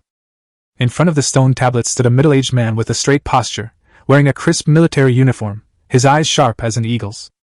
Director Lu Hong stepped forward and saluted the middle-aged man. "Reporting to the commander, the new member Lin Yi has been brought in." The commander returned the salute and turned his gaze to Lin Yi. "Welcome to the selection process for the Dragon's Soul Hall training camp. I am the commander here, Zhang Jin. You can call me Instructor Zhang until you pass the selection. Here, you will undergo a series of tests, not only physical, but also mental and willpower intensive. Our training aims to unlock the potential of each member and mold true elites." Lin Yi straightened up and replied with a firm gaze. "Instructor Zhang, I understand. I am willing to accept all challenges." Commander Zhang Jin nodded slightly, seemingly satisfied with Lin Yi's answer. "Please find a seat first. I will conduct a unified test for everyone once everyone has arrived." Lin Yi and Lu Hong then sat down in their respective designated areas. Lin Yi looked around and realized that there were several other professionals like him who had come to participate in the training camp selection. Their expressions varied. Some looked nervous and kept rubbing their hands together. Some people, on the other hand, appeared very confident, with a disdainful smile on their lips. Others remained calm, their eyes fixed firmly ahead. A young woman with short hair and bright eyes sat next to him, intently flipping through a thick book. Lin Yi couldn't help but ask curiously, "Hello, what book are you reading?" The woman looked up, smiled, and replied, "This is a book about psychology. My name is Su Qing. Are you interested in psychology?" Lin Yi shook his head. "I don't know much about psychology, but I'm very interested in this selection process. What about you? Why are you interested in psychology?" Su Qing closed the book and said seriously, "Psychology can help us better understand ourselves and others, which is very important for our future work. Moreover, I believe that psychological qualities are equally important in a place like the Dragon's Soul Hall. As the two were talking, a commotion suddenly broke out on the other side of the hall. They turned around and saw a burly man striding in. He was wearing a black bodysuit, his muscles were clearly defined, and he had an arrogant air about him. The man looked around and finally sat down opposite Lin Yi and Su Qing. He looked at the two of them, a mocking smile playing on his lips. "It seems that many rookies have come to their deaths in this selection." Lin Yi frowned slightly, displeased with this arrogant attitude, but he did not respond. He simply glanced at the other person and then turned back to continue talking to Su Qing. Su Qing seemed to have noticed the man's attitude as well. She whispered to Lin Yi, "Don't pay attention to him. This kind of person just wants to show his strength by provoking us." In the Dragon's Soul Hall, the true powerhouses are those who can control their emotions and remain calm. The man's expression immediately turned ugly upon hearing Su Qing's words. He stood up, pointed at Su Qing, and shouted, "You little brat, you dare to lecture me here? Believe me, I can make you kneel down with one hand. Su Qing remained calm in the face of the man's threat. She replied indifferently. I don't want to fight you. We're all here to participate in the selection. We should focus our energy on training, not on pointless fighting. Enraged by Su Qing's composure, the man was about to attack when Commander Zhang Jin's voice rang out in the hall. Enough! This is the Dragon Soul Hall, not a place for you to settle your personal grudges. He walked up to the man, his eyes stern. Qin Feng, right? I know your strength very well, but if you can't control your emotions, then you don't deserve to be a member of the Dragon Soul Hall. Qin Feng was intimidated by Commander Zhang Jin's imposing manner. He gritted his teeth and finally sat back down in his seat. Commander Zhang Jin surveyed the room, his voice icy. I know you are all top performers in your respective fields, but here you must forget your past honors and achievements and start from scratch. The training at the Dragon Soul Hall is not only a test of your strength, but also a test of your will and character. Only by passing these tests can you become true elites. Although Qin Feng was somewhat restrained by the commander's reprimand, his anger burned within him. His gaze was as sharp as a knife, and finally, his eyes fixed on Lin Yi. Lin Yi sensed the unfriendly gaze, but he did not back down. Instead, he met Qin Feng's gaze. Qin Feng sneered and mocked. Lin Yi, you're a coward who only knows how to hide behind women. In the Dragon Soul Hall, someone like you can't survive. Lin Yi calmly replied.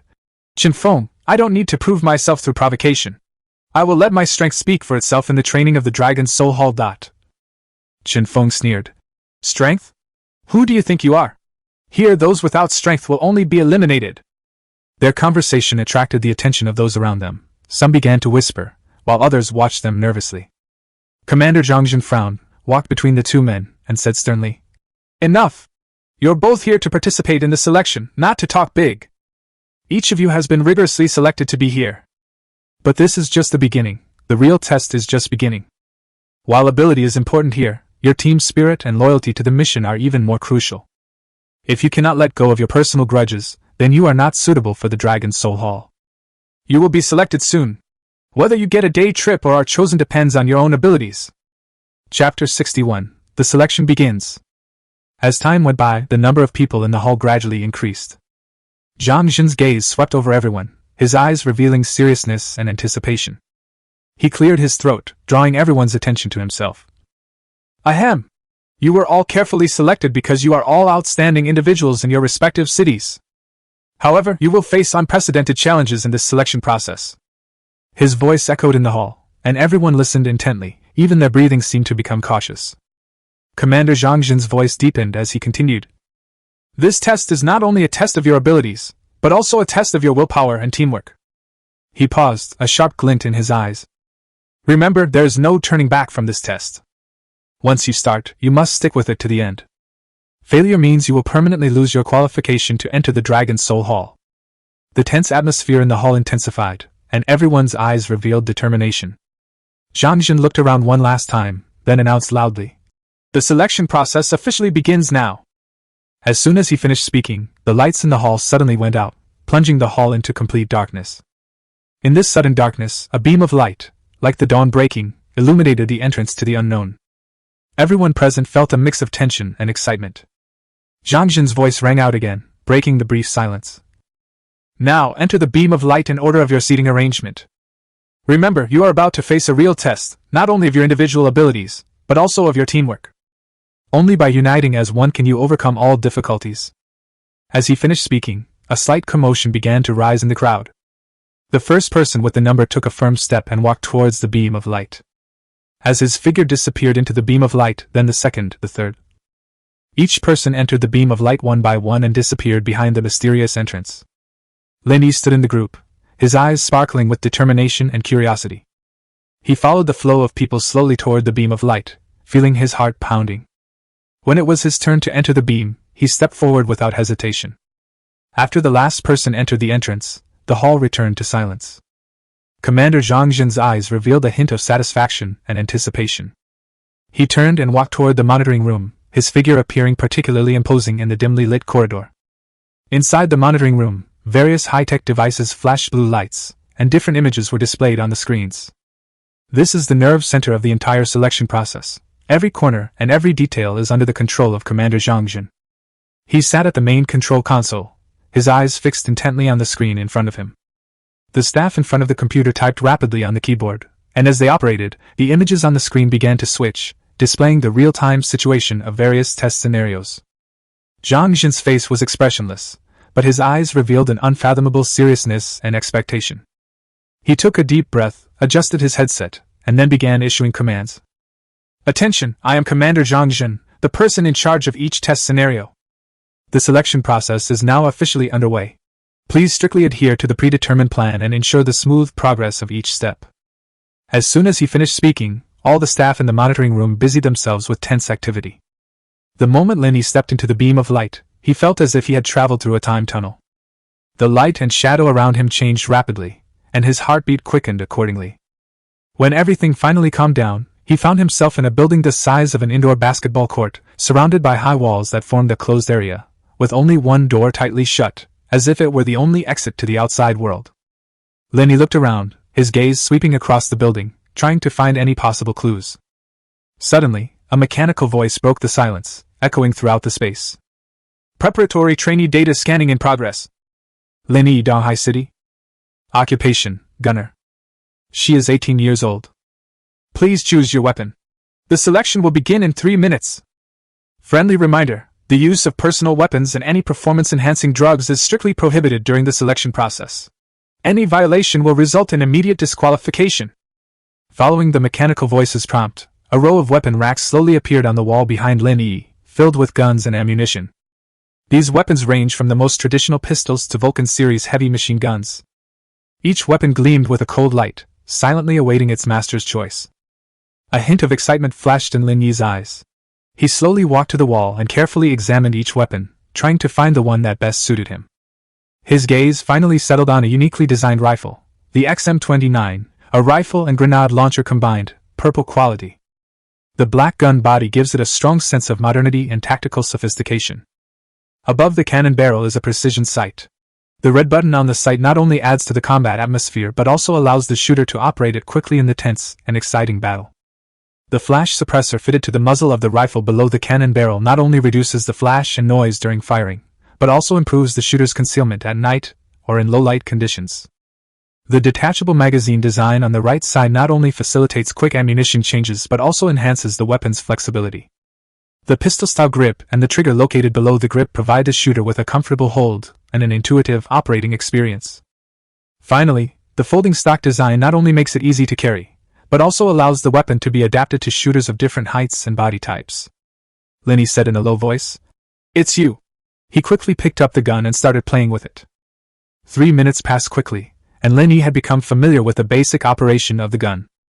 At this moment, the door opposite Lin Yi slowly opened, and a group of fully armed robots walked out from behind the door. Their eyes flashed red, and their target was Lin Yi. Lin Yi took a deep breath, adjusted his posture, and held the gun firmly in his hand. As the robot drew closer, he began to move slowly, searching for the best shooting position. Finally, the robot came into his firing range. Without hesitation, Lin Yi pulled the trigger.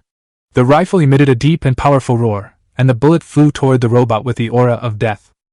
With the added boost of unlimited firepower, Lin Yi's shooting was precise and swift, each bullet hitting the robot's vitals. The robots fell one after another, but more robots filled the gaps, seemingly without end. Meanwhile, weapon enhancement is also slowly charging up. Weapon upgrade and charging at 56%. Weapon upgrade charge at 59%. Just as Lin Yi was about to pull the trigger again, he suddenly felt a strong tremor, and the entire building began to shake. He quickly sought cover, while secretly wondering if this was part of the selection process. The shaking became increasingly violent, forcing Lin Yi to grip the wall tightly to maintain his balance. He looked up and saw a huge crack in the ceiling, from which a strong beam of light shone, illuminating the entire building. As the crack widened, a huge object slowly descended in front of Lin Yi. It was a huge robot, its body made of hard metal, its eyes flashing with a cold blue light. It held a huge alloy sword in its hand, with dangerous energy flowing through its blade. Lin Yi was filled with shock. He had never seen such a huge robot before.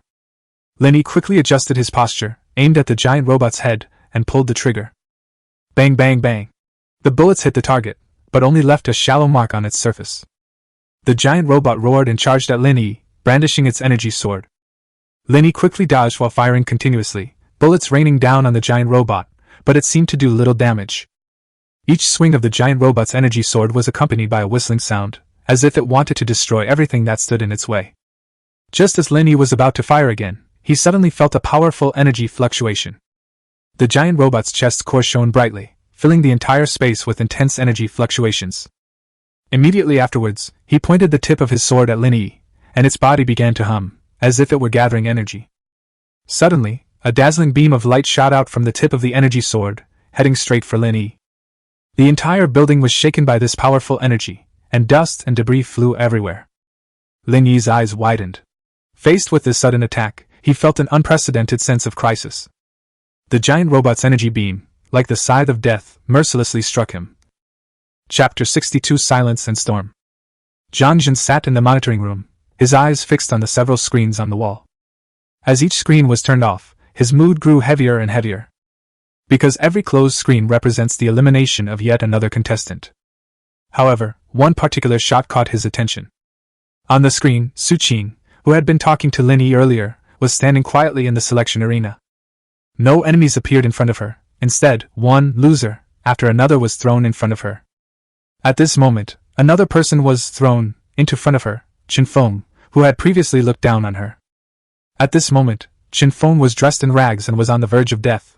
His body was swaying precariously, and his face was covered in dust, clearly indicating that he had experienced a long period of escape and struggle. Zhang Jin frowned, his eyes piercing as he locked onto every detail on the screen. He pondered to himself, "What on earth is going on? Su Qing was supposed to be facing the challenge of selection, so how did it turn into an elimination contestant having a party?" On the screen, Su Qing showed no panic. She simply stood there quietly, her gaze firm, as if waiting for something.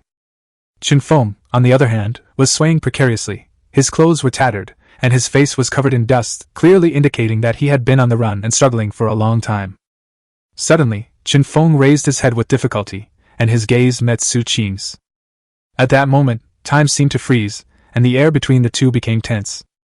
Chen Feng's lips trembled, as if he wanted to say something, but in the end he just lowered his head helplessly. However, it was at this moment that he saw the giant robot that appeared at the top of the selection arena where Lin Yi was. Zhang Jin's pupils suddenly contracted. He could hardly believe his eyes. He recognized the enormous robot. He had known it since he discovered the selection site. He learned from the information on the site that it was called the Judge, a legendary war machine. Its height almost reached the top of the selection arena, and its body was made of an unknown metal that shone with a cold, silvery light. Its eyes, like red flames, seemed to see through everything. How is this possible?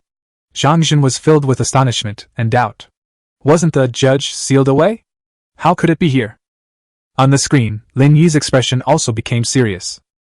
In the monitoring room, Zhang Jin stared intently at the screen showing Lin Yi's battle with the giant robot. What's going on? He muttered to himself, his mind filled with doubt. In his mind, Lin Yi should only be facing some routine selection tests, not this kind of life-or-death struggle. The scene on the screen shocked Zhang Jin. Although Lin Yi bravely fought against the giant robot, he was clearly at a disadvantage. Each attack from the giant robot put Lin Yi in grave danger, and his counterattacks seemed to do little damage to the robot. Zhang Jin's fingers flew across the console as he tried to find a way to help Lin Yi. But his efforts did not seem to have much effect. The giant robot's attacks remained fierce and relentless.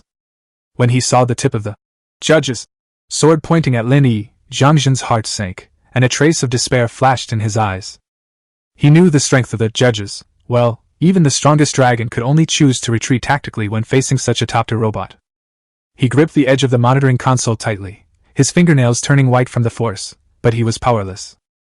On the screen, Lin Yi's eyes revealed an unyielding determination. Although his body was exhausted, his will was as hard as steel. He dodged the Judge's fatal blow, but the hem of his clothes was torn by the sword's energy, and blood seeped out. Zhang Jin watched the scene with a mix of emotions. He was both proud of Lin Yi's bravery, and worried about his safety. At this moment, only 2 surveillance images remained on the wall, one showing Su Qing's terrifyingly calm demeanor. The other one, Lin Yi, is currently engaged in a difficult battle. Zhang Jin's gaze darted rapidly between the 2 surveillance screens, his heart pounding, a sense of tension coursing through his body like an electric current. Su Qing's calmness contrasted sharply with Lin Yi's fighting spirit, making the atmosphere in the monitoring room even more tense. In Su Qing's picture, her eyes are deep, as if she can see through everything. Her body language exuded an air of detached confidence, as if she had anticipated all of this. The air around her seemed to change because of her presence. The eliminated survivors who were thrown over looked even more pathetic and insignificant in her presence. Lin Yi's scenes, on the other hand, are filled with tension and danger. Every dodge he made was extremely difficult, and every attack he launched was a desperate, all-or-nothing act. His clothes were tattered and blood was seeping from his wounds, but his eyes remained firm, showing no sign of backing down. But at that moment, he noticed that Su Qing's image had changed. Her eyes suddenly sharpened, and she leaned forward slightly, as if listening to something. Zhang Jin's attention was instantly drawn to Su Qing's actions. He watched as Su Qing suddenly raised her head, her hands rapidly forming hand seals, her mouth silently chanting some kind of incantation, and the surrounding magical elements became active, as if attracted by some powerful force. The atmosphere in the monitoring room became tense and oppressive. Zhang Jin stared intently at the screen, his mind filled with doubt and shock. On the screen, Su Qing's magic circle gradually formed, and a dazzling light spread from beneath her feet, forming a complex magical totem. Her gaze was firm, and her face showed no fear, only calmness and determination. Meanwhile, Lin Yi was still engaged in a fierce battle with the judge. Every attack he made was full of power and speed, but the judge always seemed to be able to easily deflect them. Lin Yi's stamina gradually depleted, and his movements became sluggish, making each dodge increasingly difficult. Zhang Jin's heart was in his throat. He nervously watched the two images on the screen, silently cheering for Lin Yi and Su Qing. Just then, Su Qing's magic circle was finally completed, and she softly uttered the last few characters.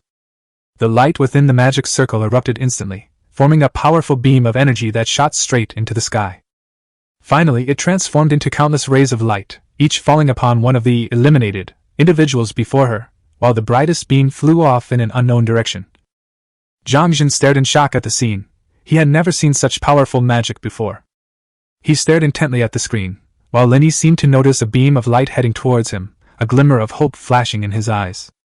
He seized the opportunity to dodge the judge's attack and quickly rushed towards the beam of light. The judge seemed to sense the threat as well, ceasing its attack on Lin Yi and instead facing the powerful beam of light. Its eyes gleamed red, as if it were calculating something. Zhang Jin watched the scene nervously. He didn't know if Su Qing's magic could defeat the judge, but he knew that this was their only chance. On the screen, Lin Yi finally rushed to the beam of light. He quickly jumped into the beam, his body surrounded by light. His wounds began to heal, and his strength was rapidly returning. The judge seemed to realize the danger only then, and it began to accelerate toward the beam of light, trying to stop Lin Yi. But it was too late. Lin Yi's power had been restored, and he quickly jumped out of the beam of light, launching a fierce attack on the judge. Zhang Jin watched this scene with excitement in his heart. As the battle progressed, Lin Yi's weapon upgrade charge finally reached 100%. At this moment, the giant robot's chest energy core shone brightly once again, its sword was pointed at Lin Yi again, and its body began to hum. The same beam of light shot towards Lin Yi again.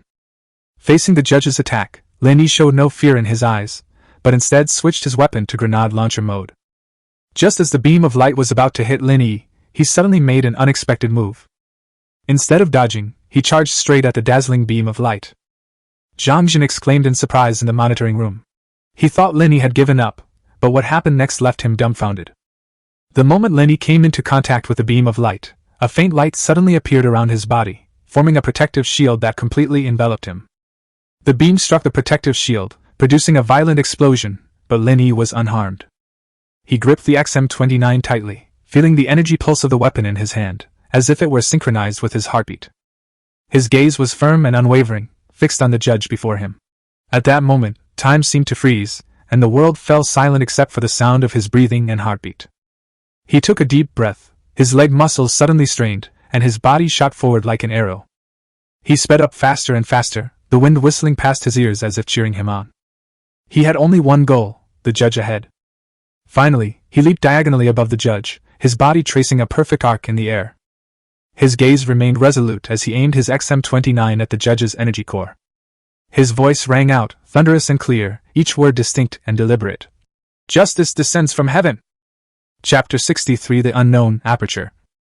As Lin Yi finished speaking, a series of dense grenades shot out from the gun barrel, sweeping towards the judge like a storm. The judge roared angrily, but under the continuous explosions of grenades, he could not maintain his balance, and his body kept retreating. Lin Yi did not stop there. He continued to pull the trigger, and grenades poured out like a tide, gradually causing cracks to appear in the judge's armor. Finally, with a deafening explosion, the judge's energy core was precisely hit, and his entire body was instantly blown into countless fragments. Lin Yi stood amidst the billowing smoke, panting heavily, a hint of exhaustion in his eyes. Zhang Jun and everyone else in the monitoring room were utterly shocked. They witnessed Lin Yi confront the invincible judge with astonishing courage and wisdom, and ultimately achieve victory. Zhang Jun gripped the edge of the monitoring console tightly with both hands, his heart pounding like a drum, his eyes filled with disbelief. How is this possible? A technician stammered, his eyes wide open as if they were about to pop out of their sockets. Another monitoring staff member muttered to himself, Lin Yi, how could he be so strong? His voice was filled with awe. Zhang Jun slowly sat down, feeling his legs go weak. He looked at Lin Yi through the billowing smoke on the screen, his heart filled with complex emotions. This was the first time he had truly witnessed Lin Yi's strength. That extraordinary power left him both shocked and proud. When his gaze fell on Su Qing's image, he was stunned again. On the screen, the losers, who were lying on the ground, were now all full of energy, and apart from some damage to their clothes, they seemed to have recovered completely. What's going on? Zhang Jun stood up in shock, staring at the screen with confusion in his eyes. Those losers, who had clearly lost their fighting ability in the previous battles, and some even lost consciousness, now stood up as if nothing had happened. They all seemed to have recovered. A monitoring staff member stammered, his voice filled with shock. They had never encountered or even heard of such a situation before. Zhang Jun stared intently at the screen. He saw Su Qing standing among the losers, her eyes revealing a hint of weariness, but even more so, determination and confidence. After a brief moment of thought, Chang Chen suddenly burst into laughter. He exclaimed as if he had found a treasure. Group healing! It's actually a group healing spell! His voice was filled with surprise and excitement. This powerful healing ability would undoubtedly bring a huge advantage to their team. The others in the monitoring room also showed expressions of shock, their eyes filled with awe as they looked at Su Qing on the screen. As Zhang Jun's laughter echoed in the monitoring room, the shock of the others gradually turned into excitement and anticipation. This is incredible! A technician exclaimed. We always thought group healing was just a legend, but we never imagined it actually existed. Another monitoring staff member turned to Zhang Jun, his eyes gleaming with curiosity. Captain Zhang, what should we do now? The selection trials can't continue, but these people's performance. However, before he could finish speaking, a sudden event on the surveillance screen interrupted him. Suddenly, a halo appeared on the screen, like an unknown portal, silently hovering in front of Lin Yi and Su Qing. The halo emitted a soft and mysterious light, seemingly containing some extraordinary power. Zhang Jun and everyone in the monitoring room were drawn to this sudden sight. Their eyes were glued to the screen, filled with curiosity and tension. What is this? One of the monitoring personnel couldn't help but ask, his voice filled with obvious surprise. Zhang Jun frowned, staring intently at the halo on the screen. His brain was racing, trying to figure out the source and purpose of the halo. However, the appearance of this halo was too sudden and without any warning, catching him somewhat off guard. Just then, they all clearly heard a voice coming from the aperture. It was a deep and powerful male voice, as if it came from another world. This selection process was quite exciting. Finally, a few promising young talents have emerged, the voice said, its tone revealing a hint of appreciation and anticipation. Zhang Jun and everyone in the monitoring room were drawn to the sound, their eyes glued to the screen, filled with curiosity and tension. I am very pleased with the strength and courage they have shown, the voice continued. Now, it's time to put them to greater challenges. As the voice faded, a powerful beam of light suddenly shot out from the aperture. They headed straight for Lin Yi, Su Qing, and Chen Feng, who were standing in the center of the training field. The beam of light was so fast that it was almost impossible for anyone to react. However, just as the beam of light was about to hit Lin Yi, Su Qing, and Chen Feng, they suddenly disappeared. As if they had never existed, the beam of light passed through their original location and eventually disappeared into the air. Zhang Jun and everyone in the monitoring room were shocked by this scene, their hearts filled with doubt and unease. Just then, the voice rang out again, its tone tinged with a hint of mockery and anticipation. Don't worry, they've just been sent to another place, the voice said. They will face an even greater challenge there, and if they can overcome that challenge, they will gain even greater power. Zhang Jun and the others in the monitoring room stared intently at the screen, their hearts filled with curiosity and tension. Then let's look forward to their performance. The voice continued. I believe they will definitely surprise you. As the voice faded, the halo suddenly disappeared. As if it had never existed, the training ground returned to calm. Zhang Jun and the others in the monitoring room were shocked by what they saw, and their hearts were filled with doubt and unease. They looked at the remaining contestants on the screen, unsure of what to do. Zhang Jun quickly reported the situation to the master of the Dragon Soul Hall. After learning about what had happened during the selection competition, the temple master's voice revealed unusual excitement. During the video call, he revealed a secret to Zhang Feng. You know, Zhang Jun, this is not the first time such an incident has occurred. During the Dragon Soul training camp selection competition, Dragon was also hijacked by a teleportation portal. Zhang Jun was startled. You mean the dragon, which ranks first in our country's strength? That's right, it was him. His performance in the selection competition was outstanding, like a brilliant shooting star streaking across the night sky, stunning everyone's eyes. However, right after he passed the selection round, he suddenly vanished without a trace, just like the other contestant, leaving no clues whatsoever. Zhang Jun's words deepened Zhang Feng's confusion, and he couldn't help but ask, what happened next? A profound light flashed in the temple master's eyes. He spoke slowly, his voice filled with reverence and anticipation. After that, Dragon not only returned, but also brought back an unprecedented power, the quantum martial vein technique. Zhang Feng stared at the palace master in shock.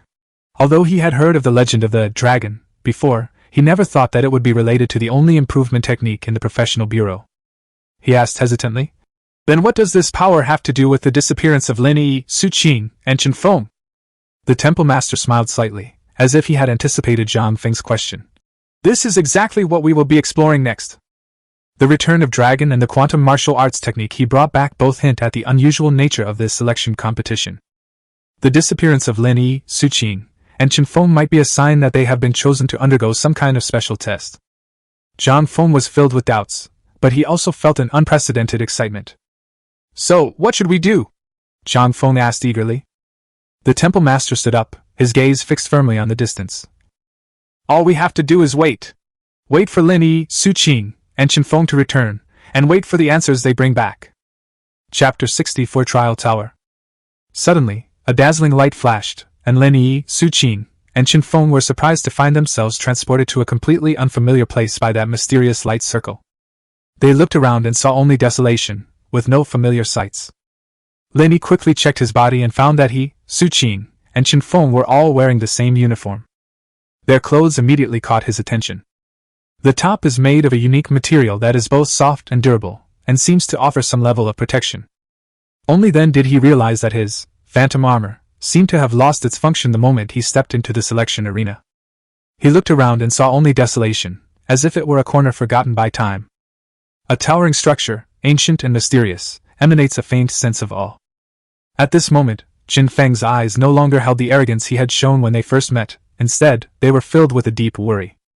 He walked up to Su Qing, looked at her intently, and then slowly spoke. Su Qing, I know I was wrong back then, but I hope you can give me a chance to start over. A complex emotion flashed in Su Qing's eyes, but she quickly regained her composure. She looked at Chen Feng coldly, her tone devoid of any warmth. Chen Feng, do you think you can erase the past with a simple let's start over? Have you forgotten our agreement? A flicker of pain crossed Chen Feng's eyes, but he still insisted on saying, I know I made mistakes in the past, and I hope you can give me a chance to start over. Su Qing sneered, turned her head away, and refused to look at Chen Feng again. Who do you think you are? Do you think you can make me forget all my pain with just a few words? You're wrong, Chen Feng. I won't give you any chances. After saying that, he walked away in a huff towards the tower. Lin Yi watched Su Qing's retreating figure, feeling a sense of helplessness in his heart. He looked at Chen Feng and noticed that his eyes were filled with pain. Lin Yi slowly walked towards Chen Feng, looking at the man in front of him who was much taller and as strong as an ox. He gently patted Chen Feng's arm and whispered, Chen Feng, sometimes we need to give each other some time and space. Su Qing may need some more time to accept all of this. Chen Feng nodded, but the pain in his eyes did not lessen. Just then, a soft beam of light emanated from the top of the tower-like building, drawing the three people's attention there. The light gradually intensified, as if sending them some kind of signal. Lin Yi, Su Qing, and Chen Feng all walked towards the tower, driven by their curiosity and confusion. As they approached the tower, the atmosphere grew even more somber. The tower's surface is covered with ancient runes, seemingly telling a long story. When they reached the tower's entrance, the tower doors slowly opened, as if inviting them in. Lin Yi glanced at Su Qing and Chen Feng and noticed that their relationship was still tense, but he knew that now was not the time to resolve these issues. We now need to focus our efforts on addressing the unknown challenges ahead. So he took a deep breath and went into the tower first. After seeing Lin Yi's actions, Su Qing and Chen Feng immediately followed. Lin Yi stepped into the tower, and the scene before him made him slightly stunned. The tower was not as dark and dilapidated as he had imagined. On the contrary, it was unusually spacious and bright. 2 long shelves encircled the structure inside the tower, displaying all sorts of weapons and armor. These pieces of equipment shimmered with a soft luster under the gentle light. "This seems to be an armory." Su Qing's voice carried a hint of surprise. Chen Feng, meanwhile, had already begun to carefully examine the equipment, his eyes revealing a deep interest. "Judging from the style of these pieces of equipment, they seem to be quite old, but they are very well maintained." Lin Yi didn't speak. He slowly walked to the nearest shelf and gently stroked a rifle. It stands out remarkably. The gun body is made of black metal, exuding a cold, industrial aesthetic. The stock and grip are made of dark hardwood, adding a touch of classic style to this weapon. The gun has clean, sharp lines and no unnecessary decorations. Every part is designed for practicality. Its longer barrel helps to increase the muzzle velocity and range of the bullet. The gun has magazine slots on both sides, and the magazines are curved, which contrasts sharply with the straight lines of the gun body, giving people a strong visual impact. When Lin Yi picked up the rifle, he could feel its weight and texture. The gun was cold to the touch and the grip was rough, giving you an instant sense of its power. Lin Yi gently pulled back the bolt and heard that familiar click sound. Just then, a voice suddenly rang out from inside the tower. "Choose your weapons and armor. They will help you survive this trial." The 3 of them turned their heads at the same time and found that, without them noticing, a virtual projection of an old man had appeared in the very center of the floor. The old man had a kind face, but his eyes revealed a hint of seriousness. "Who are you?" Lin Yi asked in a deep voice.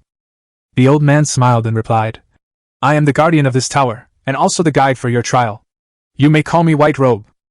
Lin Yi, Su Qing, and Chen Feng exchanged bewildered glances. The sudden appearance of the old man added a touch of unreality to this mysterious place. The white-robed elder continued, "In this tower you will face various challenges that will test your wisdom, courage, and teamwork. Choosing the right weapons and armor is crucial for you." Chen Feng couldn't help but ask, "What are these challenges? Why are we here?" The old man in white robes smiled slightly, as if he had already anticipated this question.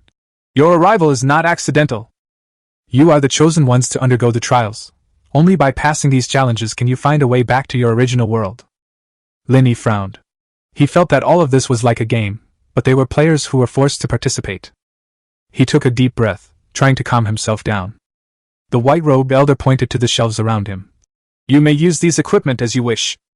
Su Qing gently touched the staff, a determined glint in her eyes. "Then let's begin." Chen Feng, however, looked extremely embarrassed. After quickly scanning the equipment on the shelf, Lin Yi couldn't help but feel a little disappointed. It was all basic weapons and equipment. So he picked up the AK he had seen before. When he looked at Su Qing, he found that she had already chosen her equipment. Lin Yi's gaze lingered on Su Qing for a moment, noticing the staff in her hand and the priest's robe she wore. The staff looked ordinary, yet it emitted a faint light, seemingly containing some kind of mysterious power. The priest's robes, on the other hand, appear solemn and sacred, with golden runes embroidered on the white robes, giving people a sense of tranquility and holiness. Su Qing raised her head and met Lin Yi's gaze. She smiled slightly, as if to tell him, "I'm ready." Meanwhile, Chen Feng hesitated in front of the shelf. Lin Yi stepped forward and, seeing Chen Feng's hesitant expression, asked softly, "What's wrong, Chen Feng? Can't you find suitable equipment?" Chen Feng raised his head, a resolute look in his eyes. He quickly put on a set of heavy armor, picked up a war hammer in one hand and a round shield in the other. While he was putting on his gear, no one noticed that there was a glimmer of tears in Su Qing's eyes. Once they were fully equipped, the projection of the white-robed elder reappeared. "Now are you ready?" The 3 looked at each other and saw the determination and resolve in each other's eyes. Lin Yi answered on behalf of everyone, "We are ready." As he finished speaking, a low tremor suddenly resounded inside the tower, and the ground began to slowly rise, carrying them deeper into the tower. Chapter 65 Phantom Trial. As the ground slowly rose, Lin Yi, Chen Feng, and Su Qing were led to a spacious hall. They were in the center of the hall, standing on a huge circular platform. The platform was surrounded by complex runes and lines, resembling an ancient formation. The projection of the white-robed old man reappeared, his voice echoing in the hall, carrying an undeniable air of authority. This is the first trial. You will face a powerful enemy composed of phantoms. Only through cooperation can you defeat them. As soon as he finished speaking, the runes around the platform suddenly lit up, and beams of light rose from the ground, eventually condensing into 3 phantoms in the air. These phantoms took on various forms. Some wielded long swords, some brandished staffs, and others were agile archers. Their eyes were empty, yet they exuded a powerful aura that commanded respect. Lin Yi immediately analyzed the situation and shouted, "Qin Feng, you are responsible for drawing the enemy's attention, while Su Qing and I will attack from both sides." His voice was firm and powerful, which instilled a sense of trust in people. Qin Feng glanced at Su Qing and nodded, then brandished his warhammer and round shield, charging headlong towards the nearest phantom. Although Qin Feng's attacks were fierce, they always missed the phantom by the slightest margin. Upon seeing this, Lin Yi's heart sank slightly, but he did not show it on his face. He stood on the other side, his movements nimble and steady, the AK rifle in his hand seeming to become an extension of his body. Every shot hit the distant archer phantom with perfect accuracy. His shots were like a continuous stream, dazzling the eye and forcing the archer phantom to flee in all directions. While Lin Yi and Qin Feng were fiercely battling the phantom, Su Qing waved her staff, the light at the tip of the staff gradually intensifying. As she softly chanted the incantation, an energy shield shimmering with blue light formed around the 3 of them, like a solid barrier, isolating them from the outside world. After seeing the blue shield on his body, Qin Feng turned to look at Su Qing, his eyes flashing with a complex light. However, just as Qin Feng was stunned, the attacks from the Phantom Sword and the Phantom Mage were like a sudden storm, instantly surrounding Qin Feng. Their movements were lightning fast, and each magical attack carried a deadly threat, as if they wanted to tear him to pieces. Although Qin Feng was brave, he was also struggling under such attacks. He could only barely parry the attacks of these phantoms. Upon seeing this, Lin Yi immediately shouted to Su Qing, "Focus on protecting Qin Feng. I'll deal with these illusions." Upon hearing this, Su Qing frowned slightly, but it did not affect her actions. The light from her staff shone even brighter, and she quickly moved to Qin Feng's side, pouring more energy into the shield. The shield grew even stronger in the light, successfully withstanding the phantom's attacks, like an indestructible wall. However, because Su Qing was positioned at the front, she immediately attracted a series of attacks from the Phantom Sword and the Phantom Mage. Their attacks were even more ferocious than before, as if they wanted to tear Su Qing to shreds. Su Qing's face showed a hint of nervousness, but she did not back down. "I won't let you succeed!" Su Qing shouted. She began chanting more complex incantations, and the light at the tip of the staff instantly became even brighter. As she chanted her incantation, the light on the shield began to flow, as if it had come to life. Despite the phantom's fierce attacks, the shield remained intact thanks to Su Qing's persistence. Every attack was perfectly blocked by the shield, as if an invisible force was protecting them. Seeing this, Lin Yi secretly breathed a sigh of relief. At the same time, he increased the speed of his shooting, and every bullet accurately hit the Phantom Sword, forcing it to retreat. The phantoms seemed to realize Su Qing's important role in the team, and their attacks began to change. The attacks from the Phantom Sword and the Phantom Mage became more concentrated, seemingly trying to break through Su Qing's defenses. Although their eyes were empty, their attacks became increasingly precise, each one targeting the shield's weak points. Seeing this, Lin Yi became anxious. He knew that although Su Qing's defenses were strong, she would eventually be overwhelmed by such a fierce attack. He gritted his teeth, and the AK rifle in his hand spewed out even more dense flames, trying to relieve the pressure on Su Qing. At the same time, Qin Feng also realized the severity of the situation. He roared, brandishing his warhammer and round shield, and charged recklessly toward the phantom. His attacks, though still fierce, now carried a newfound resolve and determination. The phantom's attacks were relentless, like a tidal wave. Although Qin Feng and Lin Yi were brave, they began to feel the strain in the face of such powerful enemies. However, this was only the beginning. Suddenly, a feathered arrow imbued with magical energy shot towards Su Qing with lightning speed. Seeing this, Qin Feng stepped in front of Su Qing without hesitation. His body tensed instantly, and his warhammer and round shield drew an arc in the air, attempting to intercept the arrow imbued with magical energy. However, the arrow was too fast. It arrived in front of Qin Feng almost the instant he reacted. The arrow struck the round shield with a deafening bang, and the powerful impact sent Qin Feng flying backward, crashing heavily into the wall of the hall. "Chen Feng!" Lin Yi and Su Qing exclaimed simultaneously, their eyes filled with worry and shock. After seeing Chen Feng repelled, the Phantom Sword and the Phantom Mage refocused their attention on Su Qing. Their attacks became increasingly fierce, seemingly trying to take advantage of Chen Feng's injury to break through Su Qing's defenses in one fell swoop. Su Qing felt the pressure increase, and fine beads of sweat appeared on her forehead, but her eyes remained unusually firm. Just then, Lin Yi's AK rifle spewed fire again. His eyes gleamed with a resolute light, as if telling Su Qing, "You are not fighting alone." With Lin Yi's support, Su Qing's defenses became more solid. However, the Phantom's attacks did not weaken as a result. Instead, they became even more frenzied. They seemed to realize that only by breaking through Su Qing's defenses could they completely defeat this team. The Phantoms attacked wave after wave, giving Lin Yi and Su Qing no chance to catch their breath. Under the fierce attacks of the Phantoms, Su Qing's shield became paler and paler, and its light gradually dimmed. The moment the shield shattered, Su Qing's body tensed instantly, and a hint of fear flashed in her eyes. Just then, a figure appeared in front of her like lightning. It was Chen Feng. He had gotten up from the ground at some point, and a golden energy shield had appeared on his body. His eyes shone with unwavering determination, as if to tell Su Qing, "I'm here, don't be afraid." With a casual swing of his warhammer, he rendered the Phantom Sword frozen in place, and at the same time, golden flames erupted from the Phantom Sword's entire body. Through the burning flames, Lin Yi finally noticed that the Phantoms were becoming transparent as they burned in the golden flames, and an energy device slowly appeared in their form. This discovery made Lin Yi's eyes light up instantly. He quickly adjusted the firing angle of his AK rifle, concentrating his firepower on the energy device. The bullets rained down, striking the longsword Phantom's energy core with deadly accuracy. Under Lin Yi's precise attacks, the Phantom Sword began to show signs of confusion and wavering. Its movements became sluggish, and its attack frequency decreased significantly. Finally, in a dazzling light, the longsword Phantom let out a miserable cry, and then turned into 2 points of light that flew towards the Mage Phantom and the Archer Phantom respectively. After absorbing the light, the Mage Phantom and the Archer Phantom began to swell, and their auras became even more powerful. Their eyes now gleamed with a cold light, the emptiness from before gone. "What's going on?" Su Qing looked at the Phantom in front of her, her heart filled with doubt. "These Phantoms seem to be more than they appear to be, they seem to possess their own consciousness." Lin Yi frowned, and his AK rifle once again spewed fire.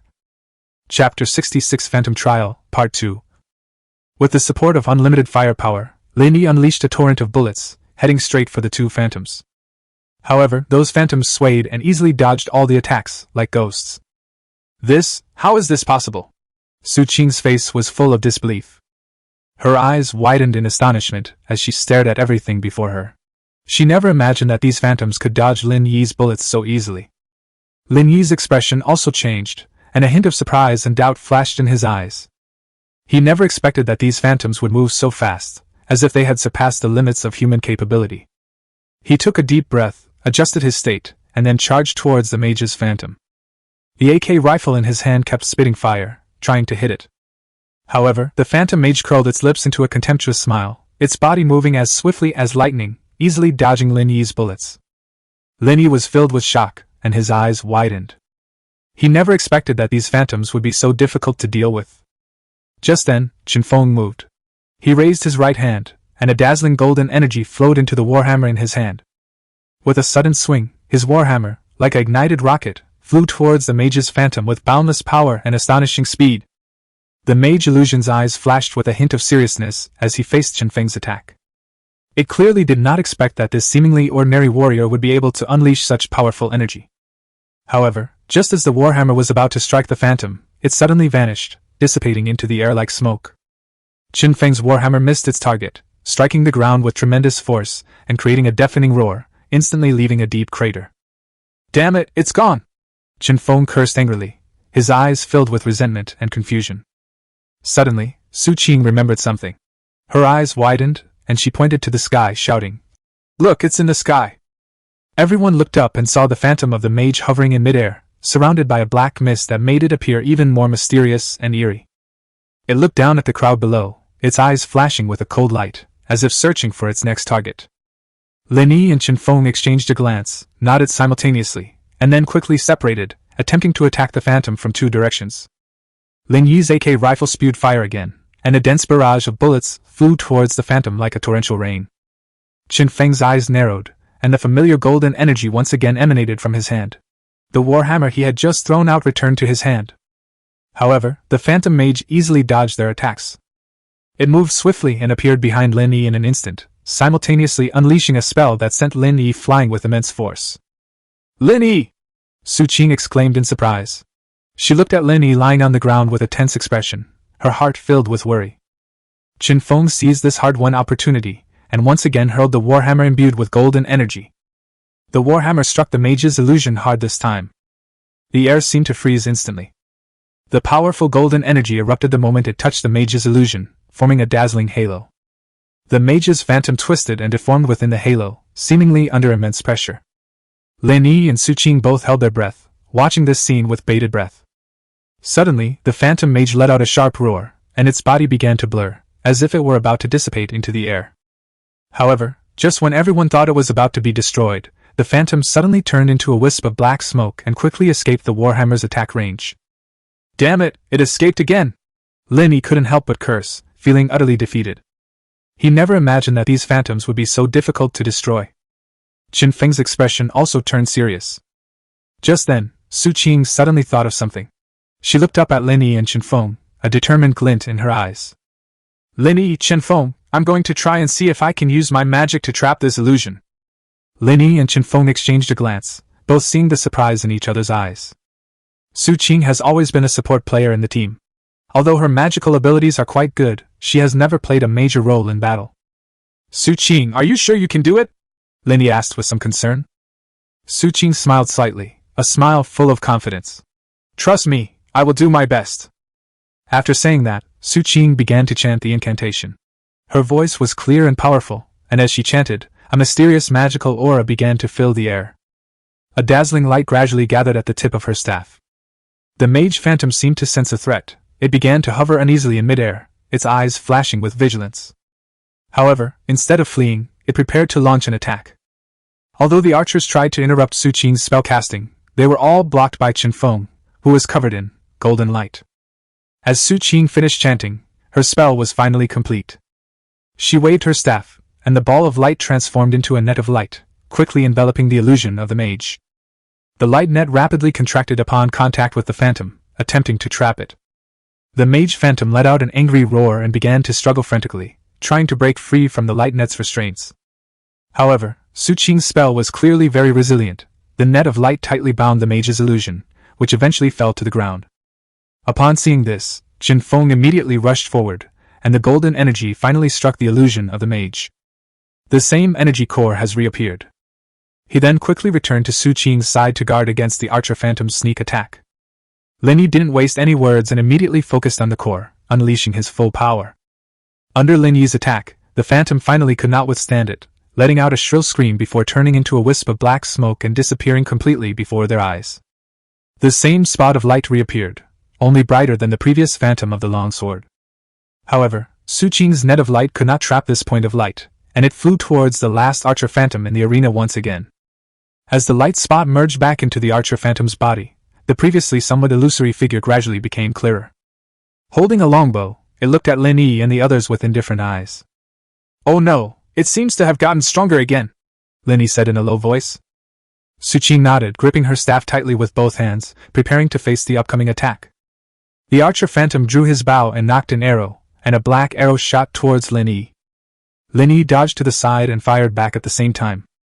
However, as the arrow approached Lin Yi, it suddenly split into countless tiny arrows, which fell like raindrops.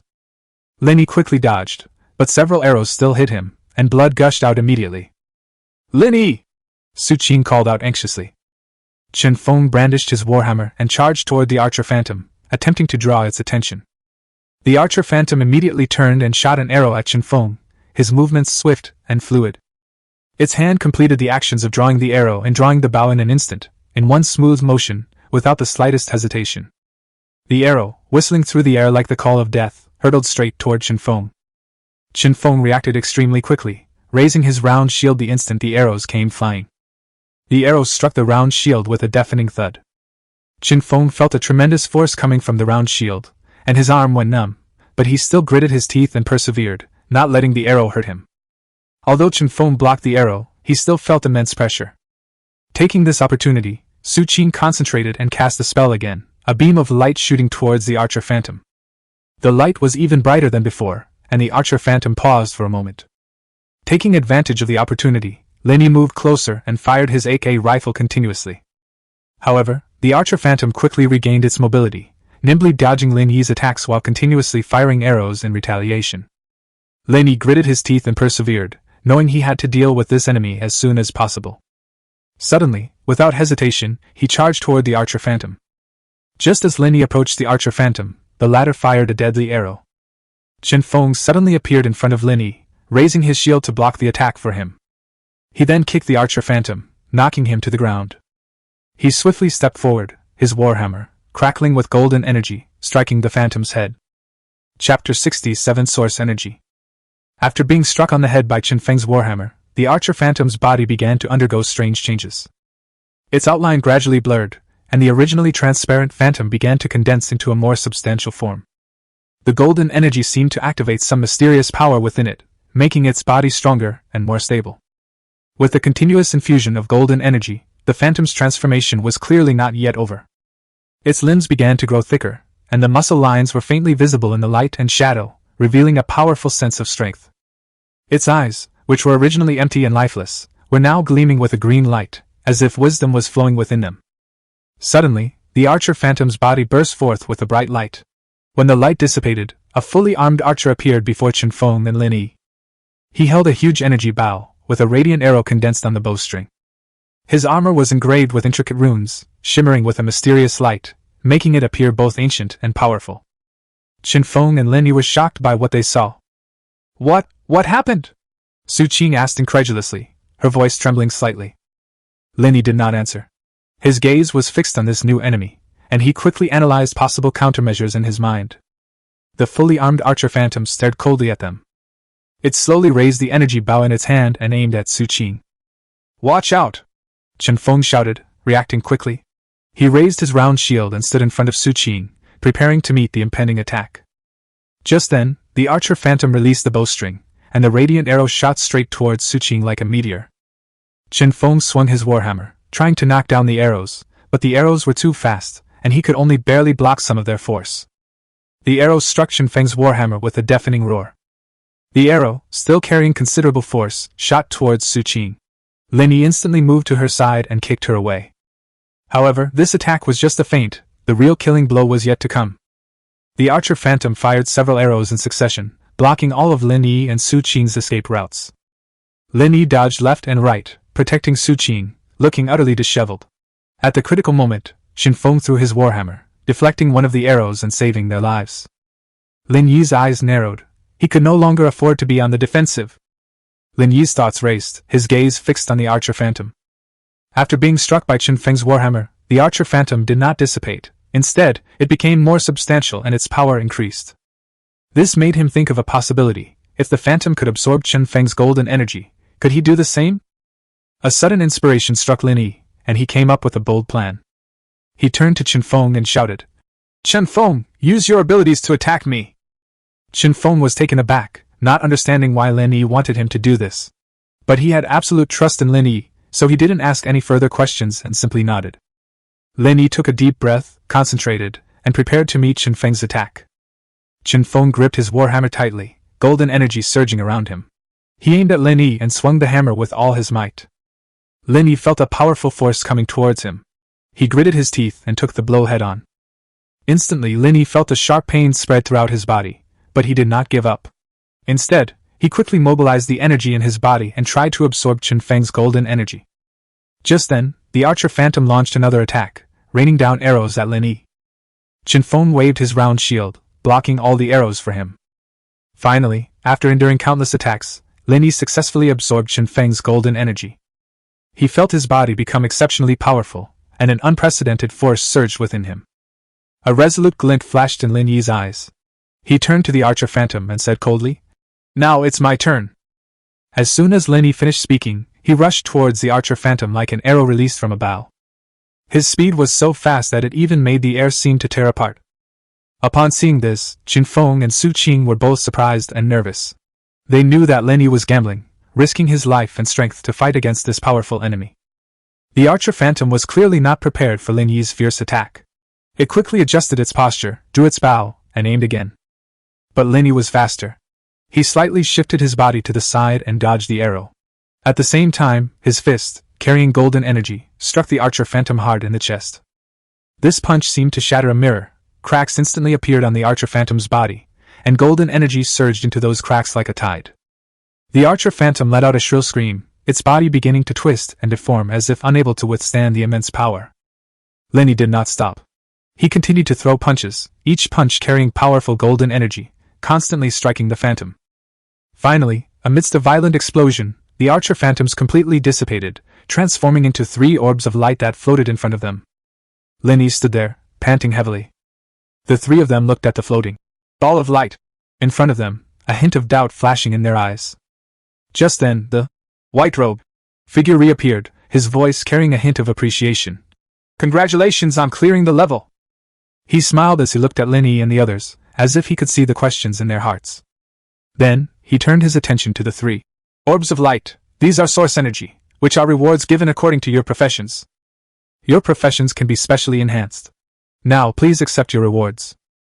Lin Yi, Chen Feng, and Su Qing exchanged glances, a hint of anticipation flashing in their eyes. Chen Feng stepped forward, put away his warhammer and round shield, and gently brushed his hand across the energy orb in front of him. The moment the ball of light touched him, it transformed into a golden light and merged into his body, instantly making his body even brighter than the sun. When the light faded, the golden energy on his body had disappeared, and he was no longer a light bulb that shone wherever he went. But his weapons and armor have undergone a complete transformation. He held a halo warhammer tightly in his hand. This warhammer was no ordinary object. It emitted a soft and holy light, as if it possessed some kind of mysterious power.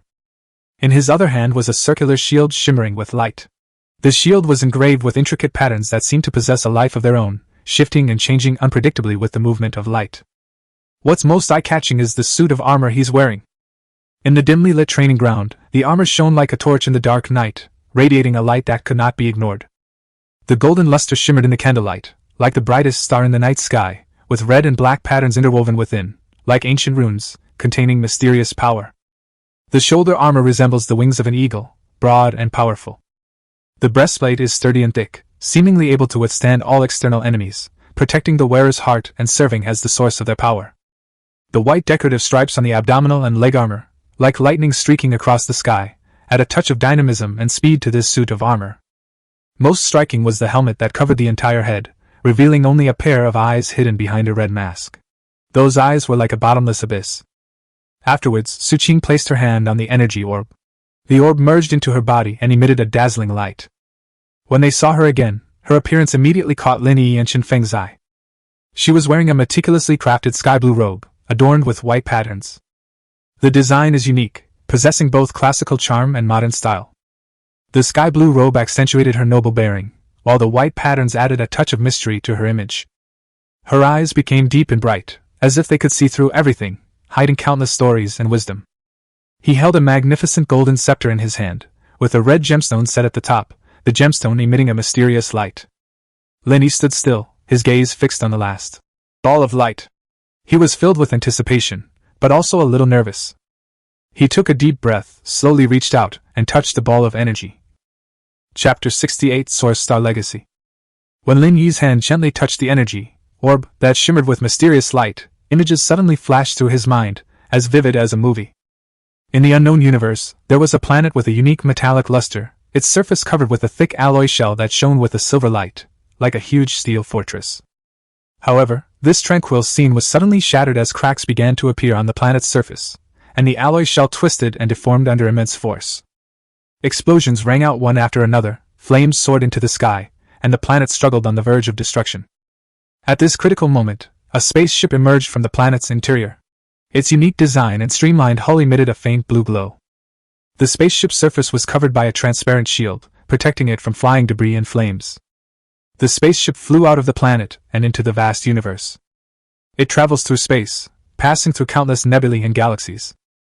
The scene shifts, and the spaceship appears above a blue planet. At this moment, it seems unable to withstand the pressure of time and begins to disintegrate, turning into a shooting star and flying towards the planet. Before the spacecraft entered the atmosphere, it released several orbs of light that flew toward the surface of the planet. These clusters of light burned up in the atmosphere of the blue planet, transforming into a dazzling meteor shower that illuminated the entire night sky. On this blue planet, although there is no life, the magnificent scenery of nature continues. With its majestic mountains, deep oceans, volcanic eruptions, and frequent earthquakes, this planet is full of life and vitality. The scene shifts again, presenting a new landscape on the blue planet. Monsters appear in every corner of this planet, some as large as mountains, some as small as cats, but they all have one thing in common: immense power and destructiveness. They wreak havoc on the blue planet, posing a tremendous threat to humanity. However, with the rampant spread of monsters, humanity also began to awaken to the importance of professions. The emergence of the Temple of Awakening awakened the dormant potential within humanity, causing people to begin to awaken various professions. The scene abruptly ends here. As the light faded, Qin Feng and Su Qing witnessed Lin Yi's astonishing transformation, their eyes filled with shock. Lin Yi was currently wearing a black battle armor, which was engraved with complex runes. These runes seemed to have their own life, changing constantly as the light moved. Behind him, a pair of black wings slowly unfolded, shimmering with golden light, like stars in the night sky. The AK in his hand has also changed, now full of power and beauty. The gun body is a deep black, mysterious and noble, and is also engraved with golden dragon patterns. The lines of the dragon patterns are smooth, as if they are about to take flight at any moment. The stock design is ingenious, with layers upon layers like dragon scales, which not only increases the stability of the grip but also gives the AK a unique and domineering look. The gold patterns on both sides of the stock resemble dragon wings spread out, exuding a sense of power. The muzzle resembled a dragon's mouth, as if it could spew flames at any moment. The golden patterns on the gun barrel shimmered like dragon scales. In addition, the AK's magazine is also quite unique, with a golden dragon coiled on each side of the magazine, like a guardian deity. Lin Yi took a deep breath, trying to process the information he had just received. The white robe projection then spoke. The source energy you just received is the oldest and most powerful force on my original source planet. Lin Yi's pupils contracted slightly as images echoed in his mind: the metallic planet, the spaceship traversing the galaxy, and the monsters ravaging the blue planet. Source Star? Lin Yi repeated the name in a low voice, trying to find a clue in his memory. Yes, Origin Star. The voice in the white robe carried a hint of reminiscence. It was a world full of technology and magic, a once prosperous civilization. However, a catastrophic war destroyed everything, and the source planet was ultimately destroyed. Lin Yi frowned, sensing the heaviness and sorrow in the white-robed man's words. He couldn't imagine that such a powerful civilization could also perish. Then what about those orbs of light? Lin Yi pointed to the AK in his hand, as well as the weapons in Su Qing's and Qin Feng's hands. The white-robed figure remained silent for a moment, then slowly spoke. Those orbs of light are the last hope of the source planet. As the planet was destroyed, we released all the source energy and sent them to every corner of the universe, hoping they could find suitable hosts and continue the civilization of the source planet. Those images resurfaced in Lin Yi's mind, the orbs of light burning on the blue planet, and the awakened humans. He suddenly realized that he, Su Qing, and Qin Feng were all chosen ones, carrying the hopes of the Origin Star. So, what should we do next? Lin Yi's voice carried a hint of determination. The white-robed man's gaze deepened as he looked at Lin Yi, then slowly spoke. You are too weak now. You must improve your strength as soon as possible to fight against the enemies that are about to come. The appearance of monsters is just the beginning. An even greater threat lies ahead. Lin Yi took a deep breath and felt the weight on his shoulders. We understand. Lin Yi's voice was full of determination. As soon as Lin Yi finished speaking, Su Qing and Qin Feng nodded in agreement, their eyes shining with determination. Although they haven't been awakened for long, they are willing to take on this responsibility at this crucial moment. The white-robed man continued to explain. Your equipment is no longer just a piece of armor. It has become integrated with your professional abilities, giving you new expertise. Qin Feng, your awakened class is priest, but because you chose heavy armor, warhammer, and shield before the trial, and have been protecting your teammates throughout the trial. Your choice surprised me, but it also showed me your determination and courage. Therefore, your professional skills combined with your equipment form a new profession, the Source Guardian.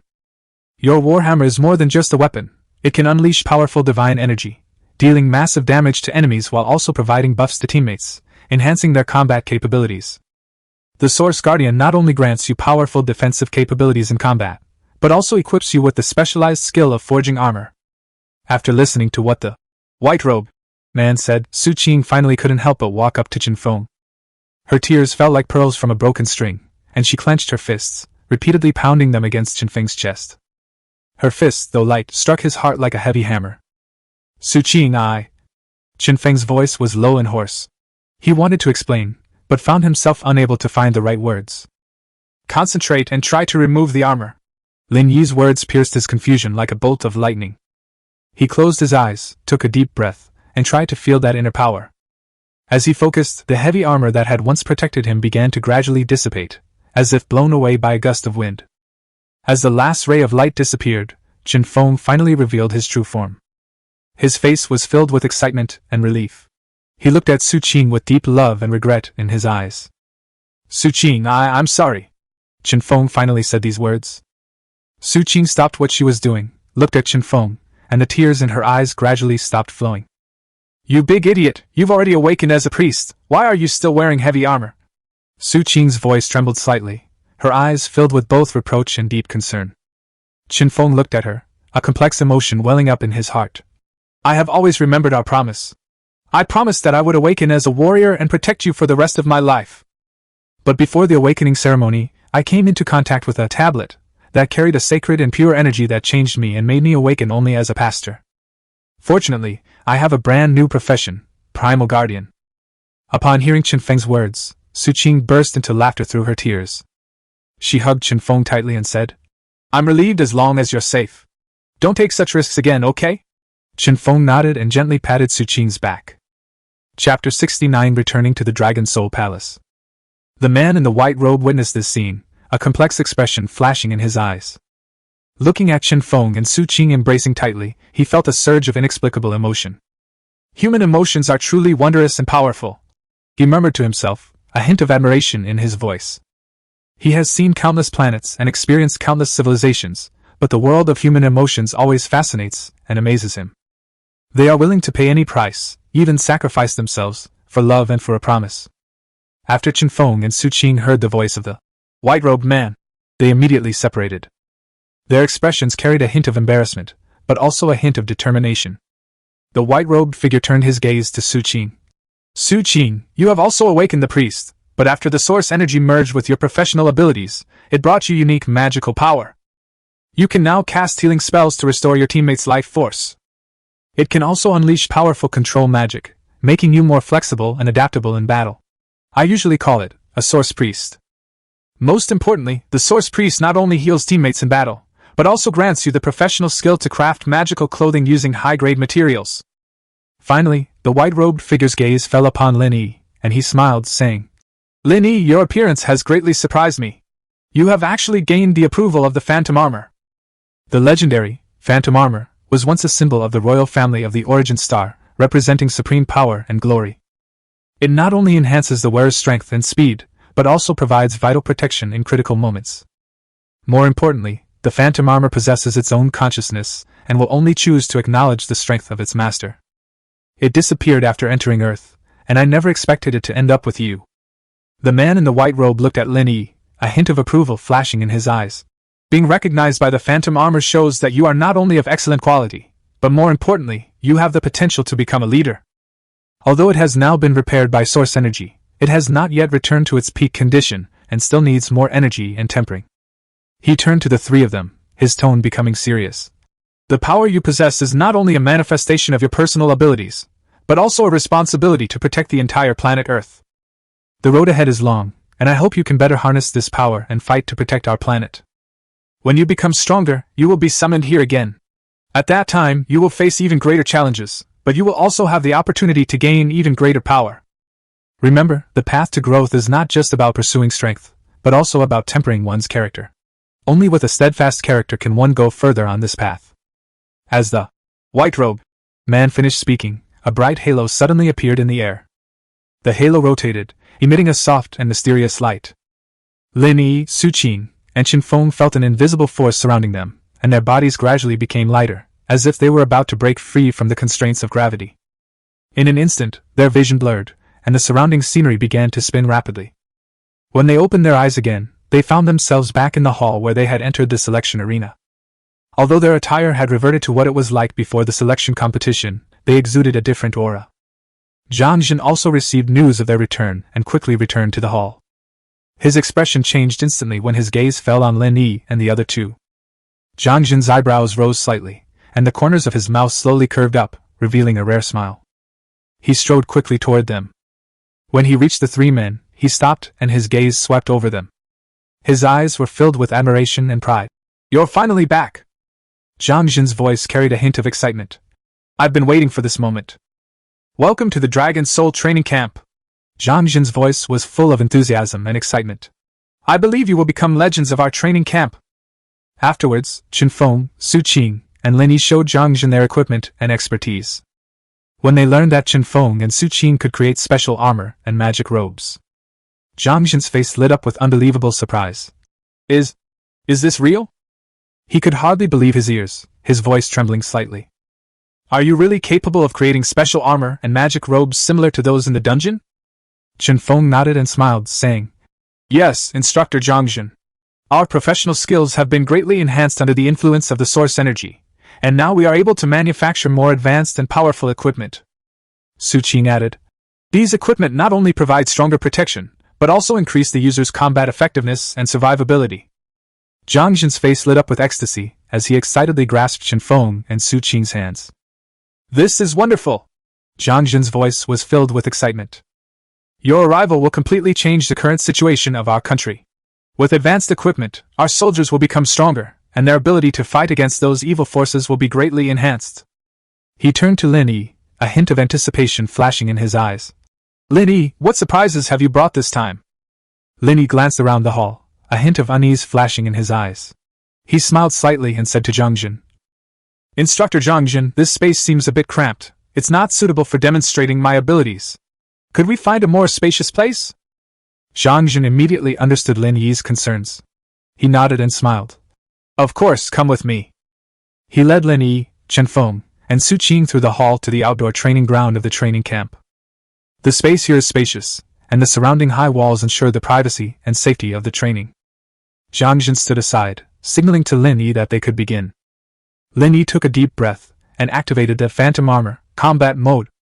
As if sensing its master's will, the Phantom Armor quickly covered Lin Yi's entire body, and the wings on his back slowly opened, emitting a faint light. Lin Yi's body suddenly became blurry, and then disappeared from the spot in an instant. His figure darted across the training field like lightning, so fast that it was almost impossible to catch the naked eye.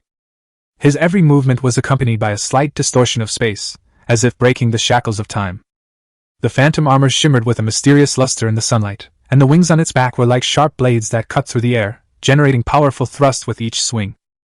Zhang Jin, Chen Feng, and Su Qing watched this scene intently, their eyes filled with shock. Suddenly, Lin Yi stopped moving, and his body slowly became clear. He stood in the center of the training field, his breathing steady. The light from the Phantom Armor gradually faded, and the wings on his back slowly closed. He looked at Zhang Jin, Chen Feng, and Su Qing, and said with a smile, "This is just one of the abilities of the Phantom Armor. It not only gives me extraordinary speed and strength, but also allows me to move flexibly and unexpectedly in battle." After saying that, he casually picked up a rifle on the training ground, gently pulled the bolt, and the sound of a bullet being chambered echoed in the empty training ground. He aimed at the target in the distance and pulled the trigger. The bullet streaked across the sky like a shooting star, hurtling towards the target with a sharp whistling sound. Under everyone's watchful eyes, it accurately hit the bullseye, but that wasn't the end. 1-2. The powerful penetrating force and the unpredictable trajectory left everyone speechless. The bullets seemed to be under a spell, having pierced through 5 bullseyes in succession, each hit accompanied by a deafening bang. In the end, the bullet not only pierced the last bullseye, but also slammed into the wall behind the target amidst gasps of surprise. A deep dent immediately appeared on the wall, dust scattered everywhere, and fragments flew everywhere. The entire training ground was stunned by the power of this shot. Zhang Jin took a deep breath and tried to calm himself down. "Lin Yi, your strength is simply beyond imagination," Zhang Jin exclaimed. "From today onwards, you no longer need to undergo regular training. Your strength has far surpassed that of the elites of the Dragon Soul Hall." He turned and walked toward the exit of the training ground, saying as he went, "I'll go apply for your special operations qualification right now. Get ready to accept a greater challenge." Chapter 70, Exploring the No Man's Land. The next day, Zhang Jin left the Dragon Soul training camp with Lin Yi, Qin Feng, and Su Qing. They drove along the mountain road deeper into the mountains, surrounded by dense forests, seemingly isolated from the world. After driving for about an hour, a modern and unique building came into view. Its exterior design is futuristic, with the main structure made of transparent reinforced glass and smooth steel. Under sunlight, the glass surface sparkles with dazzling light. The building is shaped like a winding dragon, with the dragon's head serving as the entrance. Zhang Jin's voice carried a hint of pride. "This is the real Dragon Soul Palace." The car stopped at the entrance of the Dragon Head Hall, and Lin Yi and the others got out and followed Zhang Jin into the Dragon Soul Hall. "Come on, let's go eat first. You can't get this kind of food anywhere else," Zhang Jin said with a smile as he walked ahead. Lin Yi and the others followed behind Zhang Jin, curiously examining the interior decorations of the Dragon Soul Palace. The entire space is spacious and bright, with a high ceiling decorated with various mysterious totems and symbols. Huge screens are embedded in the walls, displaying complex charts and data streams. Everything here appears high-tech and advanced, a stark contrast to the primeval forest outside. They followed Zhang Jin through a long corridor and arrived at a huge restaurant. The restaurant's interior also features a transparent glass design, allowing diners to enjoy their food while admiring the natural scenery outside. The tableware on the table was exquisite and elaborate, and it was filled with all kinds of food that Lin Yi and his companions had never seen before. "The food here is made from the meat of high-grade magical beasts that we grow ourselves and hunt outside, so it's absolutely green and healthy," Zhang Jin explained, leading the way to sit down. The table was soon filled with a variety of dishes, including colorful vegetable salads, fragrant roasted meats, and various delicate desserts and freshly squeezed juices. Lin Yi and his companions couldn't wait to start tasting it, and every bite was full of surprise and satisfaction. After they finished their meal, Zhang Jin led them through the restaurant to the rest area for the Dragon Soul Hall members. The design here is also full of modernity and technology, which complements the overall style of the Dragon Soul Hall. The rest area is spacious and bright, furnished with a variety of comfortable sofas and lounge chairs. "This is where members of the Dragon Soul Hall rest and relax. Everyone can rest, chat, and engage in some recreational activities here," Zhang Jin explained. Lin Yi and his group looked around and found that some members of the Dragon Soul Hall were already in the rest area. Some were resting on the sofa, some were talking quietly in the corner, and some were playing some board games. Zhang Jin looked at them and said, "The restaurant and this area are the Dragon Soul Hall's leisure area, and further in are the mission area, the trading area, the research department, and so on. Here you will no longer receive any free services, you will have to earn everything yourself. Of course, since you graduated from the training camp ahead of schedule, I will give you 3,000 Dragon Soul coins as your starting capital," Zhang Jin explained. Dragon Soul coins are the universal currency within the Dragon Soul Hall. They can be used to purchase weapons, equipment, potions, and other items, as well as to pay for mission rewards and transaction fees. Although one Dragon Soul coin can be exchanged for 1 million Chinese yuan, my advice is not to use Dragon Soul coins to exchange for Chinese yuan lightly. Lin Yi and the others nodded, gaining a deeper understanding of the Dragon Soul Hall's operating model. Of course, if you hunt down high-level magical beasts, you can sell them to the Dragon Soul Hall. A short while later, a middle-aged man wearing a white laboratory jacket walked in. His eyes were sharp, and his steps were steady, giving people the impression of being shrewd and capable. "This is Dr. Li, the head of the military research department of the Dragon Soul Hall," Zhang Jin introduced to Lin Yi and the others. Dr. Li smiled and nodded, then turned to Qin Feng and Su Qing. "I heard from Zhang Jin that you two have special talents in production. Our research department needs talents like you. Welcome to the military research department." Qin Feng and Su Qing exchanged a glance, both seeing the excitement and anticipation in each other's eyes. They felt honored to join the Department of Military Research, and were also full of anticipation for the challenges ahead. "Thank you, Dr. Li. We will do our best to contribute to the research department," Qin Feng replied confidently. As Qin Feng and Su Qing left, Zhang Jin looked at Lin Yi, his eyes revealing a hint of seriousness and anticipation. "Lin Yi, you are someone I specially selected. Your strength is already enough to join the Dragon Soul Hunter team."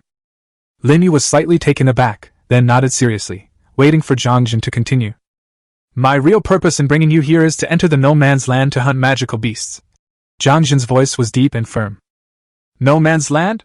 Lin Yi repeated in confusion, the name unfamiliar to him. Zhang Jin nodded and explained. "The No Man's Land is an extremely dangerous area near the Dragon Soul Hall. It is inhabited by various high-level magical beasts and is also a place where members of the Dragon Soul Hall conduct combat training and hunting. Your mission is to enter the no man's land, hunt down as many magical beasts as possible, and obtain precious magic cores and materials. These are crucial for the research of the Dragon's Soul Hall and the improvement of its members. A hint of excitement and nervousness flashed in Lin Yi's eyes.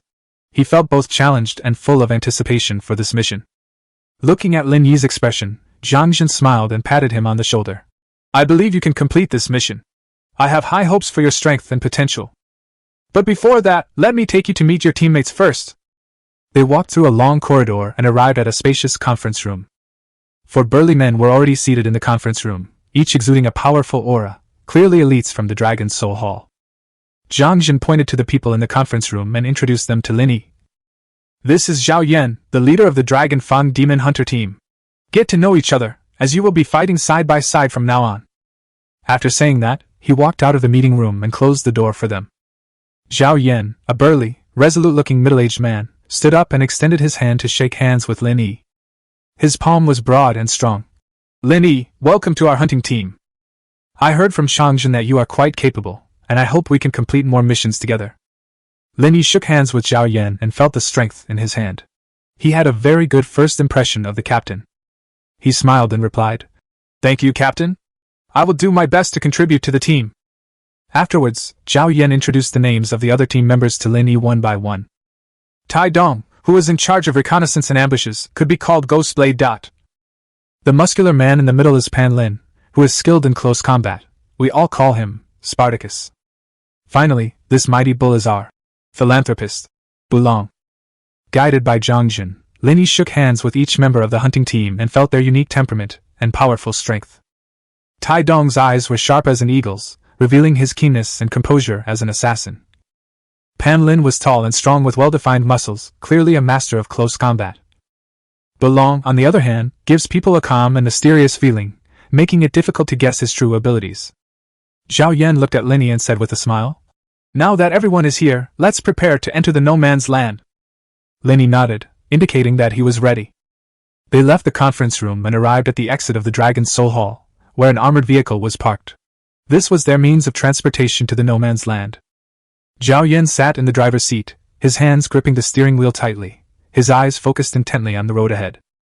As everyone boarded the vehicle, the armored vehicle's engine emitted a deep roar, and then the vehicle slowly started and drove along a rugged mountain road. The no man's land is located deep within the mountains where the Dragon's Soul Palace is situated. The terrain there is complex and the environment is harsh, making it a paradise for magical beasts. Looking out the car window at the scenery, Lin Yi felt both nervous and excited. After about 3 hours of driving, the vehicle arrived at a small base of the Dragon's Soul Hall.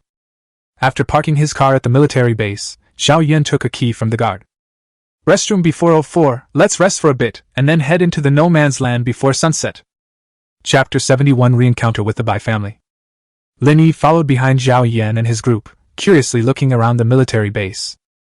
The architecture here is modern and simple, with white walls that gleam dazzlingly in the sunlight. He noted that the base was heavily guarded, with cameras and guards stationed in every corner. They walked down the corridor to Lounge B404, where Zhao Yan opened the door with his room card. The lounge is simply and practically furnished, with 5 beds, a table, and several chairs. A map hangs on the wall, marking some important locations and routes. Zhao Yan walked to the window, looked outside, and said sternly, This is our last supply point before entering the no man's land. After that, we need to be vigilant at all times. Zhao Yan turned to look at Lin Yi and said with a smile, All right, everyone take a rest. Lin Yi nodded, his eyes revealing a hint of nervousness, but even more so, excitement. He had never experienced such an adventure before, and he was filled with curiosity about the unknown that was about to unfold. The others were clearly regulars here. They each chose their own beds and closed their eyes to rest. Lin Yi also laid down, but he did not close his eyes immediately. His mind was filled with imagining the adventures that were about to begin. He tried to calm himself down, but his heart kept beating faster and faster. He glanced at the others furtively. They all seemed very calm, as if they had grown accustomed to this kind of life. He then began to take deep breaths, trying to relax. Gradually, his thoughts began to drift away, recalling his past experiences, and he slowly drifted off to sleep. After an unknown amount of time, Lin Yi heard a slight noise. He opened his eyes and found that the others had already woken up and were organizing their equipment. When Zhao Yan saw that Lin Yi had woken up, he smiled and patted him on the shoulder. Ready, kid? Zhao Yan asked softly. Lin Yi took a deep breath and nodded. Let's go then, Zhao Yan said, leading the way out of the lounge. When they left the lounge and returned to the base plaza, they found that many cars were already parked there. Just as they were walking out of the base, a mocking laugh suddenly came from behind them. Hey Chrysanthemum Spear, is our Dragon Soul Hall out of talent? Why did you bring a newbie along? Lin Yi turned his head and saw a burly man in uniform leaning against an SUV with a malicious smile on his face. Zhao Yan frowned slightly, but quickly regained his composure. He walked up to the man and said calmly, Bai Yunhai, you're still the same as ever, always quick to criticize. But don't underestimate Lin Yi, he's a rising star in our Dragon Soul Hall. Bai Yunhai. Lin Yi frowned slightly upon hearing the name. A member of the Bai family? What's his relationship with Bai Yunfei? Upon hearing Zhao Yan's words, Bai Yunhai's expression instantly turned gloomy. He straightened up, staring at Lin Yi with eyes as sharp as knives, and said coldly, Your name is Lin Yi? Are you from Donghai City? Lin Yi's heart tightened, but he didn't show any panic. He calmly replied, Yes, I'm from Donghai City. No wonder I couldn't find you even after pulling strings. So you've entered the Dragon Soul Hall. Do you even know that Bai Yunfei is my brother? Bai Yunhai glared fiercely at Lin Yi. Lin Yi looked directly at Bai Yunhai and said, I didn't know Bai Yunfei was your brother, but even if I did, I would still make the same choice. Are you looking for death? You caused my brother to lose XX, I'm not done with you for this. Bai Yunhai's voice carried a hint of threat. At this moment, Zhao Yan walked between the two, gently patted his shoulder, and said calmly, Bai Yunhai, this is the Dragon Soul Palace, not your Bai family. Let's settle our personal grudges outside. If you continue to pester us, don't blame me for being impolite. Bai Yunhai glared at Zhao Yan, but ultimately didn't dare to retaliate. He was just an ordinary member of their team. Chrysanthemum Gun was a nickname that suggested he was a ruthless guy that even monsters would run away from. He turned to Lin Yi and said coldly, Kid, you better remember this isn't over. Then he turned and walked toward the SUV, saying as he went, I'll see how far you can go. Zhao Yan watched Bai Yunhai's retreating figure and sighed softly. He turned to Lin Yi, a hint of worry in his eyes. Lin Yi, are you alright? Zhao Yan asked. Lin Yi shook his head, his eyes flashing with determination. I'm fine. I just didn't expect that Bai Yunfei was actually his brother, Lin Yi said nonchalantly. Zhao Yan patted Lin Yi on the shoulder and said earnestly, Lin Yi, this world is like this, full of unexpected connections and conflicts.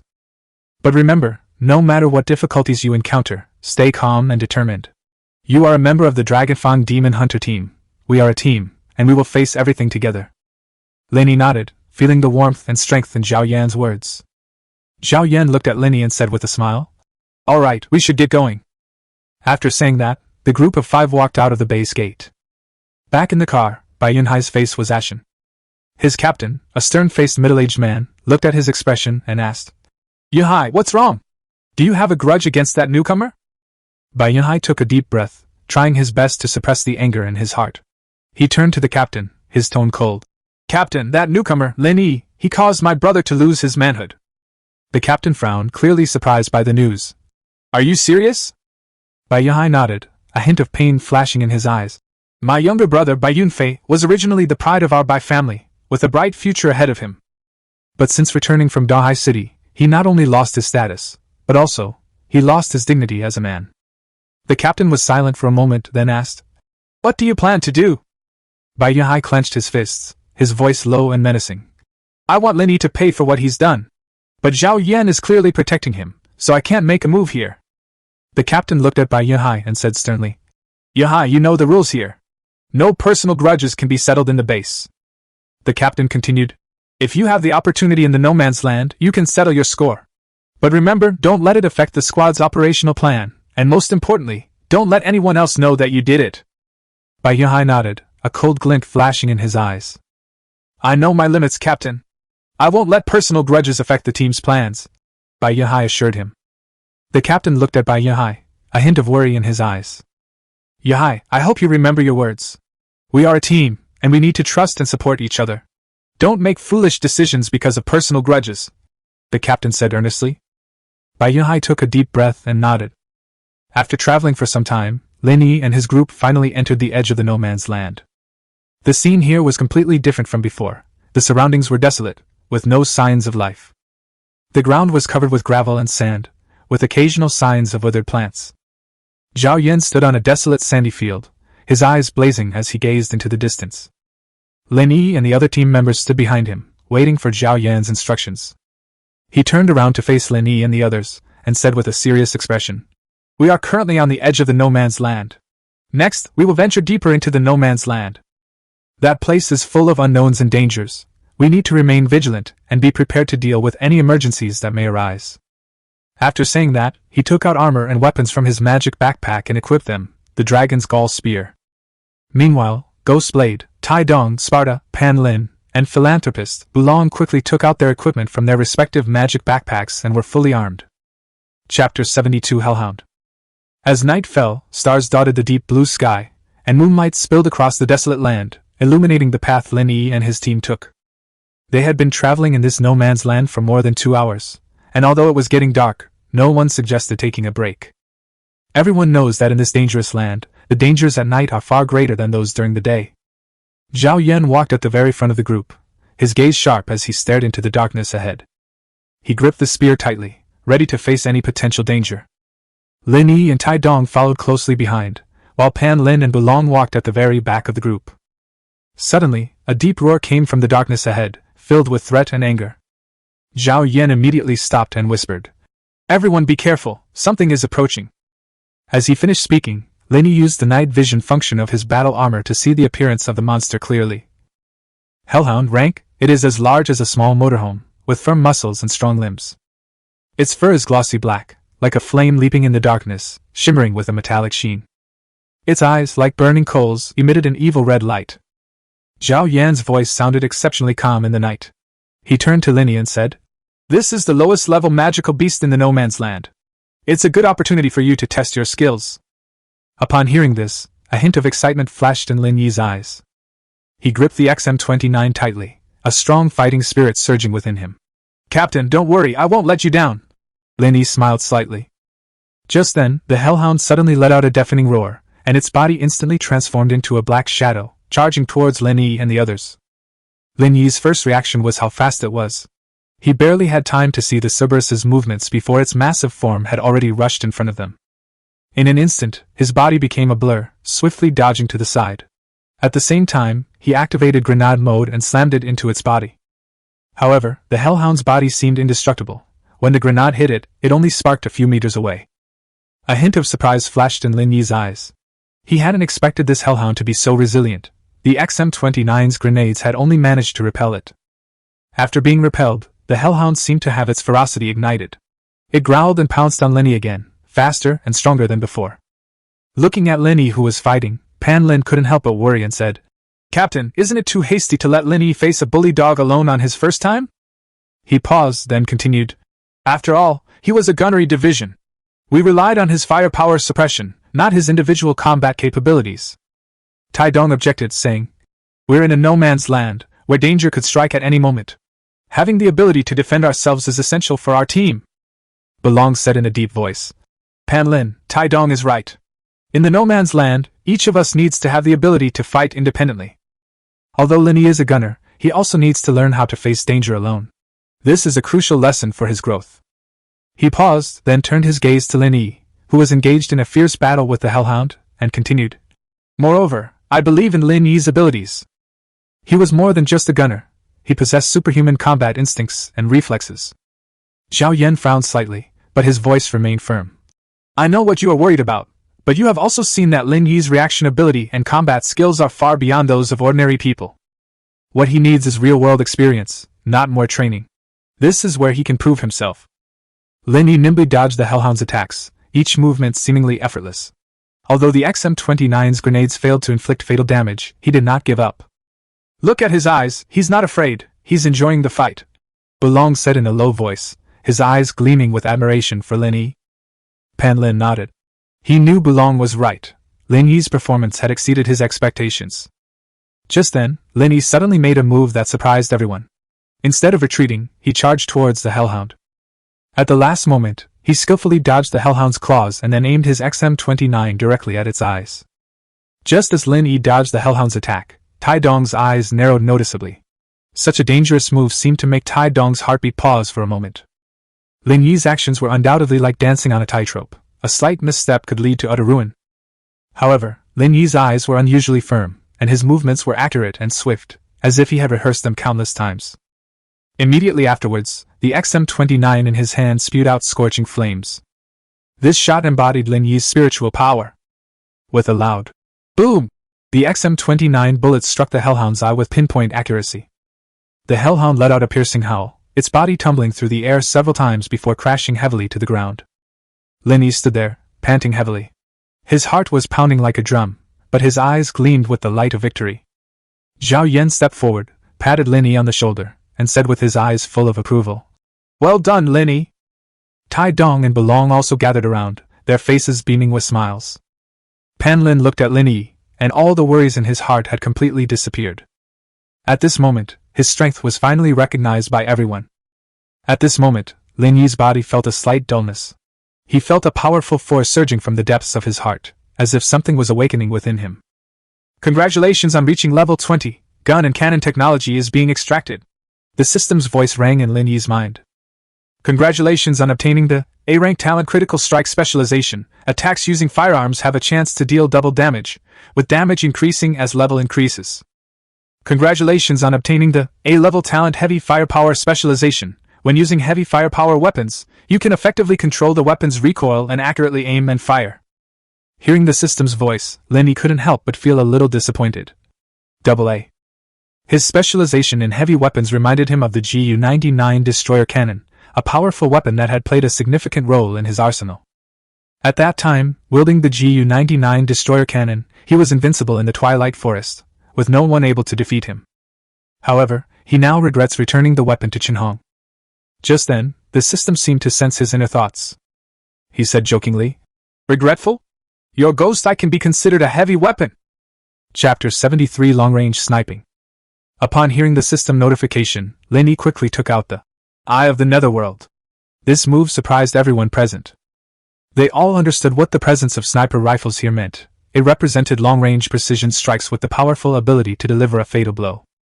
Pan Lin reacted quickly, his face immediately lighting up with delight. He excitedly exclaimed, "This is a sniper rifle! Now I finally don't have to lure the monsters myself." Tai Dong smiled and said, "It seems our team has gained another powerful member. With this sniper rifle, our monster killing efficiency will be greatly improved." He paused, then continued, "However, Lin Yi, are you sure you can handle this weapon? This isn't an ordinary firearm, it requires extremely high accuracy." Belong shook his head dismissively and said, "What are you expecting? You think it can kill monsters? Guns and other firearms can no longer cause any real damage to the monsters here. Lin Yi only needs to lure the monsters, the rest is up to us." Although his words carried a hint of jest, they were also full of trust in Lin Yi and an emphasis on teamwork. He adjusted the massive shield behind him, his signature piece of equipment, always ready to shield his teammates from the fiercest attacks. "However, since Lin Yi has such good intentions, we cannot let him down. Let's proceed according to plan. Lin Yi, you will be in charge of luring the monsters, and we will support you from the side. As long as we are united, there is nothing we cannot overcome." Captain Zhao Yan smiled and said, "Although sniper rifles cannot directly kill monsters, their existence will undoubtedly bring us new tactical options." It was clear that everyone agreed that Lin Yi, as a gunner, had the primary responsibility of luring monsters into the team. Lin Yi smiled and nodded. "Don't worry, I will use this sniper rifle to prove my worth." Pan Lin patted Lin Yi on the shoulder and joked, "Alright, stop making it sound like we're parting ways. We're partners who will fight to the very end together." Tai Dong said seriously, "Lin Yi, remember, we are a team. No matter what happens, we will support you." Belong laughed heartily, raised his giant shield, and shouted, "That's right. We're the strongest squad. There's nothing we can't do." Upon hearing what everyone said, Lin Yi immediately picked up his sniper rifle and carefully surveyed the surroundings. Suddenly, he stopped what he was doing, turned around and looked at Zhao Yan. "Captain, can we begin now?" When he saw Zhao Yan nod, he quickly aimed in a direction and steadily pulled the trigger. Bang! A crisp gunshot shattered the surrounding tranquility. Everyone stared nervously in the direction Lin Yi was aiming, waiting to see what was about to happen. Pan Lin gripped his weapon tightly, Tai Dong held his breath, and Belong held his great shield, ready to deal with any potential dangers. However, after a long time, no monsters were seen charging towards them, and Lin Yi's shot did not seem to have the expected effect. The surrounding silence was almost oppressive, broken only by the occasional gust of wind. Zhao Yan and his men kept their eyes fixed on the direction Lin Yi had fired. However, Lin Yi's shooting did not stop. Bang, bang. As Lin Yi's gunshots continued to ring out, Zhao Yan vigilantly observed the direction of Lin Yi's attacks. Pan Lin gripped his weapon tighter and tighter, and beads of sweat appeared on his forehead. Silently counting Lin Yi's gunshots in his mind. 1, 2, 3, 8 are done. 9. Tai Dong remained motionless like a statue, only his eyes constantly darting around, trying to catch any possible threat. His breathing was almost indistinguishable from his surroundings, so quiet that one could hardly sense his presence. Bulong's hand, gripping the giant shield, began to tremble slightly. His gaze was fixed on Zhao Yan, as if awaiting his next instruction. Zhao Yan finally couldn't help but interrupt Lin Yi's shooting. Lin Yi, stop! Although his voice was not loud, it carried an undeniable authority. Lin Yi immediately stopped what he was doing and turned to look at Zhao Yan with a puzzled expression. Zhao Yan frowned and said in a deep voice, "Your shooting was accurate, but it doesn't seem to have attracted any magical beasts. We need to reconsider our strategy." Pan Lin breathed a sigh of relief, wiped the sweat from his forehead, and said with a sigh of relief, "It seems we don't have to face the siege of hordes of magical beasts for the time being. Lin Yi, you still need to practice your marksmanship." Tai Dong smiled and said, "It's okay, we're a team, we'll work together to find a solution." Bulong laughed heartily, patted Lin Yi on the shoulder, and said loudly, "That's right. We're the strongest team, there's nothing we can't do." Seeing everyone's reaction, Lin Yi smiled and shook his head, saying, "Actually, my shooting just now didn't fail to attract the monsters. Rather, I killed them." His words stunned everyone. For a moment, the surrounding air seemed to freeze. Pan Lin stared wide-eyed at Lin Yi in disbelief. "What did you say? You've already killed the magical beast? How is that possible?" Tai Dong frowned as well. "Lin Yi, you're not kidding, are you? The magical beasts here aren't so easy to kill," he said doubtfully. Bulong burst into laughter, thinking Lin Yi was joking. "Lin Yi, I do like your sense of humor, but this is not the time for jokes." Only Zhao Yan remained calm. He looked at Lin Yi and asked in a deep voice, "Lin Yi, are you serious? Can you prove what you're saying?" Lin Yi pointed to the direction he had just fired and calmly said, "I've surveyed the surrounding area. There's only one group of hellhounds about 7,000 meters away in that direction. I've killed them all." The shock on everyone's faces was palpable. Pan Lin's mouth gaped open, and he was speechless for a long time. Tai Dong frowned, clearly struggling to process this astonishing news. Bulong's laughter stopped abruptly, and an expression of disbelief appeared on his face. Zhao Yan was the first to react. A glint of light flashed in his eyes, and he asked in a deep voice, "Lin Yi, do you mean you can accurately kill a group of hellhounds from a distance of 7,000 meters?" Lin Yi nodded, a hint of confidence in his eyes. "Yes, Captain, I hit the target with every shot I fired just now." Pan Lin finally found his voice, and he jumped up excitedly. "Great! Lin Yi, you're our secret weapon!" Tai Dong smiled, his eyes full of admiration. "It seems we underestimated you before, Lin Yi.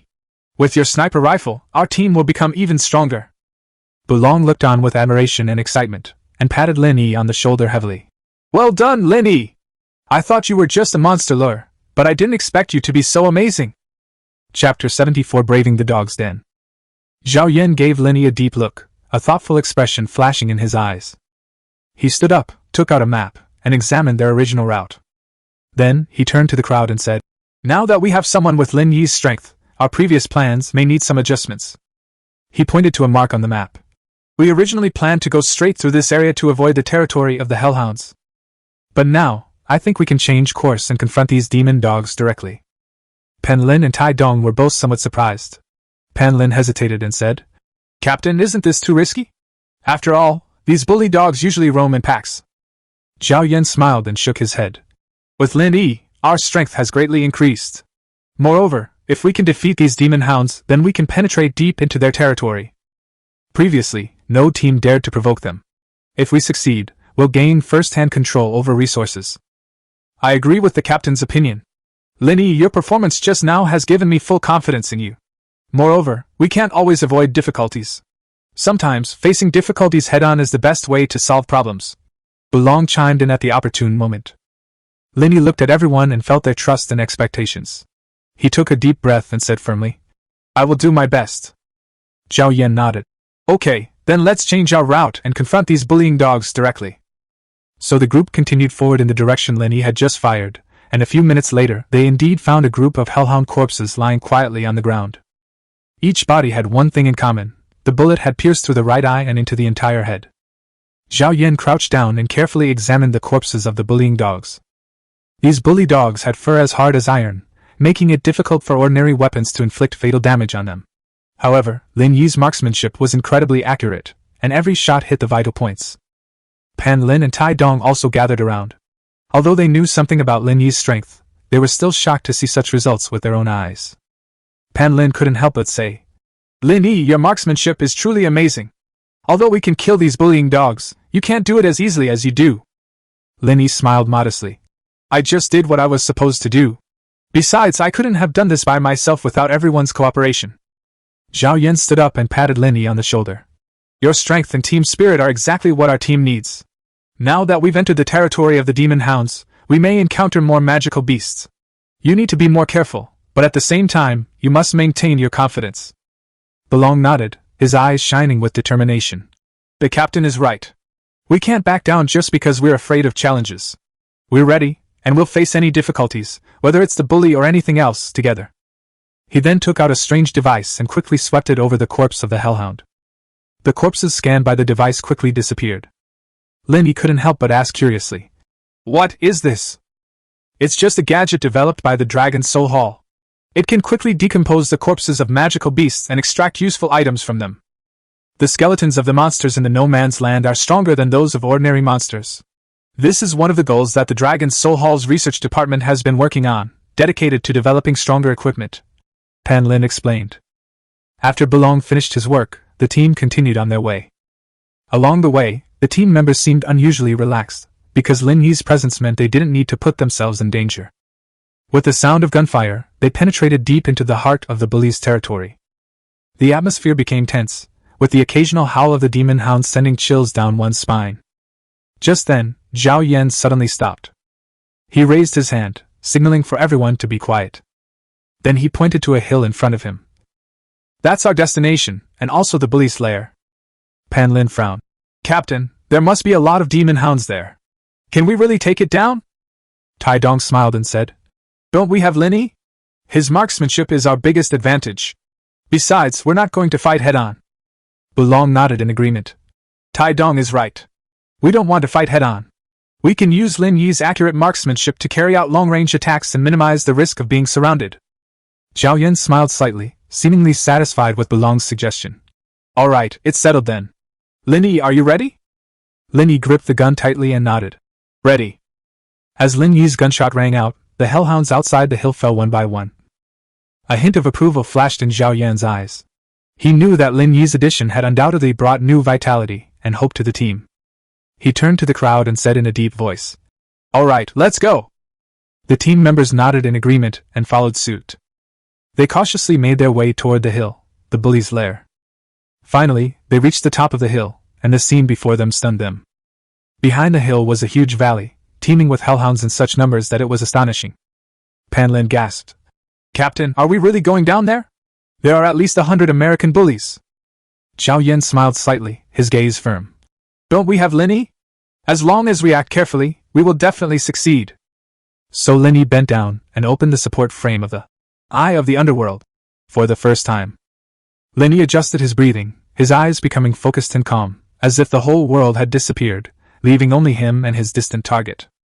The figure of the hellhound was clearly visible through the scope of the Eye of the Underworld.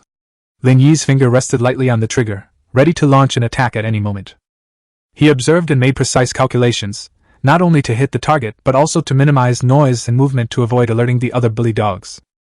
Zhao Yan and the other team members surrounded Lin Yi closely, their eyes scanning the surroundings warily, ready to deal with any possible emergencies.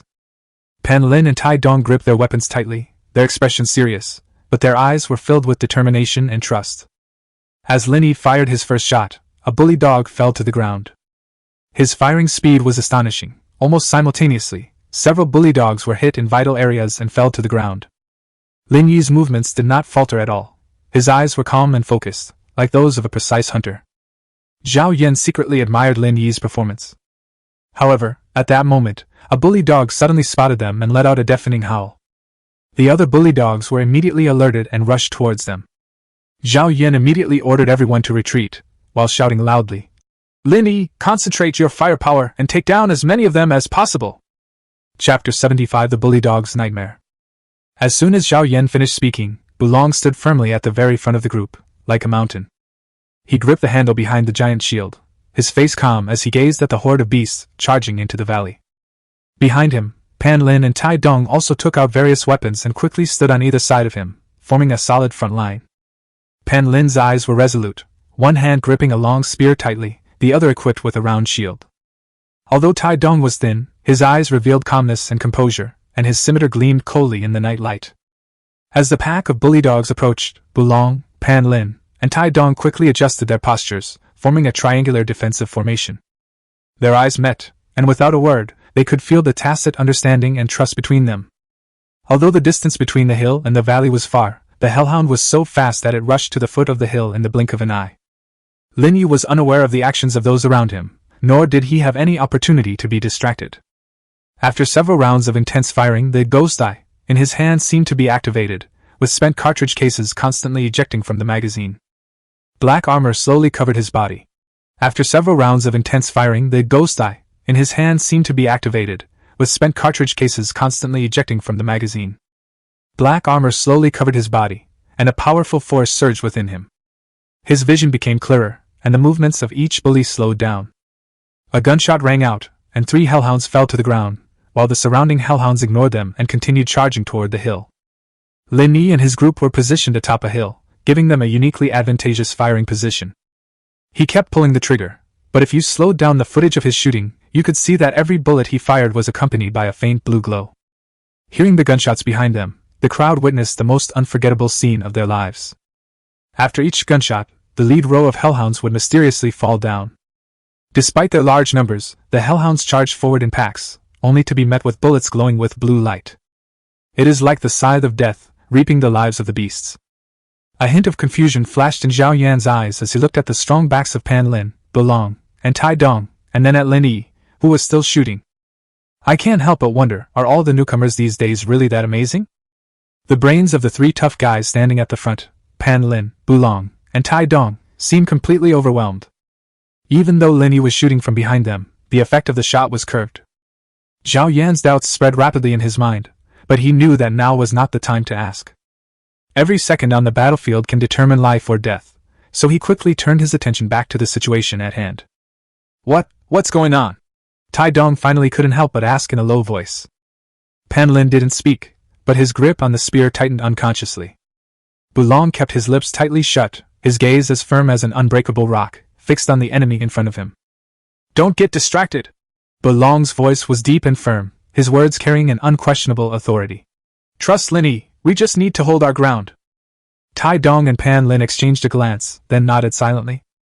Lin Yi's shooting rhythm quickened, and a determined light shone in his eyes. Each bullet carried his spiritual power, hitting the target accurately. Watch out for the left rear! Zhao Yan suddenly shouted, his eyes sharply fixed on one side of the valley. Everyone quickly turned their heads and saw that a pack of hellhounds had somehow circled around to their rear, trying to surround them. Lin Yi, leave the rest to us! Bulong shouted, grabbing his shield and running toward the back of the hill.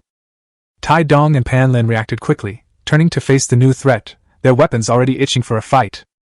Lin Yi, I'm leaving this to you, Zhao Yan said, then picked up his spear and walked toward the pack of dogs behind him. Lin Yi did not respond, but his shooting pace became even faster. His body was almost one with the gun, and each shot was as fluid as instinct. The battle reached its climax, with the howls of the hellhounds and the sounds of gunfire intertwining to create a brutal symphony. However, no matter how ferocious the hellhounds were, they could not break through the defensive line formed by Zhao Yan, Bulong, Pan Lin, and Tai Dong.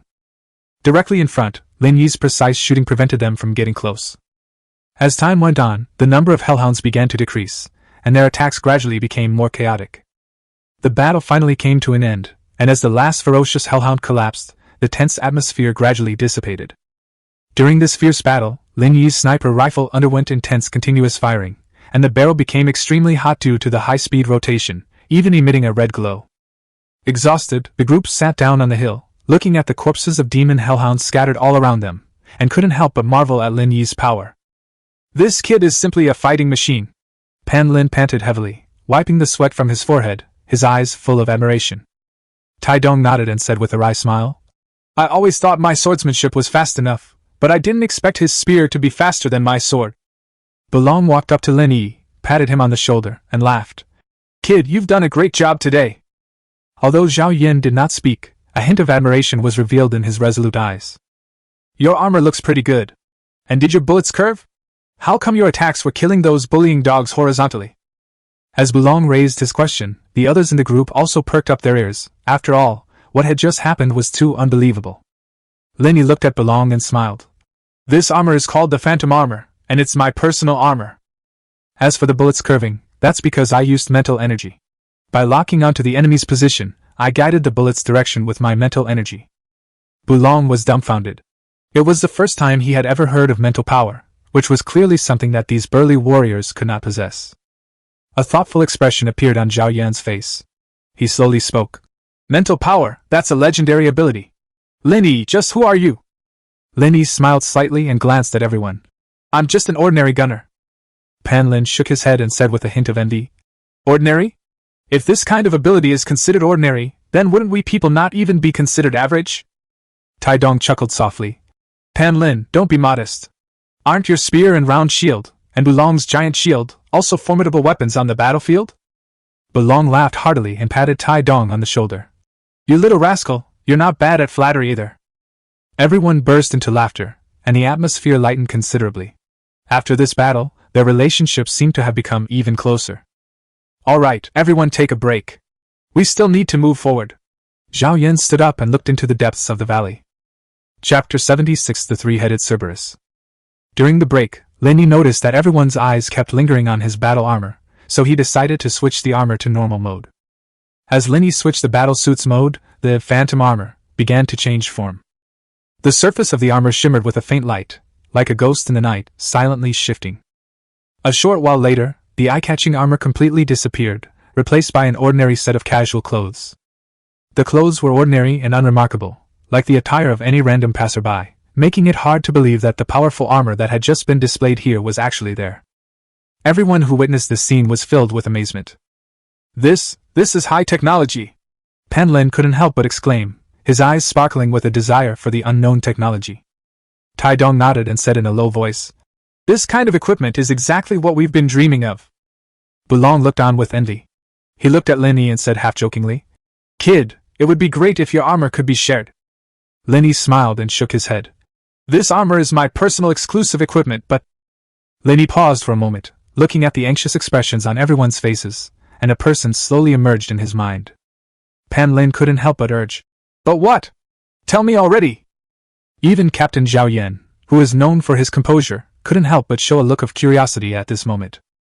He gently patted Lin Yi's shoulder and said with a smile, Lin Yi, you always bring us surprises.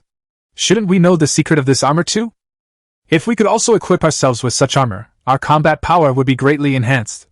Taidong thought to himself with a smirk.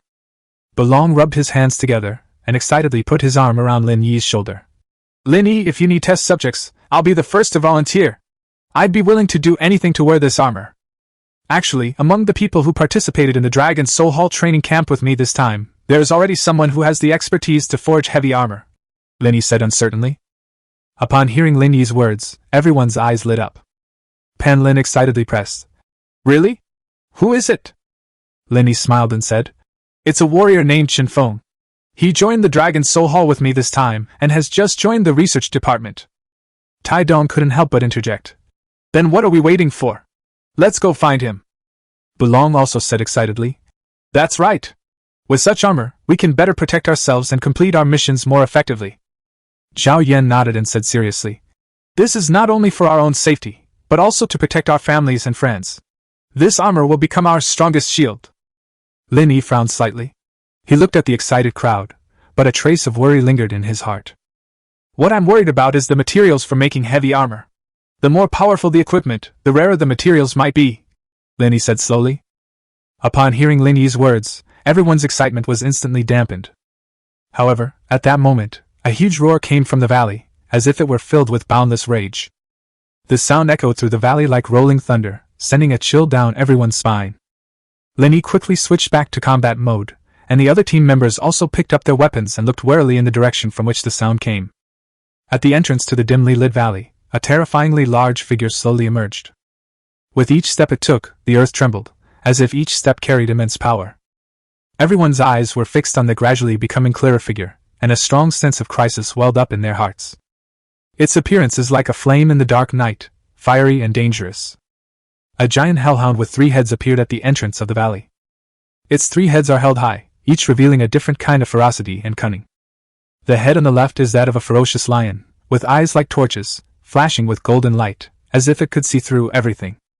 The head in the middle is that of a huge, vicious dog, its mouth wide open, revealing sharp fangs, as if it were ready to tear apart anything that dared to challenge it. The head on the right is that of a highly venomous snake, its eyes cold and cruel, exuding an aura of death. The scales on its head shimmered with a ghostly blue light in the dim light, and every wriggle was filled with deadly allure and danger. This behemoth was not only enormous, but also incredibly strong, with brown fur covering its entire body like a hard suit of armor. With 4 giant claws like black blades, every step he took was full of destructive power. The air around it seemed to become scorching hot because of its presence. The faces of the crowd drained of color instantly. They stared wide-eyed at the colossal beast before them in disbelief.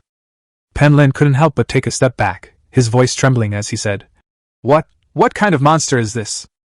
Tai Dong gripped his scimitar tightly, his palms sweating, but he tried to remain calm. We must be careful.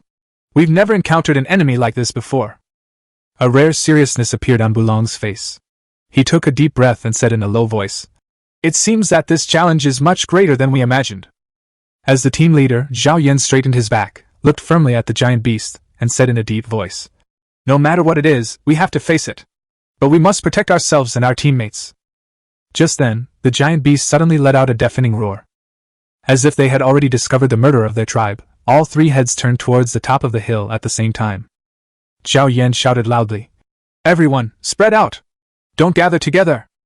Following Zhao Yan's instructions, everyone quickly dispersed, each seeking cover to prepare for the giant beast's attack. Lin Yi quickly analyzed the current situation. He knew that against such an enemy, one person's strength was far from enough.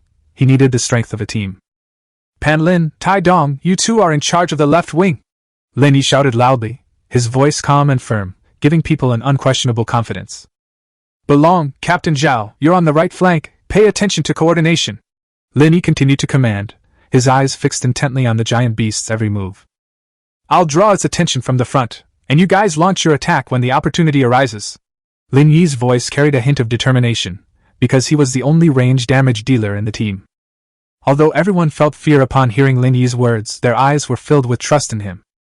Chapter 77 The Life or Death 5%. Lin Yi felt a headache coming on as he faced the enormous Cerberus. His Eye of the Underworld weapon upgrade is still 5% away from completion, which means he needs to continue attacking to unleash his ultimate move. He took a deep breath, composed himself, and then stared intently at the giant beast before the valley. He raised his gun and pulled the trigger repeatedly at the 3 heads of the giant beast, firing 6 bullets in an instant. Each bullet whistled through the air, heading straight for the 3 heads of Cerberus. However, this enormous beast seemed to have long been accustomed to such attacks. Its 3 heads swayed left and right, skillfully dodging all the bullets. Suddenly, the 3 heads of Cerberus roared simultaneously, and then the lion head on the left opened its mouth, spewing out a blazing flame that shot straight toward Lin Yi. Lin Yi's eyes narrowed.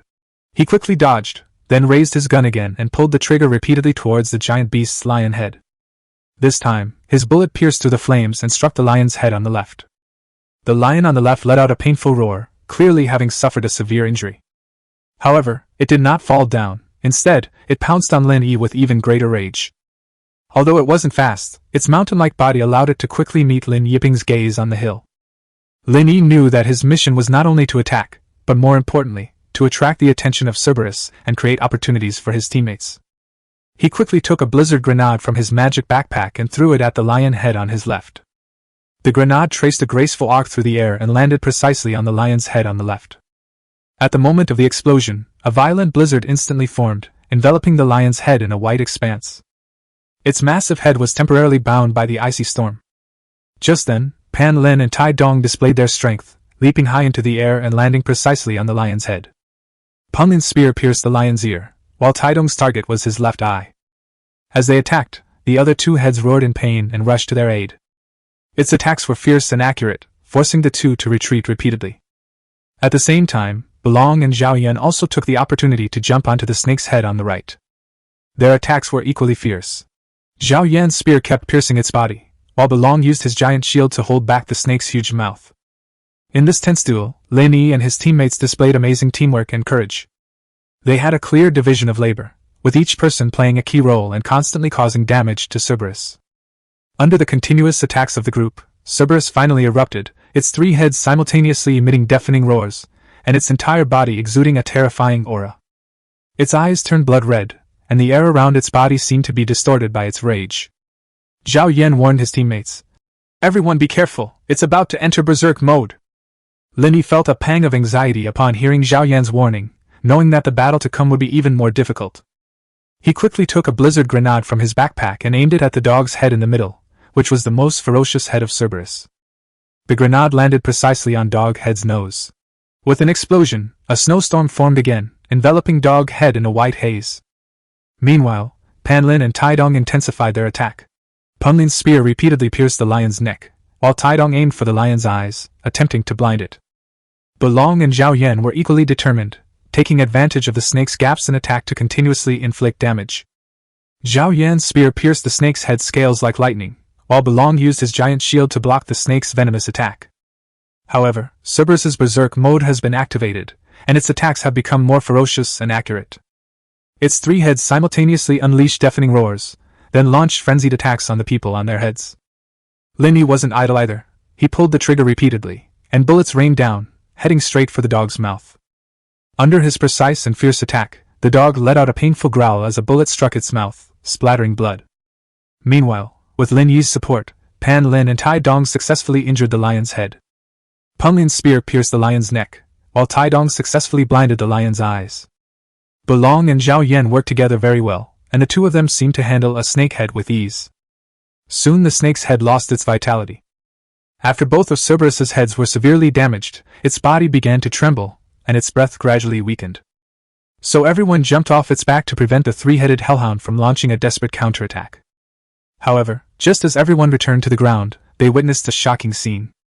Suddenly, the dog's head in the middle opened its huge mouth and bit off the severely injured lion's head and snake's head, quickly swallowing them into its mouth. With a deafening roar, Cerberus began to undergo an astonishing transformation. Its body rapidly expanded, its muscles became firmer, its original fur was gradually replaced by hard scales, its tail grew longer, and its tail slammed into the ground, producing an earthquake-like vibration. Lin Yi and his teammates stared in shock at the sight before them. The transformation of Cerberus was beyond their imagination. The behemoth seemed to be absorbing the power of the other heads, becoming even more powerful and terrifying. Lin Yi was the first to react. This was the perfect opportunity to attack. Taking advantage of the moment when Cerberus merged its heads, he quickly raised his gun and pulled the trigger repeatedly. Gunshots rang out, bullets whistling through the air as they hurtled towards Cerberus's head. Each bullet was incredibly accurate, striking its vital organs. However, the transforming Cerberus seemed to have developed a greater resistance to pain. It merely swayed slightly before continuing to absorb the power of the other heads. Lin Yi did not stop firing. To everyone's astonishment, the black wings on the back of Lin Yi's armor slowly unfolded. Ghost Eye, weapon upgrade fully charged. Activate. Looking through the scope on the gun, you can see that the originally simple red crosshair is suddenly surrounded by a dazzling red light. Lin Yi gripped the trigger, and blue flames shot from the muzzle, but this was only the beginning. Countless bullets erupted from the muzzle, forming a dense barrage, like a blue meteor shower streaking across the night sky, carrying destructive power, sweeping towards Cerberus like a storm. Each bullet contained immense energy, precisely striking Cerberus's vital points. When a bullet hits its target, it triggers a powerful energy explosion, causing even more severe damage. The three-headed hellhound swayed continuously amidst the explosions, its scales cracked, and blood began to seep out. As the Ghost Eye weapon continued to release its energy, the surrounding air seemed to boil. The red light around the red crosshair grew brighter and brighter, like a supernova about to explode. The blue flames spewing from the gun instantly transformed into a dazzling beam of light, which roared like an angry dragon as it crashed into Cerberus. Its scales began to peel off, and blood gushed from the wound, staining the surrounding ground bright red. Finally, amidst a series of explosions, Cerberus's body crashed heavily onto the hillside. Chapter 78: The Cerberus's Treasure. Lin Yi looked at Zhao Yan and the others. Their faces showed exhaustion from the battle, but their eyes shone with determination. Thank you all for your hard work. Zhao Yan's voice carried a hint of fatigue, but more than anything, it was filled with relief. Then, Zhao Yan walked over to Lin Yi and patted him on the shoulder, saying, Especially you, Lin Yi, without you, we wouldn't have been able to end the battle so quickly. Bulong also sighed. I never expected that Cerberus would absorb the power of the other heads and become stronger. Luckily we have Lin Yi, otherwise we really wouldn't know how to deal with it. Pan Lin and Tai Dong also came over, both with smiles on their faces. Lin Yi looked around at everyone, a warm feeling spreading through his heart. With a smile, he said to everyone, You've all worked hard. The most important thing now is to get some rest and recover your strength. Then, he turned to Bulong and said, Brother Bulong, could you give me the material collector? I need to collect some materials from this Cerberus. Bulong nodded, took out a small, oddly shaped device from his backpack, and handed it to Lin Yi. This is the material collector. It can automatically identify and collect specific materials from a given organism. Bulong explained, while demonstrating to Lin Yi how to use it. He first turned on the scanning device on the machine, then adjusted some settings. See this button? Press it, and the collector will start working. It automatically scans and extracts useful materials from Cerberus, such as scales, fur, and bones.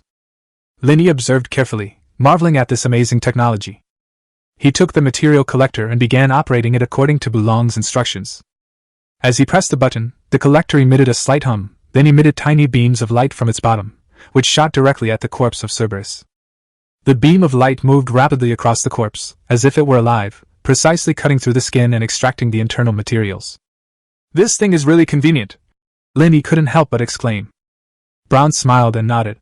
This is one of the essential pieces of equipment for us adventurers. With it, we can make more efficient use of the resources we obtain in battle. As time went on, the collector, working efficiently, soon finished collecting and automatically shut down. Lin Yi picked up the collector and examined its contents. The materials in the collector are sorted and stored neatly and orderly. Lin Yi's gaze was first drawn to the scales that shimmered with a deep blue light. They are hard yet flexible, making them an excellent material for crafting high-grade armor. His gaze then fell on the soft, thick fur, which, though deep black, radiated a strange metallic sheen, clearly possessing excellent warmth and protective properties. Then came the enormous animal bones. These bones, though seemingly fragile, were actually exceptionally hard and were excellent materials for making weapons and tools. The most surprising discovery was some blood samples from Cerberus, which had an eerie purple hue, as if they contained powerful magic. Looking at his haul with satisfaction, Lin Yi couldn't help but exclaim, This harvest is truly abundant! With these valuable materials, I believe Chen Feng will definitely be able to forge even better equipment for you. Upon hearing this, Zhao Yan and the others immediately surrounded Lin Yi, their eyes fixed intently on the materials in the collector.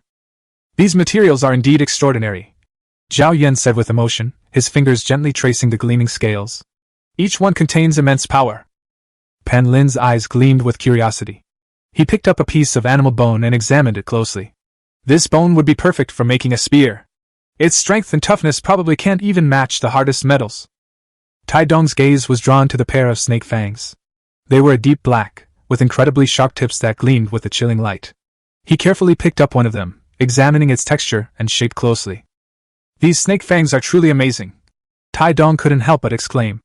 Their sharpness and toughness make them excellent materials for crafting top-grade daggers or short swords. Brother Dong, have you ever thought that these snake fangs might be used to make a special pair of weapons? Lin Yi asked, a hint of anticipation in his eyes. A hint of doubt flashed in Tai Dong's eyes, then quickly brightened. You mean, to make these snake fangs into a pair of swords? Lin Yi nodded. That's right. I think these twin blades made from snake fangs will definitely become powerful weapons in your hands. Their speed and agility will make you more adept in combat. An excited smile appeared on Tai Dong's face. He gripped the pair of snake fangs tightly, as if he could already feel them in his hands. With their strength restored, Lin Yi and his teammates packed their belongings and prepared to head into the valley. The presence of such powerful magical beasts here must conceal some unknown secrets, or treasures. Zhao Yan continued to walk at the front of the group, his steps firm and steady. Lin Yi followed closely behind, while Pan Lin and Tai Dong discussed how to use the newly acquired materials to create more powerful equipment as they walked. Bulong was responsible for bringing up the rear, his eyes constantly scanning the surroundings, alert to any potential dangers. Although Cerberus has been defeated, are there still unknown creatures in this mysterious valley? As they ventured deeper into the valley, the surrounding scenery gradually changed. The once narrow area gradually widened. As they ventured deeper, the valley widened, with the mountain walls on either side acting as massive barriers, giving the impression of being insurmountable. Starlight filters through the gaps in the mountains, casting dappled shadows and adding a touch of mystery to this enigmatic valley. Suddenly, Zhao Yan stopped and gestured for his teammates behind him to stop as well. His gaze was fixed on the front, where there was a huge cave. That's the lair of Cerberus. Zhao Yan's voice was tinged with excitement. Lin Yi and his teammates exchanged glances, took a deep breath, and then walked into the cave together. The cave was much more spacious than they had imagined, with stalactites hanging from the ceiling and various strange stones scattered on the ground. Deep inside the cave, a spacious open area unfolds before you, with a stone platform standing in the center. A round object emitting a soft glow floated silently in the air, as if waiting for some important moment. Zhao Yan and the rest of the team excitedly ran towards the device, shouting, "This is a replica beacon!" At the same time, Lin Yi also noticed the circular device, but as he approached the stone platform, his gaze was drawn to a sphere at the bottom of the platform that was shimmering with a purplish-red light. This is Chapter 79: The Value of Beacons. Zhao Yan and the others noticed Lin Yi's surprised expression. Following his gaze, they also spotted the peculiar stone, but they didn't pay it any mind. Their entire attention was focused on the circular object floating in the air. Seeing Lin Yi's surprised expression, everyone assumed it was his first time seeing a duplicate beacon, and they exchanged smiles. "Lin Yi, the circular device you see is what we call the replica beacon," Zhao Yan said slowly, his tone serious. "Yes, a dungeon beacon. It's the key that allows us to teleport into dungeons, and it's also one of the important resources our demon hunter team is looking for," Pan Lin explained. Brown added, "Each instance beacon connects to a unique instance world, where there are all sorts of challenges and opportunities. With the increasing number of professionals, it has become very difficult to find new duplicate beacons. Their importance to the improvement of people's strength and national power is self-evident," Tai Dong continued to explain. Lin Yi listened to their explanation, his eyes gleaming with excitement. He finally understood why Zhao Yan and the others valued this replica beacon so much. Zhao Yan's next words were like heavy stones, striking everyone's hearts. "The Dragon Soul Hall has raised the bounty for the dungeon beacon to 100 million Dragon Soul coins." 100 million Dragon Soul coins, Lin Yi repeated in a low voice, his heart racing and his face revealing undisguised excitement. Zhao Yan carefully secured the replica beacon to his waist, a practiced and resolute action that showed how much he valued the item. Lin Yi watched from the side, his brows furrowing slightly, a hint of doubt rising in his heart. He remembered that Zhao Yan had a high-level magic backpack that could hold a lot of items, even some large pieces of equipment, but why couldn't this dungeon beacon be put in it? Seemingly sensing Lin Yi's confusion, Pan Lin turned around and explained with a smile. "Lin Yi, the dungeon beacon is different from ordinary items. It contains powerful spatial energy, which conflicts with the storage mechanism of the magic backpack. If you force it into the backpack, not only will the beacon become useless, but it may also damage the backpack." Lin Yi suddenly understood. He had never encountered such high-level items before, and naturally, he was unfamiliar with these special rules. He nodded in understanding, and at the same time, he admired Zhao Yan and the others' professional knowledge. Zhao Yan continued, "Furthermore, the replica beacon needs to be kept at a certain distance from the user so that we can monitor its movements at any time and react quickly. Fixing it to the waist is the most convenient and safest approach." Looking at the replica beacon on Zhao Yan's waist, Lin Yi felt a strong sense of responsibility. After Zhao Yan secured the beacon, his gaze swept over everyone, finally settling on Lin Yi. He took a deep breath and said firmly, "Lin Yi, we need to return to the Dragon Soul Hall immediately. You deserve a lot of credit for finding this instance beacon. But, besides being careful of magical beasts, we also need to be wary of others with ill intentions." Zhao Yan's eyes sharpened. Lin Yi's heart skipped a beat. He understood Zhao Yan's meaning.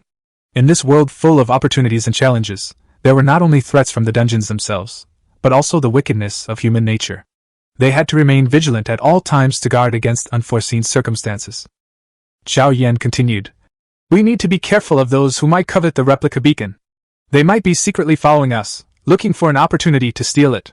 So, from now on, we need to be even more cautious and ensure the beacon's safety. Alright, let's go." Zhao Yan waved his hand, signaling everyone to follow. They needed to return to the Dragon Soul Palace as soon as possible. Lin Yi followed behind the group and quietly picked up the purplish-red stone. Just like when he first came into contact with the phantom armor, the moment Lin Yi grasped the stone, it quickly merged into his hand. At the same time, the system's voice echoed in my mind. Holy crap! Your luck is truly heaven-defying! Phantom armor is being upgraded. Mechanical source technology is being transferred. The others in the group did not notice anything unusual about Lin Yi and continued walking towards the cave entrance. As they emerged from the cave, they unexpectedly encountered another demon hunting team, the Tiger Demon Hunters. The 5-person team was examining the huge cave. The leader was a burly middle-aged man with sharp eyes and a powerful aura. Zhao Yan and the others immediately became more vigilant. Although this area was under the jurisdiction of the Dragon Soul Hall, encountering other demon hunting teams was not always a friendly affair. They need to be especially careful after acquiring such a valuable item as the dungeon beacon. Zhao Yan, where did you all come from? The middle-aged man stepped forward, his gaze lingering on Zhao Yan's waist for a moment before sweeping over the crowd. Zhao Yan smiled slightly and replied calmly. We just explored this cave. What brings you here? A glint of shrewdness flashed in the man's eyes. He smiled and said, Nothing, just curious. This area was originally the territory of low-level monsters like hellhounds. Why would Chrysanthemum Gun be interested in it? Haha, Captain Lu Ting's information network is really impressive. He even knows about our small-scale activities. Zhao Yan's words were tinged with a hint of teasing, but he was keeping a close eye on the Tiger Squad's every move. Upon hearing this, Lu Ting's eyes narrowed slightly, but he quickly regained his composure. He understood that Zhao Yan was making excuses, but since the other party didn't want to be explicit, he couldn't press the matter. Zhao Yan, you always like to joke around like this. But since you've already explored it, we won't stand on ceremony, Captain Lu said, waving his hand to signal his team to prepare to enter the cave. Zhao Yan nodded and smiled. Of course, we're just taking a look around. There's a lot inside, Captain Lu, you can explore at your leisure. Captain Lu gave Zhao Yan a deep look, seemingly deep in thought, before turning and leading the team into the cave. At this moment, Lin Yi also saw Bai Yehai and the opposing team. He glanced at Lin Yi with disdain before following their group into the cave. Zhao Yan and the others stood still until the figures of the fierce Tiger Demon Hunter team completely disappeared from the cave entrance. Zhao Yan and his group quickly retreated towards the entrance of the valley. They had just obtained the dungeon beacon, and this information absolutely could not be leaked, otherwise it would cause unnecessary trouble. However, they hadn't gone far when they suddenly heard a sharp whooshing sound. Zhao Yan reacted quickly, immediately shouting, Watch out, there's a trap! Before he could finish speaking, a dense rain of arrows came rapidly from all directions, aiming straight for their vital points. Zhao Yan reacted swiftly, his spear transforming into streaks of lightning, accurately deflecting the oncoming arrows. His movements were agile and powerful, each swing of the spear accompanied by a sonic boom. Meanwhile, Bronze Giant Shield became their solid support. He stood there as steady as a mountain, the shield, under his control, blocking the arrows flying from behind, like an insurmountable barrier. Pan Lin and Tai Dong were equally impressive, quickly responding to the attacks from both sides. Punlin's round shield spun nimbly in his hands, almost forming a whirlwind, while Tai Dong's scimitar spun rapidly, drawing bright arcs and forming a sturdy defensive net. Just then, a sarcastic voice came from behind. Why is Captain Zhao walking in such a hurry? Chapter 80 The End of the Tiger. Zhao Yan and the others were startled when they heard this voice. They quickly turned around and saw Lu Ting leading his Tiger Demon Hunter team out of the cave, a sly smile on his face. Lu Ting, what do you mean by this? Zhao Yan asked coldly. Captain Lu smiled and said unhurriedly, Captain Zhao, it seems you missed something in the cave you just explored.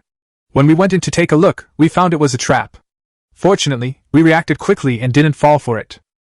Upon hearing this, Zhao Yan and the others felt a chill run down their spines. They hadn't noticed any traps in the cave. The fierce Tiger Demon Hunting team must have been deliberately causing trouble. Zhao Yan took a deep breath, trying to remain calm. Now is not the time to argue. They must leave as soon as possible to avoid a bigger conflict. Captain Lu, we didn't find any traps.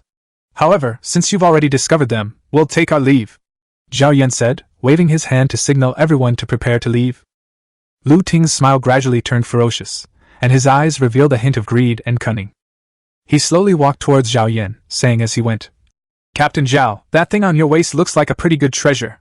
How about this, you leave it here, and I'll let you go. Zhao Yan's expression changed. This was the biggest gain from their expedition, and they absolutely couldn't just hand it over to someone else. Lu Ting, don't go too far. This is something we worked hard for, why should we give it to you? Zhao Yan said angrily. Lu Ting sneered, suddenly drew his long sword from his waist, and pointed it at Zhao Yan. Captain Zhao, I advise you to be pragmatic. Do you think if you can defeat our fierce tiger demon hunter team? Lu Ting, you're forcing us to take action, Zhao Yan said coldly, his gaze sharp as a knife as he stared directly at Lu Ting. Lu Ting laughed heartily, seemingly not taking Zhao Yan and the others seriously. Zhao Yan, do you really think you small fry can cause any trouble? Today, you either leave your copy beacon or your lives. As Lu Ting finished speaking, a short figure from the fierce tiger squad suddenly rushed out and charged towards Zhao Yan. The figure moved swiftly, as fast as lightning, wielding a long knife, aiming straight for Zhao Yan's vitals. Zhao Yan's eyes narrowed, and he quickly raised his spear, holding it horizontally in front of his chest. With a crisp metallic clang, he successfully blocked the attack.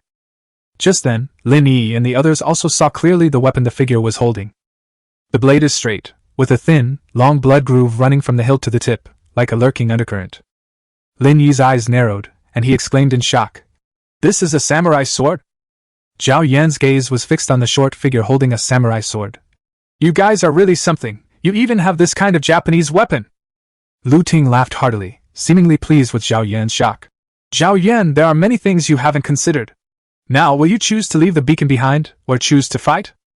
Zhao Yan took a deep breath. He knew that today's matter could not be resolved peacefully. Lu Ting, if you want the dungeon beacon, ask my spear first, Zhao Yan said in a deep voice, gripping the spear tightly. Lu Ting's smile vanished, replaced by a cold expression. Then prepare to die. At Lu Ting's command, the members of the fierce tiger demon hunter team drew their weapons and charged towards Zhao Yan and the others. Zhao Yan's spear was like a swimming dragon, agile and swift, each swing carrying the force of breaking the wind. The team members also showcased their individual strengths, engaging in fierce battles with the tiger hunters. However, the strength of the tiger demon hunter team should not be underestimated. Especially the short figure wielding a katana, whose swordsmanship was ruthless and precise, forcing Zhao Yan and the others to defend themselves with every attack. Lin Yi was protected by the group in the middle of the formation. He held the Eye of the Netherworld tightly in his hand. This was originally their trump card, but in this chaotic battle, his armor was being upgraded, and he could not unleash its true power. A hint of anxiety flashed in his eyes, just as the situation on the battlefield suddenly changed. The short figure wielding the katana suddenly roared, and his swordsmanship became even more ruthless, forcing Zhao Yan and the others to retreat repeatedly. Lin Yi sensed the tense atmosphere around him, and knew he couldn't wait any longer. He abruptly raised the Eye of the Underworld in his hand and pulled the trigger. A streak of eerie blue light pierced the night sky. The beam of light stood out starkly against the chaotic battlefield, striking the figure directly. With a scream, his figure was struck by an invisible hammer, and he was sent flying backward, crashing heavily to the ground. However, the pale blue light did not stop after piercing the first person's body. They continued towards the second and third members of the Tiger Hunter team. Its speed is so fast that it is almost impossible for people to react, and after each flash of light, someone falls down. In the instant the light flashed, a tense and oppressive atmosphere filled the air. The hearts of the rest of the Tiger Squad seemed to stop. Their eyes were fixed on the light and shadow, trying to track its trajectory. However, it was so fast that it instantly pierced through the heads of both of them. For the first time, fear appeared on Lu Ting's face. He watched his teammates fall one by one, and the feeling of helplessness and despair made it almost impossible for him to breathe. He wanted to run away, but his feet seemed to be nailed to the ground, and he couldn't move. Bai Yehai, who was also positioned towards the back of the Tiger Hunter team, had turned as pale as paper. His eyes were filled with fear and unease, and his body trembled uncontrollably. He knew he couldn't stay there any longer and had to leave as soon as possible, or he might lose his life. However, at that moment, he suddenly felt a sharp pain.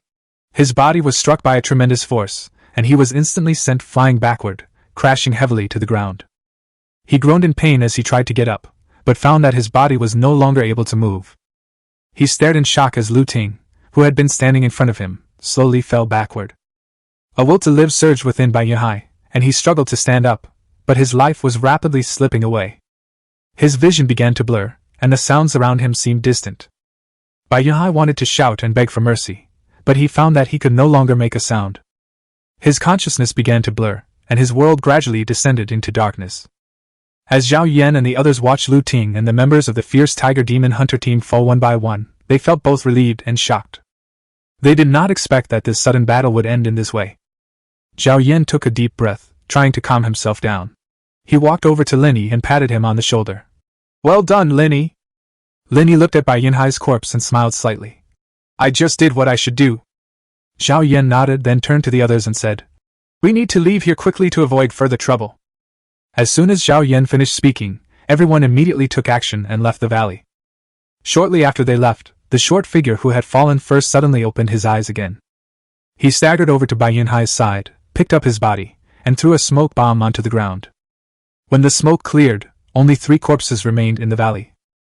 Chapter 81 Group Copy Beacon. After leaving the canyon, the group proceeded cautiously, wary of any potential dangers. The night was as dark as ink, the stars were dim, and only the cold moon hung high, illuminating their path. All around was quiet, with only the sound of the wind and the occasional howl of a wild beast in the distance, sending chills down one's spine. However, since this place was located on the edge of a no-man's land and it was late at night, they did not encounter any major troubles along the way. Halfway there, Lin Yi finally couldn't help but ask Pan Lin beside him. Brother Pan, will we be punished by the Dragon Soul Hall for wiping out the Fierce Tiger Demon Hunter team? After all, the Fierce Tiger Demon Hunter team is a demon hunter team under the Dragon Soul Hall, and their actions this time are undoubtedly a challenge to the authority of the Dragon Soul Hall. Pan Lin gave him a reassuring look and said softly, Xiao Yi, don't worry.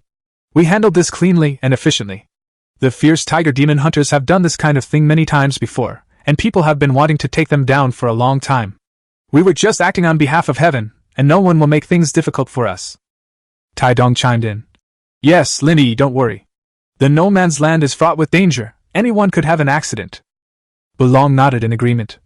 That's right, we all know our limits and won't get ourselves into trouble. Hearing everyone's words of comfort, Lin Yi felt a little more at ease, but he was still somewhat worried. But we wiped out the entire Demon Hunter team, which will definitely cause a huge uproar in the Dragon Soul Hall. What if we are investigated then? Pan Lin smiled slightly and patted Lin Yi on the shoulder. You're overthinking it. Although the Dragon Soul Hall is powerful, they don't act blindly. Besides, we didn't leave any clues, so it won't be easy for the Dragon Soul Hall to investigate.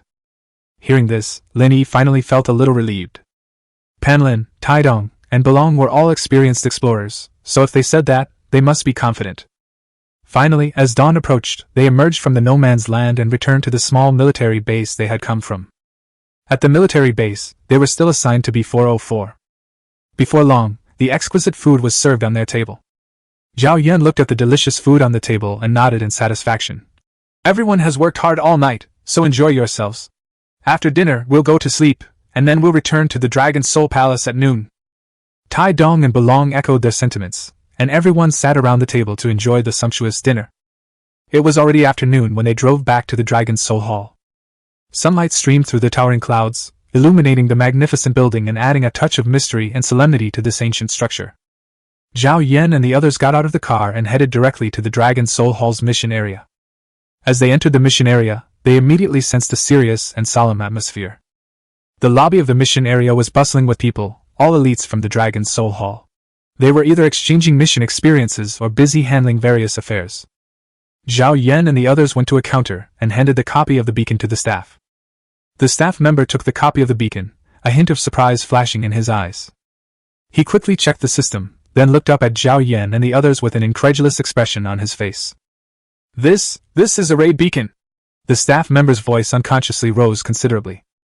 The noise in the hall stopped instantly as the staff screamed, and everyone's attention was quickly drawn to it. Zhao Yan quickly exchanged glances with the others, a hint of doubt flashing in his eyes. He asked in a deep voice, Raid beacon? What does that mean? We haven't heard of it before. The staff member took a deep breath, tried to calm down, and explained. A raid beacon is a special beacon that only appears when a raid quest is completed, which means that you completed a raid while you were in the no man's land. Lin Yi couldn't help but interject. But we only killed one mutated creature? What exactly happened? The staff member shook his head, indicating that he didn't know either. I don't know about that. However, raid dungeons are extremely difficult, and the fact that you were able to complete them successfully shows that you are very capable. I will report this to my superiors, please wait a moment. After saying that, the staff member quickly took the beacon, left the counter, and walked into the Dragon's Soul Hall. After the staff left, Zhao Yan and his team became the focus of attention in the hall. The elites of the Dragon's Soul Hall gathered around, their faces filled with shock and curiosity. Where did you get this raid beacon? A man in cyan armor asked, his voice tinged with envy. Zhao Yan shook his head, looking somewhat confused. We just killed a mutated creature in the no man's land and then got this beacon. We don't even know how it happened ourselves. A murmur arose from the crowd. A tall female warrior couldn't help but ask. But dungeon beacons usually require specific conditions and triggering mechanisms. Are you sure you didn't trigger any special events? Pan Lin squeezed past the beautiful woman in front of him, a nonchalant smile on his face. Oh, this female warrior, you're really smart. But with me here, how could there possibly be any conditions or triggering mechanisms? His gaze swept over the female warrior as if admiring a beautiful painting. However, it seems you have a dungeon that requires my trigger mechanism. The female warrior frowned. She could feel Pan Lin's undisguised gaze, which made her feel somewhat uncomfortable.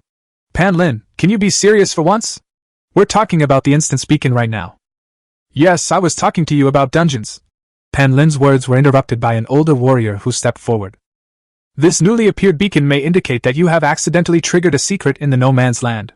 The appearance of the raid beacon may foreshadow new challenges and opportunities. Upon hearing this, everyone fell into deep thought.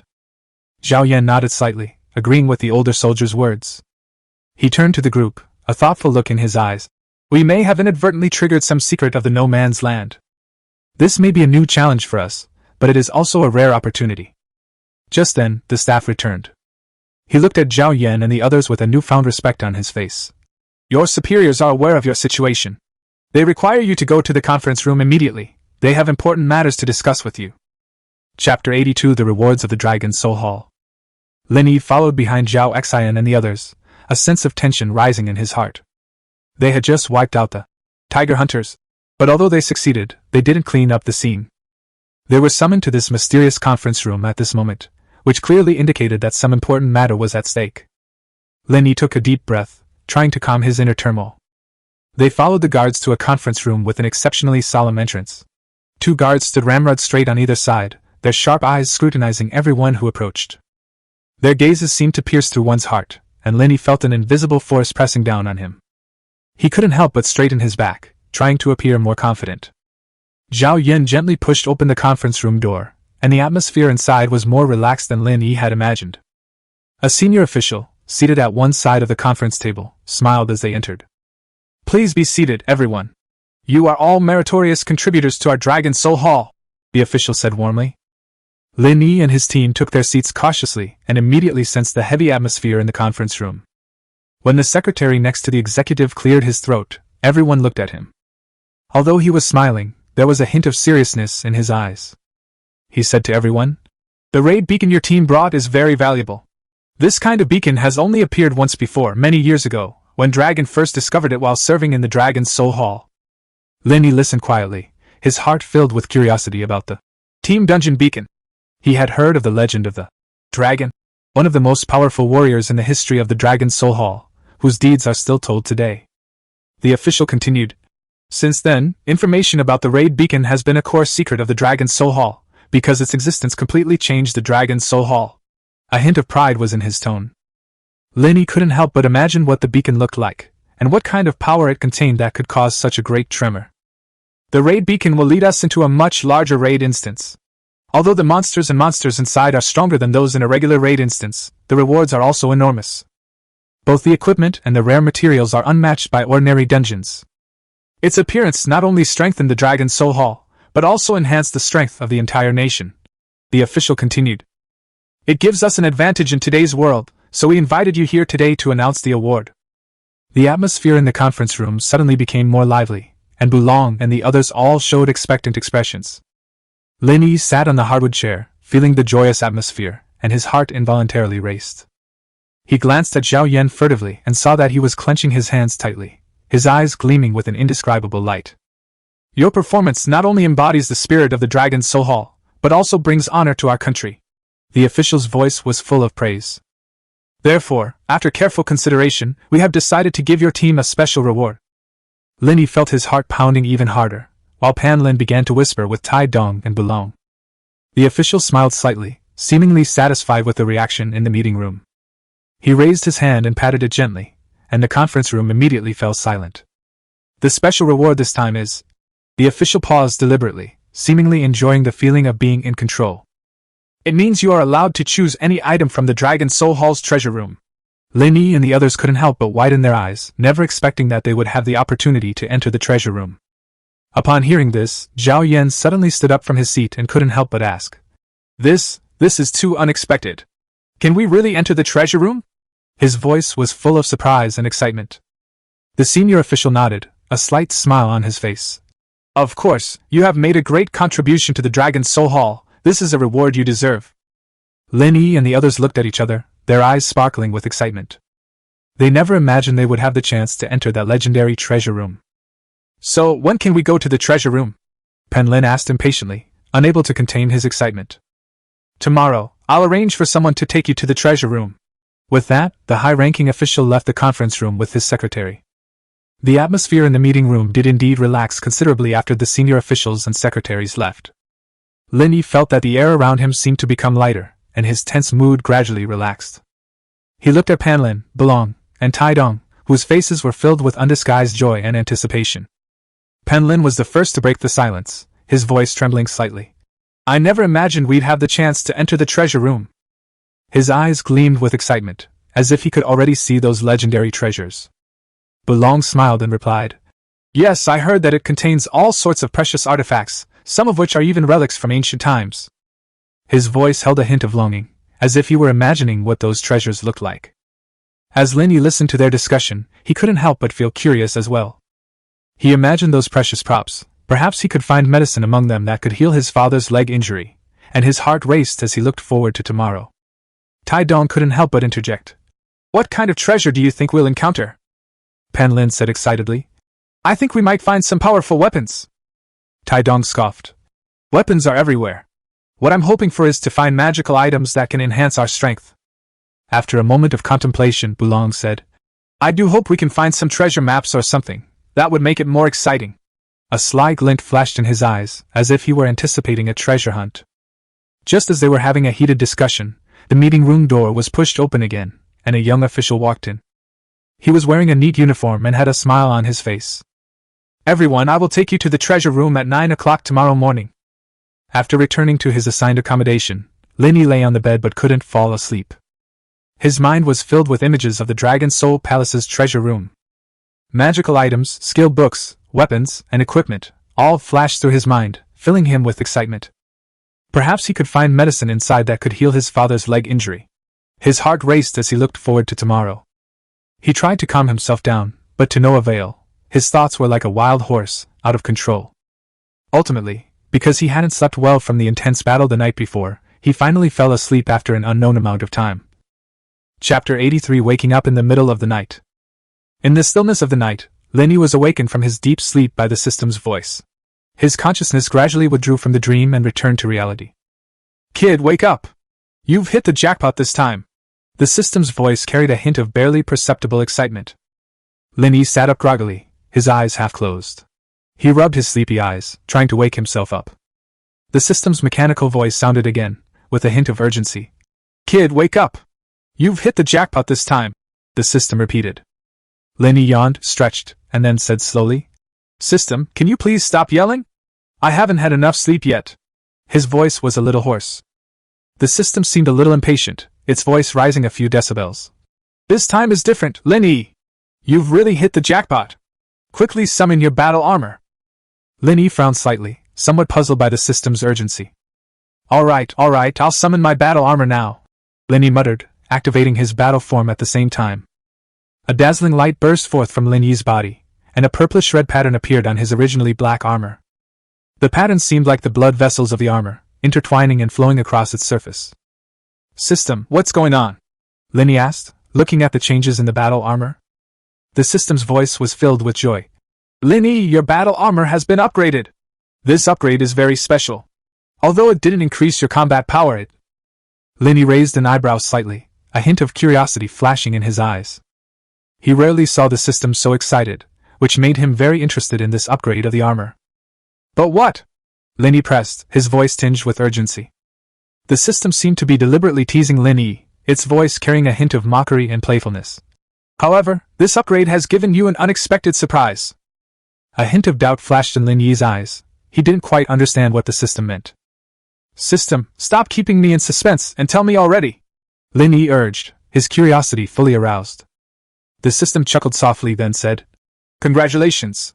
This upgrade grants you a unique ability, mechanical source technology." Upon hearing the term, mechanical source technology, Lin Yi immediately recalled the source star that the White Robe man had mentioned after he was teleported to the trial tower during the Dragon Soul Hall selection competition. Mechanical source technology? Lin Yi repeated unconsciously. Is this the technology of Source Planet? How did I acquire this ability? The system responded. That's right, the purplish red stone that your armor absorbed must have come from the origin star. That stone is a product of the origin star? Lin Yi asked incredulously. Lin Yi's sleepiness was completely dispelled, and his heart was filled with curiosity and excitement. System, can you tell me more about mechanical source technology? Lin Yi asked eagerly. The system seemed impatient with Lin Yi's questioning, its voice tinged with laziness and dissatisfaction. It's the middle of the night, and I've been chatting with you for most of the chapter. Can't you read it yourself? With that, it went offline at lightning speed. Lin Yi was stunned for a moment. He hadn't expected the system to suddenly become so impatient. He couldn't help but laugh, feeling curious about the system's true personality. All right, I won't bother you anymore, Lin Yi said with a smile, while starting to check his armor. Phantom armor, flawed artifact, the ultimate armor on the star of mechanical origin. It is the carrier of the highest level technology. Mechanical origin technology. On the star of origin, allowing you to communicate and integrate with machines at a deeper level. It grants you the ability to control and create machines, and you can also manufacture various mechanical equipment as needed, and even build powerful mechs. Furthermore, mechanical source technology can help you better understand and master various mechanical knowledge, enabling you to become a true expert in the field of machinery. Lin Yi's gaze lingered on the description of the armor for a moment, then he tried to concentrate, wanting to see what kind of mechanical equipment mechanical source technology could produce. However, when he concentrated, nothing appeared before his eyes. His brow furrowed slightly, a sense of doubt creeping into his mind. He focused his attention again, attempting to communicate with mechanical source technology, but the result remained the same, a blank screen. Lin Yi couldn't help but feel a little disappointed.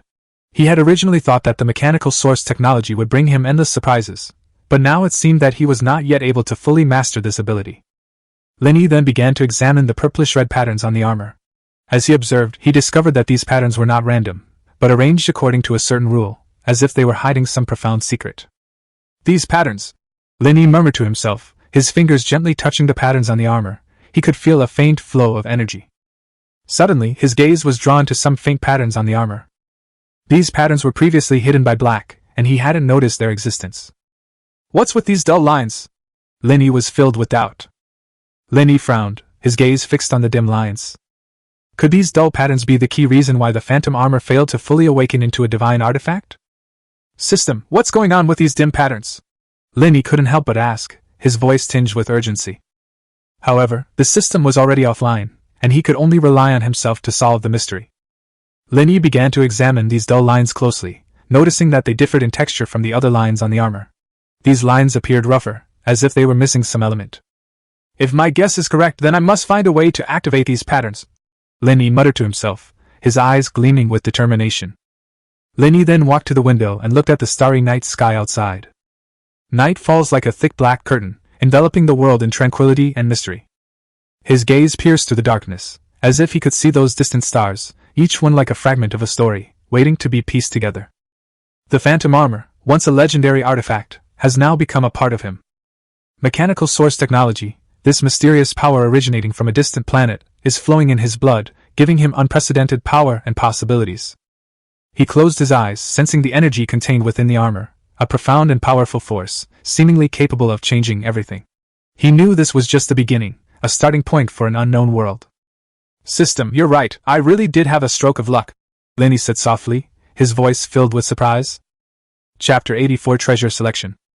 The next morning, Lin Yi was awakened by the morning sunlight. He quickly got up, washed up, and then eagerly went to the conference room. Zhao Yan, Pan Lin, Bulong, and Tai Dong were already waiting there, their eyes also filled with anticipation. Soon after, the young official arrived as promised. He led Lin Yi and the others through a series of complex passages, finally arriving at a huge iron gate. The iron gate is engraved with intricate patterns, giving it a mysterious and solemn feel.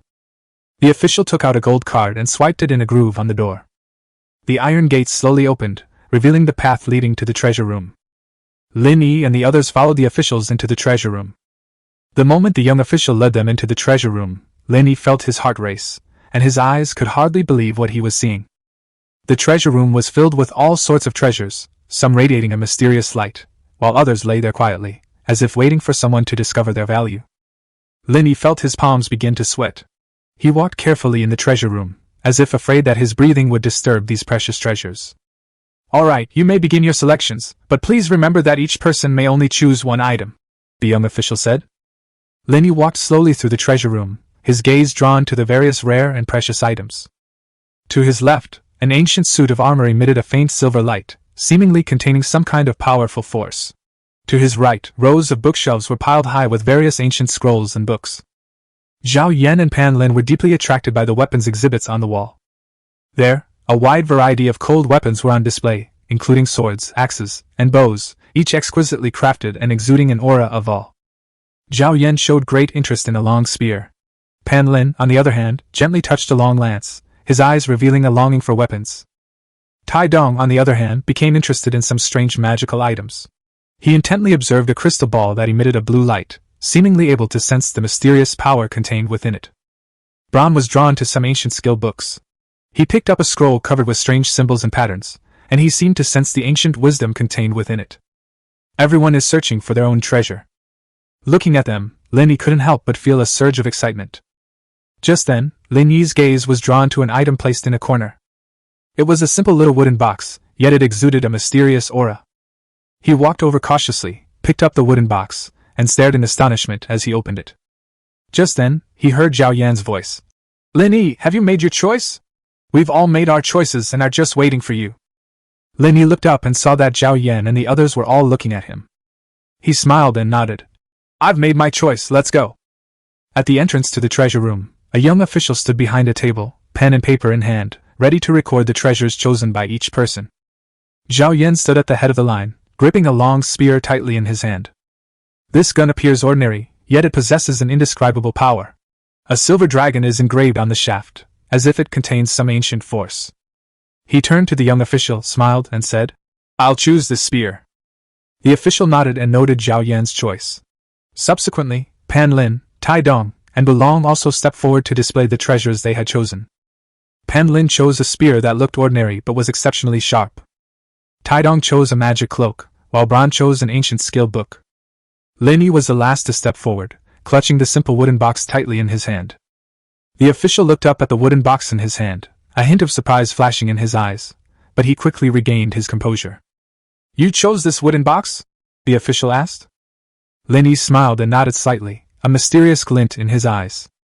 Pan Lin curiously leaned closer, his gaze lingering on the wooden box in Lin Yi's hand, and couldn't help but ask, "Lin Yi, what exactly did you choose? Why are you hiding it?" Zhao Yan and Tai Dong also gathered around, their eyes filled with curiosity. "Lin Yi, stop keeping us in suspense and tell us already," Zhao Yan urged. Lin Yi smiled, gently opened the wooden box, revealing the blue gemstone inside. Pan Lin stared at the blue gemstone in surprise, a hint of doubt flashing in his eyes. He frowned, as if trying to recall something. "These kinds of stones are everywhere, aren't they? There was one in the cave where the beacon was found before, though it was purplish red." Pan Lin muttered to himself, his gaze fixed on the blue gemstone, as if trying to find the answer within it. The rest of the crowd gathered around, their eyes fixed on the blue gem in Lin Yi's hand. Zhao Yan shook his head and said softly, "Lin Yi, are you sure you want to choose this blue gem? Although it appears mysterious, it doesn't seem to be the most eye-catching treasure in this treasure room." Tai Dong chimed in. "Yes, Lin Yi, every treasure here contains immense power. Are you really sure about this?" Bulong looked at Lin Yi with a puzzled expression and asked softly, "Lin Yi, have you discovered something special about this blue gemstone?" Lin Yi smiled, looked at everyone with a firm gaze, and then slowly closed the wooden box. "I'll choose this one." Pan Lin frowned, wanting to say something more, but in the end he just sighed softly. Zhao Yan looked at Lin Yi, a complex emotion flashing in his eyes. He gently patted Lin Yi's shoulder and said with a smile, "Since you're so insistent, we won't try to persuade you anymore." Tai Dong and Bulong nodded, their eyes filled with understanding and trust. Although they didn't fully understand Lin Yi's choice, they believed that Lin Yi must have his own reasons. The young official watched this scene, then coughed lightly, breaking the slightly somber atmosphere. "Now that you have made your choices, please follow me. We need to register the treasures you have chosen. The official's voice was calm yet firm as he turned and walked to the other side of the conference room. On the other side of the treasure room, a huge table was filled with all kinds of documents and scrolls. The official gestured for Lin Yi and the others to sit down, and then began to carefully record the treasures they had chosen. Zhao Yan, spear; Pan Lin, lance; Tai Dong, magic cloak; Belong, skill book; Lin Yi, blue gem. The official's voice rang out clearly as his pen moved swiftly across the paper. After recording the information, the official looked up at Lin Yi and the others, and said with a smile, "Congratulations, you have chosen your desired treasures." Zhao Yan and the others exchanged smiles, their hearts filled with joy and satisfaction, but when they looked at Lin Yi, they couldn't help but feel a little angry at his lack of ambition. Chapter 85: The Upgrade of the Dragon Fang Team. As everyone left the treasure room, each member of the Dragon Fang Demon Hunter team carefully carried their treasure, seemingly reluctant to put it into their backpacks. Pantheon, unable to contain his excitement, raised an eyebrow and challenged Belong. "Belong, do you dare to go out and have a match? You always boast that your shield is indestructible. Let my spear test it today." Not to be outdone, Belong immediately retorted. "Let's compete then. Who's afraid of who?" As soon as they finished speaking, everyone walked out of the Dragon's Soul Hall and found a wide open space. The others quickly made way for the two competitors. Pantheon, spear in hand, pounced on Bron like a tiger descending a mountain, while Bron raised his shield, ready for battle. The spear flew past with astonishing speed and power, as if it were not merely a weapon, but a merciless messenger of fate. The shield, once regarded as an indestructible guardian, proved as fragile as paper under the impact of the spear. It was easily penetrated, as if that solid defense had never existed. Pan Lin watched as his spear easily pierced through the shield, a smug smile spreading across his face. He sheathed his spear and stood there like a victorious lion. "See that, Belong? That's the power of our new weapon!" he exclaimed, brandishing his spear triumphantly. However, Belong's face did not show disappointment or confusion, but rather a deep calmness. He looked at Panson, a barely perceptible smile flashing in his eyes. "Panson, do you think you've won just like that?" Belong said calmly. At the same time, the skill book in his other hand suddenly turned into a white light and disappeared from his palm. Panson was stunned. Before he could react, Belong's body suddenly emitted a powerful aura. The marks on his shield where the spear had pierced his shield began to heal and were covered with a pale blue halo. What kind of power is this?" Pantheon stared at Belong in astonishment, his eyes filled with shock and confusion. Belong smiled slightly and said, "This is why I chose the skill book. Do you think I'm only after the shield's defensive capabilities? No, I seek greater power, power that transcends the shield's limitations." After saying that, Belong suddenly rushed towards Pantheon, his speed so fast that Pantheon could barely react. The powerful aura emanating from Belong's shield became even more pronounced, and each of his attacks carried immense power and speed. Pan Lin was forced to retreat repeatedly, and he looked at Belong with shock in his eyes. "Belong, you really surprised me," Panson said breathlessly, his previous smugness and pride gone from his face. During the fierce battle between Pantheon and Bron, Taidong felt the heat of the fight, and his fighting spirit gradually ignited in his heart. Taidong gripped his weapon tightly, his eyes gleaming with excitement. He stared at Belong, his heart filled with a desire for challenge. Taidong strode forward, and as Pan Lin and Belong distanced themselves, he walked towards Belong. "Belong, your strength has improved again. But I also want to test your new ability, and see just how big the gap is between us." Belong turned his head and looked at Taidong.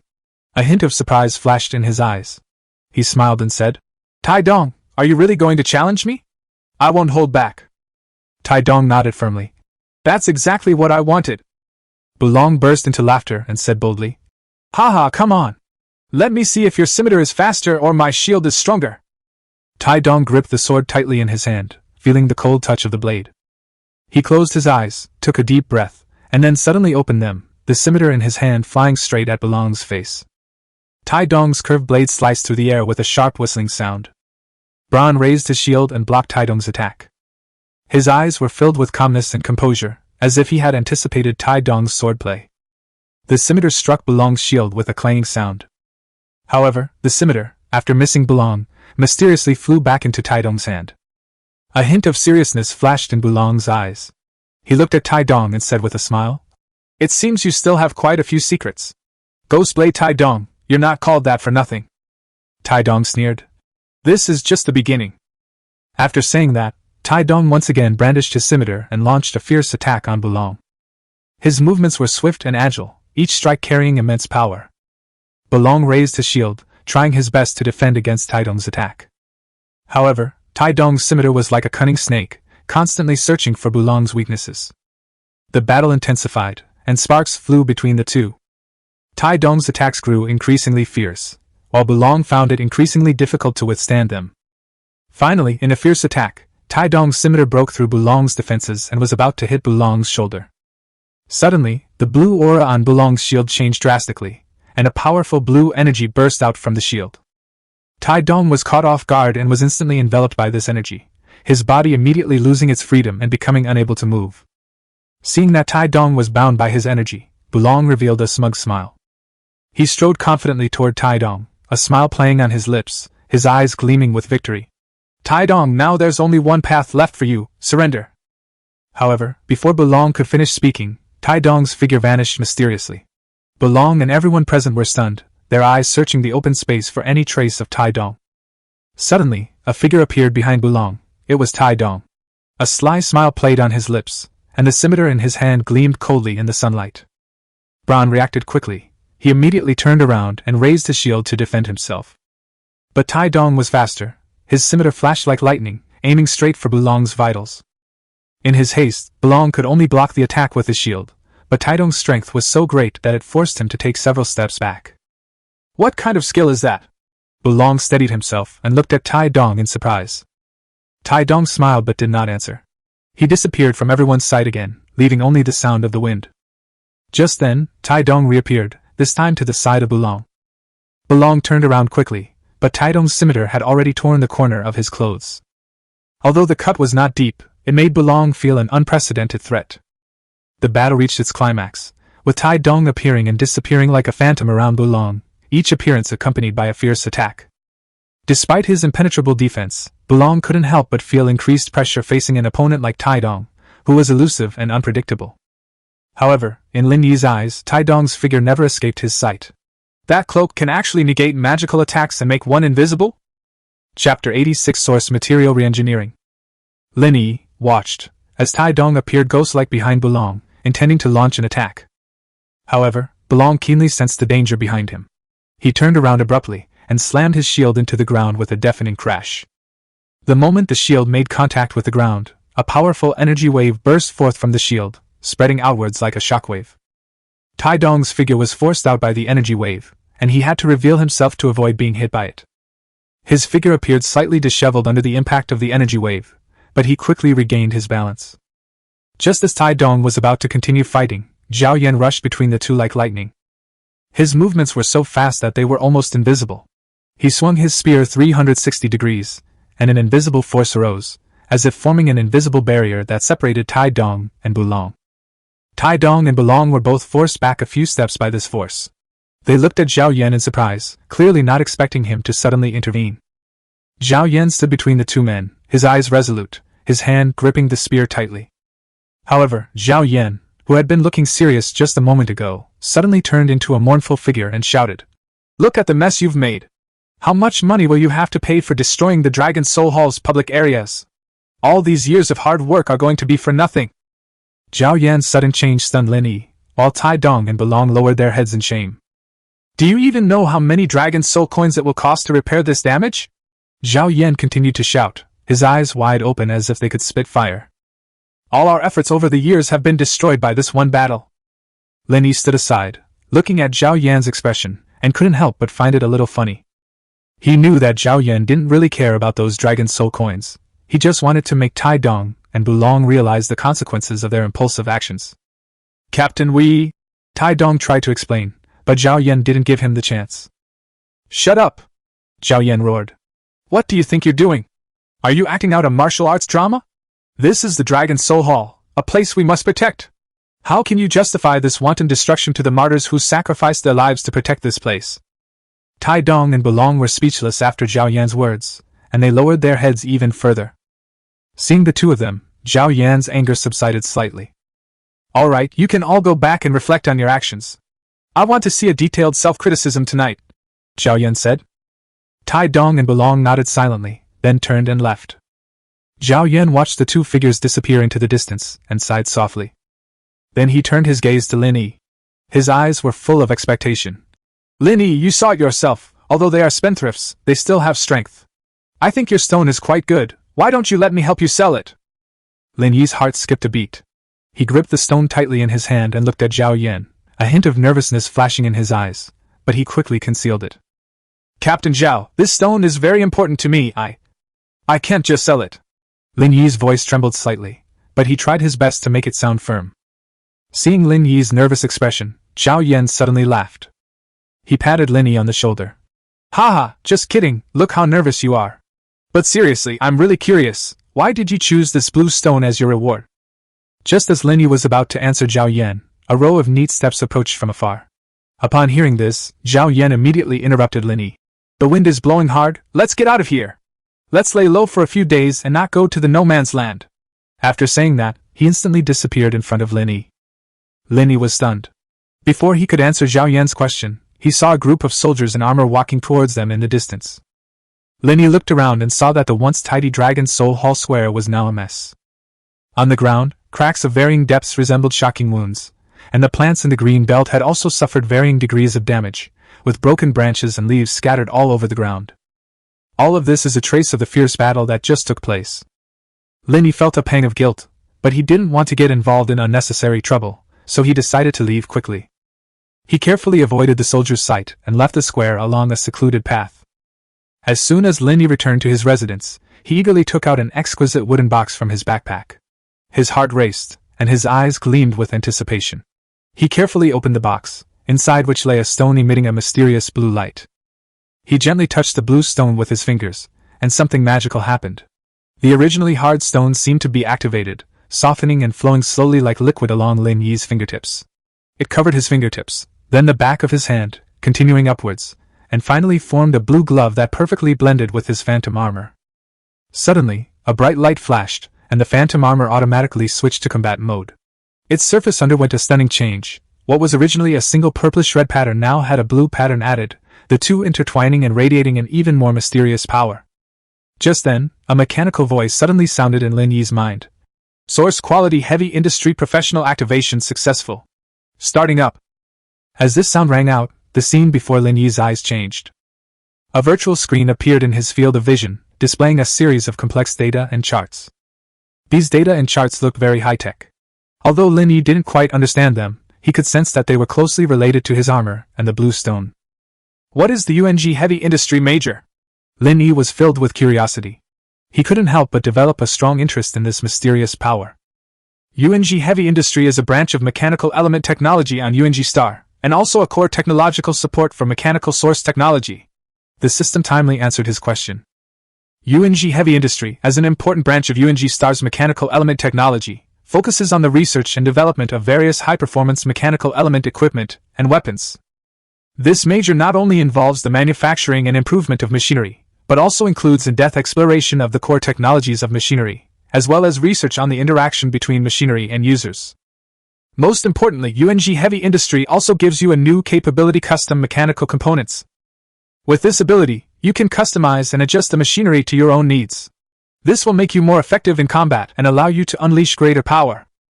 Lin Yi was stunned. With the system's reminder, it was as if he had opened the door to a new world. Chapter 87: The Introduction to Heavy Industry. In Lin Yi's residence, wherever his gaze fell, data flowed on the virtual screen like a dazzling galaxy, each number and chart seemingly containing infinite possibilities. He took a deep breath, trying to calm his excitement.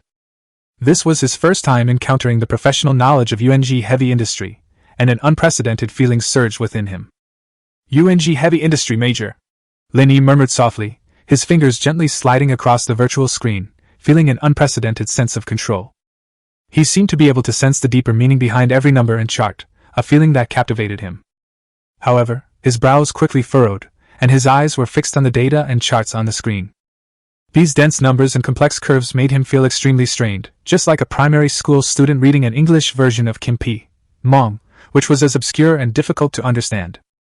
Nevertheless, the content compelled him to explore it further. So he turned on the translation function on his smartphone, hoping to use it to interpret these complex data and charts.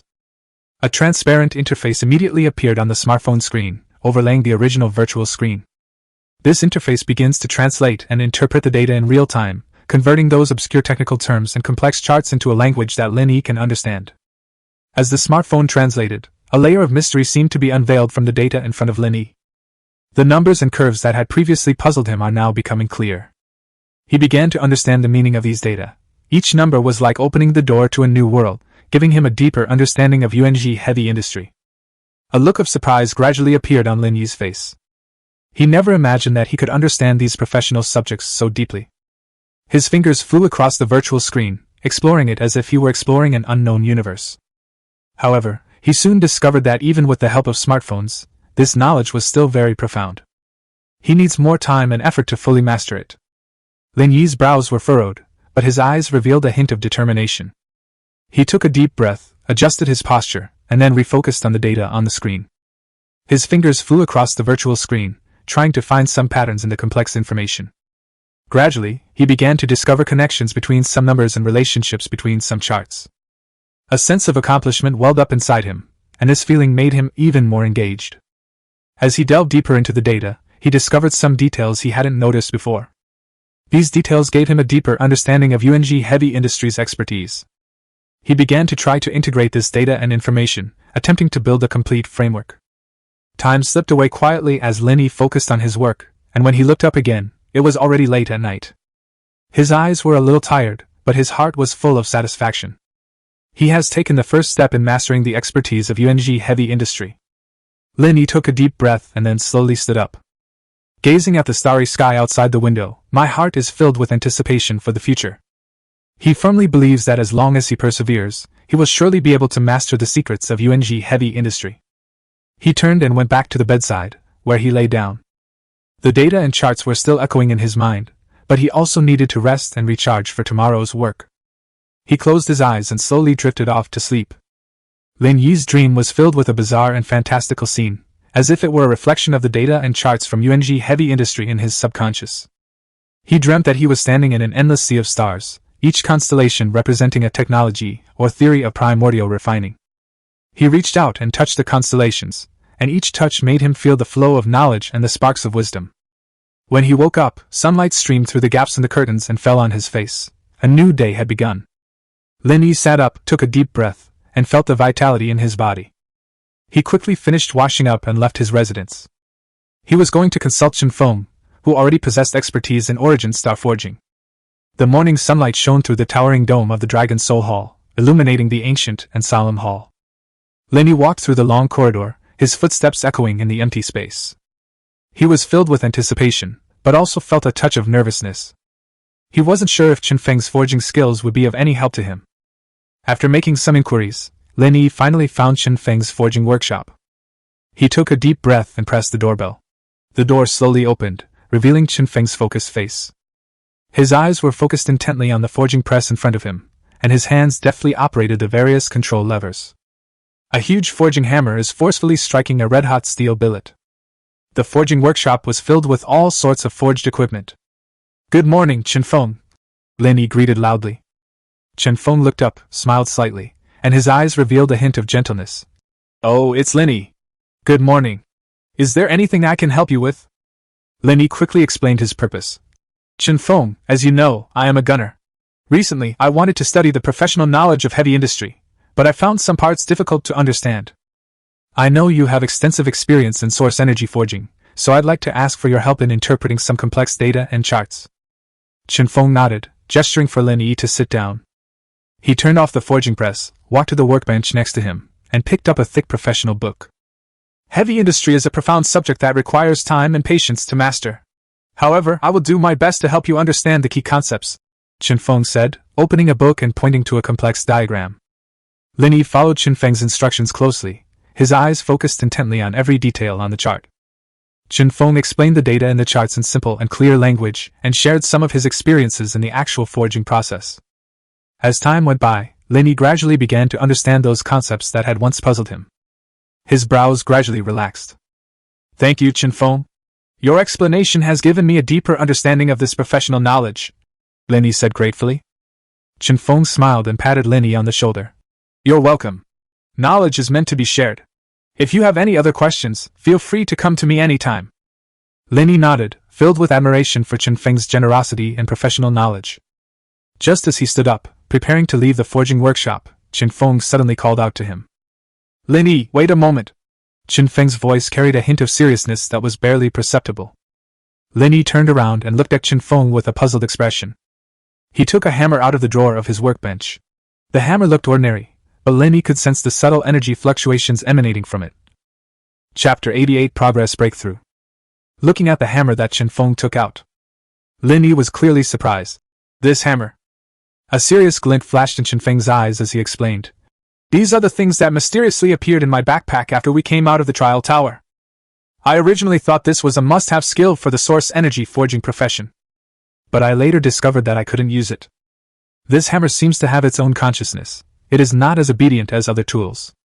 I've tried many times, but it always refuses to resonate with me. This confuses me greatly and makes me even more curious about its origins. As Chen Feng spoke, he handed the hammer to Lin Yi, his eyes filled with anticipation. I want you to try it. After all, you are the one most respected by the white robe among the three of us. Perhaps you can find a way to use it, or at least you can sense some of its special features. Lin Yi reached out and carefully took the hammer. The moment he grasped it, he felt a warm power flowing from the handle into his body. This force made him feel calm and resolute. Lin Yi's hand trembled slightly as he gripped the hammer. He could feel the warm power flowing through his body, as if responding to his touch. He closed his eyes, trying to establish a connection with this power. This hammer, Lin Yi began slowly, a hint of surprise in his voice. It doesn't seem to resist me. A glimmer of hope flashed in Chen Feng's eyes. Really? You can sense its special qualities? Lin Yi nodded, his brows furrowed, as if trying to understand the power. It's showing me something, some images. What appeared in Lin Yi's mind was a human figure from behind, thin and resolute. He stood before a mountain of scrap materials, gripping the mysterious hammer tightly in his hand. With a wave of his hand, the hammer struck the material, producing a crisp and rhythmic sound. Shockingly, the discarded materials seemed to come alive, rapidly moving and reassembling. Curiosity and surprise flickered in Lin Yi's eyes. He stared intently at the figure, noticing his skillful technique and the precision of each strike. Soon, complex mechanical equipment was assembled before his eyes, each component fitting perfectly, as if it had been meticulously designed and manufactured. This is... Lin Yi's voice was filled with disbelief. Lin Yi closed his eyes, trying to feel that power more deeply. The image became clearer, and he could see every movement of the figure, and even feel his every breath. Suddenly, the figure turned around. Although Lin Yi couldn't see the face clearly, he could feel the deep and determined look in the figure's eyes. Then the image slowly disappeared. Chen Feng was also very shocked after hearing Lin Yi's description. He looked at Lin Yi, his eyes filled with anticipation. Can you see more? Who is this person? How did he do it? I don't know who he is, Lin Yi said slowly, but his understanding and control of source energy far surpasses ours. Just then, another message flashed through Lin Yi's mind. Customized mechanical components have been activated. His brows furrowed as he felt the power surging within him, as if it were telling him something. He suddenly opened his eyes, stared at Chen Feng, and said firmly, This hammer is not just a tool, it's a special energy source device that can create advanced machinery on the source planet. Chen Feng's eyes were filled with shock.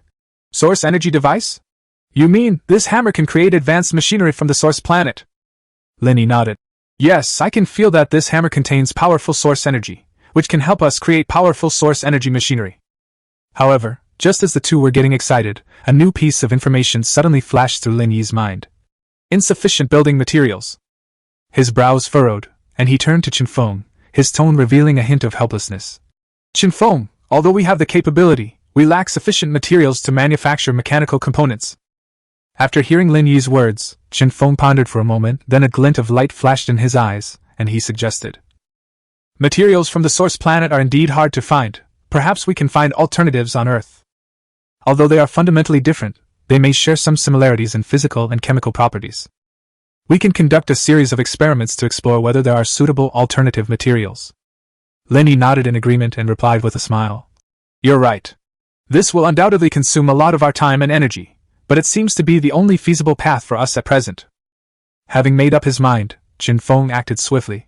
He went into the research department's materials warehouse and began collecting samples of various materials from Blue Star. Over the next few days, Lin Yi and Qin Feng devoted all their energy to the experiment, trying out various materials from Earth. Unfortunately, no material can completely replace the materials of the source star. Every failure was incredibly frustrating for them, but they never gave up. Lin Yi sat wearily at the lab bench, unconsciously fiddling with various blue star materials in his hands.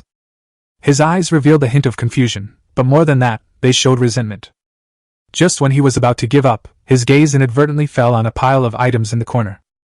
Those are the bones of the three-headed hellhound. Lin Yi's heart stirred. He suddenly remembered the three-headed hellhound's immense power and unique physique. A glimmer of hope rose in his heart.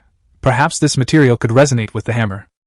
He picked up the hammer and smashed it against the bone, which instantly turned into a pile of ashes as if it had been burned. Lin Yi nervously checked the progress of the materials needed for the customized machinery again. His heart was racing, and his eyes were fixed on the data on the screen. Suddenly, his eyes widened in disbelief. The progress had increased by 1%. Is this real? Lin Yi murmured to himself, his hands unconsciously clenching into fists, his excitement beyond words. He quickly shared the good news with Qin Feng, who was also shocked upon hearing it. Great, Lin Yi, we've finally found a substitute material, Qin Feng said excitedly. Lin Yi nodded, a smile appearing on his face. Yes, we have finally found a substitute material. Our efforts have not been in vain. While Lin Yi and Qin Feng were thrilled by their discovery, their next move drew criticism from other members of the research department. Chapter 89: The Birth of Customized Mechanical Elements. Just as Lin Yi and Qin Feng's research enthusiasm reached its peak, Dr. Li, the main person in charge of the research department, suddenly led a group of researchers into Qin Feng's studio. Their arrival was like a cold wind, instantly dispelling the warm atmosphere inside. Dr. Li frowned, his sharp gaze sweeping over Qin Feng's workbench. The scattered bones and bone powder came into view, and his dissatisfaction was evident. Qin Feng, you're a blacksmith, not the curator of a natural history museum. I didn't believe it when I heard you were collecting animal bones. Qin Feng stood up, attempting to explain. Dr. Li, I collected these bones not out of personal interest. These animal bones hold extraordinary significance for Lin Yi. Dr. Li sneered, interrupting his explanation. Extraordinary significance? I think it's a waste of the research department's resources. Your job is forging, not biological research. These animal bones have nothing to do with your work, yet you're taking up workshop space to collect them, which is seriously impacting your efficiency. Seeing this, Lin Yi hurriedly stepped forward to explain. Dr. Li, I asked Qin Feng to help me find these bones, and I'm certain they... However, Dr. Li had no intention of listening to his explanation. He coldly interrupted Lin Yi, his tone clearly contemptuous. You're the gunner who came with Qin Feng, right? I heard your team made great contributions to the Dragon's Soul Hall, but that doesn't mean you can cause trouble in my research institute. Dr. Li's words struck the two men like a heavy hammer. Dr. Li, we just wanted to... Qin Feng tried to ease the tension, but Dr. Li interrupted him again. Dr. Li stared at Lin Yi, a cold smile playing on his lips. As a gunner, what can you possibly gain from bones? Don't think you can do whatever you want just because you've made a contribution. Stop wasting your time right now. Lin Yi took a deep breath, trying to keep himself calm. Dr. Li, I understand your concerns, but I am certain that these bones are vital to me. I recently grasped a new method for manufacturing custom-designed energy-powered machines, and these skeletons may be key to realizing this technology. Dr. Li frowned, staring coldly at Lin Yi, seemingly considering whether his words could be trusted. However, his words were not accepted by Dr. Li, but instead drew ridicule from a group of researchers around him. Haha, Gunner, aren't you overthinking this? How could these bones possibly be used to make machinery? A researcher sneered. Another researcher chimed in with a mocking laugh. It seems your achievements at the Dragon's Soul Hall have made you arrogant, and you're actually trying to fool our mentors with these things. The crowd's eyes were filled with disdain, as if to say, Mechanics? You're just a gunner. If you could create machines from bones, pigs would fly. Ignoring the jeers around him, Lin Yi straightened his back and said firmly, Dr. Li, perhaps we are not yet familiar enough with each other's professional fields. Please give me some time, and I will prove that everything I have said is true. Dr. Li stared at Lin Yi, seemingly pondering his words. Finally, he nodded. All right, since you're so insistent, I'll give you some time. But remember, my patience has its limits. 3 days. If you can't give me a satisfactory answer in 3 days, you're never allowed to set foot in the research department again.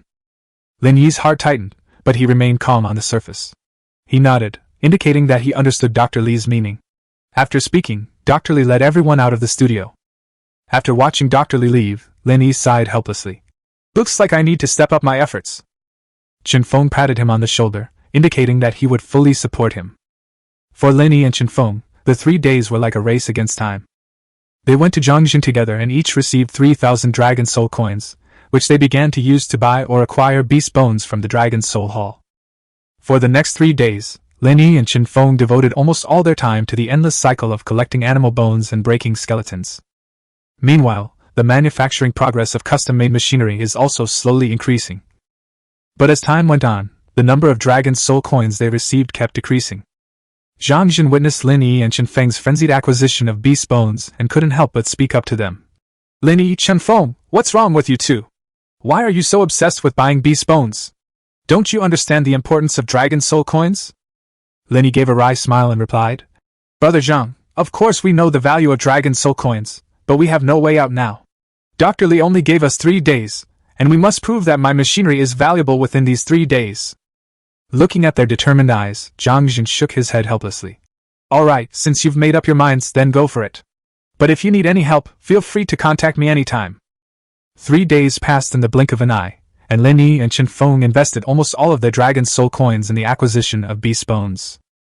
Their workshop was filled with all sorts of animal bones. On the morning of the appointed day, Minister Li once again led everyone to see their custom-made machinery. When they opened the studio door, they were stunned. The room was filled with bone meal, as if a white snow had fallen. The bone meal floated in the air, reflecting the morning light streaming through the window, making it appear exceptionally mysterious. Dr. Li frowned, glancing around with a hint of doubt in his eyes. He had expected to see a chaotic studio, but instead, he was surprised to find this scene.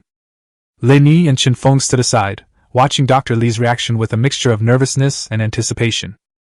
Dr. Li walked to the center of the studio, where he saw a 2-meter-tall device. Did you create this using these bones? Dr. Li asked, his voice tinged with disbelief. Lin Yi nodded, a confident smile on his face. Yes, Dr. Li, this is the custom-made mechanical device we created using animal bones. Dr. Li stared intently at the device, his eyes filled with doubt and curiosity. The appearance of this device is completely different from traditional machinery. It is made of countless unknown metals and exudes an advanced and mysterious aura.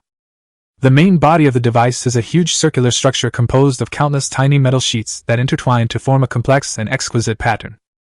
At the center of the circular structure is a transparent crystal that emits a faint light, as if it were the core of the entire device. Around the circular structure, there are several worktable-like areas where various high-tech instruments and equipment are placed. These instruments and equipment blended perfectly with the metal structure, creating an artistic style he had never seen before. Chapter 90: The Mechanical Era. Dr. Li slowly approached, his gaze sweeping over the device, his eyes revealing a scientist's yearning and curiosity for the unknown. This mechanical device, how does it work? Dr. Li finally asked, his voice filled with anticipation. Lin Yi continued to explain. The core of this device is the transparent crystal in the middle, which is the energy source of the entire device. Through the instruments on the control panel, we can control the energy output of the device, thereby realizing customized mechanical manufacturing. You mean this device can be modified into different types of machinery according to our needs? Dr. Li asked, his voice tinged.